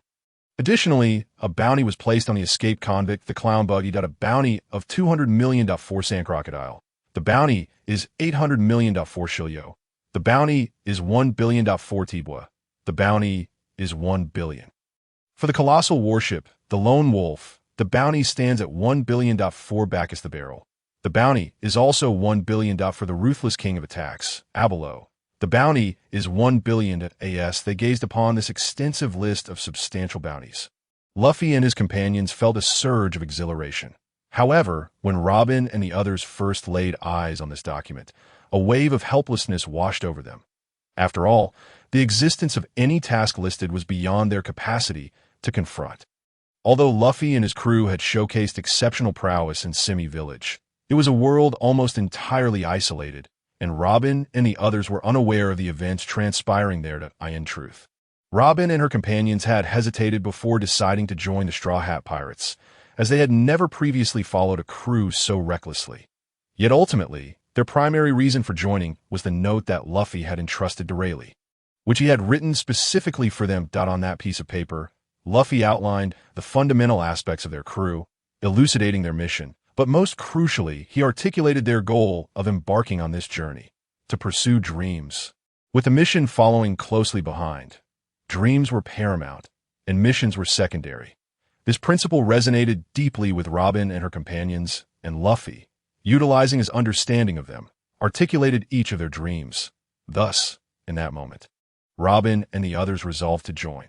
Yet within just a short hour of meeting Luffy and the others, the trio felt an overwhelming urgency to be part of this pirate crew. They sensed Luffy's fervor for battle and the sincerity that permeated their words and actions. The ability to regard strangers as brothers and to harbor the hatred of those they had never met, channeling their utmost efforts to fulfill another's wishes. Such a captain was worthy of their loyalty. Even if he occasionally displayed foolishness, it mattered little. What counted was his ability to rise to the occasion when it truly mattered. Chapter 78. Gathering of the Straw Hat Pirates. After listening to the conversation between Robin and Uncle Rayleigh, Luffy contemplated for a moment, and a clear thread of thought emerged in his mind. But he organized his thoughts, realizing that the world government was plotting a grand conspiracy, with Moonlight Moria becoming a test subject for them. Blackbeard's betrayal occurred remarkably early. Ace was captured, and his capture elevated Blackbeard to one of the 7 warlords. The world government planned to publicly execute Ace. Whitebeard made a desperate attempt to rescue him, resulting in his demise, while Ace's fate remained uncertain. The Whitebeard pirates vanished entirely. The infamous Buggy escaped from Impel Down, collaborating with the former warlord, Sand Crocodile. Simultaneously, several notorious criminals escaped from the 6th level of Impel Down. Blackbeard absorbed Whitebeard's devil fruit powers, while mysterious individual took away Whitebeard's body. Blackbeard officially severed ties with the world government, and now a new warlord had emerged. Who exactly was Zykov Cord? And what abilities did he possess? In the original story, why did Jinbei not rebel against the world government? Instead of aiding the Whitebeard pirates, he was aligned with the world government. Furthermore, the renowned beauty, the Empress, appeared even before Luffy reached Amazon Lily. The world of pirates was on the brink of a monumental shift. Luffy couldn't help but ponder this. However, while such knowledge of the unknown world brought with it considerable danger at that moment, Luffy seemed to prefer a life filled with adventure. Knowing too much about the future was indeed a heavy burden. It was better to rely on one's instincts, as he was currently doing. Yet, this meant that the path ahead would become even more arduous, leaving Luffy uncertain about when he would fulfill the mission he bore. Nevertheless, regardless of the circumstances, he first needed the strength to accomplish that mission. Otherwise, he would meet an untimely end. Luffy had no desire to perish. Robin, Frankie, Chopper, welcome to our crew. Having clarified his thoughts, Luffy wasted no time turning to his companions, warmly inviting them to join. Oh yeah, I really like your crew. Frankie replied without hesitation to tea that moment. Luffy's words significantly afforded them greater agency. Should they wish to retract their decision, they could still do so. I believe joining you will be a splendid choice. Robin also accepted, a rare smile breaking through a somewhat melancholic expression. Luffy understood that Robin did not genuinely trust them yet. The scars she bore could not be easily soothed by mere words. However, Luffy was confident that in the future, they would prove their worth as steadfast companions through their actions. Only Chopper remained, and Luffy did not wait for him. After all, Chopper was still unfamiliar with them, appearing exceedingly shy and hesitant, which left Luffy feeling somewhat disoriented. Regardless, he was determined to bring Chopper along. This was the truest reflection of Luffy's heart, not merely due to Chopper's medical skills, but because of Chopper's yearning for friendship and his loyalty to genuine emotions. In Luffy's eyes, Chopper was akin to another Zoro. Sanji, if Chopper is unwilling to join us, we wouldn't mind indulging in a stew of reindeer meat, Luffy said, casting a meaningful glance at Sanji before leisurely looking at Chopper. Aware of Luffy's demeanor, Sanji understood that it was time for him to step in to handle this somewhat bashful little reindeer. With a subtle twist of his hands, 2 sharp blades appeared seemingly from nowhere. And at that moment, a devilish grin spread across his face, as if he were ready to slice Chopper and stew him. I'll join you. You bastards. Chopper finally capitulated under the pressure of Luffy and Sanji's intimidation. Thus, the Straw Hat Pirates were finally complete, aside from the vacant position left by Brook, who had already perished, with all others having joined the ranks. Uncle Rayleigh, may I ask how long it will take to coat our ship? After resolving the matters with Robin and her companions, Luffy could not help but pose a pressing question. Moria had already ventured into the New World, and Luffy needed to avenge Brook, necessitating his arrival in the New World. To reach the New World, their ship required a coating. With your small vessel, half a day is sufficient, Rayleigh remarked, having some knowledge about their ship from when Little Eight returned, sharing many details with him. Hearing Uncle Rayleigh's words, Luffy shook his head and replied, our ship will be expanded to 3 times its original size, so we will modify the existing vessel. This task will be handed over to Frankie. Frankie, the ship's modifications are now your responsibility. As for the wood required for the modifications, I trust you have already acquired it, right? Can you complete in a day? Luffy did not hesitate due to Frankie's recent addition. He needed to seize the moment, as a plan was subtly taking shape in his mind, one known only to him. Though it was somewhat rushed, Frankie readily agreed. All right, having heard Frankie's affirmative response, Luffy then turned to Uncle Rayleigh and asked, Uncle, can the new ship's coating be completed in 2 days? Luffy had no intention of revealing his plans. He was merely anxiously inquiring of Uncle Rayleigh, although he was unaware of the urgency that drove Luffy. The old man could clearly discern that Luffy must have a scheme in mind, yet he did not feel it appropriate to probe further. As the new ship was being constructed, the coding could commence simultaneously. Thus, the overall timeline should not extend beyond 3 days.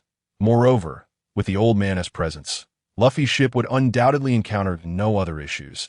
Uncle Rayleigh cooperatively conveyed this reassuring news to Luffy. "Thank you, Uncle Rayleigh." Luffy expressed his gratitude sincerely. My comrades, we have finally gathered today. As for whether more companions will join us in the future, I cannot say, but today marks the assembly of those destined to be together.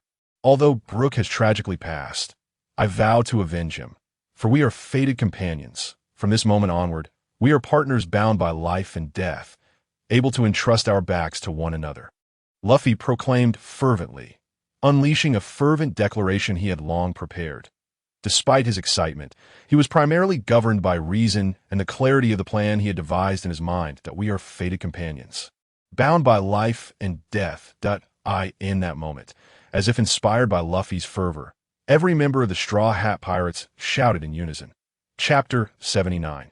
The first command of the captain. Although Robin and the others had yet to share life and death experiences with Luffy, they had not fully placed their trust in one another. However, they chose to shout in unhesitating agreement.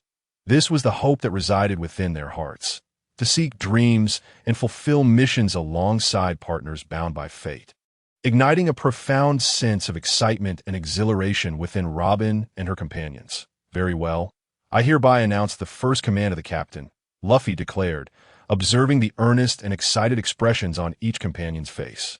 "Please, Captain, issue the command." They responded in unison. "Nami, you will oversee the construction of the hull and guide Frankie in transforming the new ship. Then impart to Frankie, Robin, and Chopper the unique techniques of our Straw Hat Pirates. Execute immediately." As Luffy ignored Nami's inclination to question, he commanded her to act without delay. "Understood," the companions replied, though Nami internally scoffed at Luffy's brashness, recognizing that this was a moment of serious command, not frivolity, and that the orders issued must be executed forthwith. "Zoro, Sanji, Usopp, come with me. We are about to undertake something that will shock the world," Luffy said with a mischievous glint in his eye. "Yes, as you command, Captain." At this moment, both Zoro and Sanji, along with Usopp, understood Luffy's intentions, yet they refrained from voicing their thoughts, as others were present, including Uncle Rayleigh and the tavern owner, who was Rayleigh's wife, along with the octopus, Chopper. Once the captain's commands were issued, Luffy exhaled in relief as he watched Nami and the others gradually disappear from view, turning his gaze towards Rayleigh. The old man regarded Luffy with an expression that seemed to say, "I know exactly what you intend to do." He chuckled lightly, seemingly with no intention of hindering Luffy's plans. "Uncle Rayleigh, I leave the ship's coding in your capable hands," Luffy said, disregarding Rayleigh's knowing glance. Remember, the admirals will arrive here shortly. It will not take them more than an hour," Rayleigh stated, ignoring Luffy's reaction and adopting a demeanor similar to Luffy's. Before turning to depart, he intended to accompany them, as coding while the ship was being built would yield better results, and he had no desire to withhold such knowledge. Having grown accustomed to a tranquil and stable life, Rayleigh felt an inkling of weariness from the recent commotion. "Chop, it has been ages since we last met," Usopp said, breaking the silence with the octopus, who had remained quiet beside him. Simultaneously, Usopp's unrestrained chatter began to extol their exploits, with Usopp positioning himself as the mightiest figure, repeatedly saving Luffy and the crew. From a commander with 8,000 subordinates, he had transformed into one commanding 80,000. The octopus gazed at Usopp with starry eyes, clearly captivated by the latter's tales. As Nami departed with Robin and the others, she quickly discerned the reasoning behind Luffy's decisions, while leaving the three most formidable fighters, along with the strongest long-range attacker, Usopp. Luffy's plan had become crystal clear to her. Indeed a bunch of raucous ruffians," Nami remarked softly, yet her spirits lifted as she engaged in conversation with Robin. While Chopper and Frankie were naturally overlooked, it was hardly Nami's fault. After all, both Nami and Robin belonged to the realm of stunning beauties, and upon their initial meeting, it was only natural that they would exchange insights on matters of feminine elegance. Despite the allure of adorable creatures, like the charming Chopper, they remained preoccupied with topics of utmost importance to them. Such is the nature of women, oblivious to the animated discussion of what type of undergarments would be most appealing or which cup size would best benefit bodily development. Frankie, the eccentric, found no interest in their chatter. Engaging in a simple exchange with Chopper, the two, already familiar with one another, appeared even closer at this moment. Chopper had already climbed atop Frankie's towering mechanical form, seated regally, akin to a monarch of a whimsical kingdom. Thus, amidst the lively banter of the two women, they swiftly arrived at the location of the Thousand Sunny. With a nimble grace, Nami slipped into the ship, retrieving a sheet of white paper adorned with intricate designs. This blueprint, based on the Thousand Sunny, was now in her hands. Let us commence work according to this blueprint, our esteemed shipwright. Oh no, our eccentric undergarment connoisseur, Nami said to Frankie with a bright smile. Taking the blueprint from Nami, Frankie began to examine it closely, already having formulated a clear vision for the ship's modifications upon first seeing the Thousand Sunny. However, now that Nami had produced the blueprint, he felt compelled to scrutinize it thoroughly. Upon closer inspection, Frankie was rendered speechless. Nami, who drew this blueprint? Did you design it? He asked, astonished by the quality of the drawing, clearly placing great value on it. Though reluctant, Nami spoke the truth. Aside from the interior arrangements, everything else was designed by Luffy. What do you think? Is it not impressive? This blueprint was designed by him. Without responding to Nami's inquiry, Frankie continued to examine the blueprint meticulously as he began to plan how to construct the ideal ship he envisioned. After a brief contemplation, Frankie's demeanor shifted dramatically, shedding his previous eccentricity that I can manage this alone. You all may continue with your own tasks, he declared to Nami and the others, as shipbuilding was a sacred endeavor for a master craftsman, and distractions were unwelcome. Very well, Robin, Chopper, let us depart. I shall impart to you our unique techniques. Nami said, momentarily forgetting to scoff at Frankie's coarse language. Unfazed by how Nami and the others would react, Frankie was entirely focused on the importance of constructing a ship that resonated with his ideals. Truly, you are worthy of being Tom's disciple. Allow me to assist you, Uncle Rayleigh remarked, having arrived just in time to witness Frankie's impressive demeanor. MY skills are not to be underestimated, and I shall impart the coding techniques throughout the construction process. Chapter 80. Charlos Little 8. You are our eternal friend. So remain here and live well alongside Uncle Rayleigh.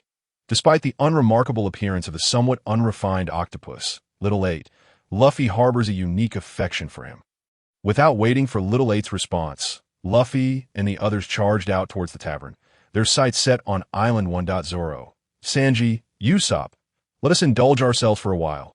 The speed of the four had escalated to an impressive level. None of them paid heed to the daunting challenges their actions might pose to their situation. At this moment, any forthcoming predicaments could not deter them from their intentions, in the midst of their rapid sprint.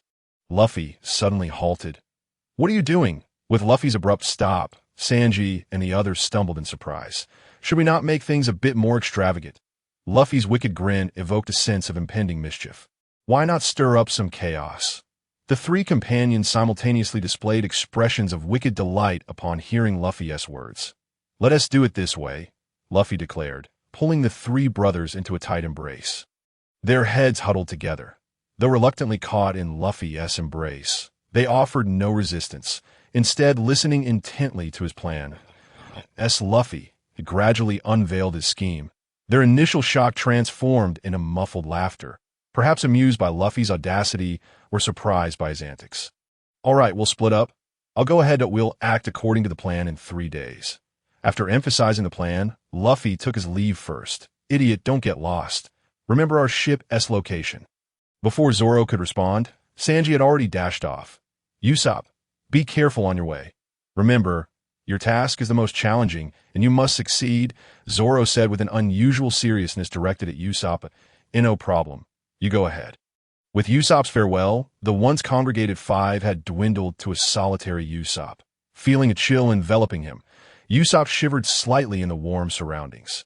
Never mind, I'll just have some fun for a while, he muttered, meandering towards a towering amusement park structure. The first venue. Within a palace, a corpulent figure donned a transparent hood, resembling a grotesque mask. From a distance, one might mistake him for a large, unappealing mass. However, upon closer inspection, it was revealed to be a heap of flesh, complete with a plump face from which drooped fatty skin, exuding an aura. Oh, did the auction house manage to acquire a young mermaid? Charles, in his urgency, sought confirmation from Jian Run, as it appeared that only a youthful and beautiful mermaid could fulfill their desires. Chapter 81. The Uprising.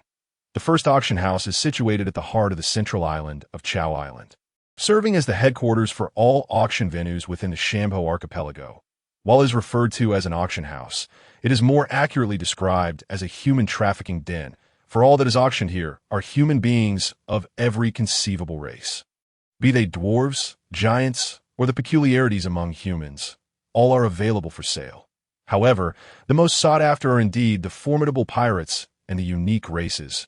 Among them, the young and beautiful mermaids reign supreme, for legend has it that mermaids possess unparalleled speed in the ocean, surpassing all other races. The repugnant individuals who purchase these exquisite young mermaids resort to imprisoning them, threatening their lives to compel them into perilous acts for amusement, and shockingly, some even indulge in their base desires with these breathtaking creatures.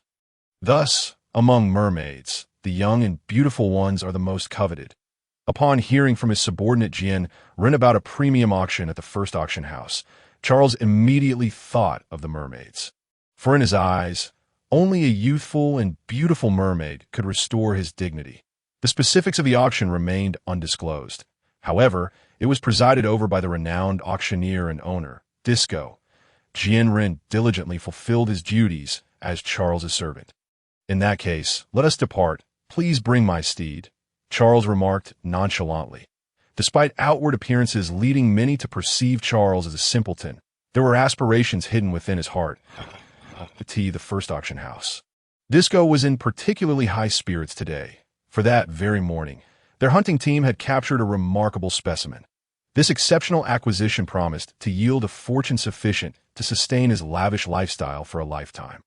Although there was still an hour before the auction commenced, Disco arrived early at his designated chamber. Seeking to adequately compose himself, he organized his thoughts, enriched his expressions, and concurrently instructed his subordinates to disseminate news to the affluent residents of the first island. It was certain that a throng of young heirs and spendthrifts would soon make their way to the auction house. With my prowess, it would be a disgrace to my reputation if I cannot extract a substantial sum from you lot. Disco mused contentedly. A series of urgent knocks interrupted Disco's reverie. As he adjusted his demeanor, a frown formed on his brow. Those within the auction house were well aware of Disco's habits. When he retreated to his private chamber, he expected not to be disturbed unless it pertained to the auction's fate, such as the arrival of the proprietor or the celestial dragons. Thus, Disco refrained from displaying anger. Instead, he slowly stood, composed his expression, and gracefully opened the door, only to find chaos unfolding in the backstage area, with guards and auction items in disarray, and in front of him stood Charlie, the chief guard, looking anxious. Charlie, what is the meaning of this? Disco endeavored to maintain a calm tone, knowing that should he allow his temper to flare, the auction commencing in an hour could very well become his farewell event. Your Excellency, the individual captured this morning demands to see you, and he has released all the merchandise. Our guard team is currently in pursuit, but we stand no chance against that individual, Charlie reported, desperation evident in his voice. The words of Captain Charlie instantly enlightened Disco regarding the situation at hand.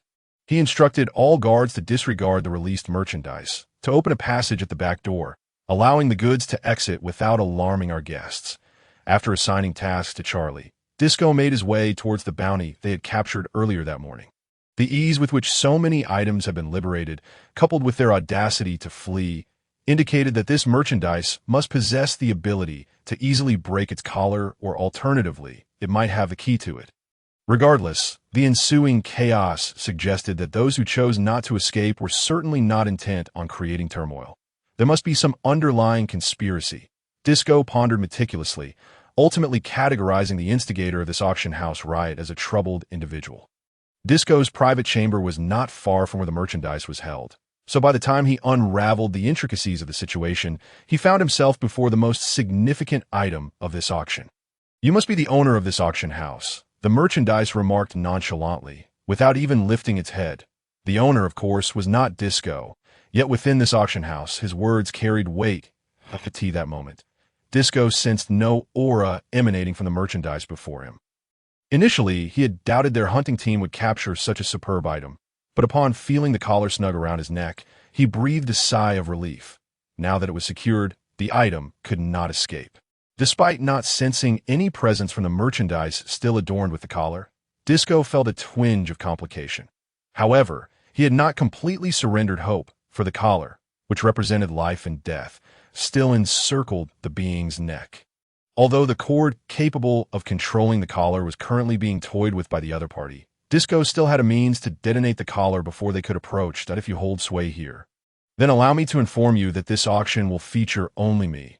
All other bids will be added to my price, and you shall not pursue them.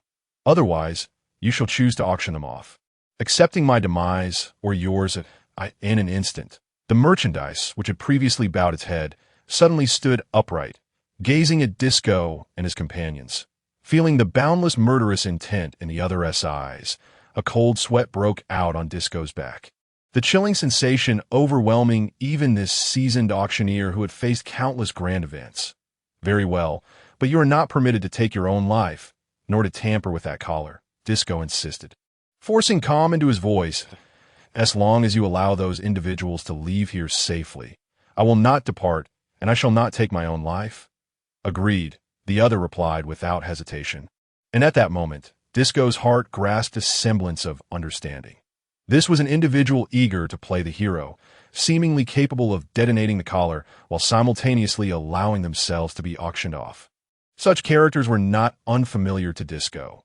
They would auction themselves, and after securing a substantial sum from their new owner, they would vanish, although this might tarnish the auction house's reputation after several such occurrences. It was impossible for Disco's establishment not to be on guard. Chapter 82. The Soul Auction Item Hoof. Let you revel in your arrogance for now. When I place the specialized collar upon you, you will be at my mercy, Disco wickedly mused within his thoughts. Yet before the merchandise, Disco exhibited no signs of distress. Before returning to his chamber, Disco whispered a few words to Captain Charlie. Glancing at the time, he realized that the auction was about to commence. Necessitating swift action, he returned to his private room. Adjusting his mood, tone, and expression at this moment, Charles sat within the designated seating area of the auction hall. However, he soon recognized that he was not the only one interested in the offerings of this auction. Several of his rivals were present, including Willer, the brother of Charles' sister, who was hosting a banquet, and the despicable yet extraordinarily privileged scion, Shabi. I shall be the one to acquire this item, Charles thought, aware that the merchandise was unlikely to be trivial. The presence of so many competitors indicated that this was indeed something of significance. As Charles ruminated on this, the curtains of the auction hall began to draw back. The auction was about to commence. Setting aside his calculations, he anticipated the arrival of the auction, believing that until he witnessed the goods with his own eyes, he could not wholly trust his assumptions. The auction is about to begin. Please follow us. Disco, the auctioneer, awaited you with great care, addressing Charlie, who seemed to be on the precipice of danger. Rising slowly, he moved behind Charlie and spoke softly. Please place that device upon him. Upon hearing these words, Charlie felt a wave of relief wash over him. He had prepared numerous arguments to persuade the other to don the specialized collar, only for them to be rendered moot by the merchandise's utterance. Yet this was precisely the outcome Charlie had desired. The moment the specialized collar was secured around the merchandise's neck, Charlie felt a complete sense of relaxation. This collar was 100 times heavier than the initial one, and its purity, mixed with sea-cut stones, was tenfold that of the original. Indeed, breaking this collar would prove to be significantly more challenging. Let us move quickly. You think you're so important, don't you? No one who has worn this collar has ever escaped. Just wait to be toyed with by us, Charlie jeered, his demeanor shifting from respectful to crude, seemingly unfazed by the merchandise's potential for resistance. Disco merely cast a cursory glance at this presumptuous individual, disregarding his arrogance, and slowly quelled his initial reluctance. After all, the thought of annihilating the entire auction house did not evoke any compassion for those corrupt officials profiting from nefarious dealings. Initially, he had considered the many innocent guards within the auction house. Yet now, he understood that one could not expect different colors from the same die. In an instant, the curtain was pulled back, revealing Mr. Disco, the auctioneer, clad in gentlemanly attire, pursuing perfection in every gesture. Such a decision from the auction house could only be warranted by an exceptionally rare and noble item, one far surpassing even the most beautiful and youthful mermaids. Satisfied with the reactions of the bidders below, Disco waved his hand grandly, signaling Charlie to present the item adorned with a specially crafted collar. As the item gradually came into view for all the bidders, a collective shock enveloped the room. Among those astonished were the determined Charlos, Weller, and Shabi. The auction hall fell into a profound silence that lasted a full 3 minutes. "Are you shitting us?" yelled the first to regain composure, igniting a wave of fury among the bidders. In an instant, everything that could be thrown was hurled towards Disco's direction. Yet at that moment, Disco appeared more pleased by the outrage, as if their anger only heightened his delight. While he reveled in the emotional turmoil of the crowd, Charlos, Weller, and Shabi made their move, all heading towards the exit of the auction house. Overwhelmed by disappointment and simmering with rage, they understood that this was not the time to unleash their anger. The moment they stepped beyond the doors of the auction house would mark its downfall. "Lord Charlos, Lord Weller, please wait. Allow me to introduce our item for auction," Disco stammered, panic rising as he witnessed these key clients standing. No longer was he able to enjoy the thrill of controlling the crowd's emotions. Upon hearing Disco's plea, Charlos and his companions curiously paused, returning to their seats. Should Disco fail to evoke a sense of wonder regarding the item this time, they would not hesitate to command its destruction. "I am well aware of the reasons for your outrage. After all, who wouldn't be furious upon seeing an obscure item presented with such grandiosity? However, I assure you that after my introduction, your ire will surely dissipate, and perhaps you will even find yourselves enthralled," Disco declared, signaling Charlie, who was lurking in the shadows. In an instant, the brightly lit auction hall plunged into darkness, and the item previously on stage was whisked away by Charlie. Only the seasoned Disco remained, just as everyone anticipated Disco to unveil the youthful, alluring mermaid they longed for. He elegantly addressed the audience. "Ladies and gentlemen, please join me in viewing a short film that serves as the finest introduction to our recent item. Disco assure you that you will not leave disappointed, so let us all enjoy this presentation together." Noticing the simmering anger of Charlos and his companions once more, Disco added hastily, "Our featured item is none other than a young pirate, the captain of the renowned Straw Hat Pirates, known as Monkey D. Luffy." Disco swiftly recounted Luffy's background, eliciting a collective eye roll from the bidders. They had encountered countless captains of various pirate crews, some even notorious throughout the Grand Line, and regarded such an individual merely as a subpar commodity. "What you just witnessed was a shocking global event that I am certain many of you have seen," Disco continued, revealing his trump card. This moment, those who grasped the implications straightened in their seats.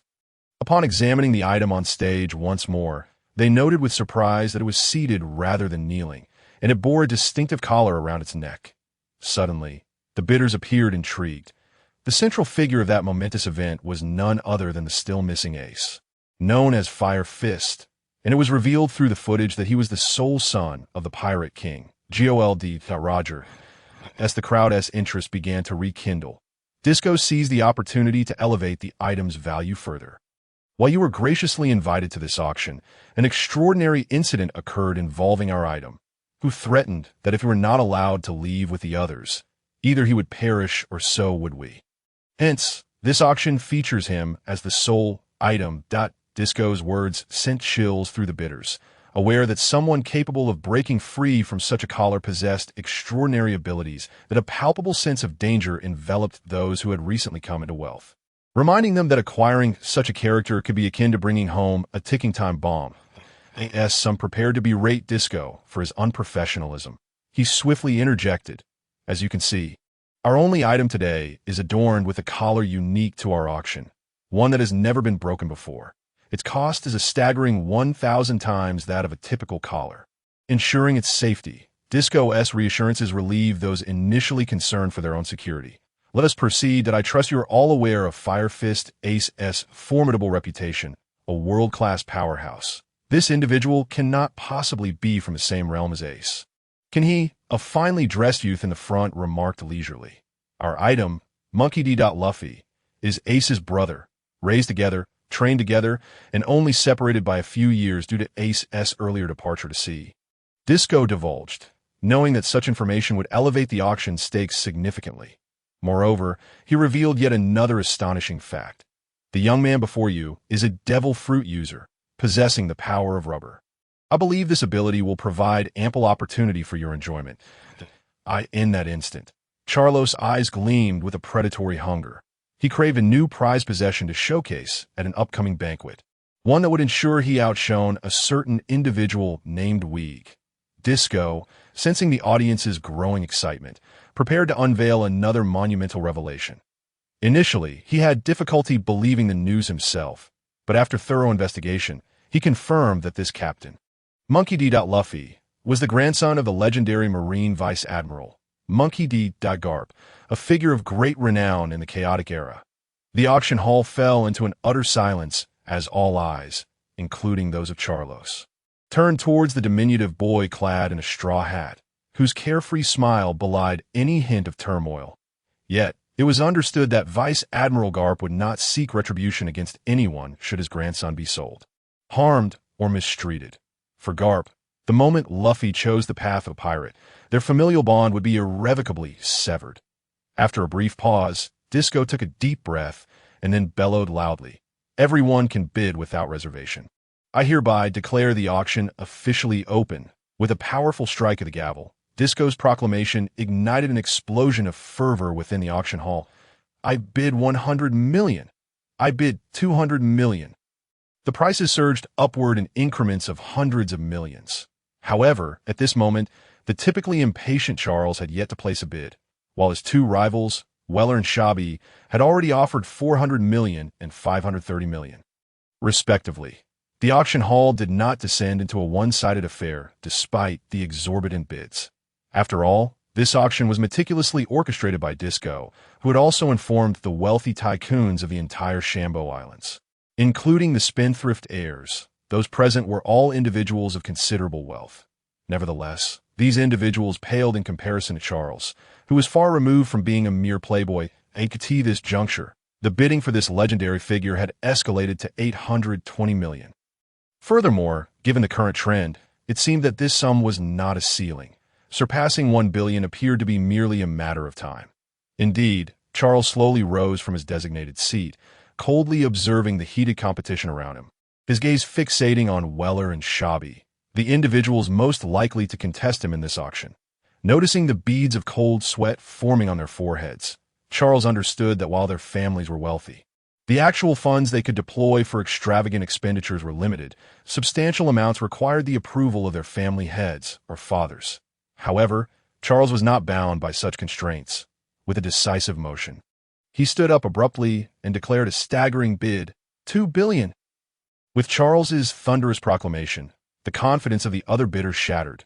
This beastly figure, Charles, had indeed assumed a towering position, causing Weller, who had been brimming with confidence, to falter that he was not Charles and could not afford to squander such a vast sum on a mere trinket. Let us go, Shabi.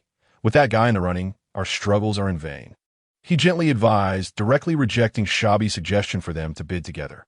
However, Shabi's family, the Shar clan, and Weller's family, the Keed clan, were merely allies. Though the Keed family did not wield the power of Charles's clan, they still held significant influence within the aristocratic circles. The Shar family, being the wealthiest among the commoners, controlled much of the global commercial chain, yet wealth alone could not secure power. Thus, the partnership between the Keed and Shar families was a natural outcome. One possessed wealth, the other, power, and both sought mutual benefit. Well, I suppose this round goes to that scoundrel Charles. Shabi realized that spending 2 billion belly on a mere novelty was excessive. As the eldest daughter of the Shar family, she understood the necessity of tempering her emotions. Brother Weller, I know what you're thinking, but please heed my counsel. Charles is not someone we can provoke.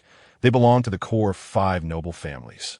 Although our Keed family is one of the 20 noble descendants, There exists a fundamental difference between us and the 5 core families. Let that matter go. Observing Shabi's indignation, Weller empathized with her feelings. After all, who could easily forgive the defilement of their beloved, a childhood sweetheart, by a beast like Charles? Even if he was not someone to be trifled with, Shabi always yearned to confront him in any situation. I understand that I'm sorry, Wellard. I shouldn't have acted impulsively like a tea that moment. Shabi appeared utterly dejected, her heart bleeding at the thought of her momentary lapse that allowed her beloved to fall into the hands of a beast like Charles. Let us move on. Though Charles may have acquired a new companion of status, it pales in comparison to what my brother Wigger possesses. Trust me. Weller recalled how, that morning, his brother had showcased his newly acquired treasure, which had been nothing short of spectacular. With this thought, Weller felt a resurgence of confidence. What if Charles spent $2 billion on a toy? It still pales in comparison to what our Keed family has. Could that infatuated creature, Shalia Gong, possibly acquire anything that rivals a $2 billion purchase? How dare you hold a banquet to flaunt your wealth? This time, let be known that although our Keed family may not rival you in power, we certainly do not pale in comparison in other respects, thought Charles inwardly. Ever since Charles acquired the new prized possession, Monchi D. Luffy, for a staggering $20 billion, he had succumbed to a state of utter madness, with the slightest trace of rational thought completely supplanted by a frenzied state of mind, with the brother of the event's main character, the legendary marine hero Garp, possessing the most fitting ability to manipulate rubber fruit. Charles felt an overwhelming sense of elation in his heart. The banquet set to occur in an hour felt like a special occasion prepared by his sister and that Keed family's eldest son just for him. Jinrin, take my treasure and cleanse it thoroughly, stripping away every trace of its mortal essence, and then bring it back here. I must prepare for the banquet, Charles commanded, his corpulent figure quivering with excitement, his face contorting into a grotesque grin that could induce nausea. After issuing his simple command, Charles began his own preparations. Although his appearance was undeniably rather unappealing, he had never underestimated the significance of attending such noble gatherings, ensuring he always presented himself in a polished manner. After diligently cleansing the grease accumulated on his round visage, Charles selected a pristine white noble corset outfit that he had specifically tailored for the banquet from his exclusive tailor. As he meticulously adorned himself, Jinrin arrived, bringing forth the prized possession that Charles had acquired for $20 billion. Truly, as the brother of the event's main character and the grandson of the legendary Garp, he exuded an undeniable air of pride. Upon learning that his new possession would not kneel, instead of feeling anger, Charles found himself delightfully praising it. Jinrin, you may stay here. Such a banquet is not fit for someone of your lowly status, he admonished, observing Jinrin, who usually displayed a keen understanding of etiquette, as he prepared to accompany him to the banquet. Although Charles felt a flicker of irritation, his good mood prevented him from losing his temper, and he merely instructed Jinrin to halt. As Charles gradually faded from view, Jinrin let out a sigh of relief. It was time to gather his belongings. Otherwise, the recent events would surely haunt him. Yet this was also the very scene Jinrin had longed to witness. Now, with the trust he had garnered from Charles, escaping at this opportune moment would be utterly untraceable. After all, envisioning the words of that man sent a shiver down Jinrin's spine. As the veil of night descended upon the island of Chamber, Charles's banquet was poised to commence. With exuberance, Charles strode toward the palace, accompanied by his $20 billion treasure. Inside the palace, everything had been meticulously prepared. The usually imposing Lady Yagami sat gracefully beside an elegant man adorned with a distinctive collar, observing the agile movements of a man twirling a knife in his hand. From the very first glance at this man, Yagami's heart was captivated by the elegance he exuded.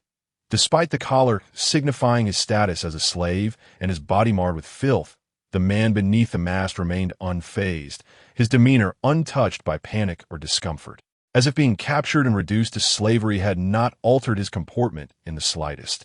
Every gesture exuded sophistication. What astonished Yagami most were his hands.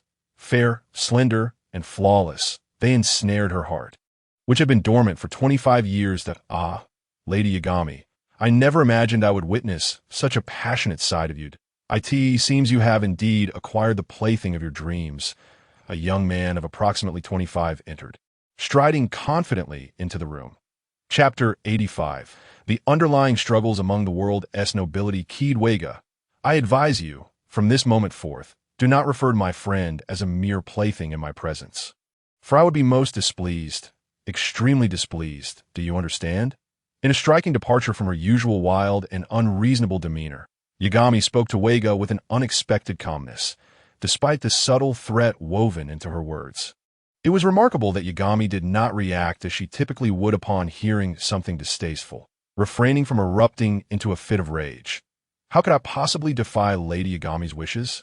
Wega, taken aback, quickly regained his composure. The volatile nature of Yagami was not to be feared. Rather, her current tranquility instilled in Wega a sense of unease. This is my younger brother, Keyed Weiler. This is the eldest son of our Keyed family's branch. Shar Shabi. Upon hearing of your banquet, he wished to seize the opportunity to pay a visit to the esteemed Lady Yagami, whom he has long admired. I hope you will not hold it against me. Wega introduced his two companions to Yagami with a feigned apology.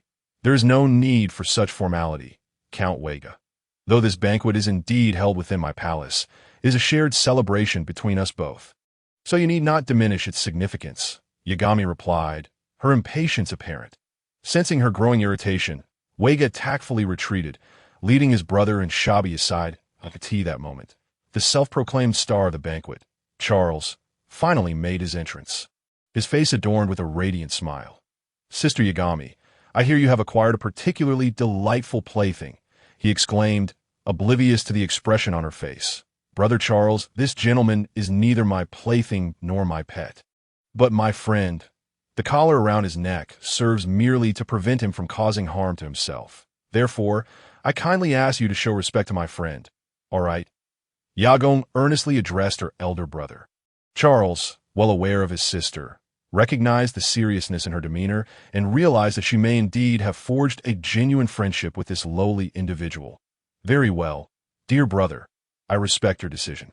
Charles conceded, albeit with surprise, that he was willing to heed his sister's earnest resolve, for he held a deep affection for Shalalia Yagong.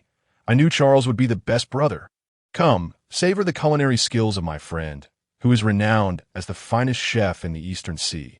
Yagong observed her brother supporting her friendship with a slave, a behavior that was utterly outrageous within noble circles. A degradation of status. Gratefully, Yagong guided her brother to sample the various delicacies she had personally tasted.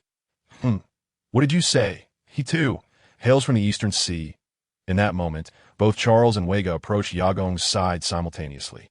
Indeed, the head chef of the most illustrious seaside restaurant in the Eastern Sea creates truly delectable dishes, Yagong remarked with a hint of confusion, pleased that her brother and Wega shared a common interest. How delightful! Suddenly, a thrill coursed through Charles's mind. The Eastern Sea seemed to indeed be a splendid locale, presenting them with two intriguing playthings for their amusement. Meanwhile, Wega, unlike the single-minded Charles, cast a puzzled glance at the green-haired figure trailing behind him, who bore 3 blades. Prince Charles, I have heard that you have acquired a most valuable friend.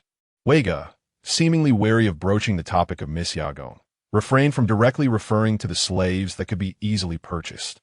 Regardless of their strength, fame, or status, once they had passed through the auction, they were merely slaves in the eyes of Charles and his companions, a fact that could not be altered. Very well, let us set aside the discussion of Brother Charles for now and indulge in the culinary creations of my friend. Shala Yagong interjected, disregarding the conversation between Wega and her brother. She was eager for those who typically accompanied her to recognize her as a friend of the esteemed chef from the Eastern Sea. All right, Prince Charles, let us first relish the delicacies prepared by Miss Yagong's friend, Wega elegantly suggested to Charles. However, Wega's affected grace elicited a sense of artificiality, prompting Yagong to unconsciously compare it to her brother's natural charm. Well, that seems acceptable, Charles acknowledged, fully aware of Wega's pretentiousness, but understanding that everything must unfold gradually. Let the competition commence with his sister. In that moment, a subtle contest commenced between the nobles, not one of treachery or weaponry, but rather a playful rivalry akin to that of privileged heirs. The competition lay in the novelty of their amusements. Yet, This notion was solely within the minds of Charles and Wega, not reflective of Yagong's thoughts. After all, how could a woman who had entirely relinquished her defenses be expected to engage or cherish possessions in such trivial, noble rivalries? However, this mattered little. In the eyes of Charles and Wega, Yagong's so-called friend belonged to Charles's side, for he and Shalalia Yagong were indeed siblings. This is a delightful dish from the Eastern Sea known as dumplings, quite intriguing and absolutely delectable. Yagong eagerly presented her favorite recommendation. Despite their ulterior motives, all present unhesitatingly reached for the dumplings she had suggested. Upon tasting, they were greeted with an unprecedented fragrance, reminiscent of jasmine. A gentle bite revealed a filling that was akin to petals. And within, they discovered the tender and exquisite meat of a rarely appreciated sea creature. In that instant, whether it was Charles, Wega, or the followers Wyler and Shabi, who had come to experience the high society banquet, all felt as though they had encountered the most exquisite cuisine the world had to offer, their expressions betraying their delight. Undoubtedly, the one most pleased was Shalalia Yagong, for she had savored this exquisite dish many times. Given her discerning palate, she was acutely aware of the reactions of those who typically held themselves in high regard upon encountering such culinary marvels. It seemed that winning their genuine approval would not be a daunting task. With such culinary prowess, winning their hearts was surely within her grasp. Yagong mused, as the chef from the Eastern Sea ascended in her esteem from friend to beloved confidant. Such exquisite cuisine necessitates an entertaining diversion, does it not? Let my friend perform a sword dance for everyone. This friend of mine hails from the Eastern Sea as well. Although the culinary delights are enticing, Wade quickly regained his composure, exclaiming in haste, "Oh no, let us admire my latest acquisition." My friend, Charles, in an exceedingly awkward manner, altered his address. Chapter 86. Heartbeat brother. Let the gentleman Codric Wade go first. Yagong unexpectedly refrained from speaking up for his elder brother, instead casting a subtle glance at Charles. Despite his reluctance, Charles could not extinguish the enthusiasm of his beloved younger sister at that moment. "Thank you, your highnesses," he said, offering a somewhat unrefined gentleman's bow towards Yagong as he slowly approached the figure that was his plaything. "Willer, Shabi, you two step aside." Considering his knowledge of his own toy, Wade first instructed his two frivolous younger brothers to keep their distance. Green-haired one. "It's your turn," Wade said slowly to the man before him, who held 3 swords aloft. Simultaneously, he discreetly activated the communication bug in his hand, designed to control the special collar. Green-haired had never deigned to regard the man before him. Even the specially crafted collar that could inflict serious injury posed no threat to him. Nevertheless, at that moment, a performance was requisite.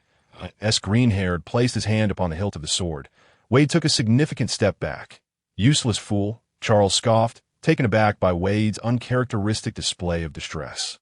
Just then, Green-haired sprang into action. In an instant, the 3 blades were in his grasp, with one held in his mouth.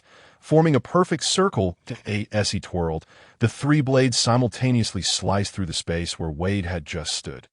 At this moment, even Charles felt a shiver run down his spine, an unsettling emotion surfacing within him. However, the years of cultivated superiority allowed him to suppress this sudden unease. Green-haired's movements appeared languorous.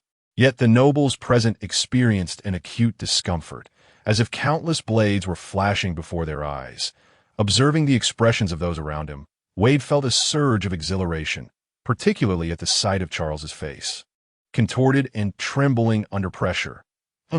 Let you witness what a truly exquisite pet is," Wade darkly mused. "Shabi, look, I warned you not to meet his gaze while my brother's plaything dances with swords. You refused to listen. And now look at you, suffering," Willard chastised, delivering a firm pat on Shabi's back to rouse him from his stupor. "Thank you, dear brother. Had it not been for your slap, I might have been crushed by this overwhelming aura." Shabi replied with trepidation. "Who are we kidding? Now, look at that fool Charles," Willer exclaimed excitedly as they stifled their laughter at Charles's grotesque expression. The fierce momentum of Green-haired's blades suddenly intensified, revealing a visible ripple along their edges.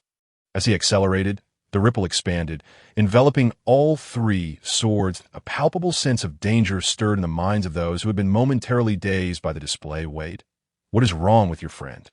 Tell him to stop. Yagong, the de facto host of the gathering, now appeared somewhat incensed. Even he found the previous wave of dizziness quite uncomfortable. Indeed, Your Highness, Wade acknowledged, acutely aware of the perilous aura emanating from Green-Haired's blades.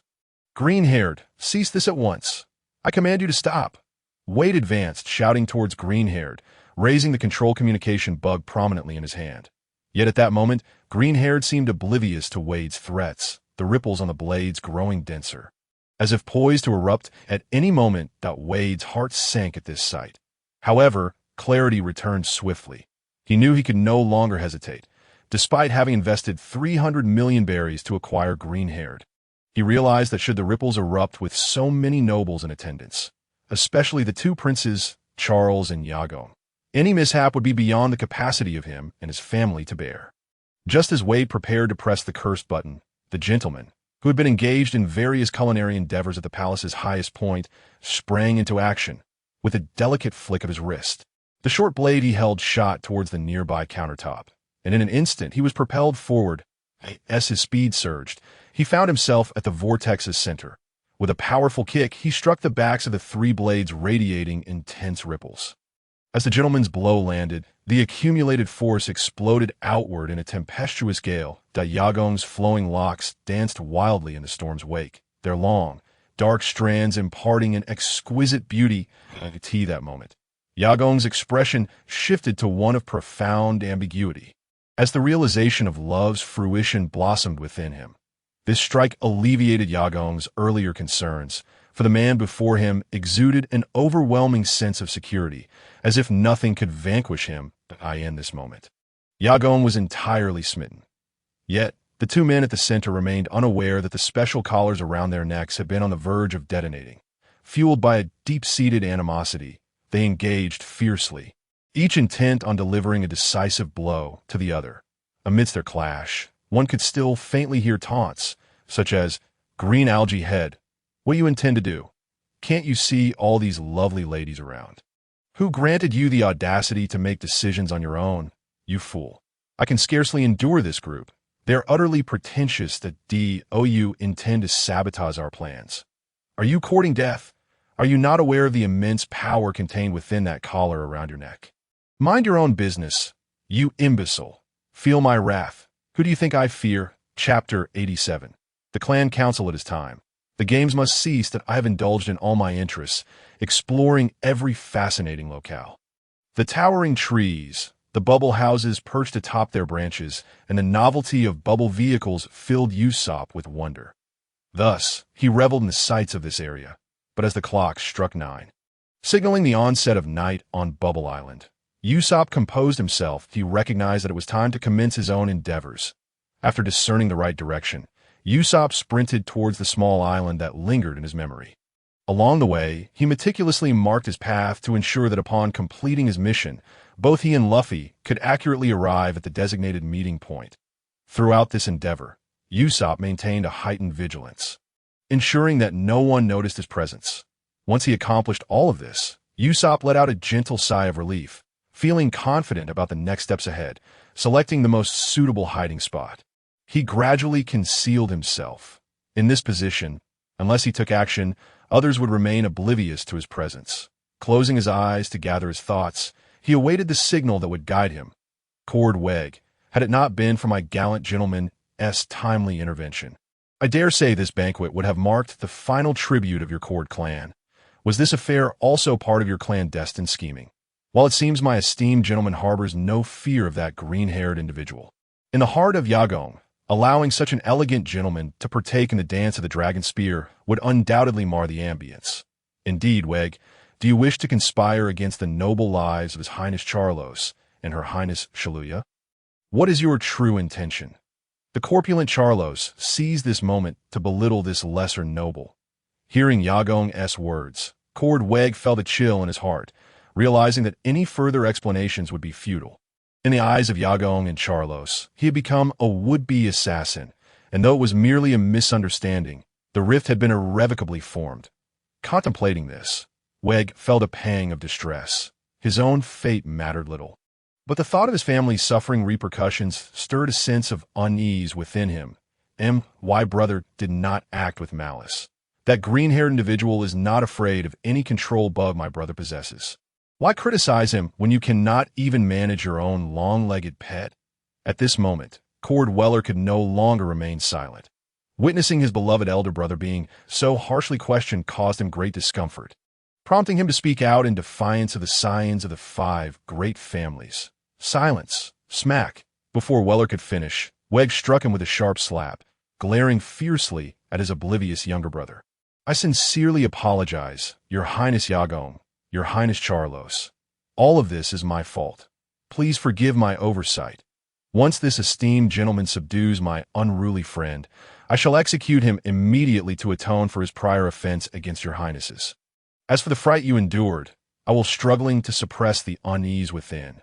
Charles squirmed as the flesh on his face quivered before the enigmatic figure of the $2 billion pet that had always eluded his understanding. He gazed silently at this person, recalling the grotesque side of him from memory. Despite having traversed into this world, the fabric of time and space had undergone inexplicable alterations, causing many bizarre changes. Kimmy had not been captured, nor had there been any mention of her auction. Consequently, the scenario where he would unleash his wrath upon Charles never transpired. Thus, the rubber man observed Charles for several seconds, lost in reflections of his past life. Yet, at that moment, Charles's heart was in turmoil, pressing upon his nerves as if he were on the brink of being strangled. Just as he was about to erupt, the oppressive aura surrounding him dissipated in an instant. To his astonishment, Charles realized he had not succumbed to anger nor drawn the revolver concealed at his waist. Instead, he offered a faint smile to the corpulent man before him. The rubber man gradually crouched down, although his entire being surged forth like a cannonball. In the center of the palace, the 2 individuals exchanged faint smiles, and their combat intensified. The rubber man's presence acted as a catalyst, igniting their nerves. His dual gun seemed unrestrained by the collar encircling his neck. With great force, the rubber man entered the fray. The bell had tolled. In a quarter of an hour, the plan would be set into motion. Correct? He murmured. Understood, acknowledged. The green-haired Zoro and the gentleman Sanji shared an uncanny synchrony at that moment. Then, let's commence a wild brawl. Wah! Luffy suddenly bellowed. Come on! At that moment, the 3 individuals at the center surged with newfound vigor. The previously balanced combat was thrown into disarray. Sanji's arrival had neutralized the momentum Zoro had unleashed. Yet at this juncture, 3 were now engaged in battle, each harboring a sense of pride in their abilities. Therefore, when they could fight without reservation, casting aside all concerns, the 3 of them agreed to a direct exchange of blows. However, as the grand battle among Luffy, Zoro, and Sanji commenced, those attending the banquet within the palace were met with an entirely different feast. This feast followed their experience of delectable East Blue cuisine and the thrill of swordplay. Though a moment of danger loomed, only Charles and his companions truly faced that peril, followed by the emergence of the gentleman, whose duel with the green-haired opponent was a thrilling spectacle. Ultimately, the chaos of the 3-way melee allowed them to grasp the essence of true combat, such close-quarters fighting through the palace into disarray. With sword energies, leg strikes, and overwhelming forces surging into the crowd, as these energies erupted, incidents of bloodshed became increasingly frequent. Fortunately, no one had yet succumbed to death, yet the injuries continued to mount and the bloodshed escalated. The once tranquil palace had devolved into a cacophony, yet no one dared to withdraw, even as the wounds they sustained became life-threatening. Time, too, seemed to quicken in that moment. The clock approached 9:15, and the chaotic clash among the 3 gradually reached its zenith. You all stop fighting right now. If you don't, I'll press the button and ensure you meet your end without a burial. At this moment, Code Wake summoned his courage and shouted loudly. However, his outburst served as a reminder that the collars around their necks could threaten their lives at any moment. With that shout, the previously frantic conflict came to an abrupt halt. The 3 slowly ceased their actions and stood still, exchanging glances. This device can threaten our lives. Are you afraid? The rubber man remarked nonchalantly. Why should we fear it? ISNT in your hands? Responded Zoro and Sanji in unison, as if caught off guard. Luffy was quite pleased with their reaction. Ha! You're scared now? Aren't you? At this moment, the three of you dare to pause? Damn it, you nearly crippled me. Code Wag, losing all semblance of his former calm, clutched the control device in his hand. However, anyone could understand his feelings upon seeing his bloodied left arm, but he was not alone in this. The majority present bore wounds. Even Charles was seething with rage. Had it not been for Yagong restraining him, he would have drawn his specially designed sea prism stone revolver by now. Code Wag, calm yourself. I believe my gentleman would not act on his own accord. It was the actions of those two uncouth individuals that caused this. Therefore, once my friends depart, you may deal with them. Even at this moment, Yagong harbored no discontent towards the one she loved, and as the clock struck 9, the moment had arrived. Chapter 89. Commencement. Do you think you can threaten us? Luffy turned his head slightly, grinning at Code Wag. With that, he placed his hands on the necks of Zoro and Sanji, and at that moment, the collar around Luffy's neck fell away with his words that I in the face of this situation. The entire palace fell silent. The once menacing Code Wag suddenly regained his composure, but what followed was something he could never have anticipated. The collar, 1,000 times more robust than a standard one, naturally slipped from the rubber man's neck. Moreover, it appeared that he intended to remove the specialized collars from the green-haired and gentleman's necks as well. This cannot be. At that moment, Code Wag realized just how perilous these three individuals were. In an instant, he made a decision. His hand pressed down hard on the button of the control device, sensing Code Wag's actions. Luffy, who had been slow to react, suddenly trembled, then hurled his hand skyward. The objects bearing the three collars soared towards the palace's apex, just as the command from the control device reached the specialized collars. Boom! Boom! Boom! The explosive force, accompanied by fragments of sea prism stone, erupted. At that moment of explosion. Luffy sprang into action, as did Zoro and Sanji.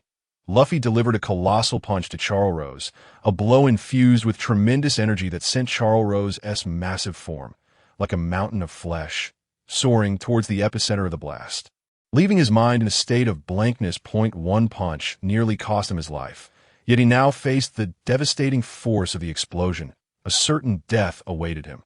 However, in that fleeting moment, Charles seemed to regain a sliver of consciousness, desperately moving his hand to the switch hidden within his chest, pounding it with all his might.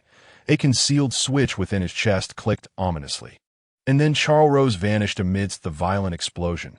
Meanwhile, Luffy had already landed at the palace's exit.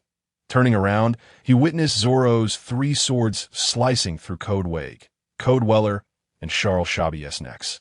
Then, as the explosion enveloped his body, he dashed to the palace's entrance. Whereas Sanji? Luffy inquired, for at that fleeting moment he had failed to catch sight of Sanji. That fool must have gone to rescue that woman. Let us head outside and wait for him. Zoro seemed rather disdainful of Sanji's so-called chivalry. I have a foreboding feeling. We must act swiftly, as it appears the intelligence was flawed. Luffy distinctly heard the ominous, ticking sound emanating from Charles's chest. A sound that evoked a sense of danger within him. That instant, a streak of crimson flame tore across the inky black sky, taking on the shape of a phoenix, albeit one that was rapidly morphing in midair. Ultimately, it transformed into a fiery arrow, hurtling towards the highest point of Area 1, where a white flag fluttered, adorned with a peculiar emblem representing the world government. However, Luffy and Zoro appeared unfazed, even smiling in response. Usopp has succeeded, Zoro exclaimed joyfully, gazing at the remnants of fireworks in the sky. But this is not the end. We must hurry once Sanji emerges. After reuniting with Usopp, we will complete the final step and depart from this place. Luffy remained surprisingly composed. That fool has yet to appear. I shall go take a look. Zoro expressed his concerns. And no need. He has come out, Luffy remarked. Observing a somewhat unsteady figure at the doorway, he dashed forward, hoisting Sanji onto his shoulder. Zoro, let us go. Thus, with Luffy carrying Sanji, the trio hastened their pace towards the direction of the flames. Just as a long whistle echoed, in that moment, the entirety of the Bubble Island area was illuminated by an intense searchlight. Though these beams did not target the flames, but rather the direction of the Charlia Palace. Approximately a minute after Luffy and his companions departed, a mysterious figure momentarily hovered above the palace, which had only just been hosting a banquet. Despite the ongoing sounds of explosions, the palace was densely packed with items, and the simultaneous detonation of 3 special collars inevitably led to widespread destruction. Consequently, the explosion within the palace continued unabated. The mysterious figure appeared to sense something and swiftly darted towards one corner of the palace. This was a blind spot, surrounded by walls, where the palace was continuously erupting in explosions. Yet here, one felt no shockwave that moment. A comatose individual lay there. Underneath the Charlia Palace, one could indeed escape this calamity, casting a glance behind at the shattered bee in a moment of trepidation. Huang Yuan contemplated the gravity of the situation. Yet, the audacity of that band of petty thieves to orchestrate such a grand scheme right beneath our noses was astonishing, suggesting that their day had indeed come. Gazing ahead at the faint glimmer of light, Huang Yuan recognized that it was imperative to eliminate these individuals post-haste. In an instant, he concentrated the radiance within his grasp, transforming it into a sword of light. The Tianshang Cloud Sword, his signature weapon, was drawn without hesitation. He was unwilling to entertain any unforeseen circumstances, necessitating a decisive strike to ensure that these characters were buried early on the path to the New World. Luffy, you and Usopp go on ahead. I shall deal with this trouble and join you shortly. Zoro, who had been sprinting at full speed, suddenly came to an abrupt halt. I could see that moment. He distinctly sensed a blade poised behind them, an ominous sword that hung dangerously close. Capable of threatening their lives, as a swordsman, particularly a combative one, he could not allow such a predicament to stand. Zoro, hold him off for just 15 minutes, and I will return to support you. Understood? The instant the mysterious figure appeared, Luffy felt an unmistakable peril. He had been acutely aware of the situation behind him. Fortunately, the enigmatic individual who had instilled such dread did not pursue them. Ultimately, it was the Marine headquarters Admiral Huang Yuan who came after them. However, in the face of Huang Yuan, Luffy did not succumb to despair, as he sensed that they still possessed the strength to fight back. Of course, the first order of business was to relocate the severely injured Sanji, leaving Zoro to stand alone in the path of interception. In a fleeting exchange, Luffy and Usopp accelerated forward. But that Admiral, the Marine headquarters Admiral, can Zoro handle alone? Usopp expressed his concerns. Usopp, while our strength has significantly increased, we are still no match for an admiral like Huang Yuan. Luffy replied, his tone somber. Acknowledging the truth in Luffy's words, both he and Usopp could distinctly feel that after departing from Shimi village, their ability to harness the celestial energies for augmentation had been greatly diminished. Luffy, Zoro will be fine, won't he? Usopp said earnestly, as if trying to reassure himself. Observing his somewhat timid companion, Luffy smiled in that moment. Yes, Zoro will be all right, for our abilities, though not as extraordinary, are certainly not non-existent. Chapter 91. The Demonic Aura. Zoro versus the radiant Huang Yuan. Can you withstand this green-haired man before me? Huang Yuan remarked, seemingly unfazed, addressing the individual before him. Let us put that to the test then. Without a moment's hesitation, Zoro summoned 3 swords in a swift motion, launching himself forward with unparalleled speed. The 3 blades created a brief gust of air as they sliced through the atmosphere, enveloping Huang Yuan in a fierce torrent. Within this whirlwind, the air was filled with the lethal aura generated by the blades. Even a single strand of this blade's energy could effortlessly cleave through solid walls. Yet, at that moment, all this formidable energy proved ineffective against Huang Yuan, who maintained a bemused expression, akin to that of an admiral unfazed by such assaults. That all you've got. Huang Yuan retreated a step. His pace swift, speed is weight. Have you ever been kicked at the speed of light? The yellow monkey effortlessly uttered a brief remark, and in an instant, a series of luminous points erupted from his left leg. It was not that he had transformed his leg into light. Rather, his kicking speed had transcended the speed of light at that moment. With a single, forceful kick, he struck the convergence of Zoro's 3 swords. Although Zoro had prepared himself, he was immediately overwhelmed by a formidable force that surged toward him, akin to an imposing mountain. instilling an insurmountable sense of dread. Indeed, despite the intensity of the kick, Zoro was not completely overwhelmed. Though he sustained some damage, his body proved capable of enduring it. However, at that moment, Zoro finally grasped a profound truth, a lesson once imparted to him by Luffy, that I in my recollection. There exists a master who proclaimed, in the world of martial arts, nothing is unbreakable.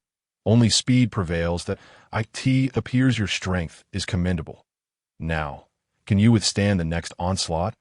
Ignoring Zoro's musings, the yellow monkey once again unleashed a violent burst of force, his feet becoming radiant in that instant, transforming him into a being of light, shimmering with luminosity. Taking a deep breath, Zoro seemed prepared to endure the rapid kicks delivered by the luminous figure. For he understood that his speed was simply incomparable to that of the yellow monkey at this moment. Rather than relying on a muddled defense, he chose to seize this opportunity to act at his own pace. Allowing the yellow monkey's light speed kicks to come. It was only someone like Zoro who would dare to wager his body in such a manner. With a series of rapid, light speed kicks, the yellow monkey struck Zoro repeatedly, each blow landing with undeniable force. However, each kick struck a different part of Zoro's body, none of which inflicted direct harm. One after another, the kicks continued, and Zoro's body began to accumulate dust, a dark gray aura slowly emanating from him. This was an essence that seemed to originate from the depths of the netherworld. In that fleeting moment, Zoro, who had previously been the passive recipient of attacks, abruptly managed to block the yellow monkey's light speed kicks. This was not due to a sudden increase in Zoro's speed, but rather because he had transformed into a three-headed, six-armed specter, invoking the technique of nine-sword flow, Azura, Demon 9 Flash. In an instant, he pivoted with remarkable acceleration, his body and swords aligning in a single line, before launching a fierce slash toward the yellow monkey.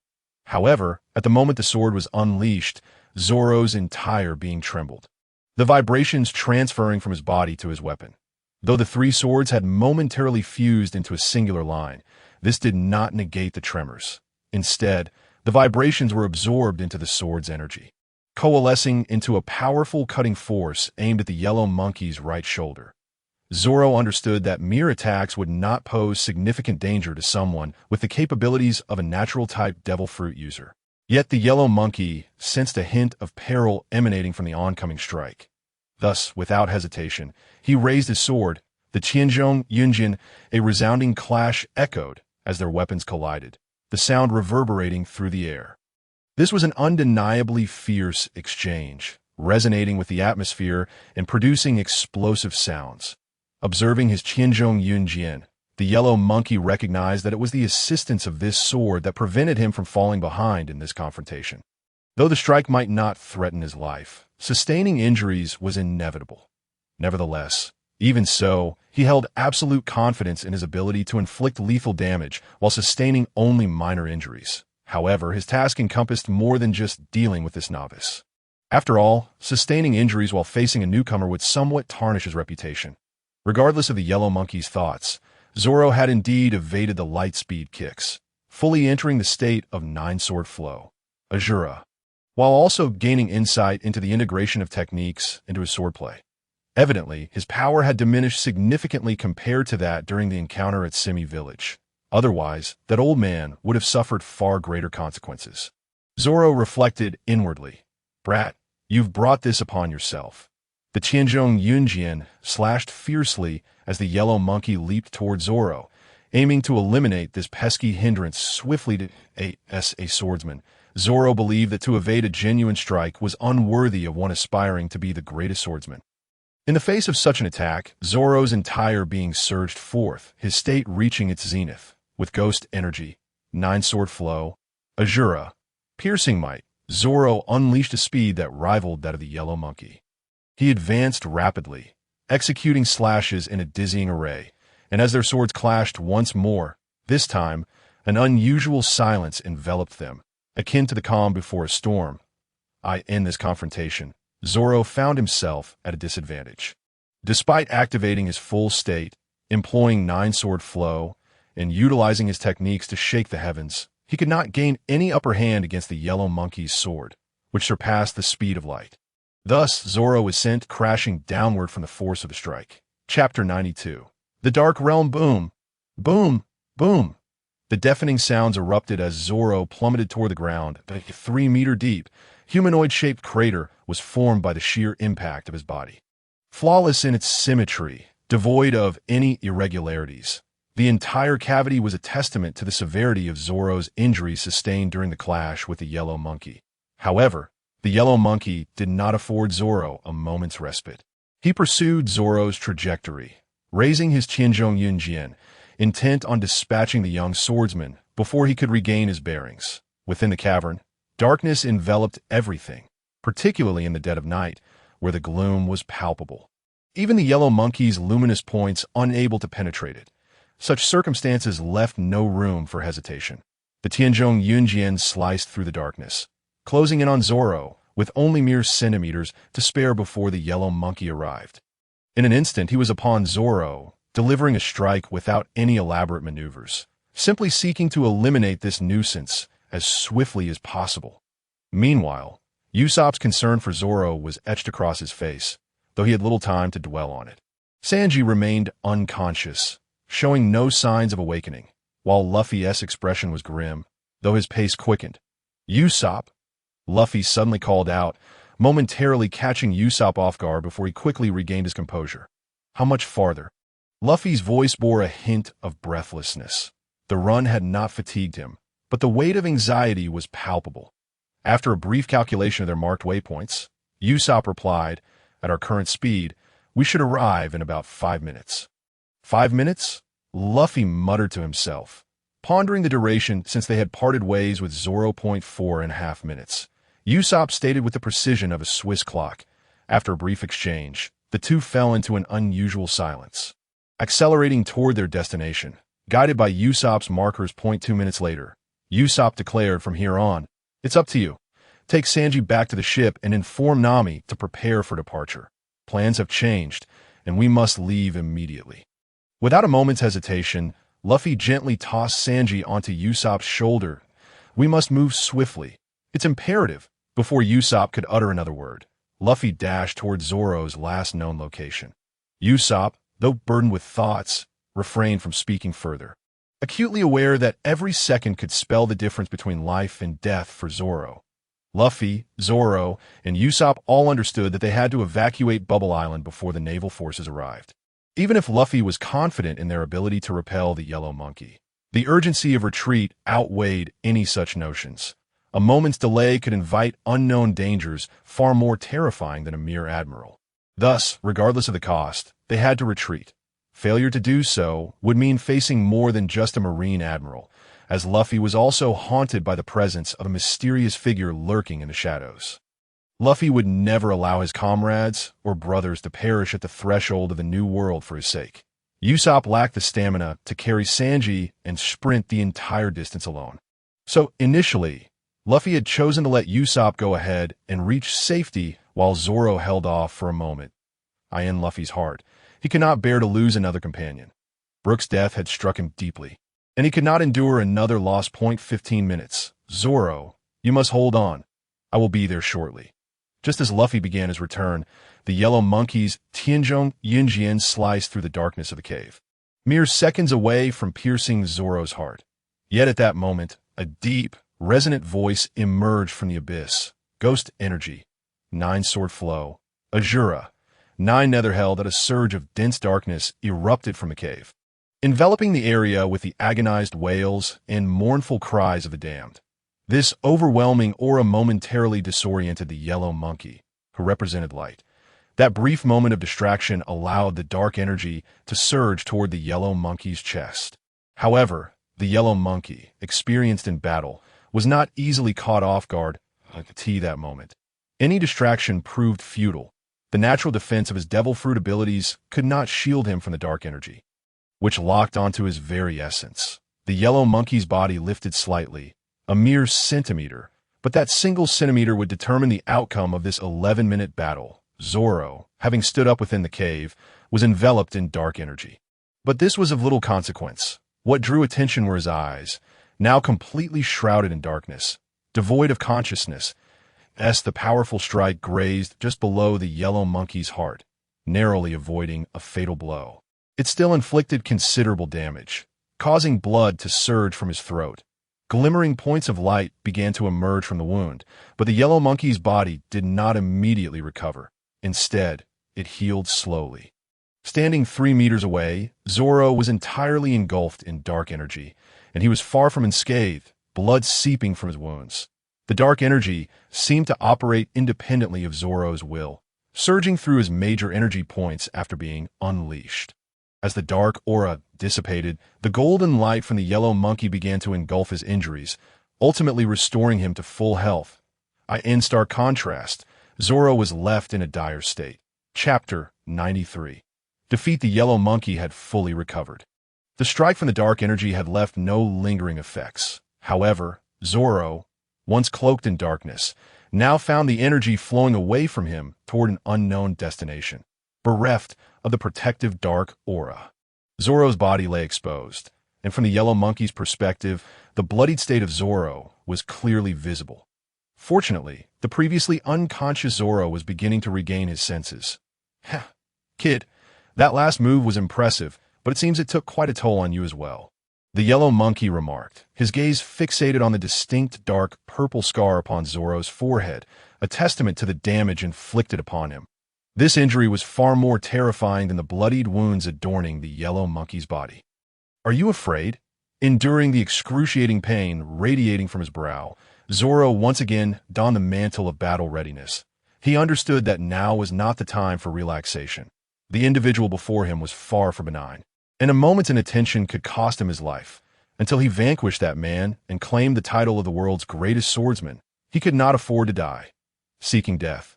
Let us continue then. Zoro's words incensed Kizaru, who, disregarding all else, launched into a fierce assault against him once more. This time, no matter how Zoro maneuvered the strength within his joints, he found himself unable to effectively counter Kizaru's relentless onslaught. Even his defenses felt woefully inadequate. As Kizaru struck down with tremendous force once again, Zoro could no longer withstand the blow, and a distinct scar was etched across his chest. Blood surged forth from the wound, gushing out with alarming speed at this rate. Within a minute, Zoro would succumb to excessive blood loss. The severe hemorrhaging brought about a momentary dizziness, causing his nervous system to falter, and his vision began to blur. Yet he sensed that the scar on his chest was gradually being stymied by something, and the blood flow began to slow. Kid, you can't die now. With such remarkable physical prowess, if it were handed over to Dr. Vegapunk, he might just create a new type of artificial weapon for our navy. Having completed this thought, Kizaru leapt forward, intent on pursuing his target, just as he lifted off the ground by a meter. Zoro, who had been sprawled on the ground like a dead fish, summoned an inexplicable strength and stood once more, positioning himself faster than Kizaru before him. Are you seeking death? Kizaru, losing patience with this relentless pest, felt the urgency of time slipping away. Admiral Kizaru could not afford to let them deploy. If that group were to set sail, it would spell disaster for the Navy headquarters. Ultimate technique. Reversal of extremes before Zoro could finish his incantation. Kizaru surged forward once more. Zoro, abandoning all pretense of preparation, began to slash desperately at Kizaru with wild abandon, his 3 swords flailing like a tempest. After a flurry of over 30 strikes, Kizaru's form began to dissipate upon the impact of Zoro's blade. Initially believing he had been careless and allowed Zoro to land a hit, Kizaru found himself perplexed as his body naturally transformed into light. Wasn't that attack supposed to harm me? Why does it pose no threat now? As a user of a Logia-type fruit, if his form dispersed upon a physical attack, it indicated that the strike held no power against him. Typically, those with Logia abilities possess a unique capability. They can discern whether an opponent's attack poses a threat the moment it is launched. If it does, they will not allow the attack to make contact. After Zoro's first strike was disregarded by Kizaru's form, a second and third followed suit. It became clear to Kizaru that Zoro's attacks were futile. And upon scrutinizing Zoro closely, he comprehended the situation fully. However, this realization left the Admiral feeling somewhat embarrassed. After all, anyone would feel a loss of face when battling someone who had completely abandoned their will and was fighting purely on instinct. Damn it! Acknowledging this, Kizuru wasted no time and unleashed a powerful burst of energy, deflecting Zoro's 3 swords. Splat! Another menacing scar formed on Zoro's chest. Though filled with rage, Kizuru maintained a semblance of rationality. This time he did not allow Zoro's blood to spurt forth uncontrollably. The moment the scar formed, light particles forced the wound to seal. Zoro, having completely lost his willpower, succumbed to dizziness once more. With a resounding thud, Zoro's body crashed to the ground, marking the official end of his mission to thwart Kizuru. Although he had known from the start that he was no match for his opponent. To fall in less than 15 minutes was far beyond his expectations. He had believed that after his experiences in Shimi village and with the lecherous captain, he had grown. Yet, it seemed that the reality remained unchanged. No, it's different. For you have achieved the purpose of your obstruction to that moment. A figure gradually materialized in the sky above. A signature roar accompanied its descent. Zoro.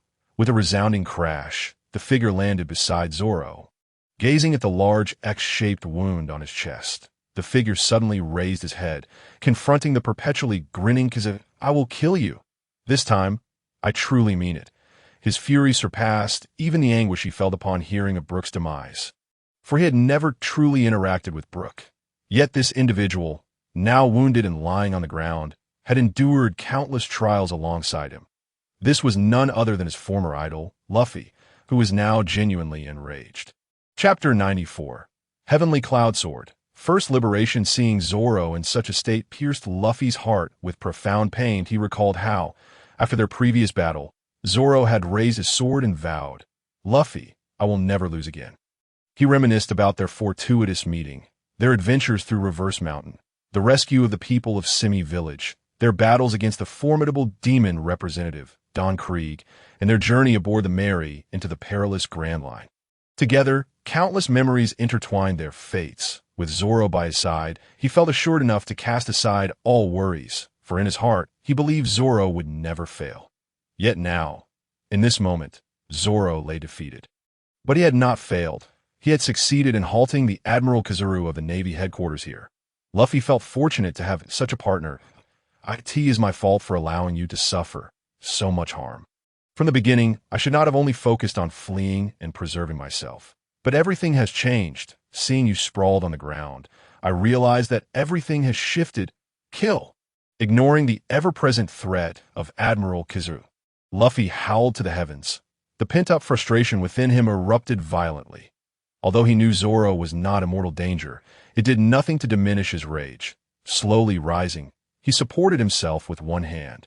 Activating Gear Second, wisps of steam began to emanate from Luffy's body, a result of the heightened blood flow induced by Gear Second's activation.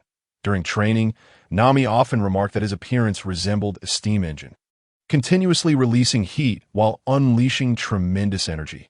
Perhaps I should never have left Zoro alone. I should have tested whether I could kill you. Luffy spoke slowly, directing his words at the man before him who had merely observed without striking. You are the captain, then? Monkey D. Luffy. Kizuru displayed no sign of annoyance at Luffy's fierce declarations. Instead, he expressed curiosity regarding Luffy's identity. Yes, I am Monkey D. Luffy. Now, can I kill you? Rather than launching an immediate attack against Kizuru. Perhaps he hesitated out of respect for the earlier moment when Kizuru had spared Zoro. Oh, you think you can kill me? Let's give it a try. With a vigorous stride forward, Luffy propelled himself ahead, his right fist clenched tightly, and unleashed a fierce strike towards the location of Kizuru. The sheer force of Luffy's punch momentarily disoriented Kizuru, reminiscent of the earlier sword he had wielded. With a deft motion, he advanced the Ama no Murakumo no Tsurugi, its blade meeting Luffy's fist in a climactic clash, the instant of contact between the jet pistol and the sword's surface. Luffy let out a thunderous roar, his fist astonishingly accelerating in its final moment. This resulted in a double strike upon Kizuru's sword. The unexpected ferocity of Luffy's assault sent Kizuru reeling, rendering his Logia Fruit's powers utterly ineffective at that moment. Neither the inherent speed of Kizuru nor the defensive capabilities of his Devil Fruit could counter this blow. Seizing the moment, Luffy did not relent. He planted his left hand on the ground and leapt into the air. bringing both feet together to launch another attack towards the spot where Kazuru had fallen to that instant. Luffy's feet formed a unified stamp, delivering a ferocious assault. The jet stamp crashed violently onto the Knight's earth, sending clouds of dusty, ochre particles into the air. However, this strike evidently failed to hit its intended target. Suddenly, a single syllable echoed above Luffy's head. Countless golden points of light began to converge, ultimately coalescing into the form of Kazuru. In his hand, a bee,